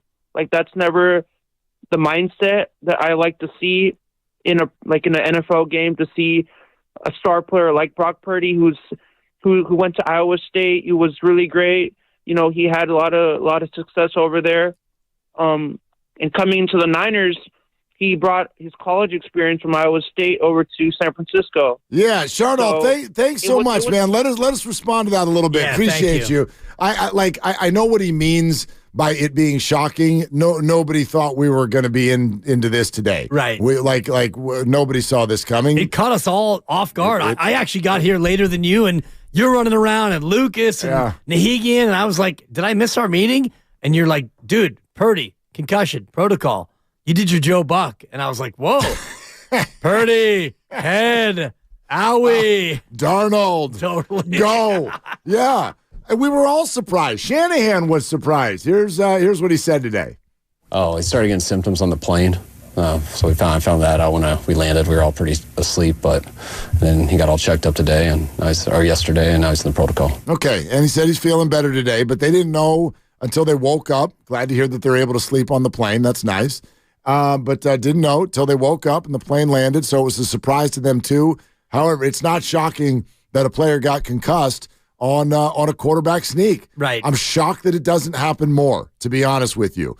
Watching what happens to Jalen Hurts' body when they do this brotherly shove thing is absolutely gnarly. Honestly, most of the plays, be honest, you can't even see him. The ref is just like, well, it looks like you ended up here, so we'll mark it here.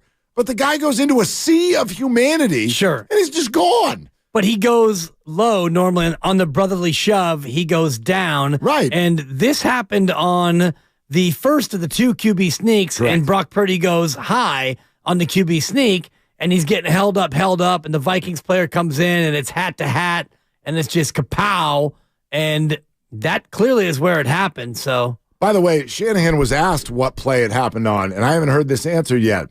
Did he specifically say it was on that play? Let's find out. You watched the film. Where do you think he heard it was quarterback sneaks, maybe? Possibly. We don't know for sure because he didn't start getting into the plane, so I don't know exactly, but I'd probably guess that. Yeah, okay. I mean, he's not going to say definitively because you don't know. But if you go watch the replay, it's all over the internet. Go watch the replay, and it's hard to imagine that's not the one. He gets a very healthy whack to the head. 3rd and 1, 7:03 to go in the fourth, and they're at their own 49, and it's QB sneak, and it's no gain. And then the next play, QB sneak again, and that's where they took it a lot quicker, and he went lower, and he got 2 yards. He got the first down. And the very next play, he throws a pick, the one to Juwan Jennings, where he kind of threw it up for grabs, and I'm not saying that he was concussed and that's why he did that, but it was definitely an irregular throw from Brock Purdy 2 snaps after he reportedly got concussed. I'm going to give the people what they want for a second. Give it to him. Okay, you ready? Yeah. So he threw that pick right after the concussion. Of course it was the concussion. What do you crazy people think Brock Purdy would actually throw a bad pass? I love it. That would never happen. Brock would never throw a bad pass. It would never happen. He's perfect. He's the best quarterback I've ever watched play. How on earth do you think that interception would happen? It's not because he's human, because he's not. Hello? All right. Clip it, send it, get it on Twitter as quick as possible. All right, let's go to Dollar Bill. And he would throw another pick later in the game. That's fake news. Let's go to Dollar Bill. Hi, Dollar Bill. It was some other guy that they gave Purdy's jersey to. Gotcha. Hey, Dollar Bill, what are you doing? Hey, boys. Hey, I just wanted, I'm on my way back from lunch, just wanted to chime in on, you were asking what it's going to mean if Sam Darnold comes in. What are we going to learn?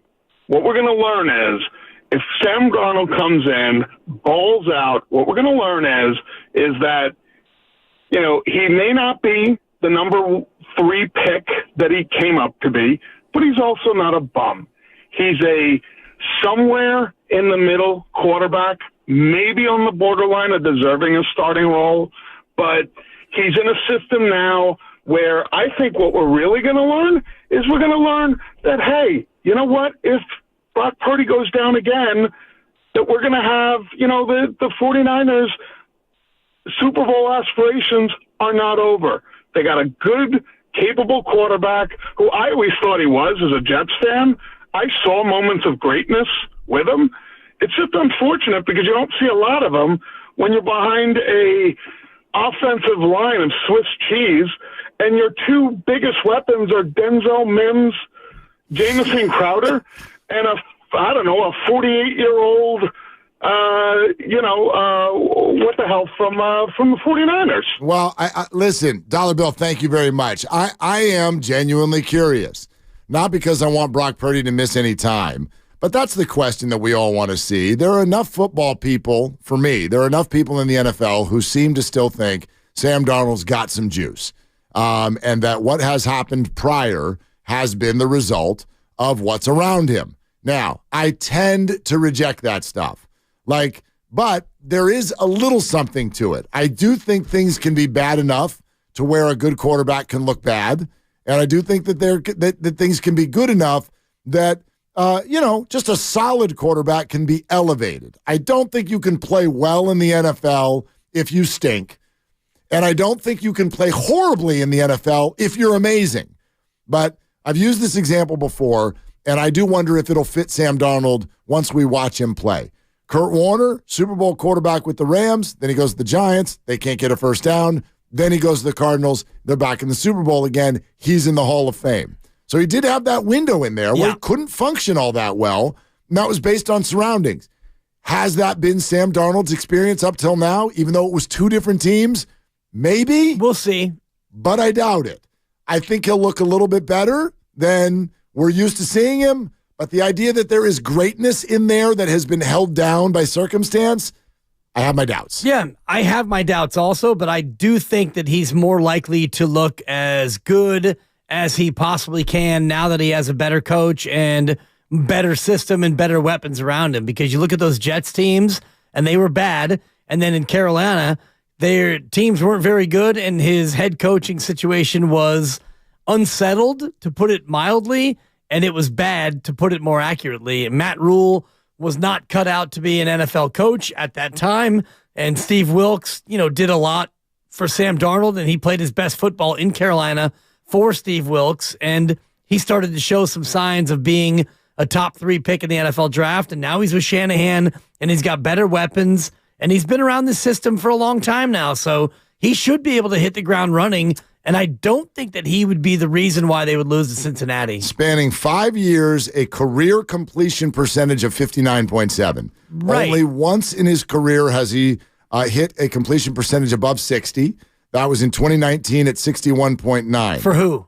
That was still for the Jets. With the Jets, Okay, yeah. So for reference point, the quarterbacks this year who start and have a completion percentage under 60%. Right. Matthew Stafford, C.J. Stroud, who, by the way, is playing pretty good football, but Stafford, C.J. Stroud, Anthony Richardson was there before he got hurt, Jordan Love of the Packers, end of list. Under 60. And all of them are 30th or below in the rankings in the NFL. So in other words, under 60 is really bad. Right. It's really bad.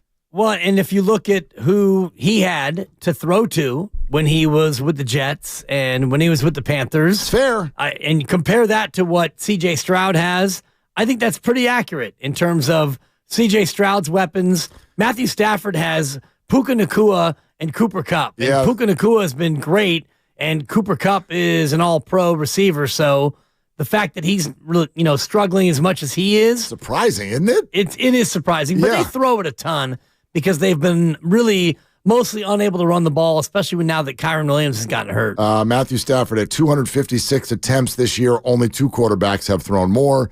That would be Kirk Cousins. And Tua, right? And Patrick Mahomes. Oh, Mahomes, He's thrown more than Tua. He's thrown more than Tua. Isn't that crazy? But yeah, under 60% in the NFL is not good, and Sam has consistently been there. Yeah. Will it be better here? I do believe so. Will it be what Brock Purdy does? I do not believe so. But that's a guess, and we're only going to get, at least you hope, you're only going to get one game of a sample against a Bengals defense that's, I don't know, interesting, middle of the pack group kind of a situation. But I tell you what, the drama is all there, and we will get a little bit of information. Should be interesting. Okay, Steven and Sean and Doug and Mario, we're coming to you. We got some open lines as well if you want to talk about this. 888-957-9570. We're presented by Fremont Bank, full-service banking, no compromises. Also, don't miss the kickoff show Sunday, Larry Krueger and Lorenzo Neal. And Krueger's going to join us next hour, too, for an update from Santa Clara. 2 hours before the start of the game, Hilton Santa Clara, delicious food, great drinks, best pregame show that the Bay Area's got, and it is presented by Habas Law. You've been wronged? Habas Law will fight to make it right. Call 1-800-INJURED or visit habaslaw.com. Your call's next, Willard and Dibbs. The future of joint pain relief is right here.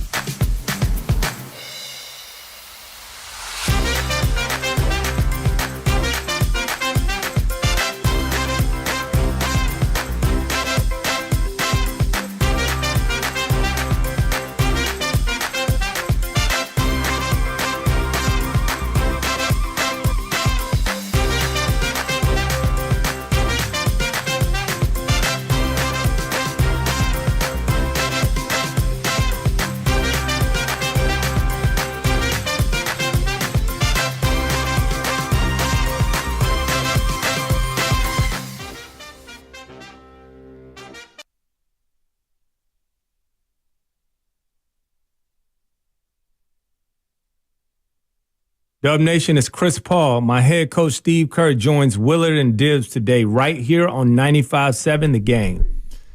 See, and y'all thought that there's some sort of riff between me and Chris Paul. Listen to Chris doing liners for our show. He's loving Willard and Dibbs. Hi, this is Chris Paul. Now back to some guy who didn't believe in me and the one man who stood alone with Matt Steinmetz, Dan Dibley. Hi, I'm Chris Paul. Dub Nation, is Chris Paul. My head coach Steve Kerr joins Willard and Dibbs today right here on 95.7 The Game. My head coach, not yours. Hey, Chris, you reading? Yeah. Yeah. That's a 4. I'm reading. He like, who? Who? Williard and Dibes? Dude, CP3 chants throughout the building last night. I know. I went to the restroom. I was next to Grandy, and I was like, Willard starting that S. There's no doubt. CP3. CP3. Give me a P. It was real. And then I'm like, I got to go take a pee. I can't sit here and listen to this anymore. I'm sorry. I can't do it. I saw JD on my way out after I waited a half an hour hoping that traffic would subside. That thing's not easy to get in and out of, by the way. Chase Center? Yeah. I had my first successful exit in the history of the arena last night. How quickly did you guys leave? Dude, like, it wasn't even just how quickly that we left. It was that I finally, after 416 tries, made the right turn. Oh, my God. Went through the correct hallway, and it ended up out the door that I came in.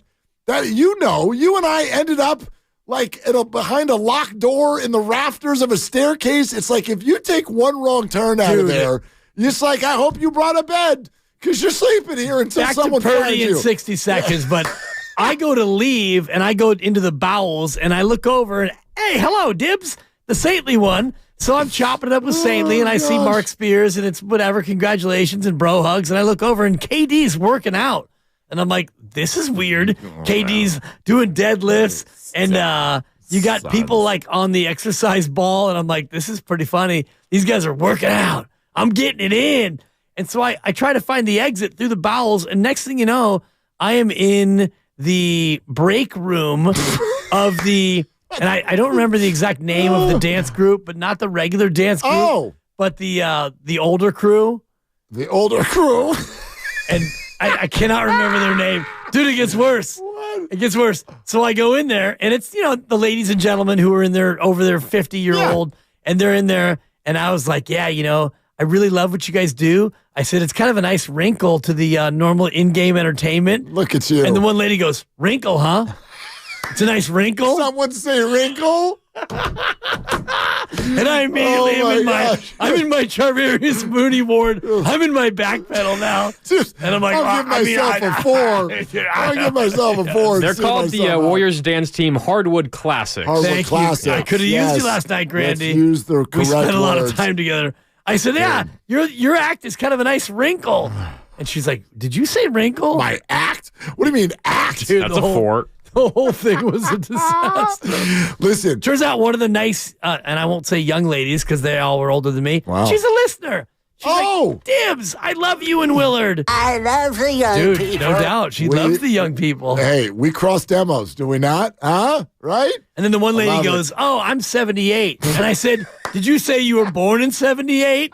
And then I was getting points on the back end. I'm telling you, man. I always have. That was a 2. I have Dude, it was a 3 last night. I always have such a confused look on my face when I'm leaving. I couldn't get out of that all place. of the employees start asking questions because they want to help. Right. And one of them is like, because they got the credential on, and me and the lovely Christy are leaving, and she stops us, and she goes, are you looking for the Warriors family room? And I am like, I am very, very much not looking for the family room, because if I go looking for the family room, then I'm staying here for the rest of the night. Please don't interrupt my flow. I think I actually know where I am. Man. Let me keep walking. And I did it. It's that hard left turn coming out of the concession lockers. Sure. It's that hard hook left that I always miss. And I'm like, oh, we made it. I'm going out the same door. It's the first time in my life I went out the same door that I came in. In the history of Chase. Yeah, I wound up in some loading dock with 3 security guards, and we were. Every time. I'm running material. It was a whole thing. All right, let's get back to the Purdy calls. Brock Purdy's in concussion protocol, and he is very, very unlikely to play this weekend. So it is Sam Darnold time, and you know what that means. There will be a seance at my house tonight. We're all going to be hand in hand. There will be tears. It will be emotional, but there will be no Brock Purdy this weekend for the 49ers, and I don't know what I'm going to do. All right, let's go to Sean in Oakland. Hi, Sean. You're on with Willard and Dibs. What are you doing? Hey, what's going on, man? I'm about to walk up here and Target real quick. Oh, man. See if you can get out of there for less than $200. Nah, I don't think I'm going to happen. No chance. But talking about the whole Purdy thing, like, you got to, like, look, man, everybody ready to, like, throw the pitchfork and all this. I hope y'all don't think Sam Darnold going to be the savior of the 49ers. I hope y'all don't think that. But at the end of the day, Brock Purdy got this concussion, which, like I said, the errant throws that I've seen, it probably was because of the fact of the concussions. But at the same time, you got to give this man a chance to make these mistakes. But at the same, he wasn't the reason the Niners lost these games. It was the defense. The defense ain't putting no pressure on nobody ever since the last 5 games that they won. Ain't been no type of pressure. They can't stop receivers. It's just been a whole chaos. I don't know what defense this is anymore after those other 5 games when they went 5-0 and everybody's like, oh, Super Bowl bust and all this other stuff. Now, where the conversation going now? Because what's his name? Brock? Who, I keep forgetting. Bosa can't get no pressure on nobody. Yeah. Ain't nobody stopping no receivers and stuff. So come on, man. It's not all on Purdy back. It's the defense too. It's definitely not. Sean, I'm with you. Here's the thing. And Sean, thank you so much. Enjoy Target. I'm with you. However, it's fair to say that while Brock Purdy didn't lose the games, he also didn't go win them. It's like the opportunity was there to win them both times. I guess you could argue that he did do what he was supposed to do in Cleveland. Wow. He went and got the field goal. Then they missed the field goal. So that's fair. It's fair to say, look, you have an opportunity to win these games. You don't win them. I can't blame errant throws in the fourth quarter on the concussion. Have no idea when it exactly happened. Don't know what he was feeling or seeing. So I think that's difficult. But he's right. He's right. At minimum, Brock is his play in the second half is on a list of things that have not gone well for the 49ers for the last couple of weeks. And I am not holding my breath with the idea that Sam Darnold is going to come in and replicate what we've seen over the last season of 49er football. Well, he doesn't have to replicate it. And you look at a Cincinnati defense that's not very good against the run, and you look at this upcoming game and you think that this is going to have to be a Christian McCaffrey game. And he sure looked like he was healthy. If I would not have known that he had an oblique injury, I never would have thought, based on the way he played, that he had an oblique injury. So I look at Christian McCaffrey and I see a Cincinnati team that is 24th in the league in terms of rushing yards allowed. And I think, okay, this is a game where you don't have your starting quarterback, assuming that Brock can't go, and you've got a backup in there. You don't have Trent Williams, but you should still be able to run the football. Maybe you use George Kittle more in terms of blocking, or maybe you go to Kyle Juszczyk more than you did against Minnesota, and you try to pound the ball against Cincinnati, and you get back to doing what wins for you, which is more than 30 rushes a game, more than 30 minutes of time of possession, and you take the game out of Sam Darnold's hands. 888-957-9570. Game plan will be interesting for sure. Let's go to Steven in Alameda. Hey, Steven, you're on with Willard and Dibbs. What's up? Hey, guys. It's my first time calling in a 95.7. I'm a Raider fan at heart, man. My family created the Black Hole. Raider Dave and Rob Rivera, that's my family, man. Wow. So I'm glad I finally got to call in. Yep. Thank you for calling, Steven. In Oakland. Yeah, thank you for having me. I'm calling in about Brock Purdy and the Niners, man. Aaron Banks, I actually played fall baseball with Aaron Banks. Went to school with his brother at St. Joe's Notre Dame High School. So, I'm not the biggest Niner fan, but I follow them because he's on the team. I support anybody that comes out of the Bay Area, man. He's a good guy. But I will say, going to your points about the Niners, man, the Niners are a juggernaut team. Your quarterback is not who you think he is at all, whatsoever. I've been watching a lot of Niner games. First of all, how many passes did that guy miss against the Rams? Like wide open, 20, 25-yard passes, guy streaking to the end zone, overthrowing them, underthrowing them. He didn't play well in the Browns game. He didn't play well last week. I mean, I don't know what you guys see in this guy. I think he's a slightly above average quarterback, but I do not think he's your promised land guy. I think there's a lot of value you get out of him because, you're only paying him $900,000.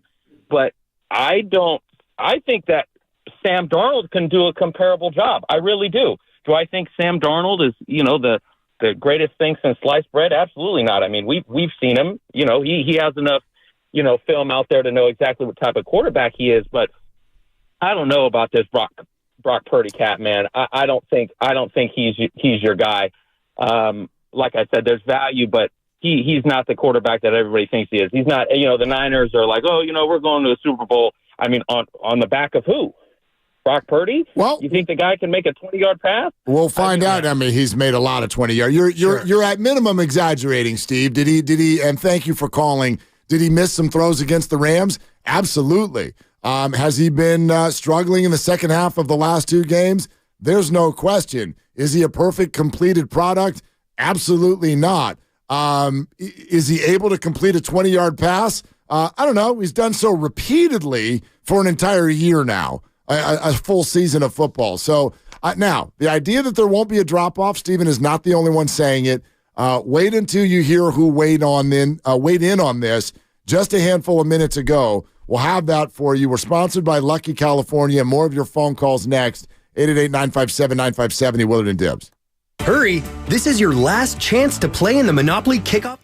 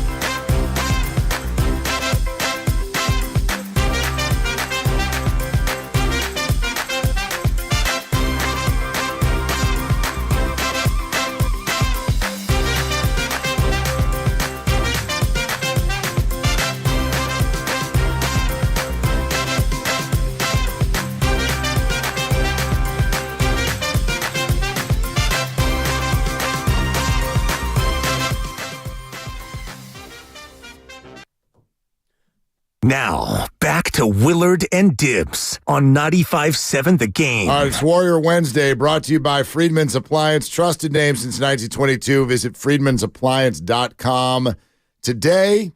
And Steve Kerr will be on with us in 1 hour and 40 minutes. So plenty of Warrior stuff to get to. Yeah. A little bit of a back seat because of this Brock Purdy news. If you're just joining us, he's in concussion protocol.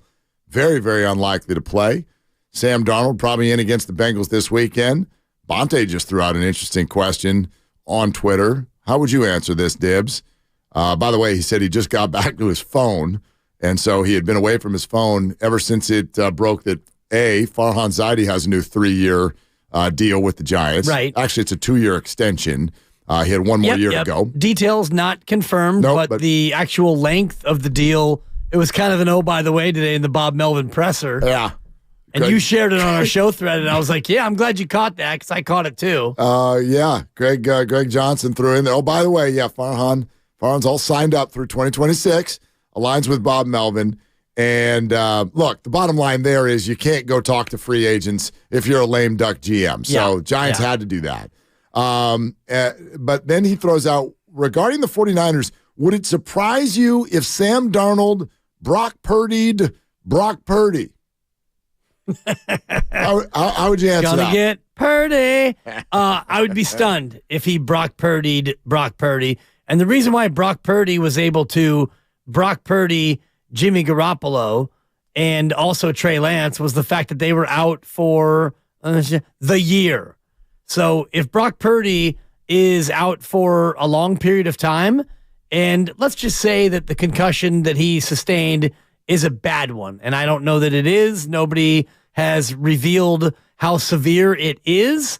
I would imagine it's not as bad as we've seen based on the fact that he didn't leave the game. Nobody even knew that he had a concussion until today when Kyle Shanahan revealed that, he was starting to have symptoms Monday night because they didn't get back until yesterday at about 2 a.m. He did say that he feels better today.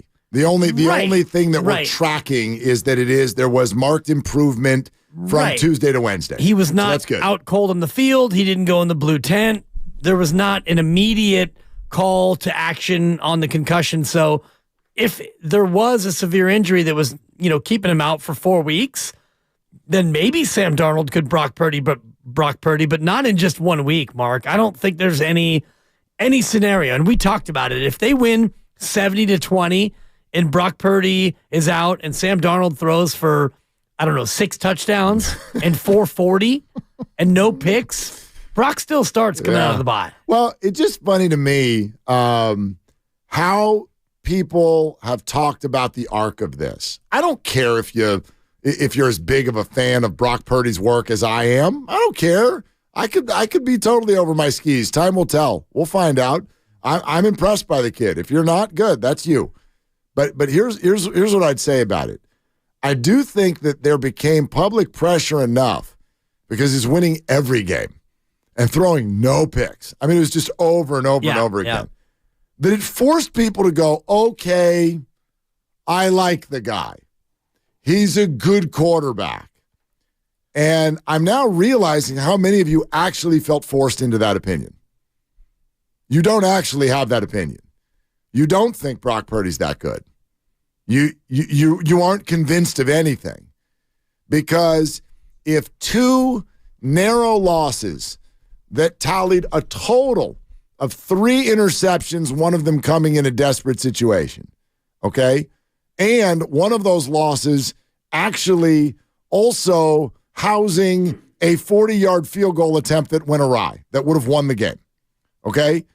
If you truly have already arrived at the opinion of, A, there will be no drop-off with Sam Darnold, or B, if Sam plays well, hell, they may just turn the whole damn thing over to him.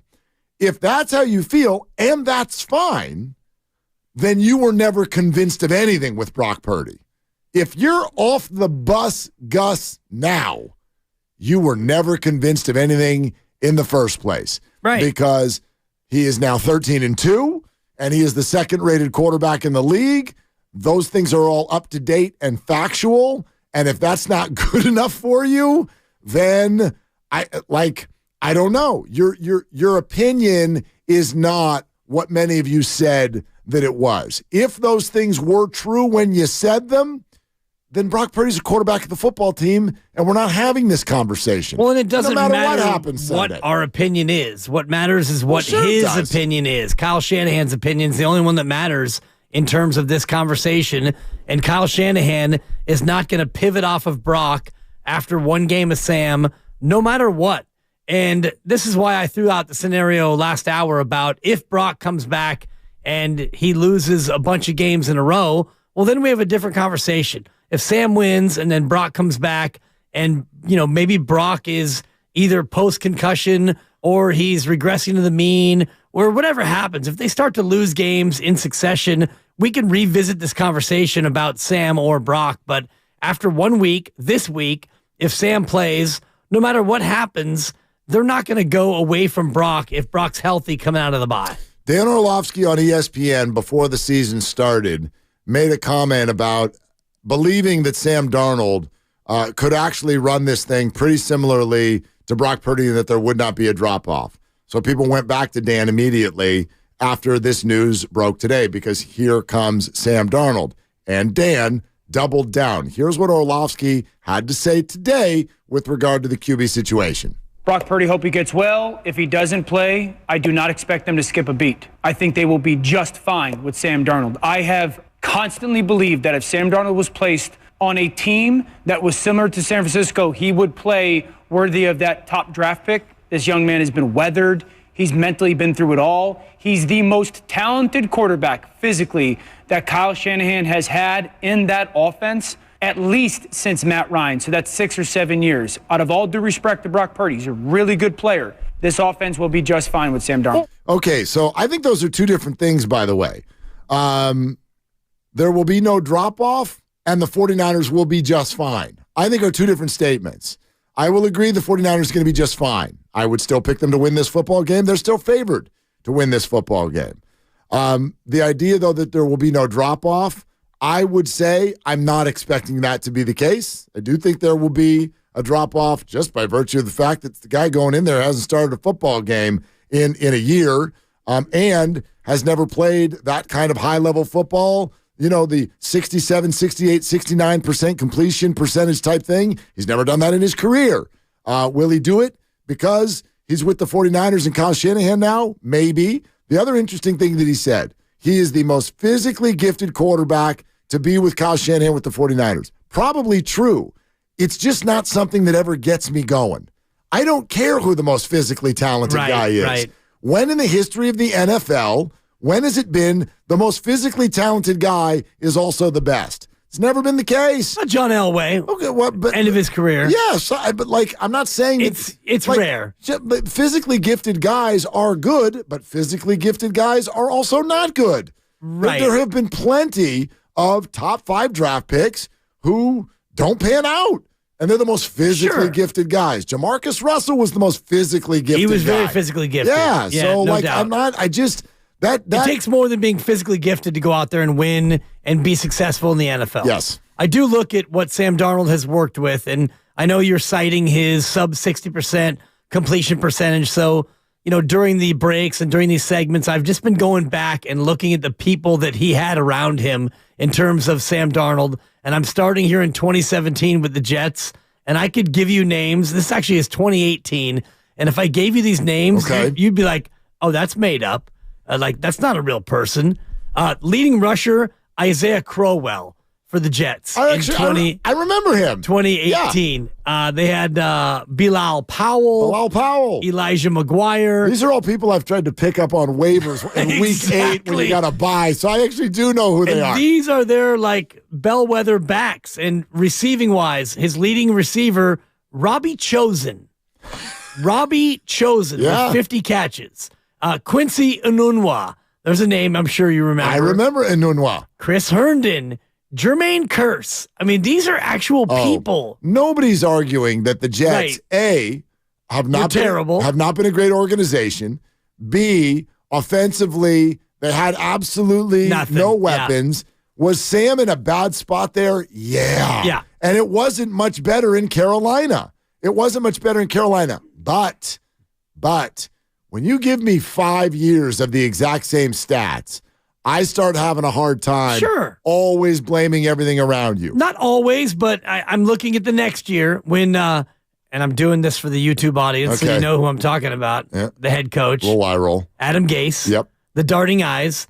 They had LaDavion Bell as the lead back, and I pronounce it that way because that's how my son Quest he thought his name was LaDavion Bell. It's Le'Veon Bell. Okay. And he took LaDavion Bell, and he won the fantasy league every year because Quest is an absolute savant. But he had late Le'Veon, and again, Bilal Powell.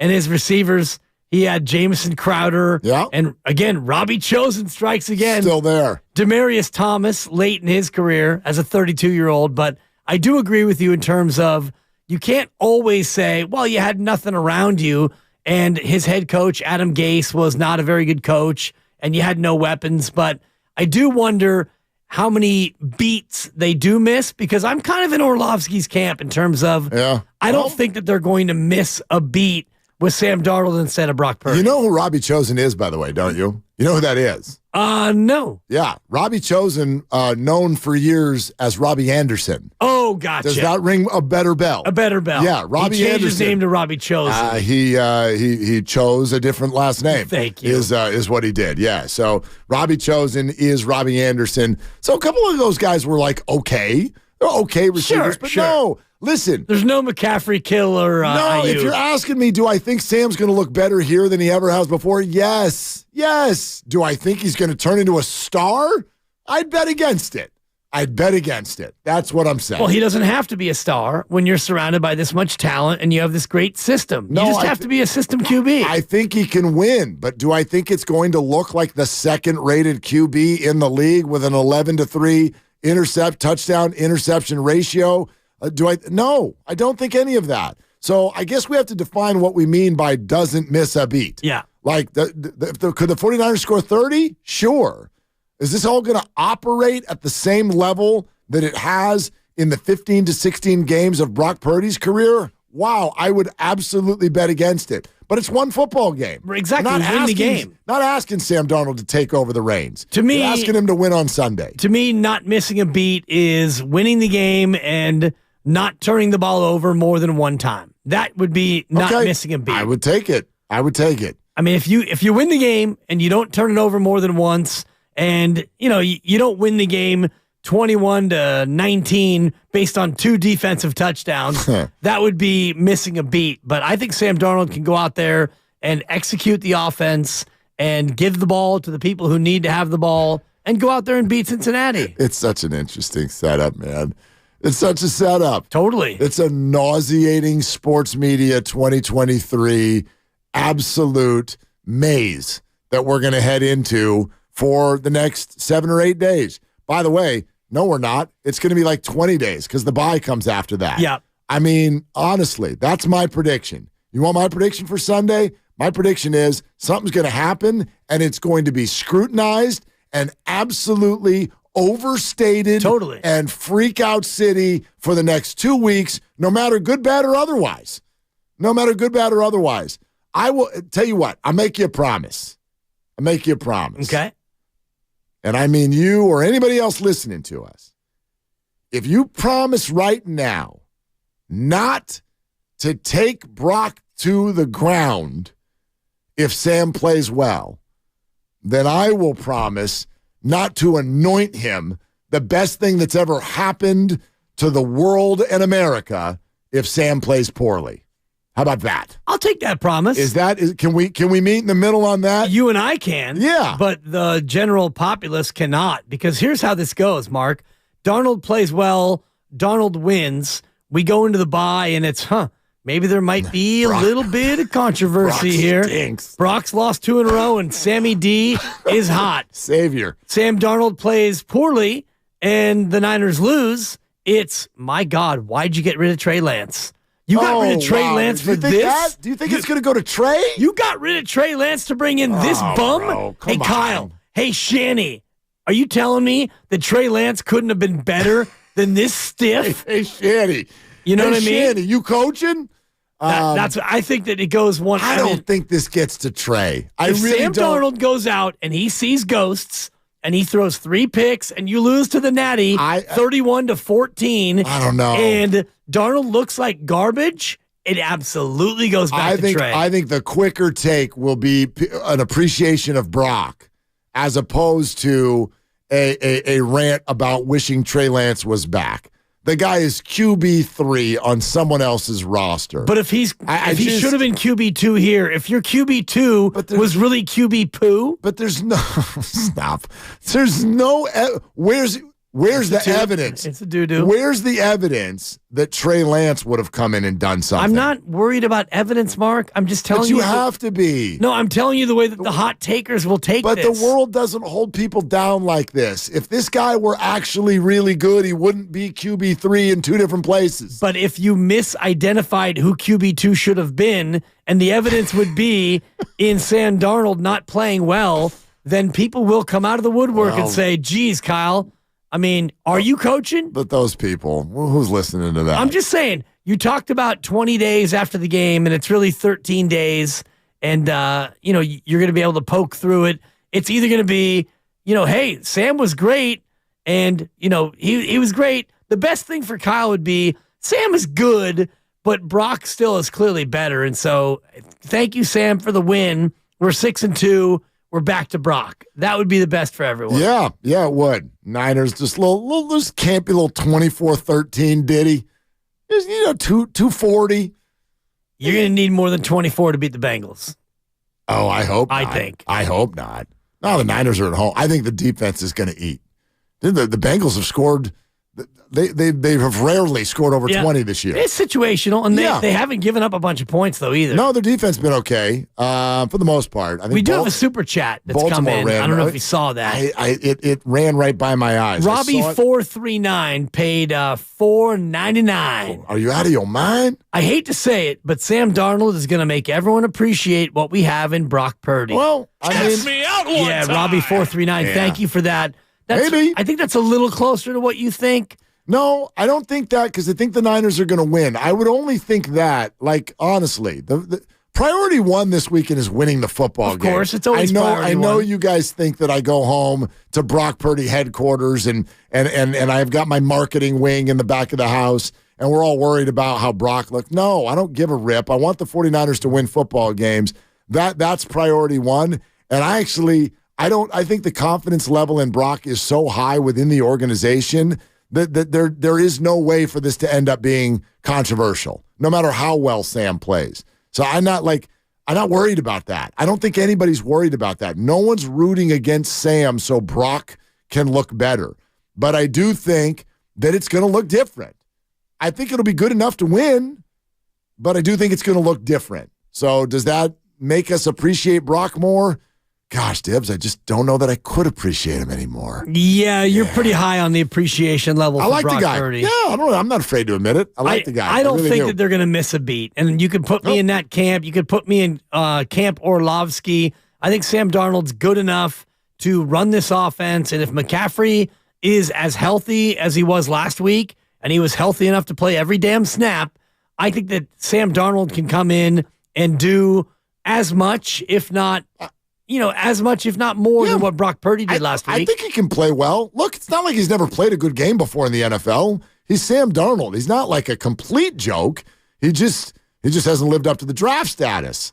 That's all. But is he capable of a good game? Sure. Look at the 2020 Jets that went 2-14. Yeah. My God, Mark, what Sam Darnold had to play with is there was nothing, dude. I mean, beyond nothing. There was no receivers, no running backs, no 37-year-old Frank Gore as your leading rusher. Yeah. And Frank was. I mean, he put his heart in his sleeve. He rushed for 653, but again, Braxton Berrios and Kalen Ballage, Jamison Crowder, Brashad. Don't pay the Perryman. Braxton Berrios, big time on the Miami Dolphins receiving core right now. Don't you take down Braxton Berrios. Yeah, sorry. 37 catches for 394. He's Travis Kelce light. He's dating some TikTok star or something. Yeah, he is. Yeah, I told you that Braxton Berrios is my daughter's second favorite player. She likes Kelce and then Berrios. He's a real good looking dude. But anyway, Mario and Vallejo. Hey, Mario, you're on Willard and Dibs. What's up? Mario. Okay, that's a long wait. Luigi? To then not be ready. How about Doug in Wichita? Hey, Doug, what you doing?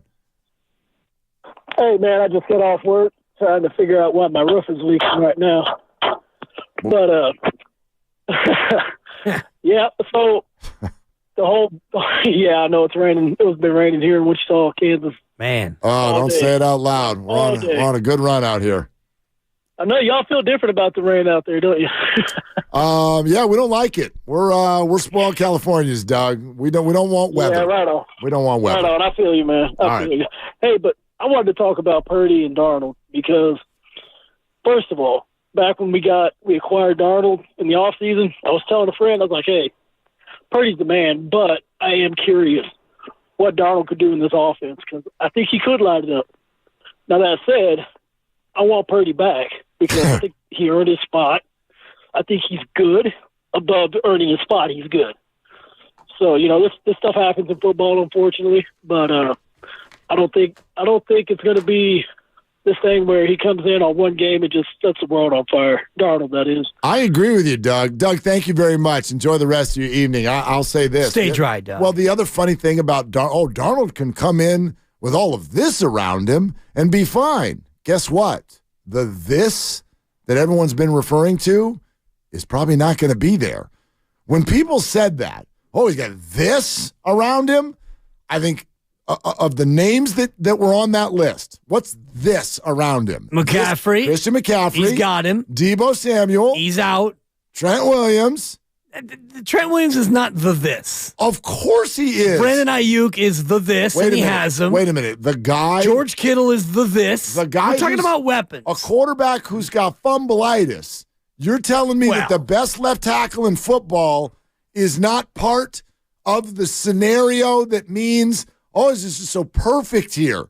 It's perfect setup for a QB. His left tackle's not part of that? You're trying to use my own argument against me, and I'm not here for it. I'm the one who told you that the quarterback is the sixth most important person on this offense. It's a terrible hot take. It was a cold take. It actually is. It's exactly what you're saying right now because you're talking about the this around him, and you're going to the tackle. Not at all. And the receivers, and the running back, and the tight end. Trent Williams is not the number one most important player on the offense, but to say that the situation Sam steps into is the same, whether Trent is playing or not, to me is crazy.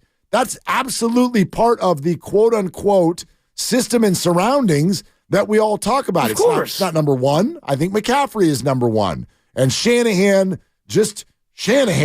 I guess, would probably be number one or two. But Trent Williams is on the list, and we don't even know that he's not going to be there, but I sort of have my doubts. Right. Don't you have your doubts? Big time doubts, Left tackle with an ankle issue who was unable to play last week, and now 6 days later, he's going to be able to give it a go. And I don't know if we've seen anything in terms of his practice availability. I guess tomorrow's the big day when they get back on the field. We'll see if Trent Williams is limited or if he is just straight up out. If he's out tomorrow, I think that we know that he won't play on Sunday. Today was a practice day. I mean, it's Wednesday. And he did not practice. Right. I think tomorrow and Friday become the bigger days in terms of, if he can go tomorrow, if he's even limited tomorrow, then you feel better about his chances on Sunday. No Greenlaw today either. We're presented by Fremont Bank, full service banking, no compromises. Speaking of practice, Larry Krueger was there. He's going to hop in here with us shortly. We'll get an update on all of this stuff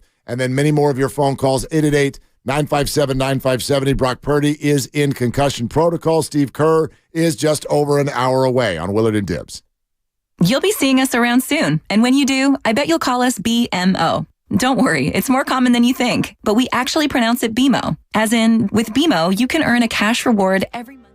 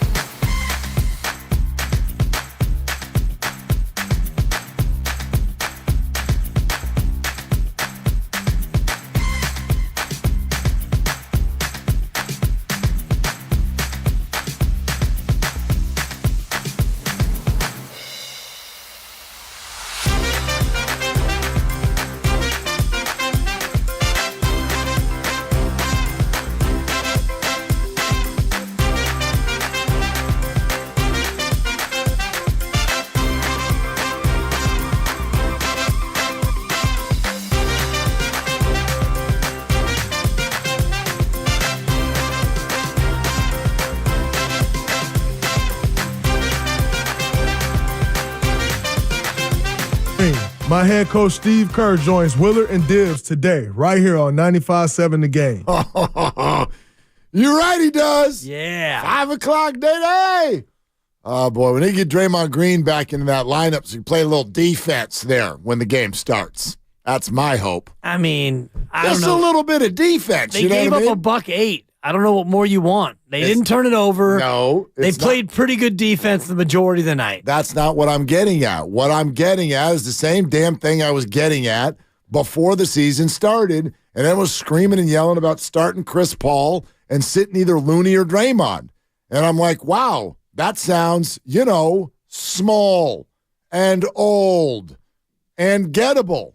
And then they went out there and they were forced into it. So I'm not ripping anybody yet. Draymond was hurt. But then they put that lineup out there, and you know what it looked like? Small and old and gettable. And Book absolutely cooked them. Book, cook. Totally. They had like 20 points in 5 minutes.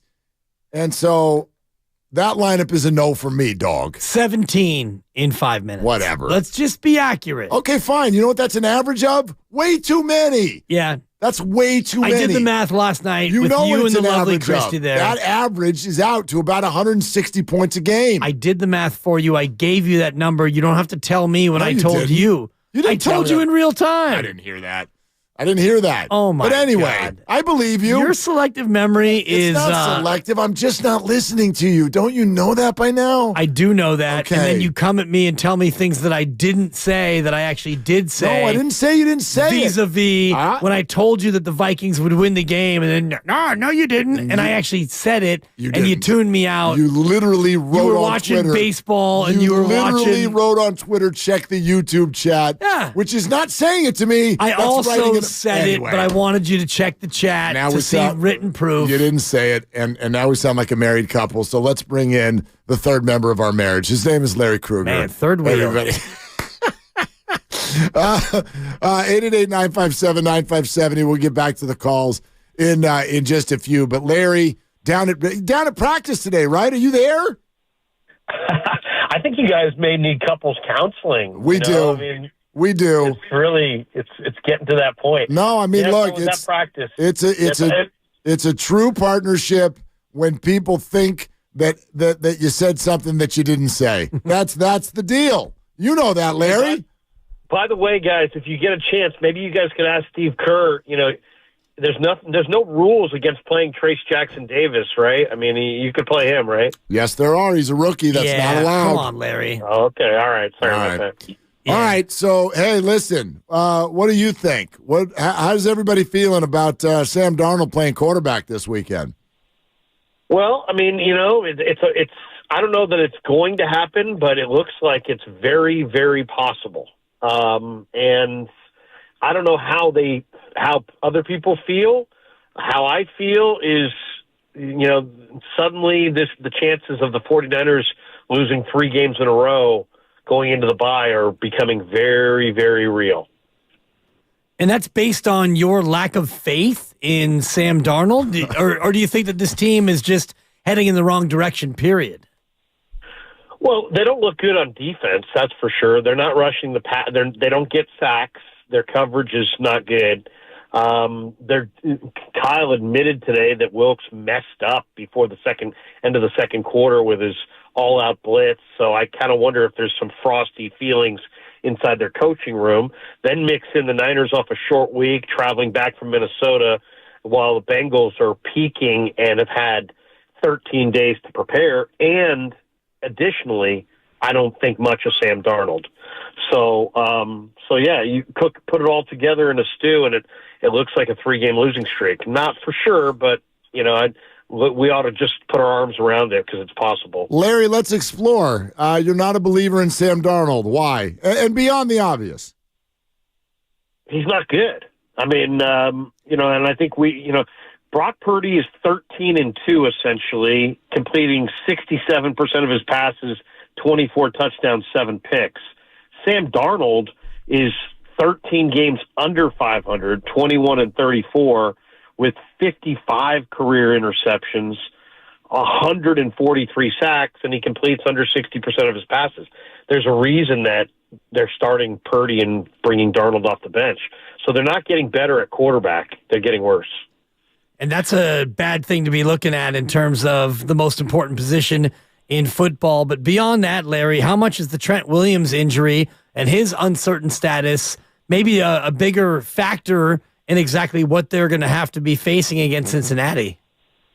Well, Gibbs, that's a great question. Jalen Moore, I think, was kind of a bright spot of this game as far as the way he stood up and really the way the offensive line stood up to Minnesota's exotic blitzes and Danielle Hunter. I mean, Hunter only had one sack. It wasn't like they lost that game because Danielle Hunter wrecked shop. And it wasn't like they lost that game because the moment was too big for Jalen Moore. But obviously, you'd love to have Trent back. I think they'll probably get him back for this game. But I'm not afraid to go with Jalen Moore. I think Jalen Moore is a proven entity. He's been in this system for a while. And I thought even on that fast carpet against maybe the NFL's preeminent edge rusher at times, I think he stood up. Larry Krueger with us after being at practice today. Listen, Trent Williams, what do you think the chances are for him this weekend, and how much does that affect what we'll see from Sam Darnold?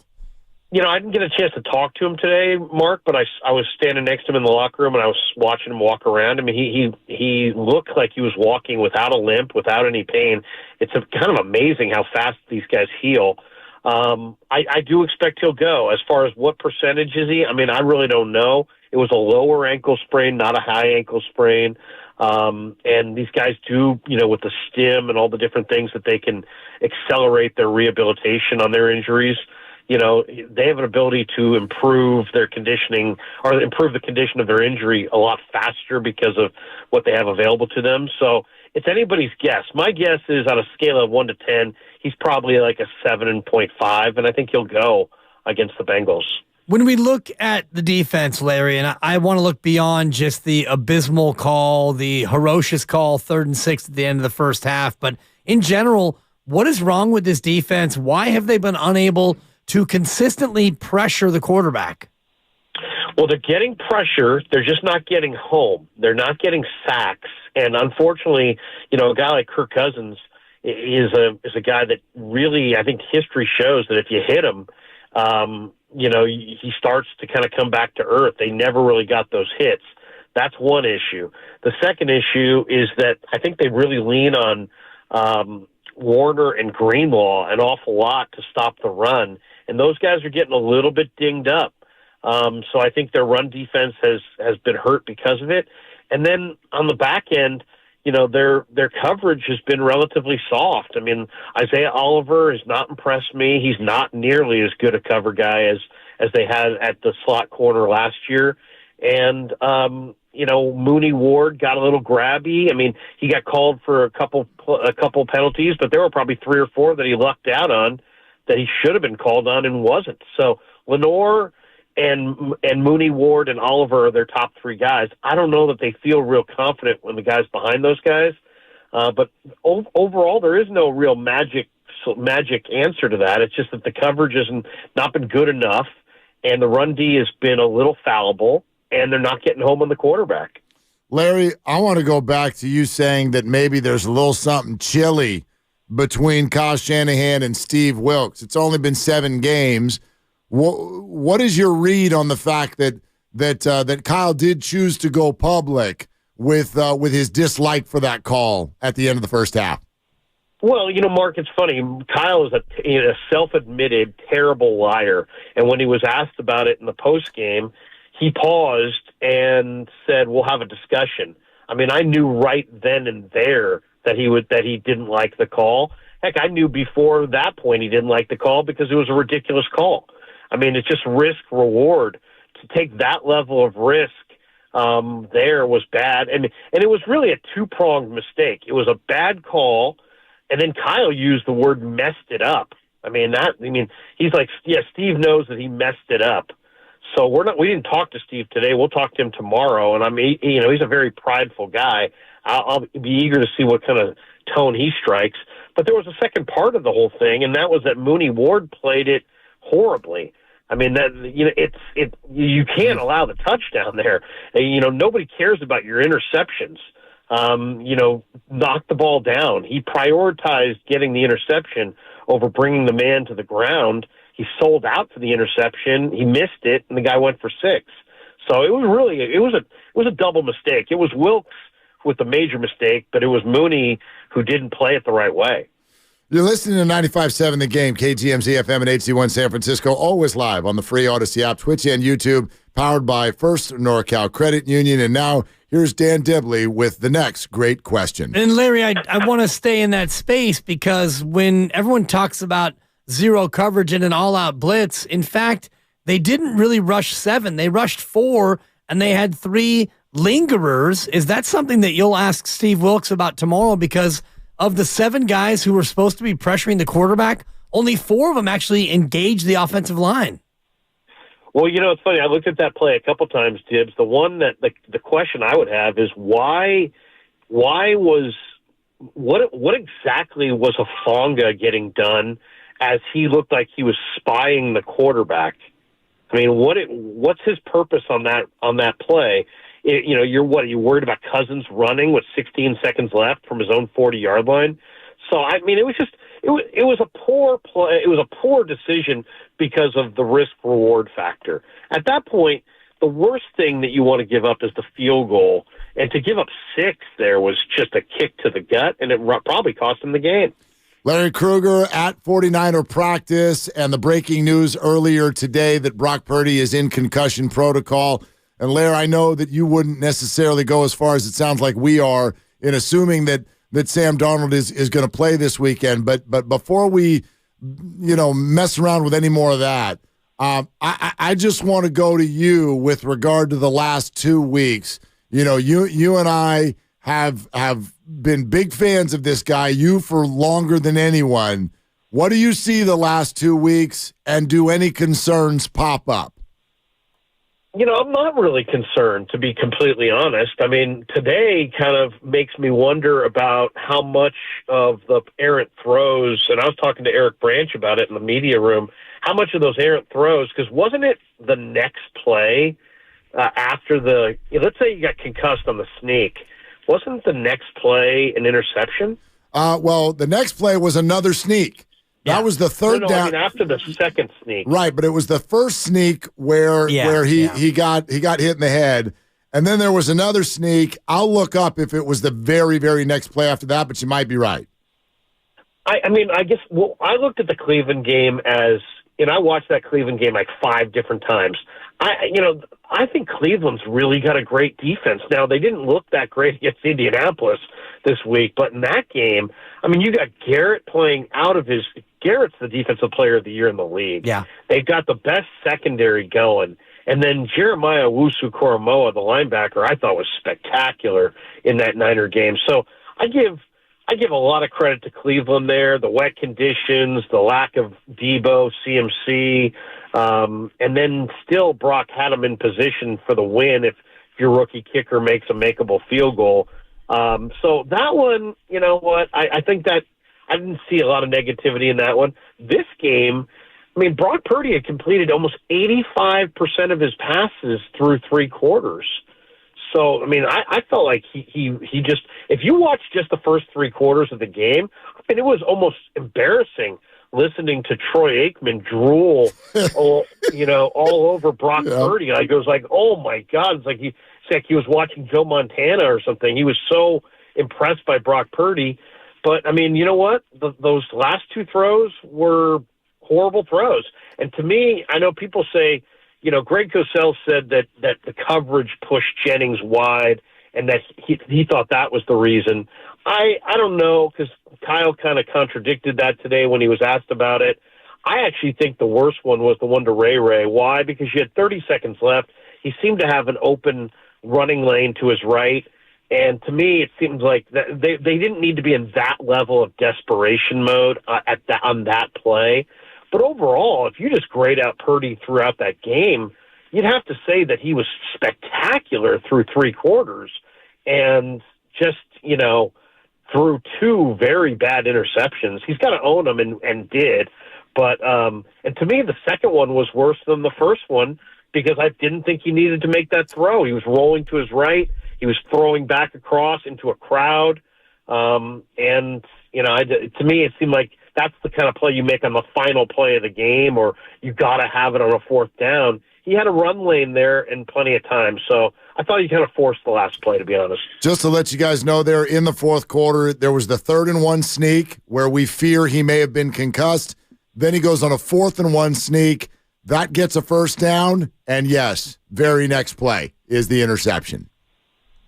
So doesn't it make you kind of wonder, like, sure? You know, I mean, and Brock, I'm not making excuses, and he and Brock never would, and Kyle never would either. But it does make you wonder.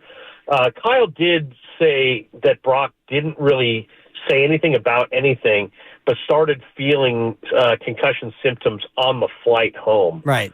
So, you know, and he's somewhat of a gamer. Who knows? Maybe in the moment with the adrenaline, maybe he was gutting it out. Maybe he wasn't seeing clearly. I don't know. That's hard to speculate on. Yeah, no excuses, like you said. I mean, he didn't make them. Kyle's not making them, so I'm not going to make them for them. He threw 2 picks, and that's the way that went. You were mentioning that Cincinnati is peaking, Larry. What about the Bengals has you most concerned from a Niner standpoint?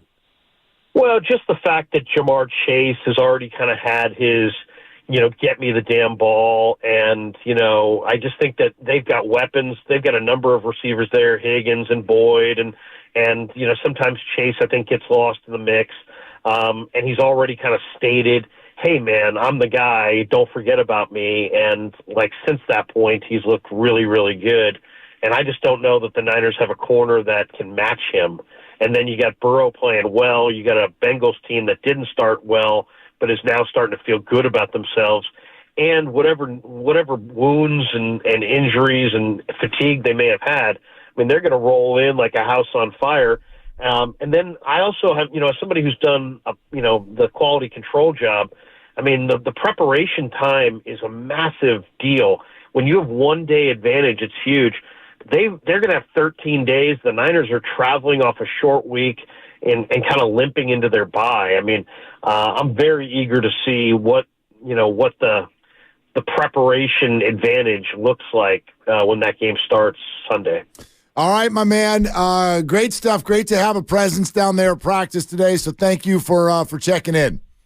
All right, guys. Have a great day. All right, there it goes. Larry Krueger, after being at practice today, he did not seem ready to anoint Sam Darnold as this weekend's starter. No. And if Sam Darnold is starting this weekend, he did not sound very excited about that. Not excited at all. And in fact, not that he's chalking it up as a 3rd straight loss, but Larry would not be surprised if it went that way.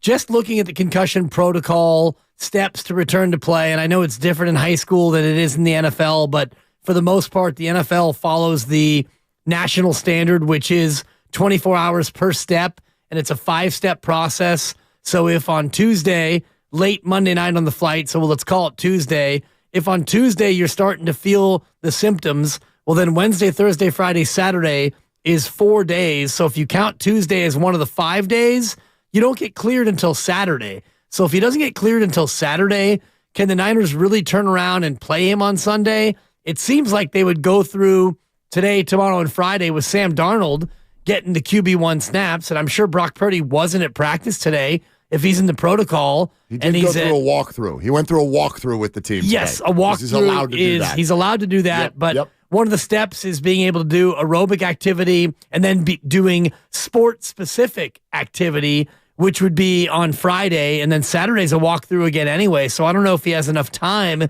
to get ready enough to play. And even if he can, do they really want to throw him right back out there coming off a concussion? Well, I think they do if he's cleared. I don't think he's going to be cleared that fast. I mean, even what you're talking about is if everything goes perfectly each day. Exactly. And all I know is that every single time a player this year has ended up in the protocol, they miss a game. That's been a fact. And that's off a normal 7-day thing. That's off of a Sunday. Right. This is off of a Monday. So, look, if Adam Schefter says unlikely, doctors are saying very unlikely, I'm going to go with unlikely. It's very, very unlikely that Brock Purdy is going to play football this weekend. So I'm preparing myself for Sam Darnold. That is for sure. 888-957-9570. Steve Kerr in less than an hour. Let's go to Neff in Santa Clara. Hey, Neff, what are you doing? Hey, guys, I'm just driving home on the lovely 880 freeway that's bombarded with traffic. It is That's lovely, the isn't Nimitz. it? Yeah. Oh, the naughty Nimitz. You can say that again, naughty Nimitz. I like that one. But I'm a little late to the show, guys. I just started listening about 30, 40 minutes ago. You might have touched on it. I don't know if you have. I was just, I heard that he's having concussion symptoms on the flight.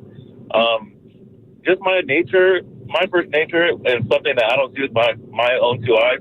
I'm a little skeptical, Coach. I'm not going to lie.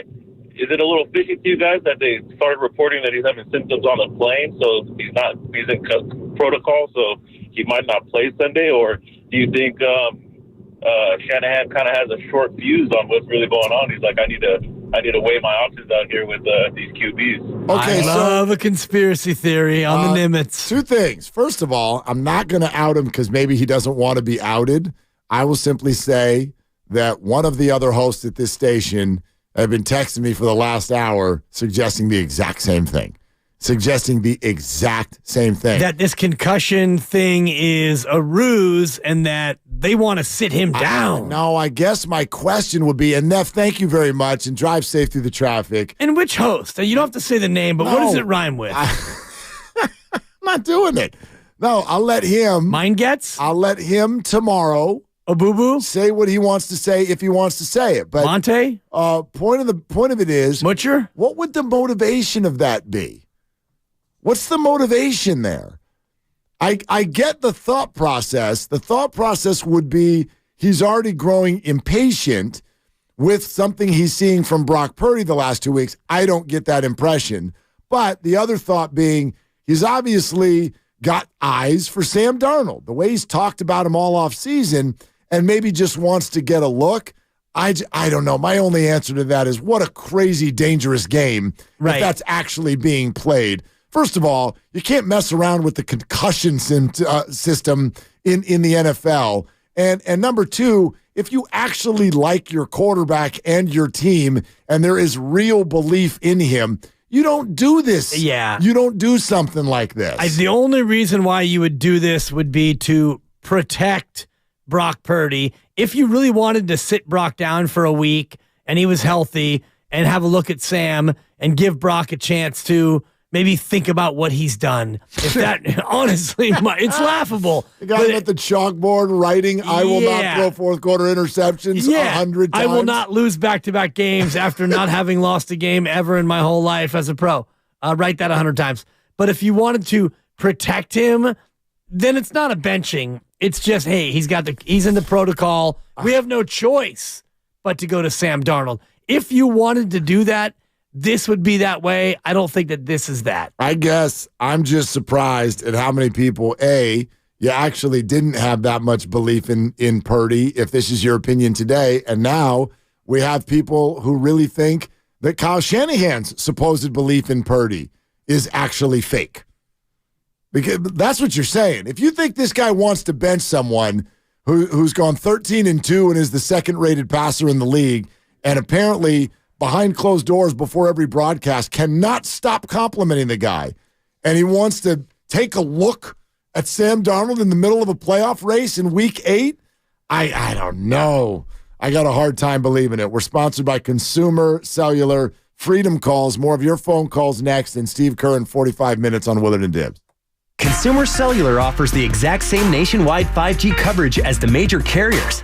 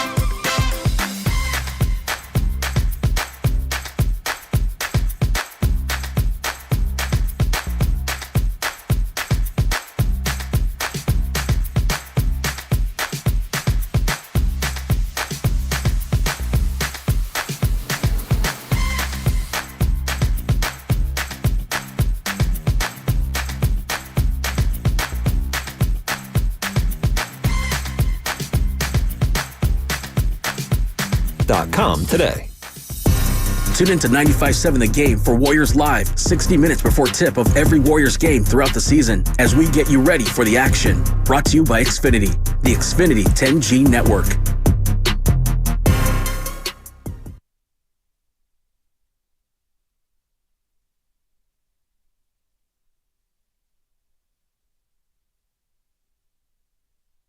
Dub Nation, it's Chris Paul. My head coach Steve Kerr joins Willard and Dibbs today right here on 95.7 The Game. I mean, just hearing the names Willard and Dibbs come out of Chris Paul's mouth, I mean. And my head coach, Steve Kerr. What a dream come true. What a dream come true. Don't be disingenuous. I'm not. At all. You are. I wish you weren't a liar. I will say this, it was weird last night. CP3. Yeah, Grandy. It was weird. We were feeling it up there. I was with the Grandy man for the majority of the game. And when that happened, I said, are they chanting for CP3? Which one of the 6 missed 3-pointers did you like the best? From him or Klay? From him. I mean, at least Klay put a couple in. Yeah. Look, let me take that back. Let me take it back. You don't get to take it back. Steve Kerr at 5 o'clock. Bring that same energy to Steve Kerr at 5. Why would I? What am I mad at Steve? Hey, Steve, are you going to tell Chris to stop shooting? Steve, did we lose you? Totally. Yeah, I'm sorry. I'm here. Yeah. 10 of 43 from 3. Look, no one shot the ball well. 10 of 37 if you discount CP 3. 6 misses. I'm not coming at anybody for missing shots. They all missed shots, and it's one basketball game. I will share with you one moment. Share it. I will share with you one moment. Shout out Sonny and share. It is a very conflicted feeling for me. I'm not asking anybody else to feel this way. But when Chris Paul basically goads a Suns player in the backcourt, oh, so good, into a foul, and another time, I think he got Kevin Durant. He ended up one-on-one. That was a clear-cut charge. Oh, my God. Kevin, you and I were together. I know. Kevin Durant buries his shoulder into a defender in a legal guarding position. Great. And Chris Paul went down. Not how I saw it at all. Okay. But what I see out there is Chris Paul doing what I've said out loud for years in watching him play, which is that for my taste, too often he plays a game of trying to get the ref to think something happened that didn't happen. We've now reached a point where we're not even trying to hide it anymore. Curry is in the media room after the game being like, yeah, man, it's crazy. We watched him do that to us for years. I can remember a time when he did it to Kuminga last year, and now he's doing it for us. So that's fine. If all of you want to root for it now, be my guest. I have a hard time with it. I just do. And I'm not saying that there isn't flopping and acting in all corners of the NBA. Watch Booker. What I am saying is that it is excessive with Chris. It is excessive with Chris. The voice of the Suns came on our show yesterday, called him a master manipulator. Yes. Both on the court and off. And if you like that, shout out Kirk, if you like that, then like that. I don't. I just don't. It's not the basketball that I enjoy watching. I'll allow that. I am not into buying tickets to go watch somebody fall down when he actually wasn't hit as hard as he makes it look like he was hit. It's just not my thing, man. Easy for you to say from the concourse. It's always easy for us to say we're broadcasters. Exactly. Yeah. So if you're Chris Paul and you're 6'1", and you're guarding Kevin Durant, who's 6'13", as I told the lovely Christy, shout out Kalena Azubuike, with the first person I heard call him that, and you're guarding him in the post, and KD puts his shoulder into you once, and then he puts his shoulder into you a second time more firmly, smart play, and you go to the ground. Who's to say that Durant didn't provide that level of impetus? KD's a big guy. We don't know what that feels like. I know, having guarded Low Neal on that very floor in a one-on-one game, And, you get knocked around. But we don't know what that feels like. We don't know what that's like. Great. You don't know Chris Paul. Well, then we should stop talking sports since we don't know what it feels like. I don't know what it feels like to have an interception go through my hands and end up in the hands of a receiver and have him run down the field. I don't know what it's like to call a zero blitz when there's absolutely no business calling a zero blitz. So why should we even comment on it? I see him as a flopper. Steve Kerr came on this show during the playoffs and said the league has got to do something about this, and 8 weeks later acquired Chris Paul. Right. And I'm having a hard time with it. I get that. Okay? I don't think that on that play, I don't think that was necessarily a flop. That's just NBA business. Okay, fine. There's contact. The Booker one was. Give me the Booker one for crying out loud. Oh, for sure. Okay. Booker flops every time anybody goes near him. He throws his head back as if he was just in a violent car accident. I'm talking about Chris. No, I'm talking about every time Booker's on the floor anywhere near anybody, he flops. I just... They all flop. To see him in a Warrior uniform and to do and bring those antics to Chase Center... listen, he's a brilliant basketball player. He's a master manipulator. He is a Hall of Famer, and he brought the adulthood to his minutes that the Warriors were seeking. I see all that, but I'm also going to tell you, as a basketball fan who has felt a certain way about Chris Paul all along, that's how it felt last night. That's how it felt. Seeing him in a Warrior uniform and bringing the antics that we have rooted against for years to this uniform did not always feel great. That's how I felt. Yeah. 9 of their 19 assists. I'm just glad that the Warriors finally have a point guard. Point guard? Steph Curry, 1 assist. That's true. 888. 1 assist. 888-957-957. Yeah. More with Steve Kerr in 35 minutes. Let's go to Frenchie in Fremont. Frenchie Fuqua? Hi, Frenchie. What are you doing?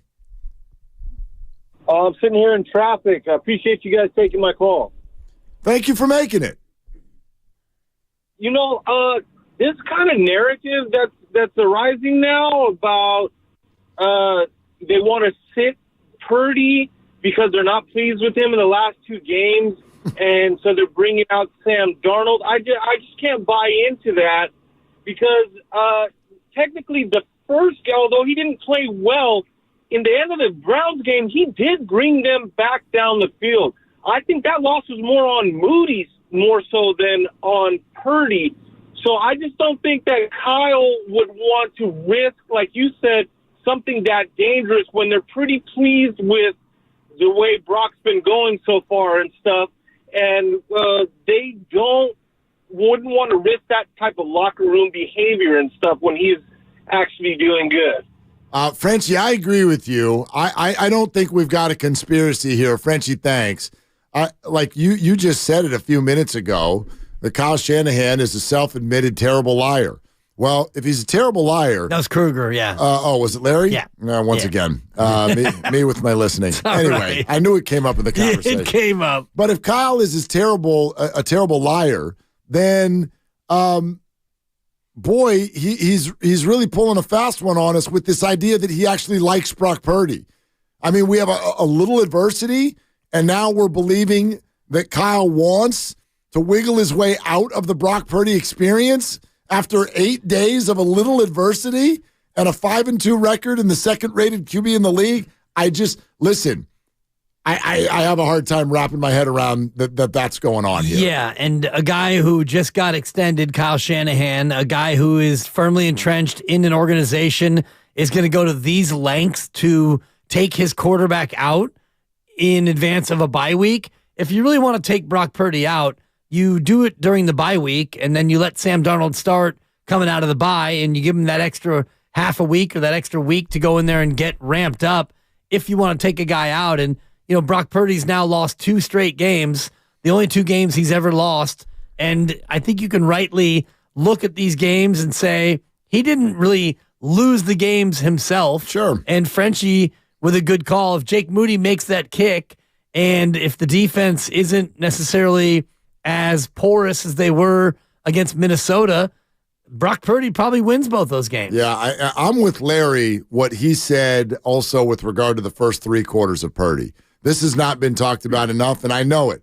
Winning time, that takes over everything. Yeah. And you got to be good at winning time, or else no one's going to care about what else you do. But for the first 3 quarters of that football game, I thought Brock Purdy was the best 49er on the field. He was great. I thought he was the best 49er on the field. And then the fourth quarter happened. And I'm not going to blame it on the concussion, but it is interesting that we've now tracked that down, that the concussion, if it does happen on that 3rd and 1 quarterback sneak, yeah, it was his next throw that got intercepted. So do with that what you will. Yeah. 888-957-9570. How about Bernie in the city? Hey, Bernie, you're on with Willard and Dibbs. What's up? How you doing, guys? I'm a convert. I used to listen to KMBR, but you guys are great. Fantastic. And you've done a good thing, Bernie. I think they just think you guys have more substance. There's too much small talk over there at KMBR. But anyway, I just want to say I think Brock Purdy's overrated. I think he's a good quarterback. I don't think they should bench him yet, but I'm really concerned about his durability. He's getting concussions already, and once you get a concussion, you're more likely to get another one.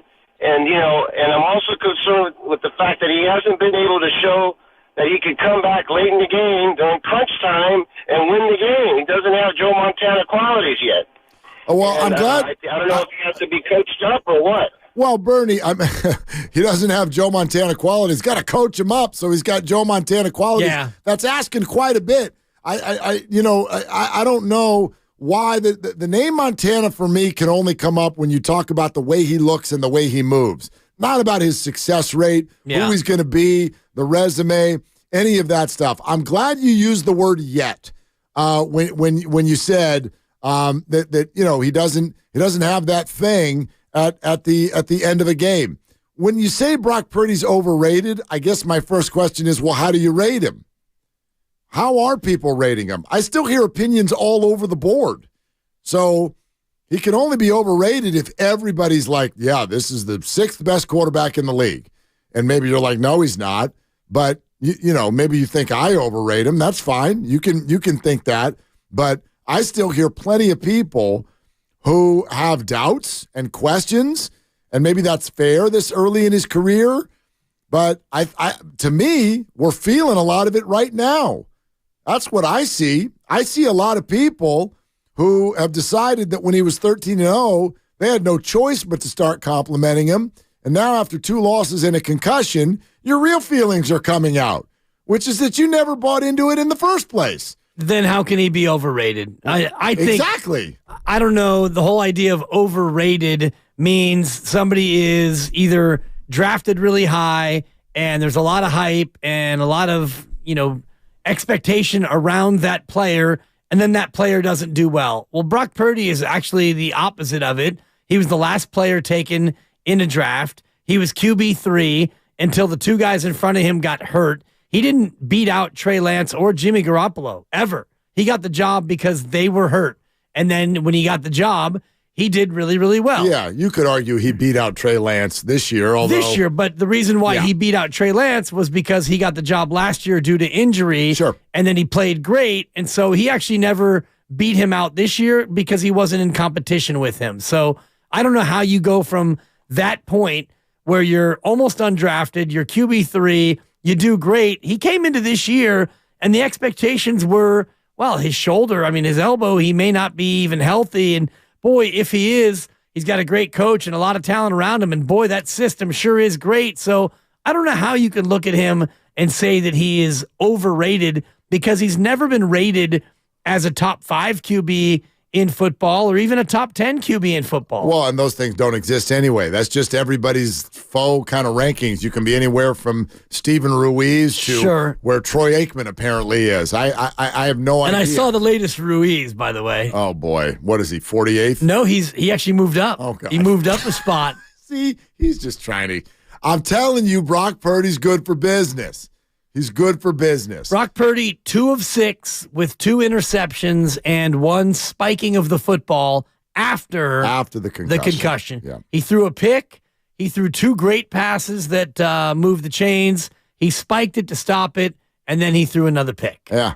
No, I don't know what he's quote unquote rated. I know that he has still played less than one season of football. I know that his stats and his win-loss record are unbelievable. The rest of it is still a growing story. Did you hear Aikman say that Purdy told him, like, he's still regaining strength in the arm? Wow. Which is interesting, right? Like, I mean, I didn't think it was a thing anymore. When you come back and start practicing right away at the beginning of August, you would have thought that on October, checks notes, 25th, that, that would have been a thing of the past. He's like, no, still building strength. This player is still a young player getting better. It's one of the reasons I am so high on him to be able to do this so early. So high. So high. How about Brian in San Jose? Hey, Brian, what are you doing? Hey, guys. I appreciate you taking my call. I think Shanahan is a genius, and most fans would agree with me. And since we have the bye coming up after Cincinnati, wouldn't it be kind of Shanahan-like to try out Sam Darnold to see what he's really got, just in case, something freaky might happen to Brock, just like what happened to Garoppolo last year? Brian, when you say, wouldn't it be Shanahan-like, what do you mean? Because what you said next to me sounds like, coaches just throw away NFL games on a weekend to check and see certain stuff, which I don't know, man. I just don't think people do that in the NFL. Well, you got to find out how Sam Darnold's going to stack up if something did knock on wood, something happens to Brock, right? You got to find out how Sam Darnold's going to carry the team, and I think it's a good test, to play against Cincinnati, who was in the Super Bowl last year. So let's see what Sam's got. Well, it was 2 years ago, Brian, that Cincinnati was in the Super Bowl, number one. And number two, with all due respect, I would answer your question when you say you got to see what Sam's got, right? No, you don't. You don't ever need to see what your backup quarterback can do. And they already feel like they know what Sam's got, which is why they went out and gave him $3 million to come in. Shanahan thinks that he knows more than we do about what Sam's got. Well, and he does, but he also doesn't know what he would do in a real game as a 49er. And no, you're not activated to find that out unless in emergency you break glass, which is what they're going to have to do because they've got an emergency. Or if you're in a spot where you can kick off a game because you're already clinching a division and you're clinching a 1 seed, that sort of scenario, but that's not until December or January. For me, this goes back to a piece of the conversation we were having on Monday about Christian McCaffrey. I'm always fascinated, and maybe I'm wrong here, but I'm fascinated by how many people think that coaches mess around with the lineup in NFL games because they can sort of assume that, we'll beat that team anyway without this player, or, hey, even if we lose, we're gonna win the next 3 because, Arizona, am I right? My perception that no NFL coach ever has had that thought even once.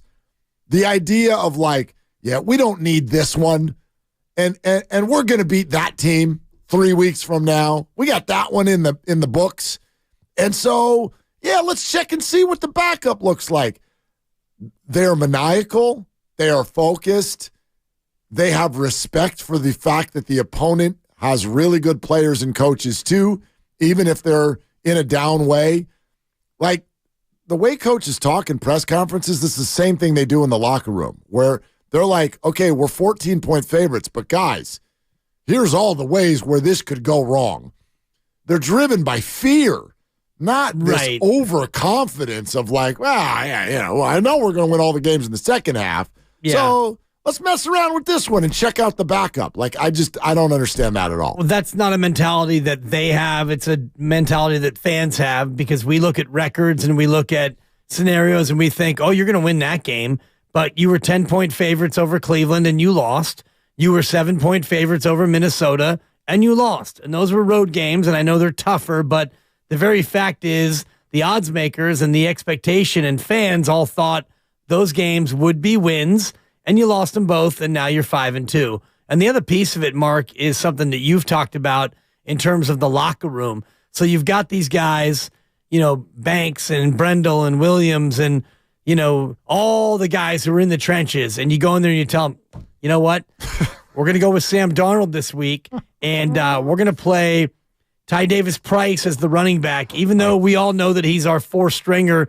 I want to see what he's got. Let's make sure he's ready. Yeah, guys, we're going to need you to go out there and play as hard as you can and risk literally your lives. And, because anything can happen. Sure. Damar Hamlin taught us that last year in Buffalo. This game is very serious, and it's more than just grown men, tangling at the line of scrimmage. It literally is life and limb, but go ahead and risk life and limb. And I'm just going to maybe trick this one off because I want to see what we have in our backup QB. Talk to the families of coaches who during the season are like, we never even see him. Yeah. He doesn't come home.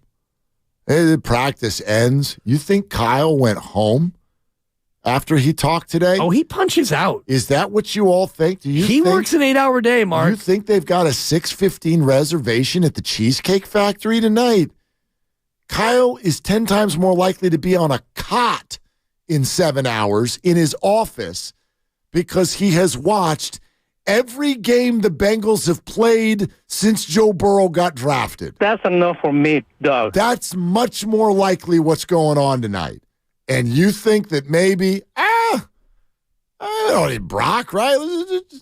Let's check it out. Yeah. Let's see what happens. Well, I think that, if we say that Brock's got a concussion and stuff, it'll be easier for us to play Sam and stuff. And I think we can use this narrative and That's stuff. Another thing. You need to mess with the concussion rules in the NFL? Guys have an idea and stuff. I think we're gonna say that Brock's got a concussion and stuff. I don't know if you remember that sneak and stuff, but he got his bell rung. And I think this is a good time for us to see what we have in Sam and stuff. And I don't want to tell the team and stuff, so we're going to tell the media that he's got a concussion and stuff. And we're going to go with Sam and stuff. That was pretty good. Thanks. I actually think it's a much more worthy statement to say after the Tua experience that we watched last year, I'm appreciative that the 49ers didn't mess around with a situation that they could have. Nobody saw anything. No, good call. Nobody saw anything. It was on a private plane where he probably puked in the bathroom, to be honest with you. Or had a headache. Yeah. But a headache is a headache. Concussion symptoms. It could have been dizziness. It could have been whatever it was. Whatever it was. Hopefully it wasn't throwing up because that indicates a much more severe concussion. This is the situation where the Niners could have been like, okay, Brock, let's just shuttle him to the home and get some rest. I bet it'll be fine tomorrow. No, they put him in the protocol. So, that to me is a much more worthwhile thing to say about all this. We're presented by Fremont Bank. Full service banking, no compromises. Okay, Coach Kerr in 20 minutes. Let's get some of the Warrior thoughts out on the table before Coach jumps in. So any reaction you had to the game last night, who got you? Was it Klay? Was it Wiggs? Man. CP3? Kuminga? Why didn't Moody play more in the second half? Was he doing yoga on the bench? What was going on there? What are your Warrior thoughts? Let's get them out. Steve Kerr hates rookies. Let's put them up in the air, and then we'll get ready to talk to Coach Kerr about it. So your Warrior calls, 888-957-9570. Coming up next, Steve Kerr, 20 minutes, right here on Willard and Dibs. We do yoga. You begged for more. So now, Blink 182.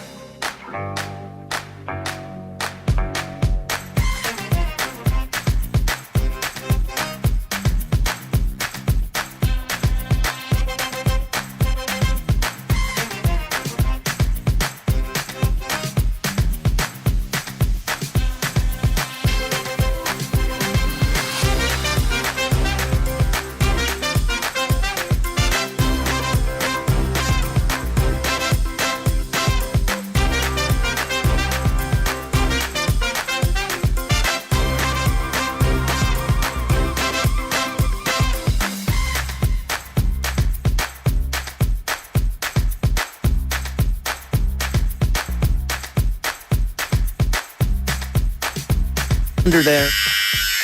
Don't treat your groin like junk. Respect it with Gillette Intimate, the best a man can get. Buy now at a retailer near you.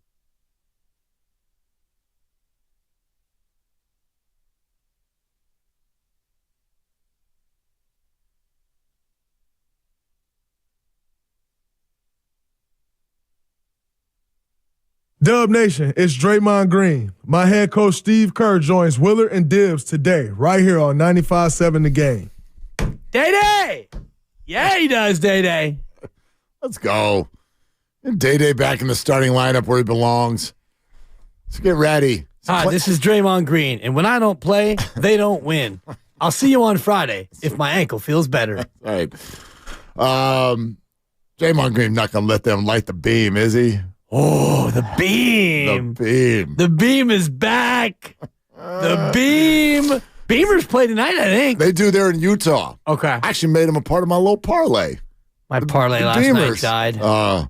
I just went through. I laid the 2.5. It was like there's so much NBA tonight. I'm like, I haven't seen any of these teams, but I'm just going to go through them and be like, I like you. Give me a little bit of you over here. Beep. Send. Okay. I have no clue. Fun. Right? Well, I mean, we haven't seen anybody play yet. I started a 3-team open-ender last night, and I was, obviously, we were at the team store. Obviously. At Chase Center, and I was in my feelings, and I took the Warriors, and I laid the 2.5, and I felt good about it. You did. And then I got to the fourth quarter, and I'm not coming down Kuminga's road, but it's not called an expensive throw. It's called a free throw.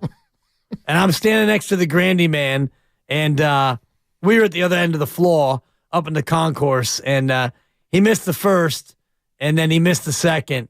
And I don't want to say what I said, but it wasn't very nice, as I recall.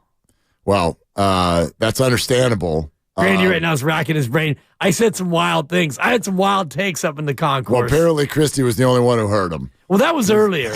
And yes. By the way, that thank God Christy heard the quarter one takes. There were 3 other quarters of takes. That is only from me. My bad, Grandy. Listen, hang on. Off the record. That all got misconstrued. I didn't say you didn't say it. I said I didn't hear it. It was loud in there. Okay. There's a lot going on. I got you a beer. You did. Have a beer. That was nice of you. Yeah, don't come down my road. I got you a beer. Half off. Shout out Chase. Go Rangers. Chase cards. Chase card holder. Yeah, that ended up blowing up in my face. Christy's like, come on, I'll buy you guys a beer. And then I get over there and she's like, hey, did you hear about this Chase discount? She's like, I don't have a Chase card. Do you? I'm like, I do. Great. All right, you're buying. All right, I'm going to get a beer. So, anyway, that's the way that went. Got him. Jordan Poole is playing basketball right now, ladies and gentlemen. Jordan Poole? 6 points on 3 for 5 shooting, 0 for 2 from deep. And if you really want to have a good time, 3 assists already from Jordan Poole, Washington Wizard. 1 turnover, 1 foul. He is +7, while his Wizards are down by 4 at Indiana. 3 assists is more than Curry, Wiggins, and Looney combined. Is that accurate? Is that a real stat? They had 1, 0, and 1. Andrew Wiggins, 4 of 12, 1 rebound, no assists. And I get why Steiny was coming down his road. You mentioned this going to break, and I know we have a lot of Warrior calls to get to, and I want to hear from everybody. But in terms of things that, and again, 1 game, I'm not that bothered. They're 0-1. I thought that Klay Thompson as a shot hunter was a bigger problem than Andrew Wiggins' non-existent floor game. I agree with you. I agree with you. I think that the Klay stuff stood out a lot more. I think it's also a lot easier to see when we're watching a basketball game. We're not locked in usually on one defender and exactly what's going on there. Steve Kerr, we'll ask him about it shortly, because he didn't put Andrew into the finishing lineup and stated after the game that it's because he wanted to go with the guys who were playing the best defense. So he went with Jonathan Kuminga. Then Kuminga had some trouble out there on both sides of the ball, quite frankly. He gets lured into fouls a little bit. Yeah. And he missed 2 huge free throws. Yeah. Huge free throws. And he clanked the front of the rim on both of them. And so it was not the opener that he wanted either. But yes, in the first half, what stood out as far as what wasn't going well? Yeah, Klay Thompson's shot. Look, Klay Thompson's Klay Thompson. So I think under normal circumstances, you go, look, shooters shoot. and Klay didn't have it going in the first half, so what? The problem is it gave us all kinds of Laker playoff series vibes. Kinda. And so when that's the last thing we saw, and then he comes out and goes, dude, I was a shot fighter in that Laker series, and I got to learn from that. I don't want to do that this year. This is going to be the best season of my career. And then that's your first look? Well, I get it. Again, do we overreact? Maybe not. But yeah, we do. That did not feel the way I know people wanted it to feel. Yeah, and just the sense of him hunting his shot. And I know that's the nature of Klay, and that's kind of what you get with Klay Thompson. Steph Curry in the foul trouble was a little bit of a, I don't know, it's not an issue. It's one game, but I thought, and Grandy and I had a big debate about the one that was the block charge, and they called a block on him. We'll get Steve's thoughts on that. And Steve Kerr also with a late challenge of a call that went against him with about 4.5 minutes to go. Yep. An unsuccessful challenge. All around, not a great night. But if you look at just the shooting, 36 of 101. They only made 36 baskets in 48 minutes. They shot 35%. They were awful. It's brutal. So in a make or miss league, if you miss 65 shots and you only make 36 shots, you're probably going to lose 9 times out of 10. Yeah, Suns shot 44%. Not great either. Not great, but enough to beat the Warriors on a night where their shots weren't just falling. And so I'm going to look at it through one night, and it's the first night, and go, look, their shots weren't falling. And so I still expect some nice things from the Warriors this year. I'm not going to take last night and make any sweeping statements, but on a person-by-person basis, there were some concerning things from individual players, no doubt. All right, Tom in Sonoma here with Willard and Dibbs. Hey, Tom, what are you doing? Hey, Willard. Hey, Dibbs. I agree with your last statement right there. I made some observations last night. I want to give Mooney the best player. I thought he played defense, offense. They didn't play him enough. But Wiggs, man, he looks like the Timberwolf Wiggs. You know what I mean? Kuminga's trying too hard. CP3, he can't be with the first unit, man. He's walking that dribble down. I see these guys standing around and not moving. That's not our offense. I think Chris Paul would be better with the second unit. I know this is a lot for the first game, and the other problem that scares the hell out of me, man, is the fourth quarter not scoring. That's what I got to say, man. I'd like to hear your response. Yeah, Tom, thanks so much. Tom. Listen, that guy. I think the whole, I'd rather see Chris Paul with the second unit take is fair if you thought it before the game, not just after. Again, I don't want to overrate 5 minutes of basketball, but I felt that way before the game. You verbalized it in real time. And I did not see anything last night that knocked me off of my opinion. My opinion was that age and defense will show, in my opinion, if you sub out one of your bigs for Chris Paul as the starter. Now, maybe they're only doing that for a few games here and there until Draymond gets back. But last night, what we saw in that starting unit was exactly what I feared we would see. And they do not look quick and large enough to defend another NBA team that has good offensive players. So, maybe this is just Draymond's out and it's no big deal. But yes, I would be more in favor of Chris Paul coming in 5 minutes into the game on the second unit. I have faith in Steve Kerr, as I know that you do, Absolutely. In terms of seeing it and being able to figure out what fits best for the team, and also being able to communicate to whichever one of his 6 starters, quote unquote, is not going to be a starter on the regular. And it's something I said yesterday on the show.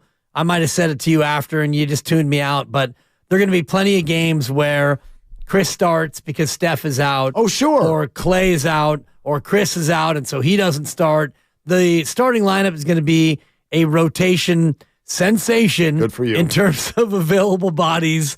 And not only, what fits the opponent, it's only the opening 5 minutes or so, so it's not that critical. I am more interested in his closing lineup, and I love what he did last night because Andrew Wiggins was not playing great.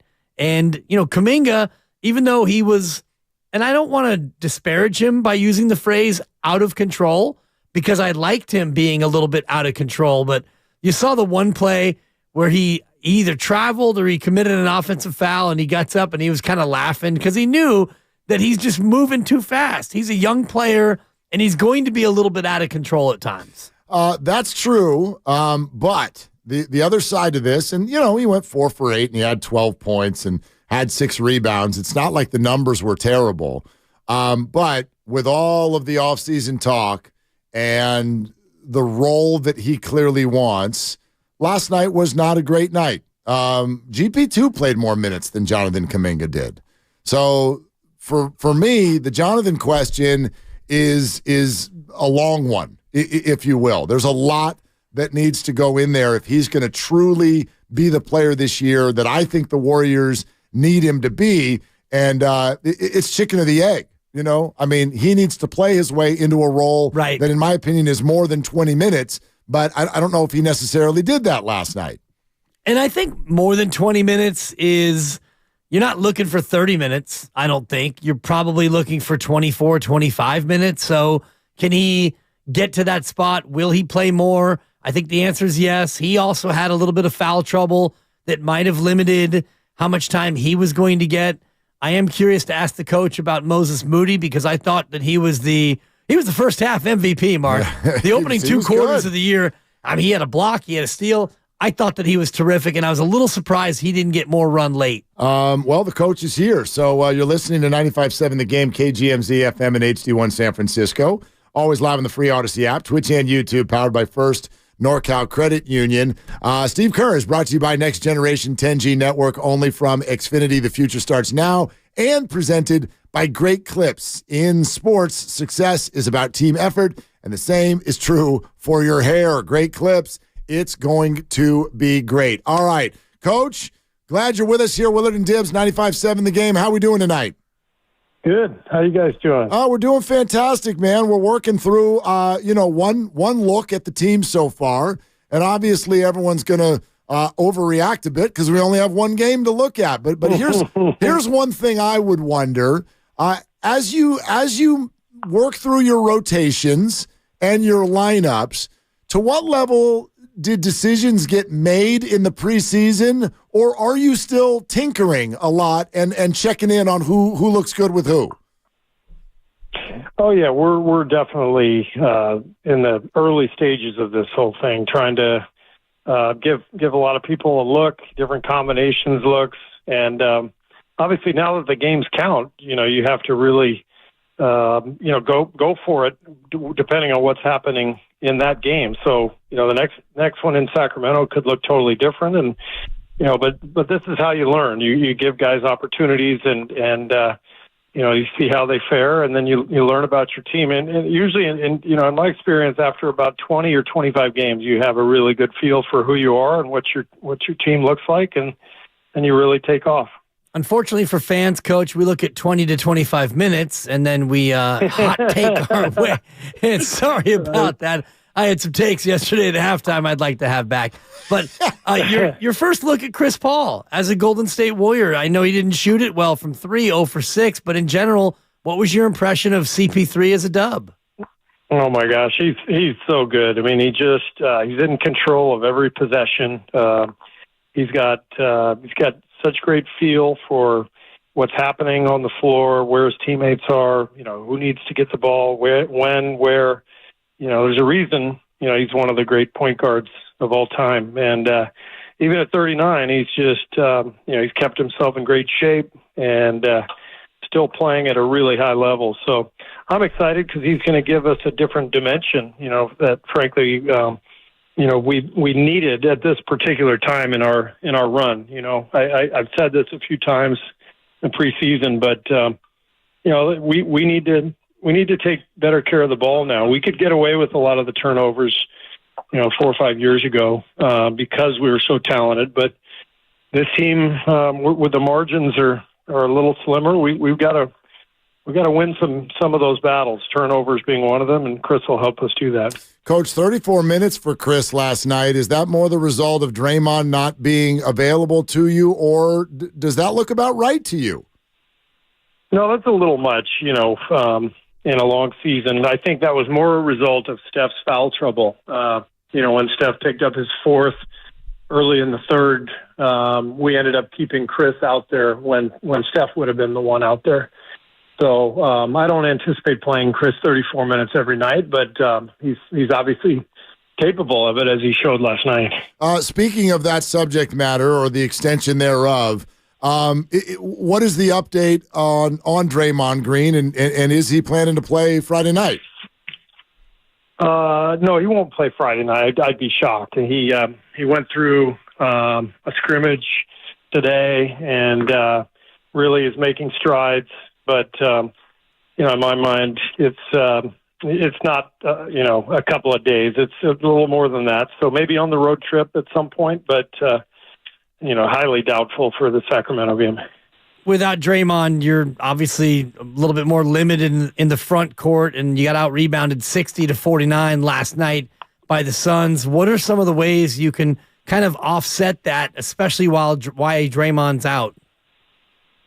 Well, it didn't feel to me like it was a size issue, frankly. I mean, it was almost all long rebounds. I thought Josh Okogie was the key to the game. He had probably 4 offensive rebounds and then 3 or 4 more plays where he knocked the ball loose and somebody else got one. So it's really more technique. It's taking up space, finding bodies after shots go up. And we had just a number of possessions last night where we weren't sharp, and we paid the price giving them second chances.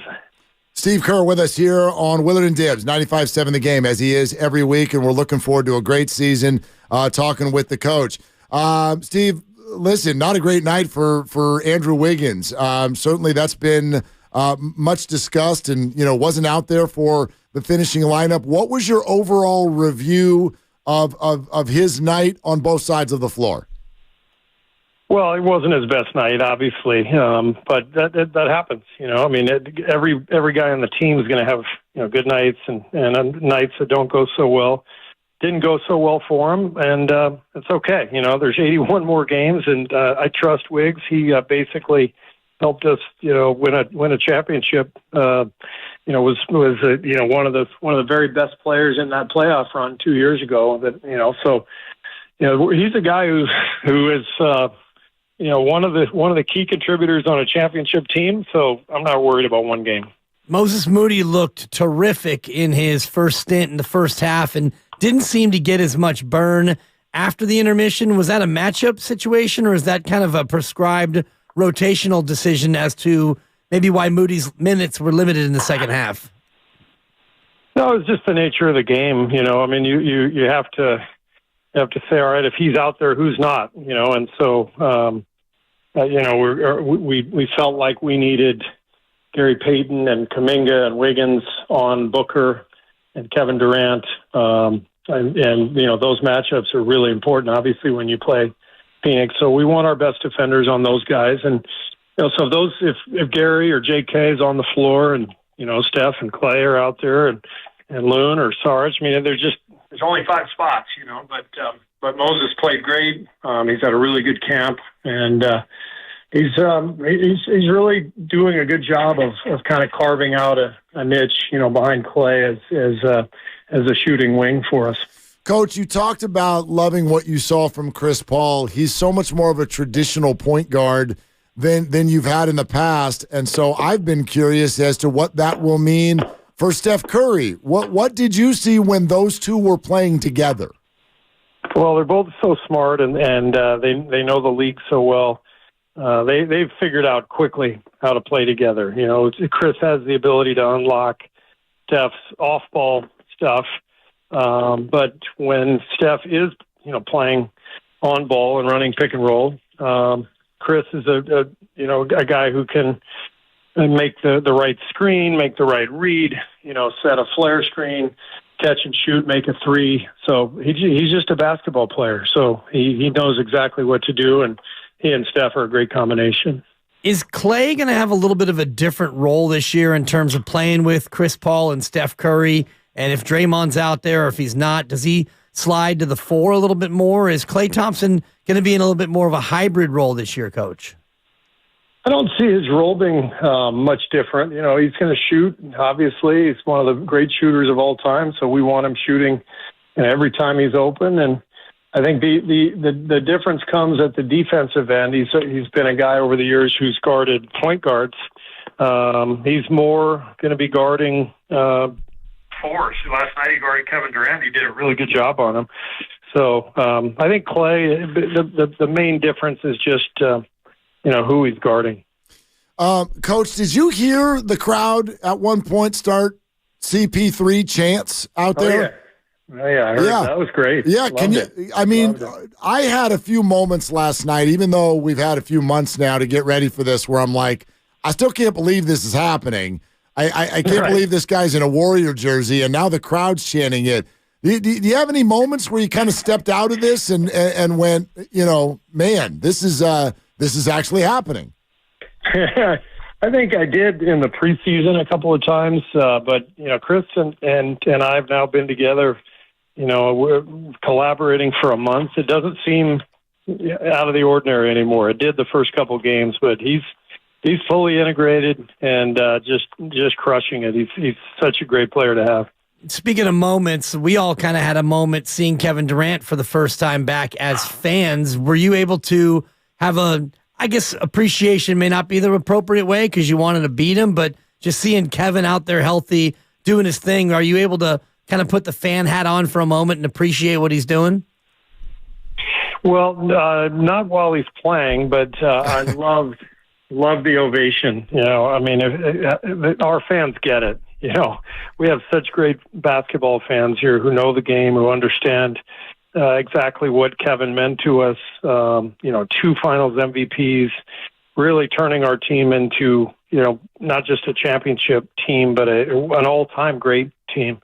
And I just loved that, finally after, I think, 4 or 5 years, Kevin was able to play in front of all the people who cheered for him back then, and they gave him, the ovation that he deserved. And I know it meant a lot to him.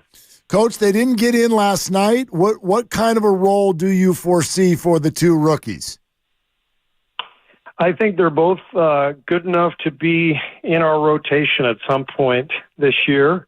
But I could say the same thing about 10 other guys or 11 other guys or something. So it's all going to be based on opportunity. And my experience is that opportunity always comes in the NBA. It's just 82 games. There's so much stuff that happens, injuries, trades, whatever. You just always have to stay ready. And I think if Brandon and Trace do that, then they're going to get their chance and they're going to succeed. First look for all of us at Dario Saric. What do you expect his role to be in terms of being out there as a, quote, big, but a guy who can step out and shoot the 3? Dario's really good. He is a really good basketball player, and the game didn't really go his way last night. He had several shots on the interior that bounced around the rim. He had a 3 that went in and out. Game didn't really go his way, but he's a terrific player and so important to us because of the way he plays the pick and pop, the floor spacing that he gives us as a big. Really complements our other bigs well.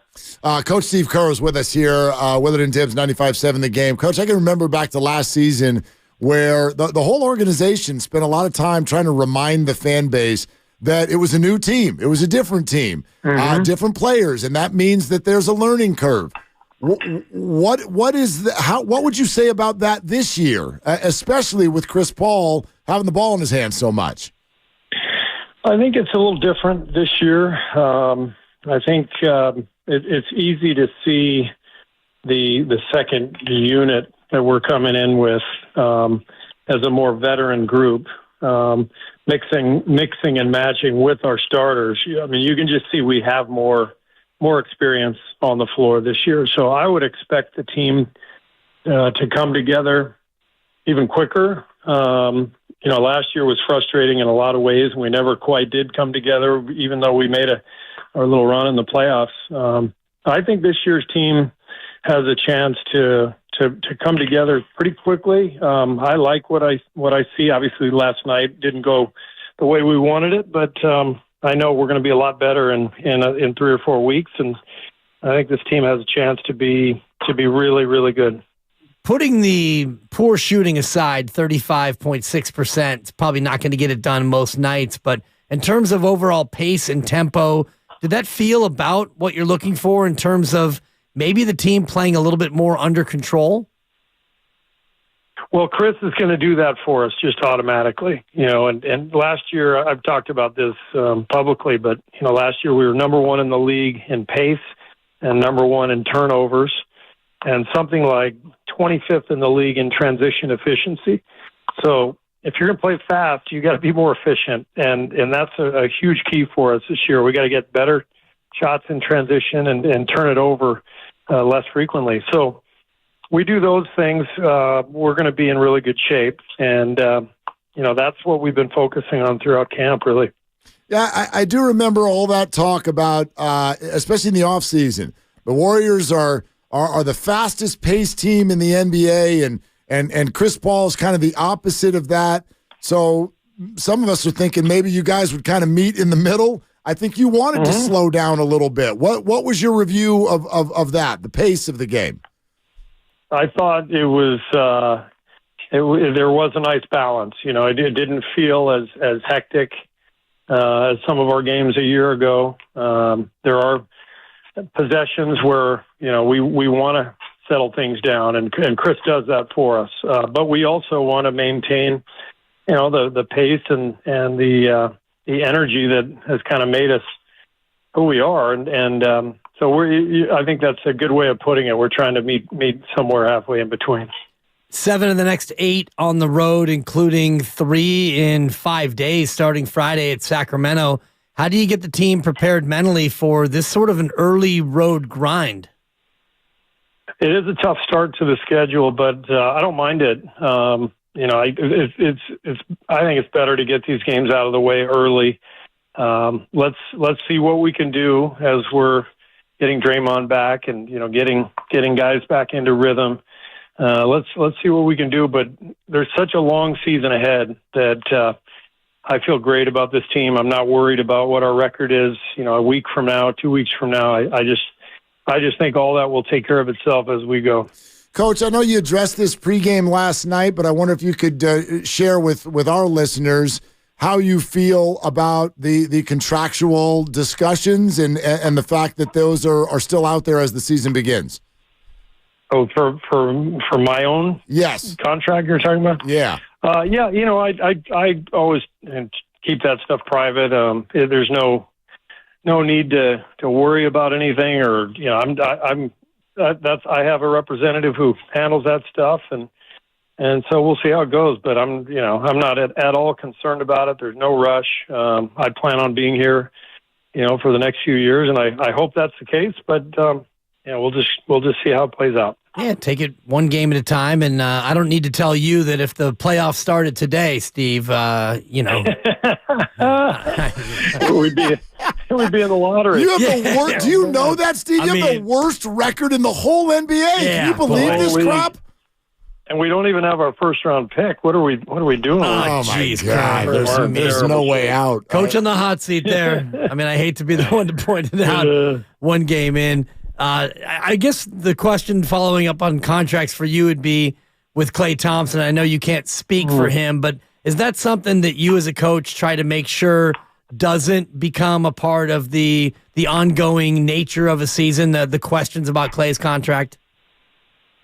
Yeah, and the way I always approach it, guys, is we got 15, 16, 17 players, depending on how, the two-way guys and everything else, but every guy has a unique set of circumstances. Chris Paul's a free agent at the end of the year too. Potentially, and we got a whole slew of young guys who are playing for their careers, and so Klay's not the only guy. If you want to talk about contract stuff, every guy can mention different circumstantial things that are going on in their careers. And so it's our job as a coaching staff to recognize all of that and make sure we're keeping tabs on the players, making sure they're doing okay, mentally, emotionally, but also reminding them that, this is a job. This is the deal. And our guys know how lucky they are to be playing basketball for a living. And I have no doubt that Klay and everybody else is going to be locked in this year. We're ready for a great season. Coach, I don't know if rivalry is the right word. How would you describe it? Is playing the Kings different on some level now? Not really. I mean, I actually really enjoy playing the Kings. I love the atmosphere in Sacramento. It's a great arena. Kind of nice just taking a bus and not even getting on an airplane. But we sure have played them a lot. I mean, 7 times last spring, and then twice more in the preseason. And so it is interesting, how this plays out. But it's fun for the fans. Both teams are really good. Well, I mean, even though it's a short one, it is a road game. That was such a thing last year. What's been your message to the team in terms of how to handle the road? I think that the biggest thing that we've talked about is, if you're connected as a group, then you tend to do better on the road. So, we have a pretty good connection. We really think this team is going to blend together well. And like I said, as we go, we'll get better and better. And I'm feeling really good about our team, whether we're playing at home or on the road. I just think we're heading for an excellent season. Coach Steve Kerr with us, 95.7 The Game. Coach, you think all of us overreact after one game. You saw that Charles Barkley said you guys are cooked, right? I didn't see that. Did he say that? Yeah, he did. He said you're cooked. That's a wrap. Well, I used to work with Charles, and his predictions are about 90% off. That's probably his hit rate. Maybe his hit rate's probably 5 to 7%. So I'm feeling pretty good about that. All right. Well, fantastic. Off to a good start then on that one. Coach, thank you as always. We look forward to talking to you all season long. Every single week, and go get on the right side of the standings there on Friday night. All right, sounds good. Thanks, guys. All right, Steve. There it is. Steve Kerr on Willard and Dibs right here on 95.7 The Game. It's tough to get too deep one game in, sure, but you look at certain things, certain situations, and just a bit of news that Draymond Green will not play Friday. Well, and he said it in a way where it was like, oh, not even close. Right. Like I gathered from that for almost sure, not just Friday night, but more. Yeah. That Draymond will sit out. Well, and I mentioned 3 games in 5 nights. It's actually 3 games in 4 nights on this trip. It's a Friday, Sunday, Monday. So... yeah, and he did say he hopes to have Draymond back on the trip. Maybe at some point during the trip was the exact quote, which sort of suggests to me kind of a probably not kind of a deal. Right, and the trip, I don't know if he meant the 7 games, 7 of the next 8 on the road. So it's not technically 1 trip, it's 2 trips. It's a 3-game road trip. They come home for 1, and then it's a 4-game road trip. So... I don't know if he was referring to over the next 7 road games he hopes to get him back, but I felt like he was talking just about this trip. Yeah, agreed. Although maybe it is 2 different trips. I mean, as he said, they'll bus to Sacramento. I'm sure they'll fly from there to get to Houston for Sunday's game, but I could be wrong. That was my perception that he's talking about these 3 games and that, that maybe you'd see him Sunday or Monday. But just the way the tone in his voice suggested like this is not imminent by any stretch, Draymond's return. And it's not iffy about a return on Friday is what I also got from him from that. The good news, though, is that Draymond did scrimmage, and Steve didn't mention any setbacks. And so one thing we talked to Doc Pandya about, Nirav Pandya from UCSF, is once the ankle is okay, then it comes down to being a fitness issue because Draymond has no chance of being as fit as he needs to be. So if he can scrimmage and the ankle's good, that's a part of it. Then it comes down to the ability to be fit enough to go out there and play NBA minutes. First of all, I want to re-welcome everybody to give us your Warrior phone calls, especially now hearing Steve Kerr after the game. But any of your takes from last night or what you heard from Steve, we'll take your calls right now, 888-957-9570. Dibs, what you're referring to with Doc Pandya, this is the actual comment that he gave us earlier in the week. No, he won't play Friday night. I'd be shocked. He went through a scrimmage today and really is making strides. But in my mind, it's not, a couple of days. It's a little more than that. So maybe on the road trip at some point, but, highly doubtful for the Sacramento game. I bet people did not know the Steve Kerr impression that Doc Pandia does. It's incredible. It's amazing. It's 5. Yeah. So, no, that was not Doc Pandia's comments about Draymond. That was Steve Kerr's comments about Draymond. My fault. It's all right. Yeah, absolutely. But anyway, that's what we're looking at right now with Draymond Green. And I think we need this reminder at the beginning of every year that this is how the Warriors do it. This is how they operate when it comes to injuries, especially with their stars. They're always going to lean conservative.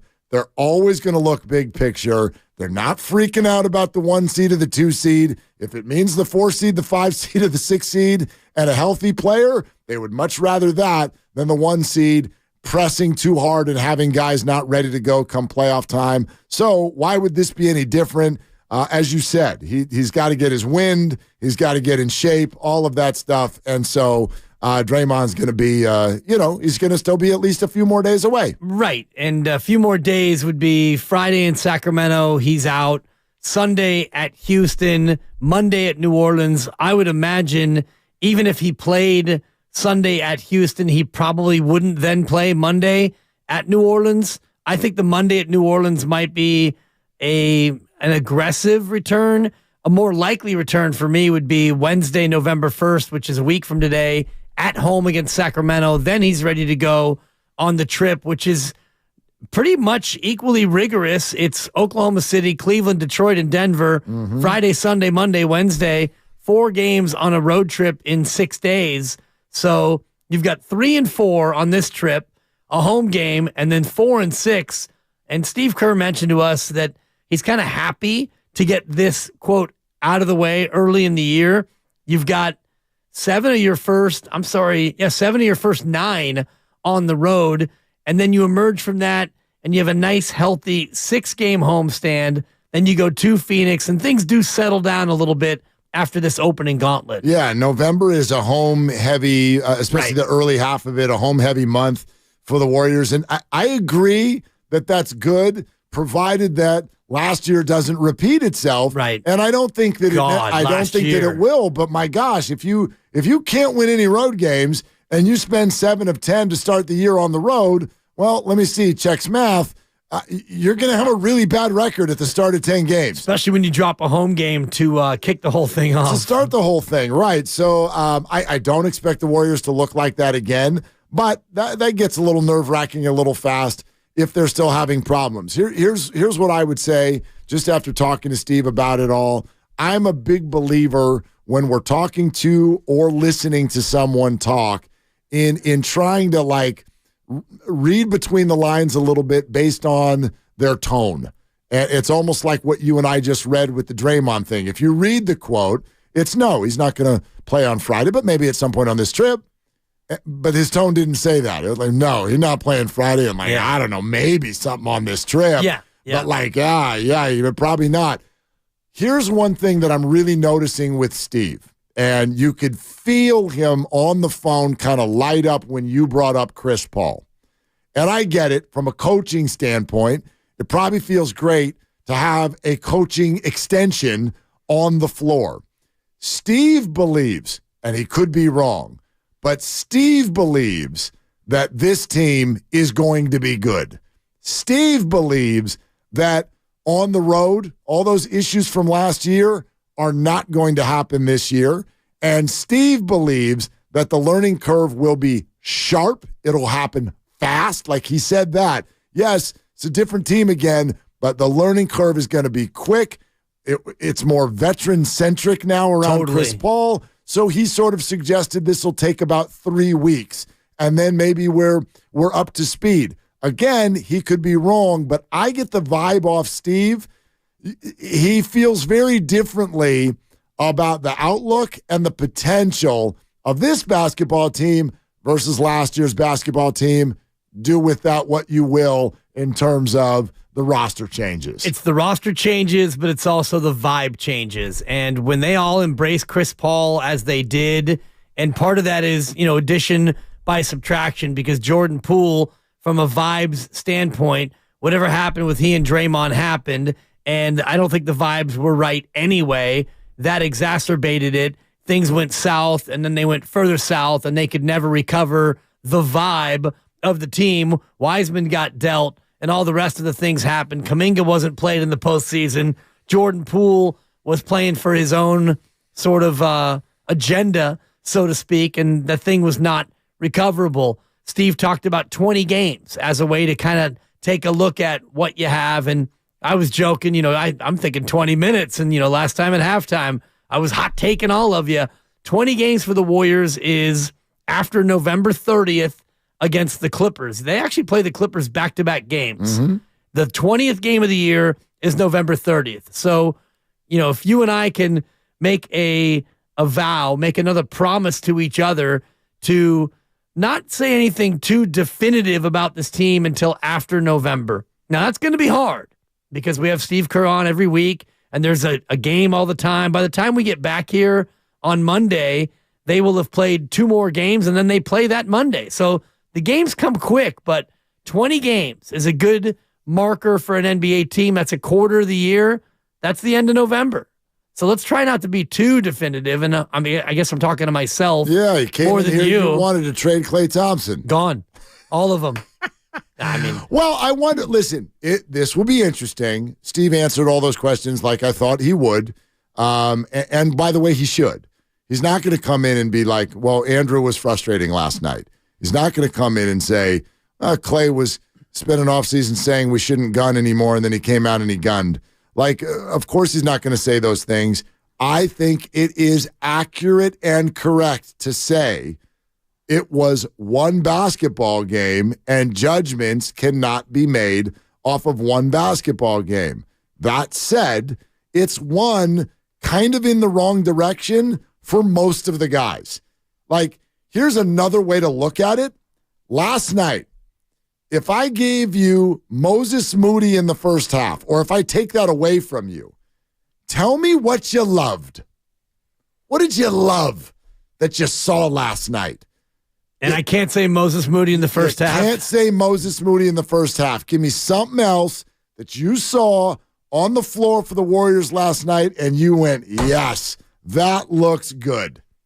I would say Chris Paul, but he did go 0 for 6 from 3. So if I say Chris Paul, I'm talking about, and I'm echoing Steve Kerr and what he talked about in terms of being a grown-up on the floor and somebody who, when he has the ball in his hands, you get the sense that the offense is going to get initiated. And that's not something you could always say last year with Jordan Poole. And, when Chris Paul has the ball, it might be slower than what we're used to, and he may not be a threat to score like he used to be a threat to score, but it feels like the offense is going to get started. The play is going to get run in the way you want it to get run. I know it's minutia. No, I agree with you. That was something that I was happy watching last night. As much as I'll sit here and say I struggle when I watch Chris Paul flop in a Warrior uniform, I also can agree with you in that if I had to mention one other thing, forget Moody in the first half, he was great. Take that away. What else did you like? It was the pace and the tone that Chris Paul set. He had 9 assists. He was, if you love plus minus, he was a +5. Chris Paul was a +5 in a game that they lost by 4. I love plus minus when it helps my argument. Exactly. How about when it doesn't? Then I don't even mention it. Klay Thompson was +9. I haven't mentioned it once. Have I? Go. Exactly. Plus minus is the ultimate argument bolsterer. Moses Moody was -6. Yeah, well, I didn't mention that either. But if it's a play, Andrew Wiggins was a -22. Well, hello. Well, hold on. I will use that -22 to bury a guy when I want to bury him. But when that number's that big, I think is when you can use it. If somebody's -2 or +2, like whatever. Somebody made a shot. -22. There's something to that. It is a little arbitrary. That's huge. No one else's number is up there. Corey Joseph was a -12 in 4 minutes. Okay. I mean, So you want that to talk was an about unfortunate wave run. Corey Joseph. I mean, He was second worst on the team, and the guy played 4 minutos. GP2 was a team-high plus 15, and he went 0 for 5. That stat is, it's not meaningless, but we weaponize plus minus. We do. I've been weaponizing that stat for a long time. But I'm with you, though, that Chris Paul, again, the pace of the game, I love 108, 104. Be better if the Warriors had 108. But I love 108, 104 as opposed to 128, 124. I love the fact that the Warriors had 11 turnovers last night. 5 in the fourth quarter. 11 is not like, oh my gosh, freak out wonderful, but it's not bad. That's a number that you'll take. What'd they average last year? 16? Yeah, well, I'll look it up. The Suns had 19. Yeah. The Warriors only had 11.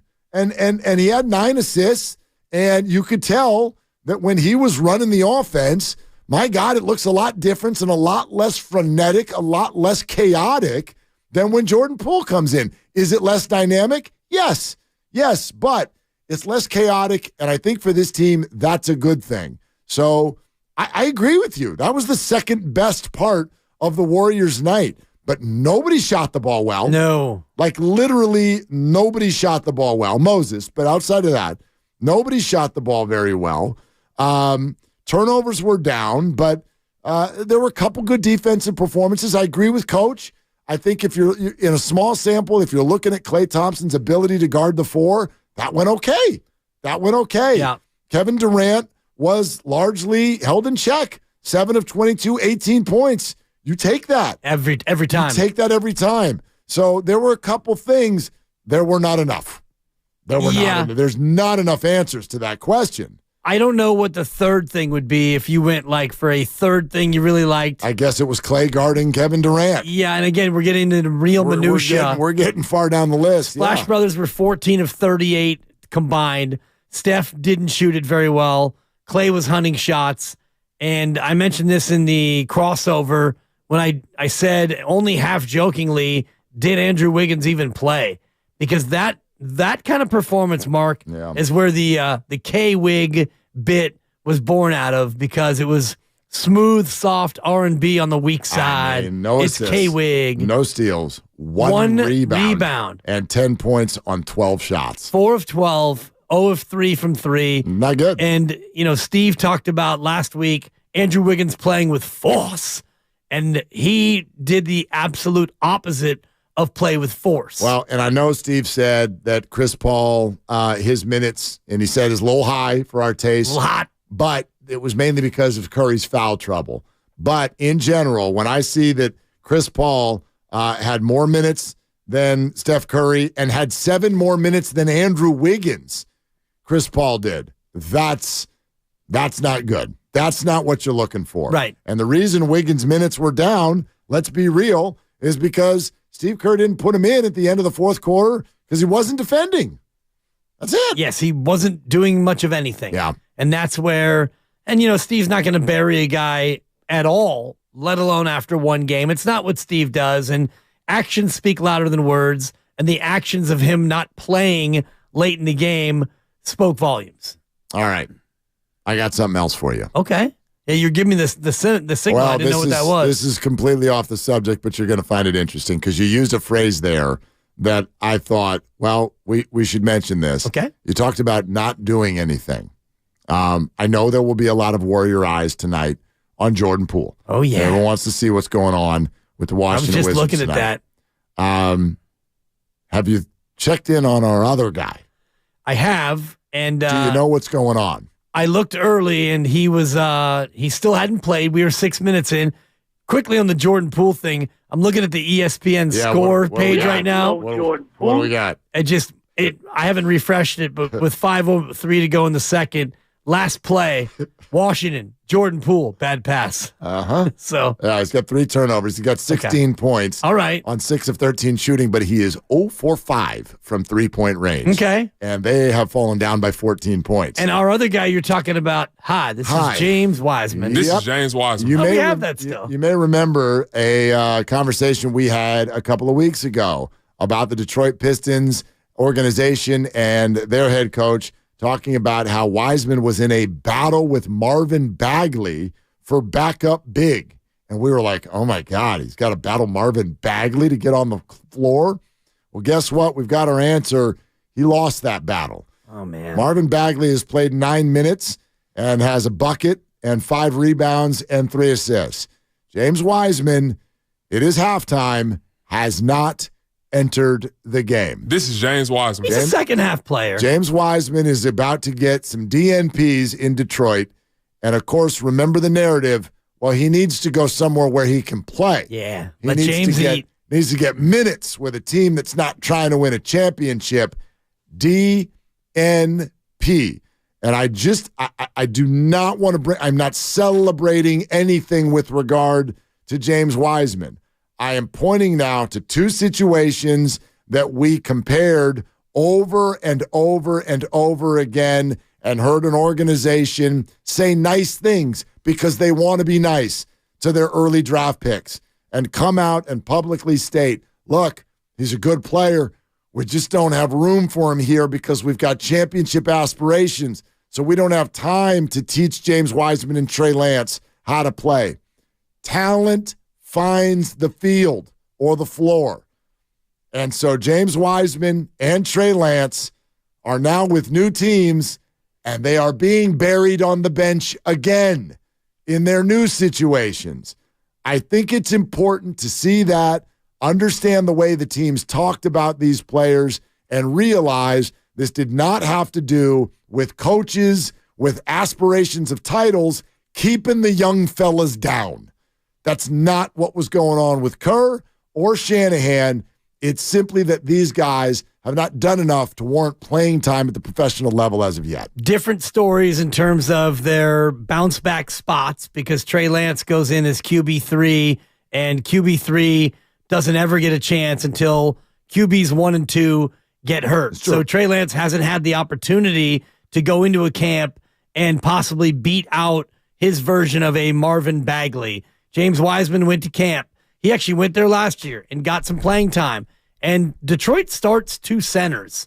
And so James Wiseman is ostensibly your 4th stringer right now because they start Duran as well in their starting lineup. So Wiseman actually has had more opportunity to go there and make an imprint and earn playing time than Trey Lance has. Starting next Monday, October 30th, 4:30, your first chance to play Knockout at Chase Center. Willard and Dibbs giving out 10 slots. The other shows will as well.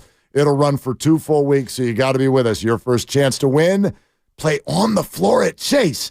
Monday, October 30th at 4 p.m., 4:30 p.m., that is. It's also Warrior Wednesday, brought to you by Freedman's Appliance, a trusted name since 1922. Visit freedmansappliance.com today. Got time for more of your calls, your reactions to Game 1 of the Warriors schedule, 888-957-9570, Willard and Dibbs. For today's show and tell, I present my phone. It's made with glass and various metals I can't pronounce. It's powered by Xfinity Mobile, so my family saves big. Take a handout. Colin, what are these? I'm quizzing the class on the material. Switch to Xfinity Mobile and save hundreds a year with the best price for 2 lines of unlimited. Just $30 a line a month.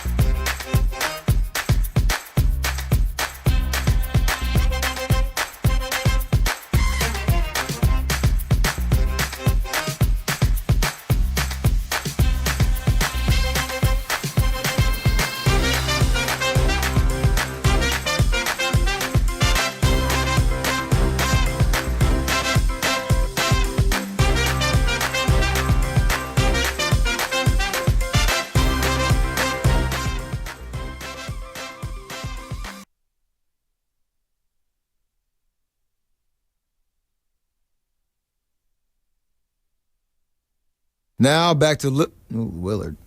Now back to Willard and Dibs. Take it away, Mark. All right, thank you, Chef. Gosh, new year. I thought, did we only get new reads from Draymond and Chris? We didn't get any from the Chef? Man, the Chef! Right? We got to get one from the Chef. I tell you what we do have. We got some new fresh comments from Bob Myers. Fresh Bob? Yeah. We got some fresh Bob up in the system. He's looking fresh up there on the TV. He's looking really fresh. And those teeth, I don't know if he got a teeth whitening treatment, but Bob is looking good. Yeah. Good-looking guy anyway, but the teeth are looking sparkly. Well, if I really wanted to ask a question that maybe nobody really wants the answer to, but I do, Bob and I are almost the exact same age. And no, we do not look the same. But that hair, it's not even that it's all still there. You think Bob colors the hair a little bit? Like, I don't even see one gray hair up on that man's head. You're 48. He is 48 years old. Yeah. You've got a stressful job or jobs. I do. He's got a stressful job or has had stressful jobs. Sure. You've got multiple kids. He's got multiple kids. Yeah. You've lived a life. He's lived a life. I think that, in general, like, I'm not saying you've gotten more gray since you and I started working together, but you haven't gotten less gray. I can tell you that. I don't know. I don't know if it's a correlation sensation or not. I don't know if I've gotten more gray. I will tell you, you haven't gotten less gray. Just looking at this YouTube camera that we look at every day, it does appear that my forehead is getting more substantial. Yeah, it does. If Chris Berman was doing play-by-play of your hairline, you know what he would say, right? It's going back. Thank you. I knew where you were going. I know you knew. I wanted to give you a chance to join in the fun. It's not often I get to make fun of you. Oh, ridiculous. Yeah. Anyway, you want to hear what Bob said? I'm dying to. Hey, Bob. We need to stop screwing around. This is serious. Well, I tell you what, this is pretty cool because this is Bob Myers getting to talk on stuff that's outside of the Warriors, but he kind of brings the Warriors back into it because that's been his experience. So the James Harden situation came up with Bob, and he had some interesting comments. So play those for you in just a sec. I do want to remind everyone, don't miss the kickoff show this Sunday with Larry Krueger and Lorenzo Neal, live 2 hours before the start of the Sam Darnold Hootenanny. That's what's coming up this Sunday. It's the Sam Darnold Hootenanny, and that's going to happen Sunday afternoon at Levi's. The Hootenanny is taking place just outside the Hilton Santa Clara. That's where Larry and Lowe are going to be. Great food, great drinks, best pregame show in the Bay. It's all presented by Habas Law. You've been wronged. Habas Law will fight to make it right. Call 1-800-INJURED or visit habaslaw.com. So, James Harden situation. Hey, Bob, if you were general manager and the James Harden situation comes up, hey, hotshot, what would you do? This is what he said. If it was me, I go to Steph Curry, I go to Joel Embiid. What do you want? What do you want? You want this guy? If that guy says, I want him on the team. Right. Got it. But What am on I the doing? other That's what I'm side doing. of Got it. this, Bob, if you are the executive that a star player has explicitly said lied to them and now is still a part of that roster for the foreseeable future with the only trade conversationalist saying we're pausing talks for now, what is your responsibility? My to repair responsibility is to get the best player on my team, which is Steph Curry's importance level is the top of this building. Mine was this. I go to him and I go, listen, what do you want? If he's not happy, it doesn't matter. That ends the whole conversation. So if I did something with the play, Draymond Green, he said I screwed things up all the time. I'd go call Draymond. What did I do wrong? Why'd you say that? I've been through this stuff. And then I call Curry and I say, Steph, what do you want to do? He goes, like, we're better with Draymond. Now, I'm not comparing Draymond to what Harden's doing now. Right. But Draymond's made some mistakes too. So what do? The thing that's hard about this one is it's playing out in front of our eyes. This stuff does happen. Look at how upset Lowry was when they traded DeRozan. And they won a chip. I saw Lowry. I said, hey, you can win a championship with Kawhi Leonard. And he looked at me and said, I can't believe we did this. He was mad at Masai. They won a championship. All right. Interesting stuff there from Bob Myers with regard to, how he would handle it. I also went eyebrows up when he got, I think, pretty honest with regard to the mistakes Draymond has made. We know what we're talking about here, whether it be Jordan Poole, whether it be getting suspended in finals, all of that stuff. Screaming at the head coach, Steve Kerr. Yeah, and you can hear what Bob would do in those situations. He'd call Steph and say, what do you think?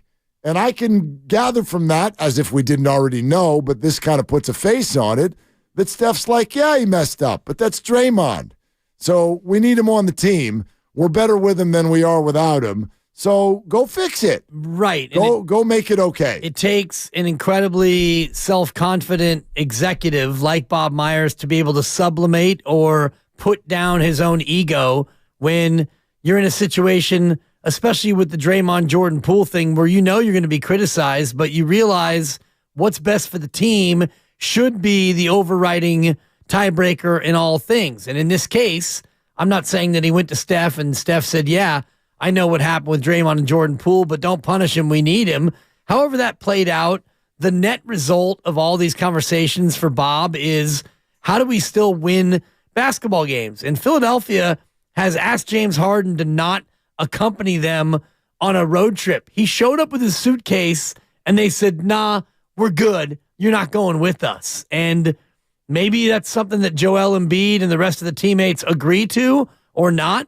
But that was an interesting perspective from Bob Myers. Yeah, no doubt about it. Very interesting perspective from Bob Myers. And yeah, I don't think, and he said this, I don't think the Warriors have encountered a situation that's very similar to the Harden situation. But then again, maybe they encountered something that's even harder. I don't know, as a GM and an internal structure guy, I don't know what is more challenging than what the Warriors experienced last year. That's almost more challenging than what James Harden and the Sixers are going through right now, because Harden, there's a personal relationship thing, and it has led to him being like, I want to be on a different team. The Warriors had to handle a completely fractured personal relationship, and everybody had to stay, and you had to try to meet expectations, and you had to try to just fight through it, and they couldn't. I was fascinated by the report that came out last week. Your boy Logan Murdoch was number one in terms of reporting this, that Draymond refused to go to dinner to try to smooth this over with Jordan Poole. Steve Kerr asked him to, and he wouldn't do it. And it's fascinating to me because it's like, oh, Draymond was mad at Jordan as maybe much as Jordan was mad at Draymond. And it does make you wonder what it was that happened. I think that was about as complex of a situation as a team could try to fight through. And so that's why they couldn't do it. Right. And the way that they went about navigating it went a certain way, and they chose to not punish Draymond Green.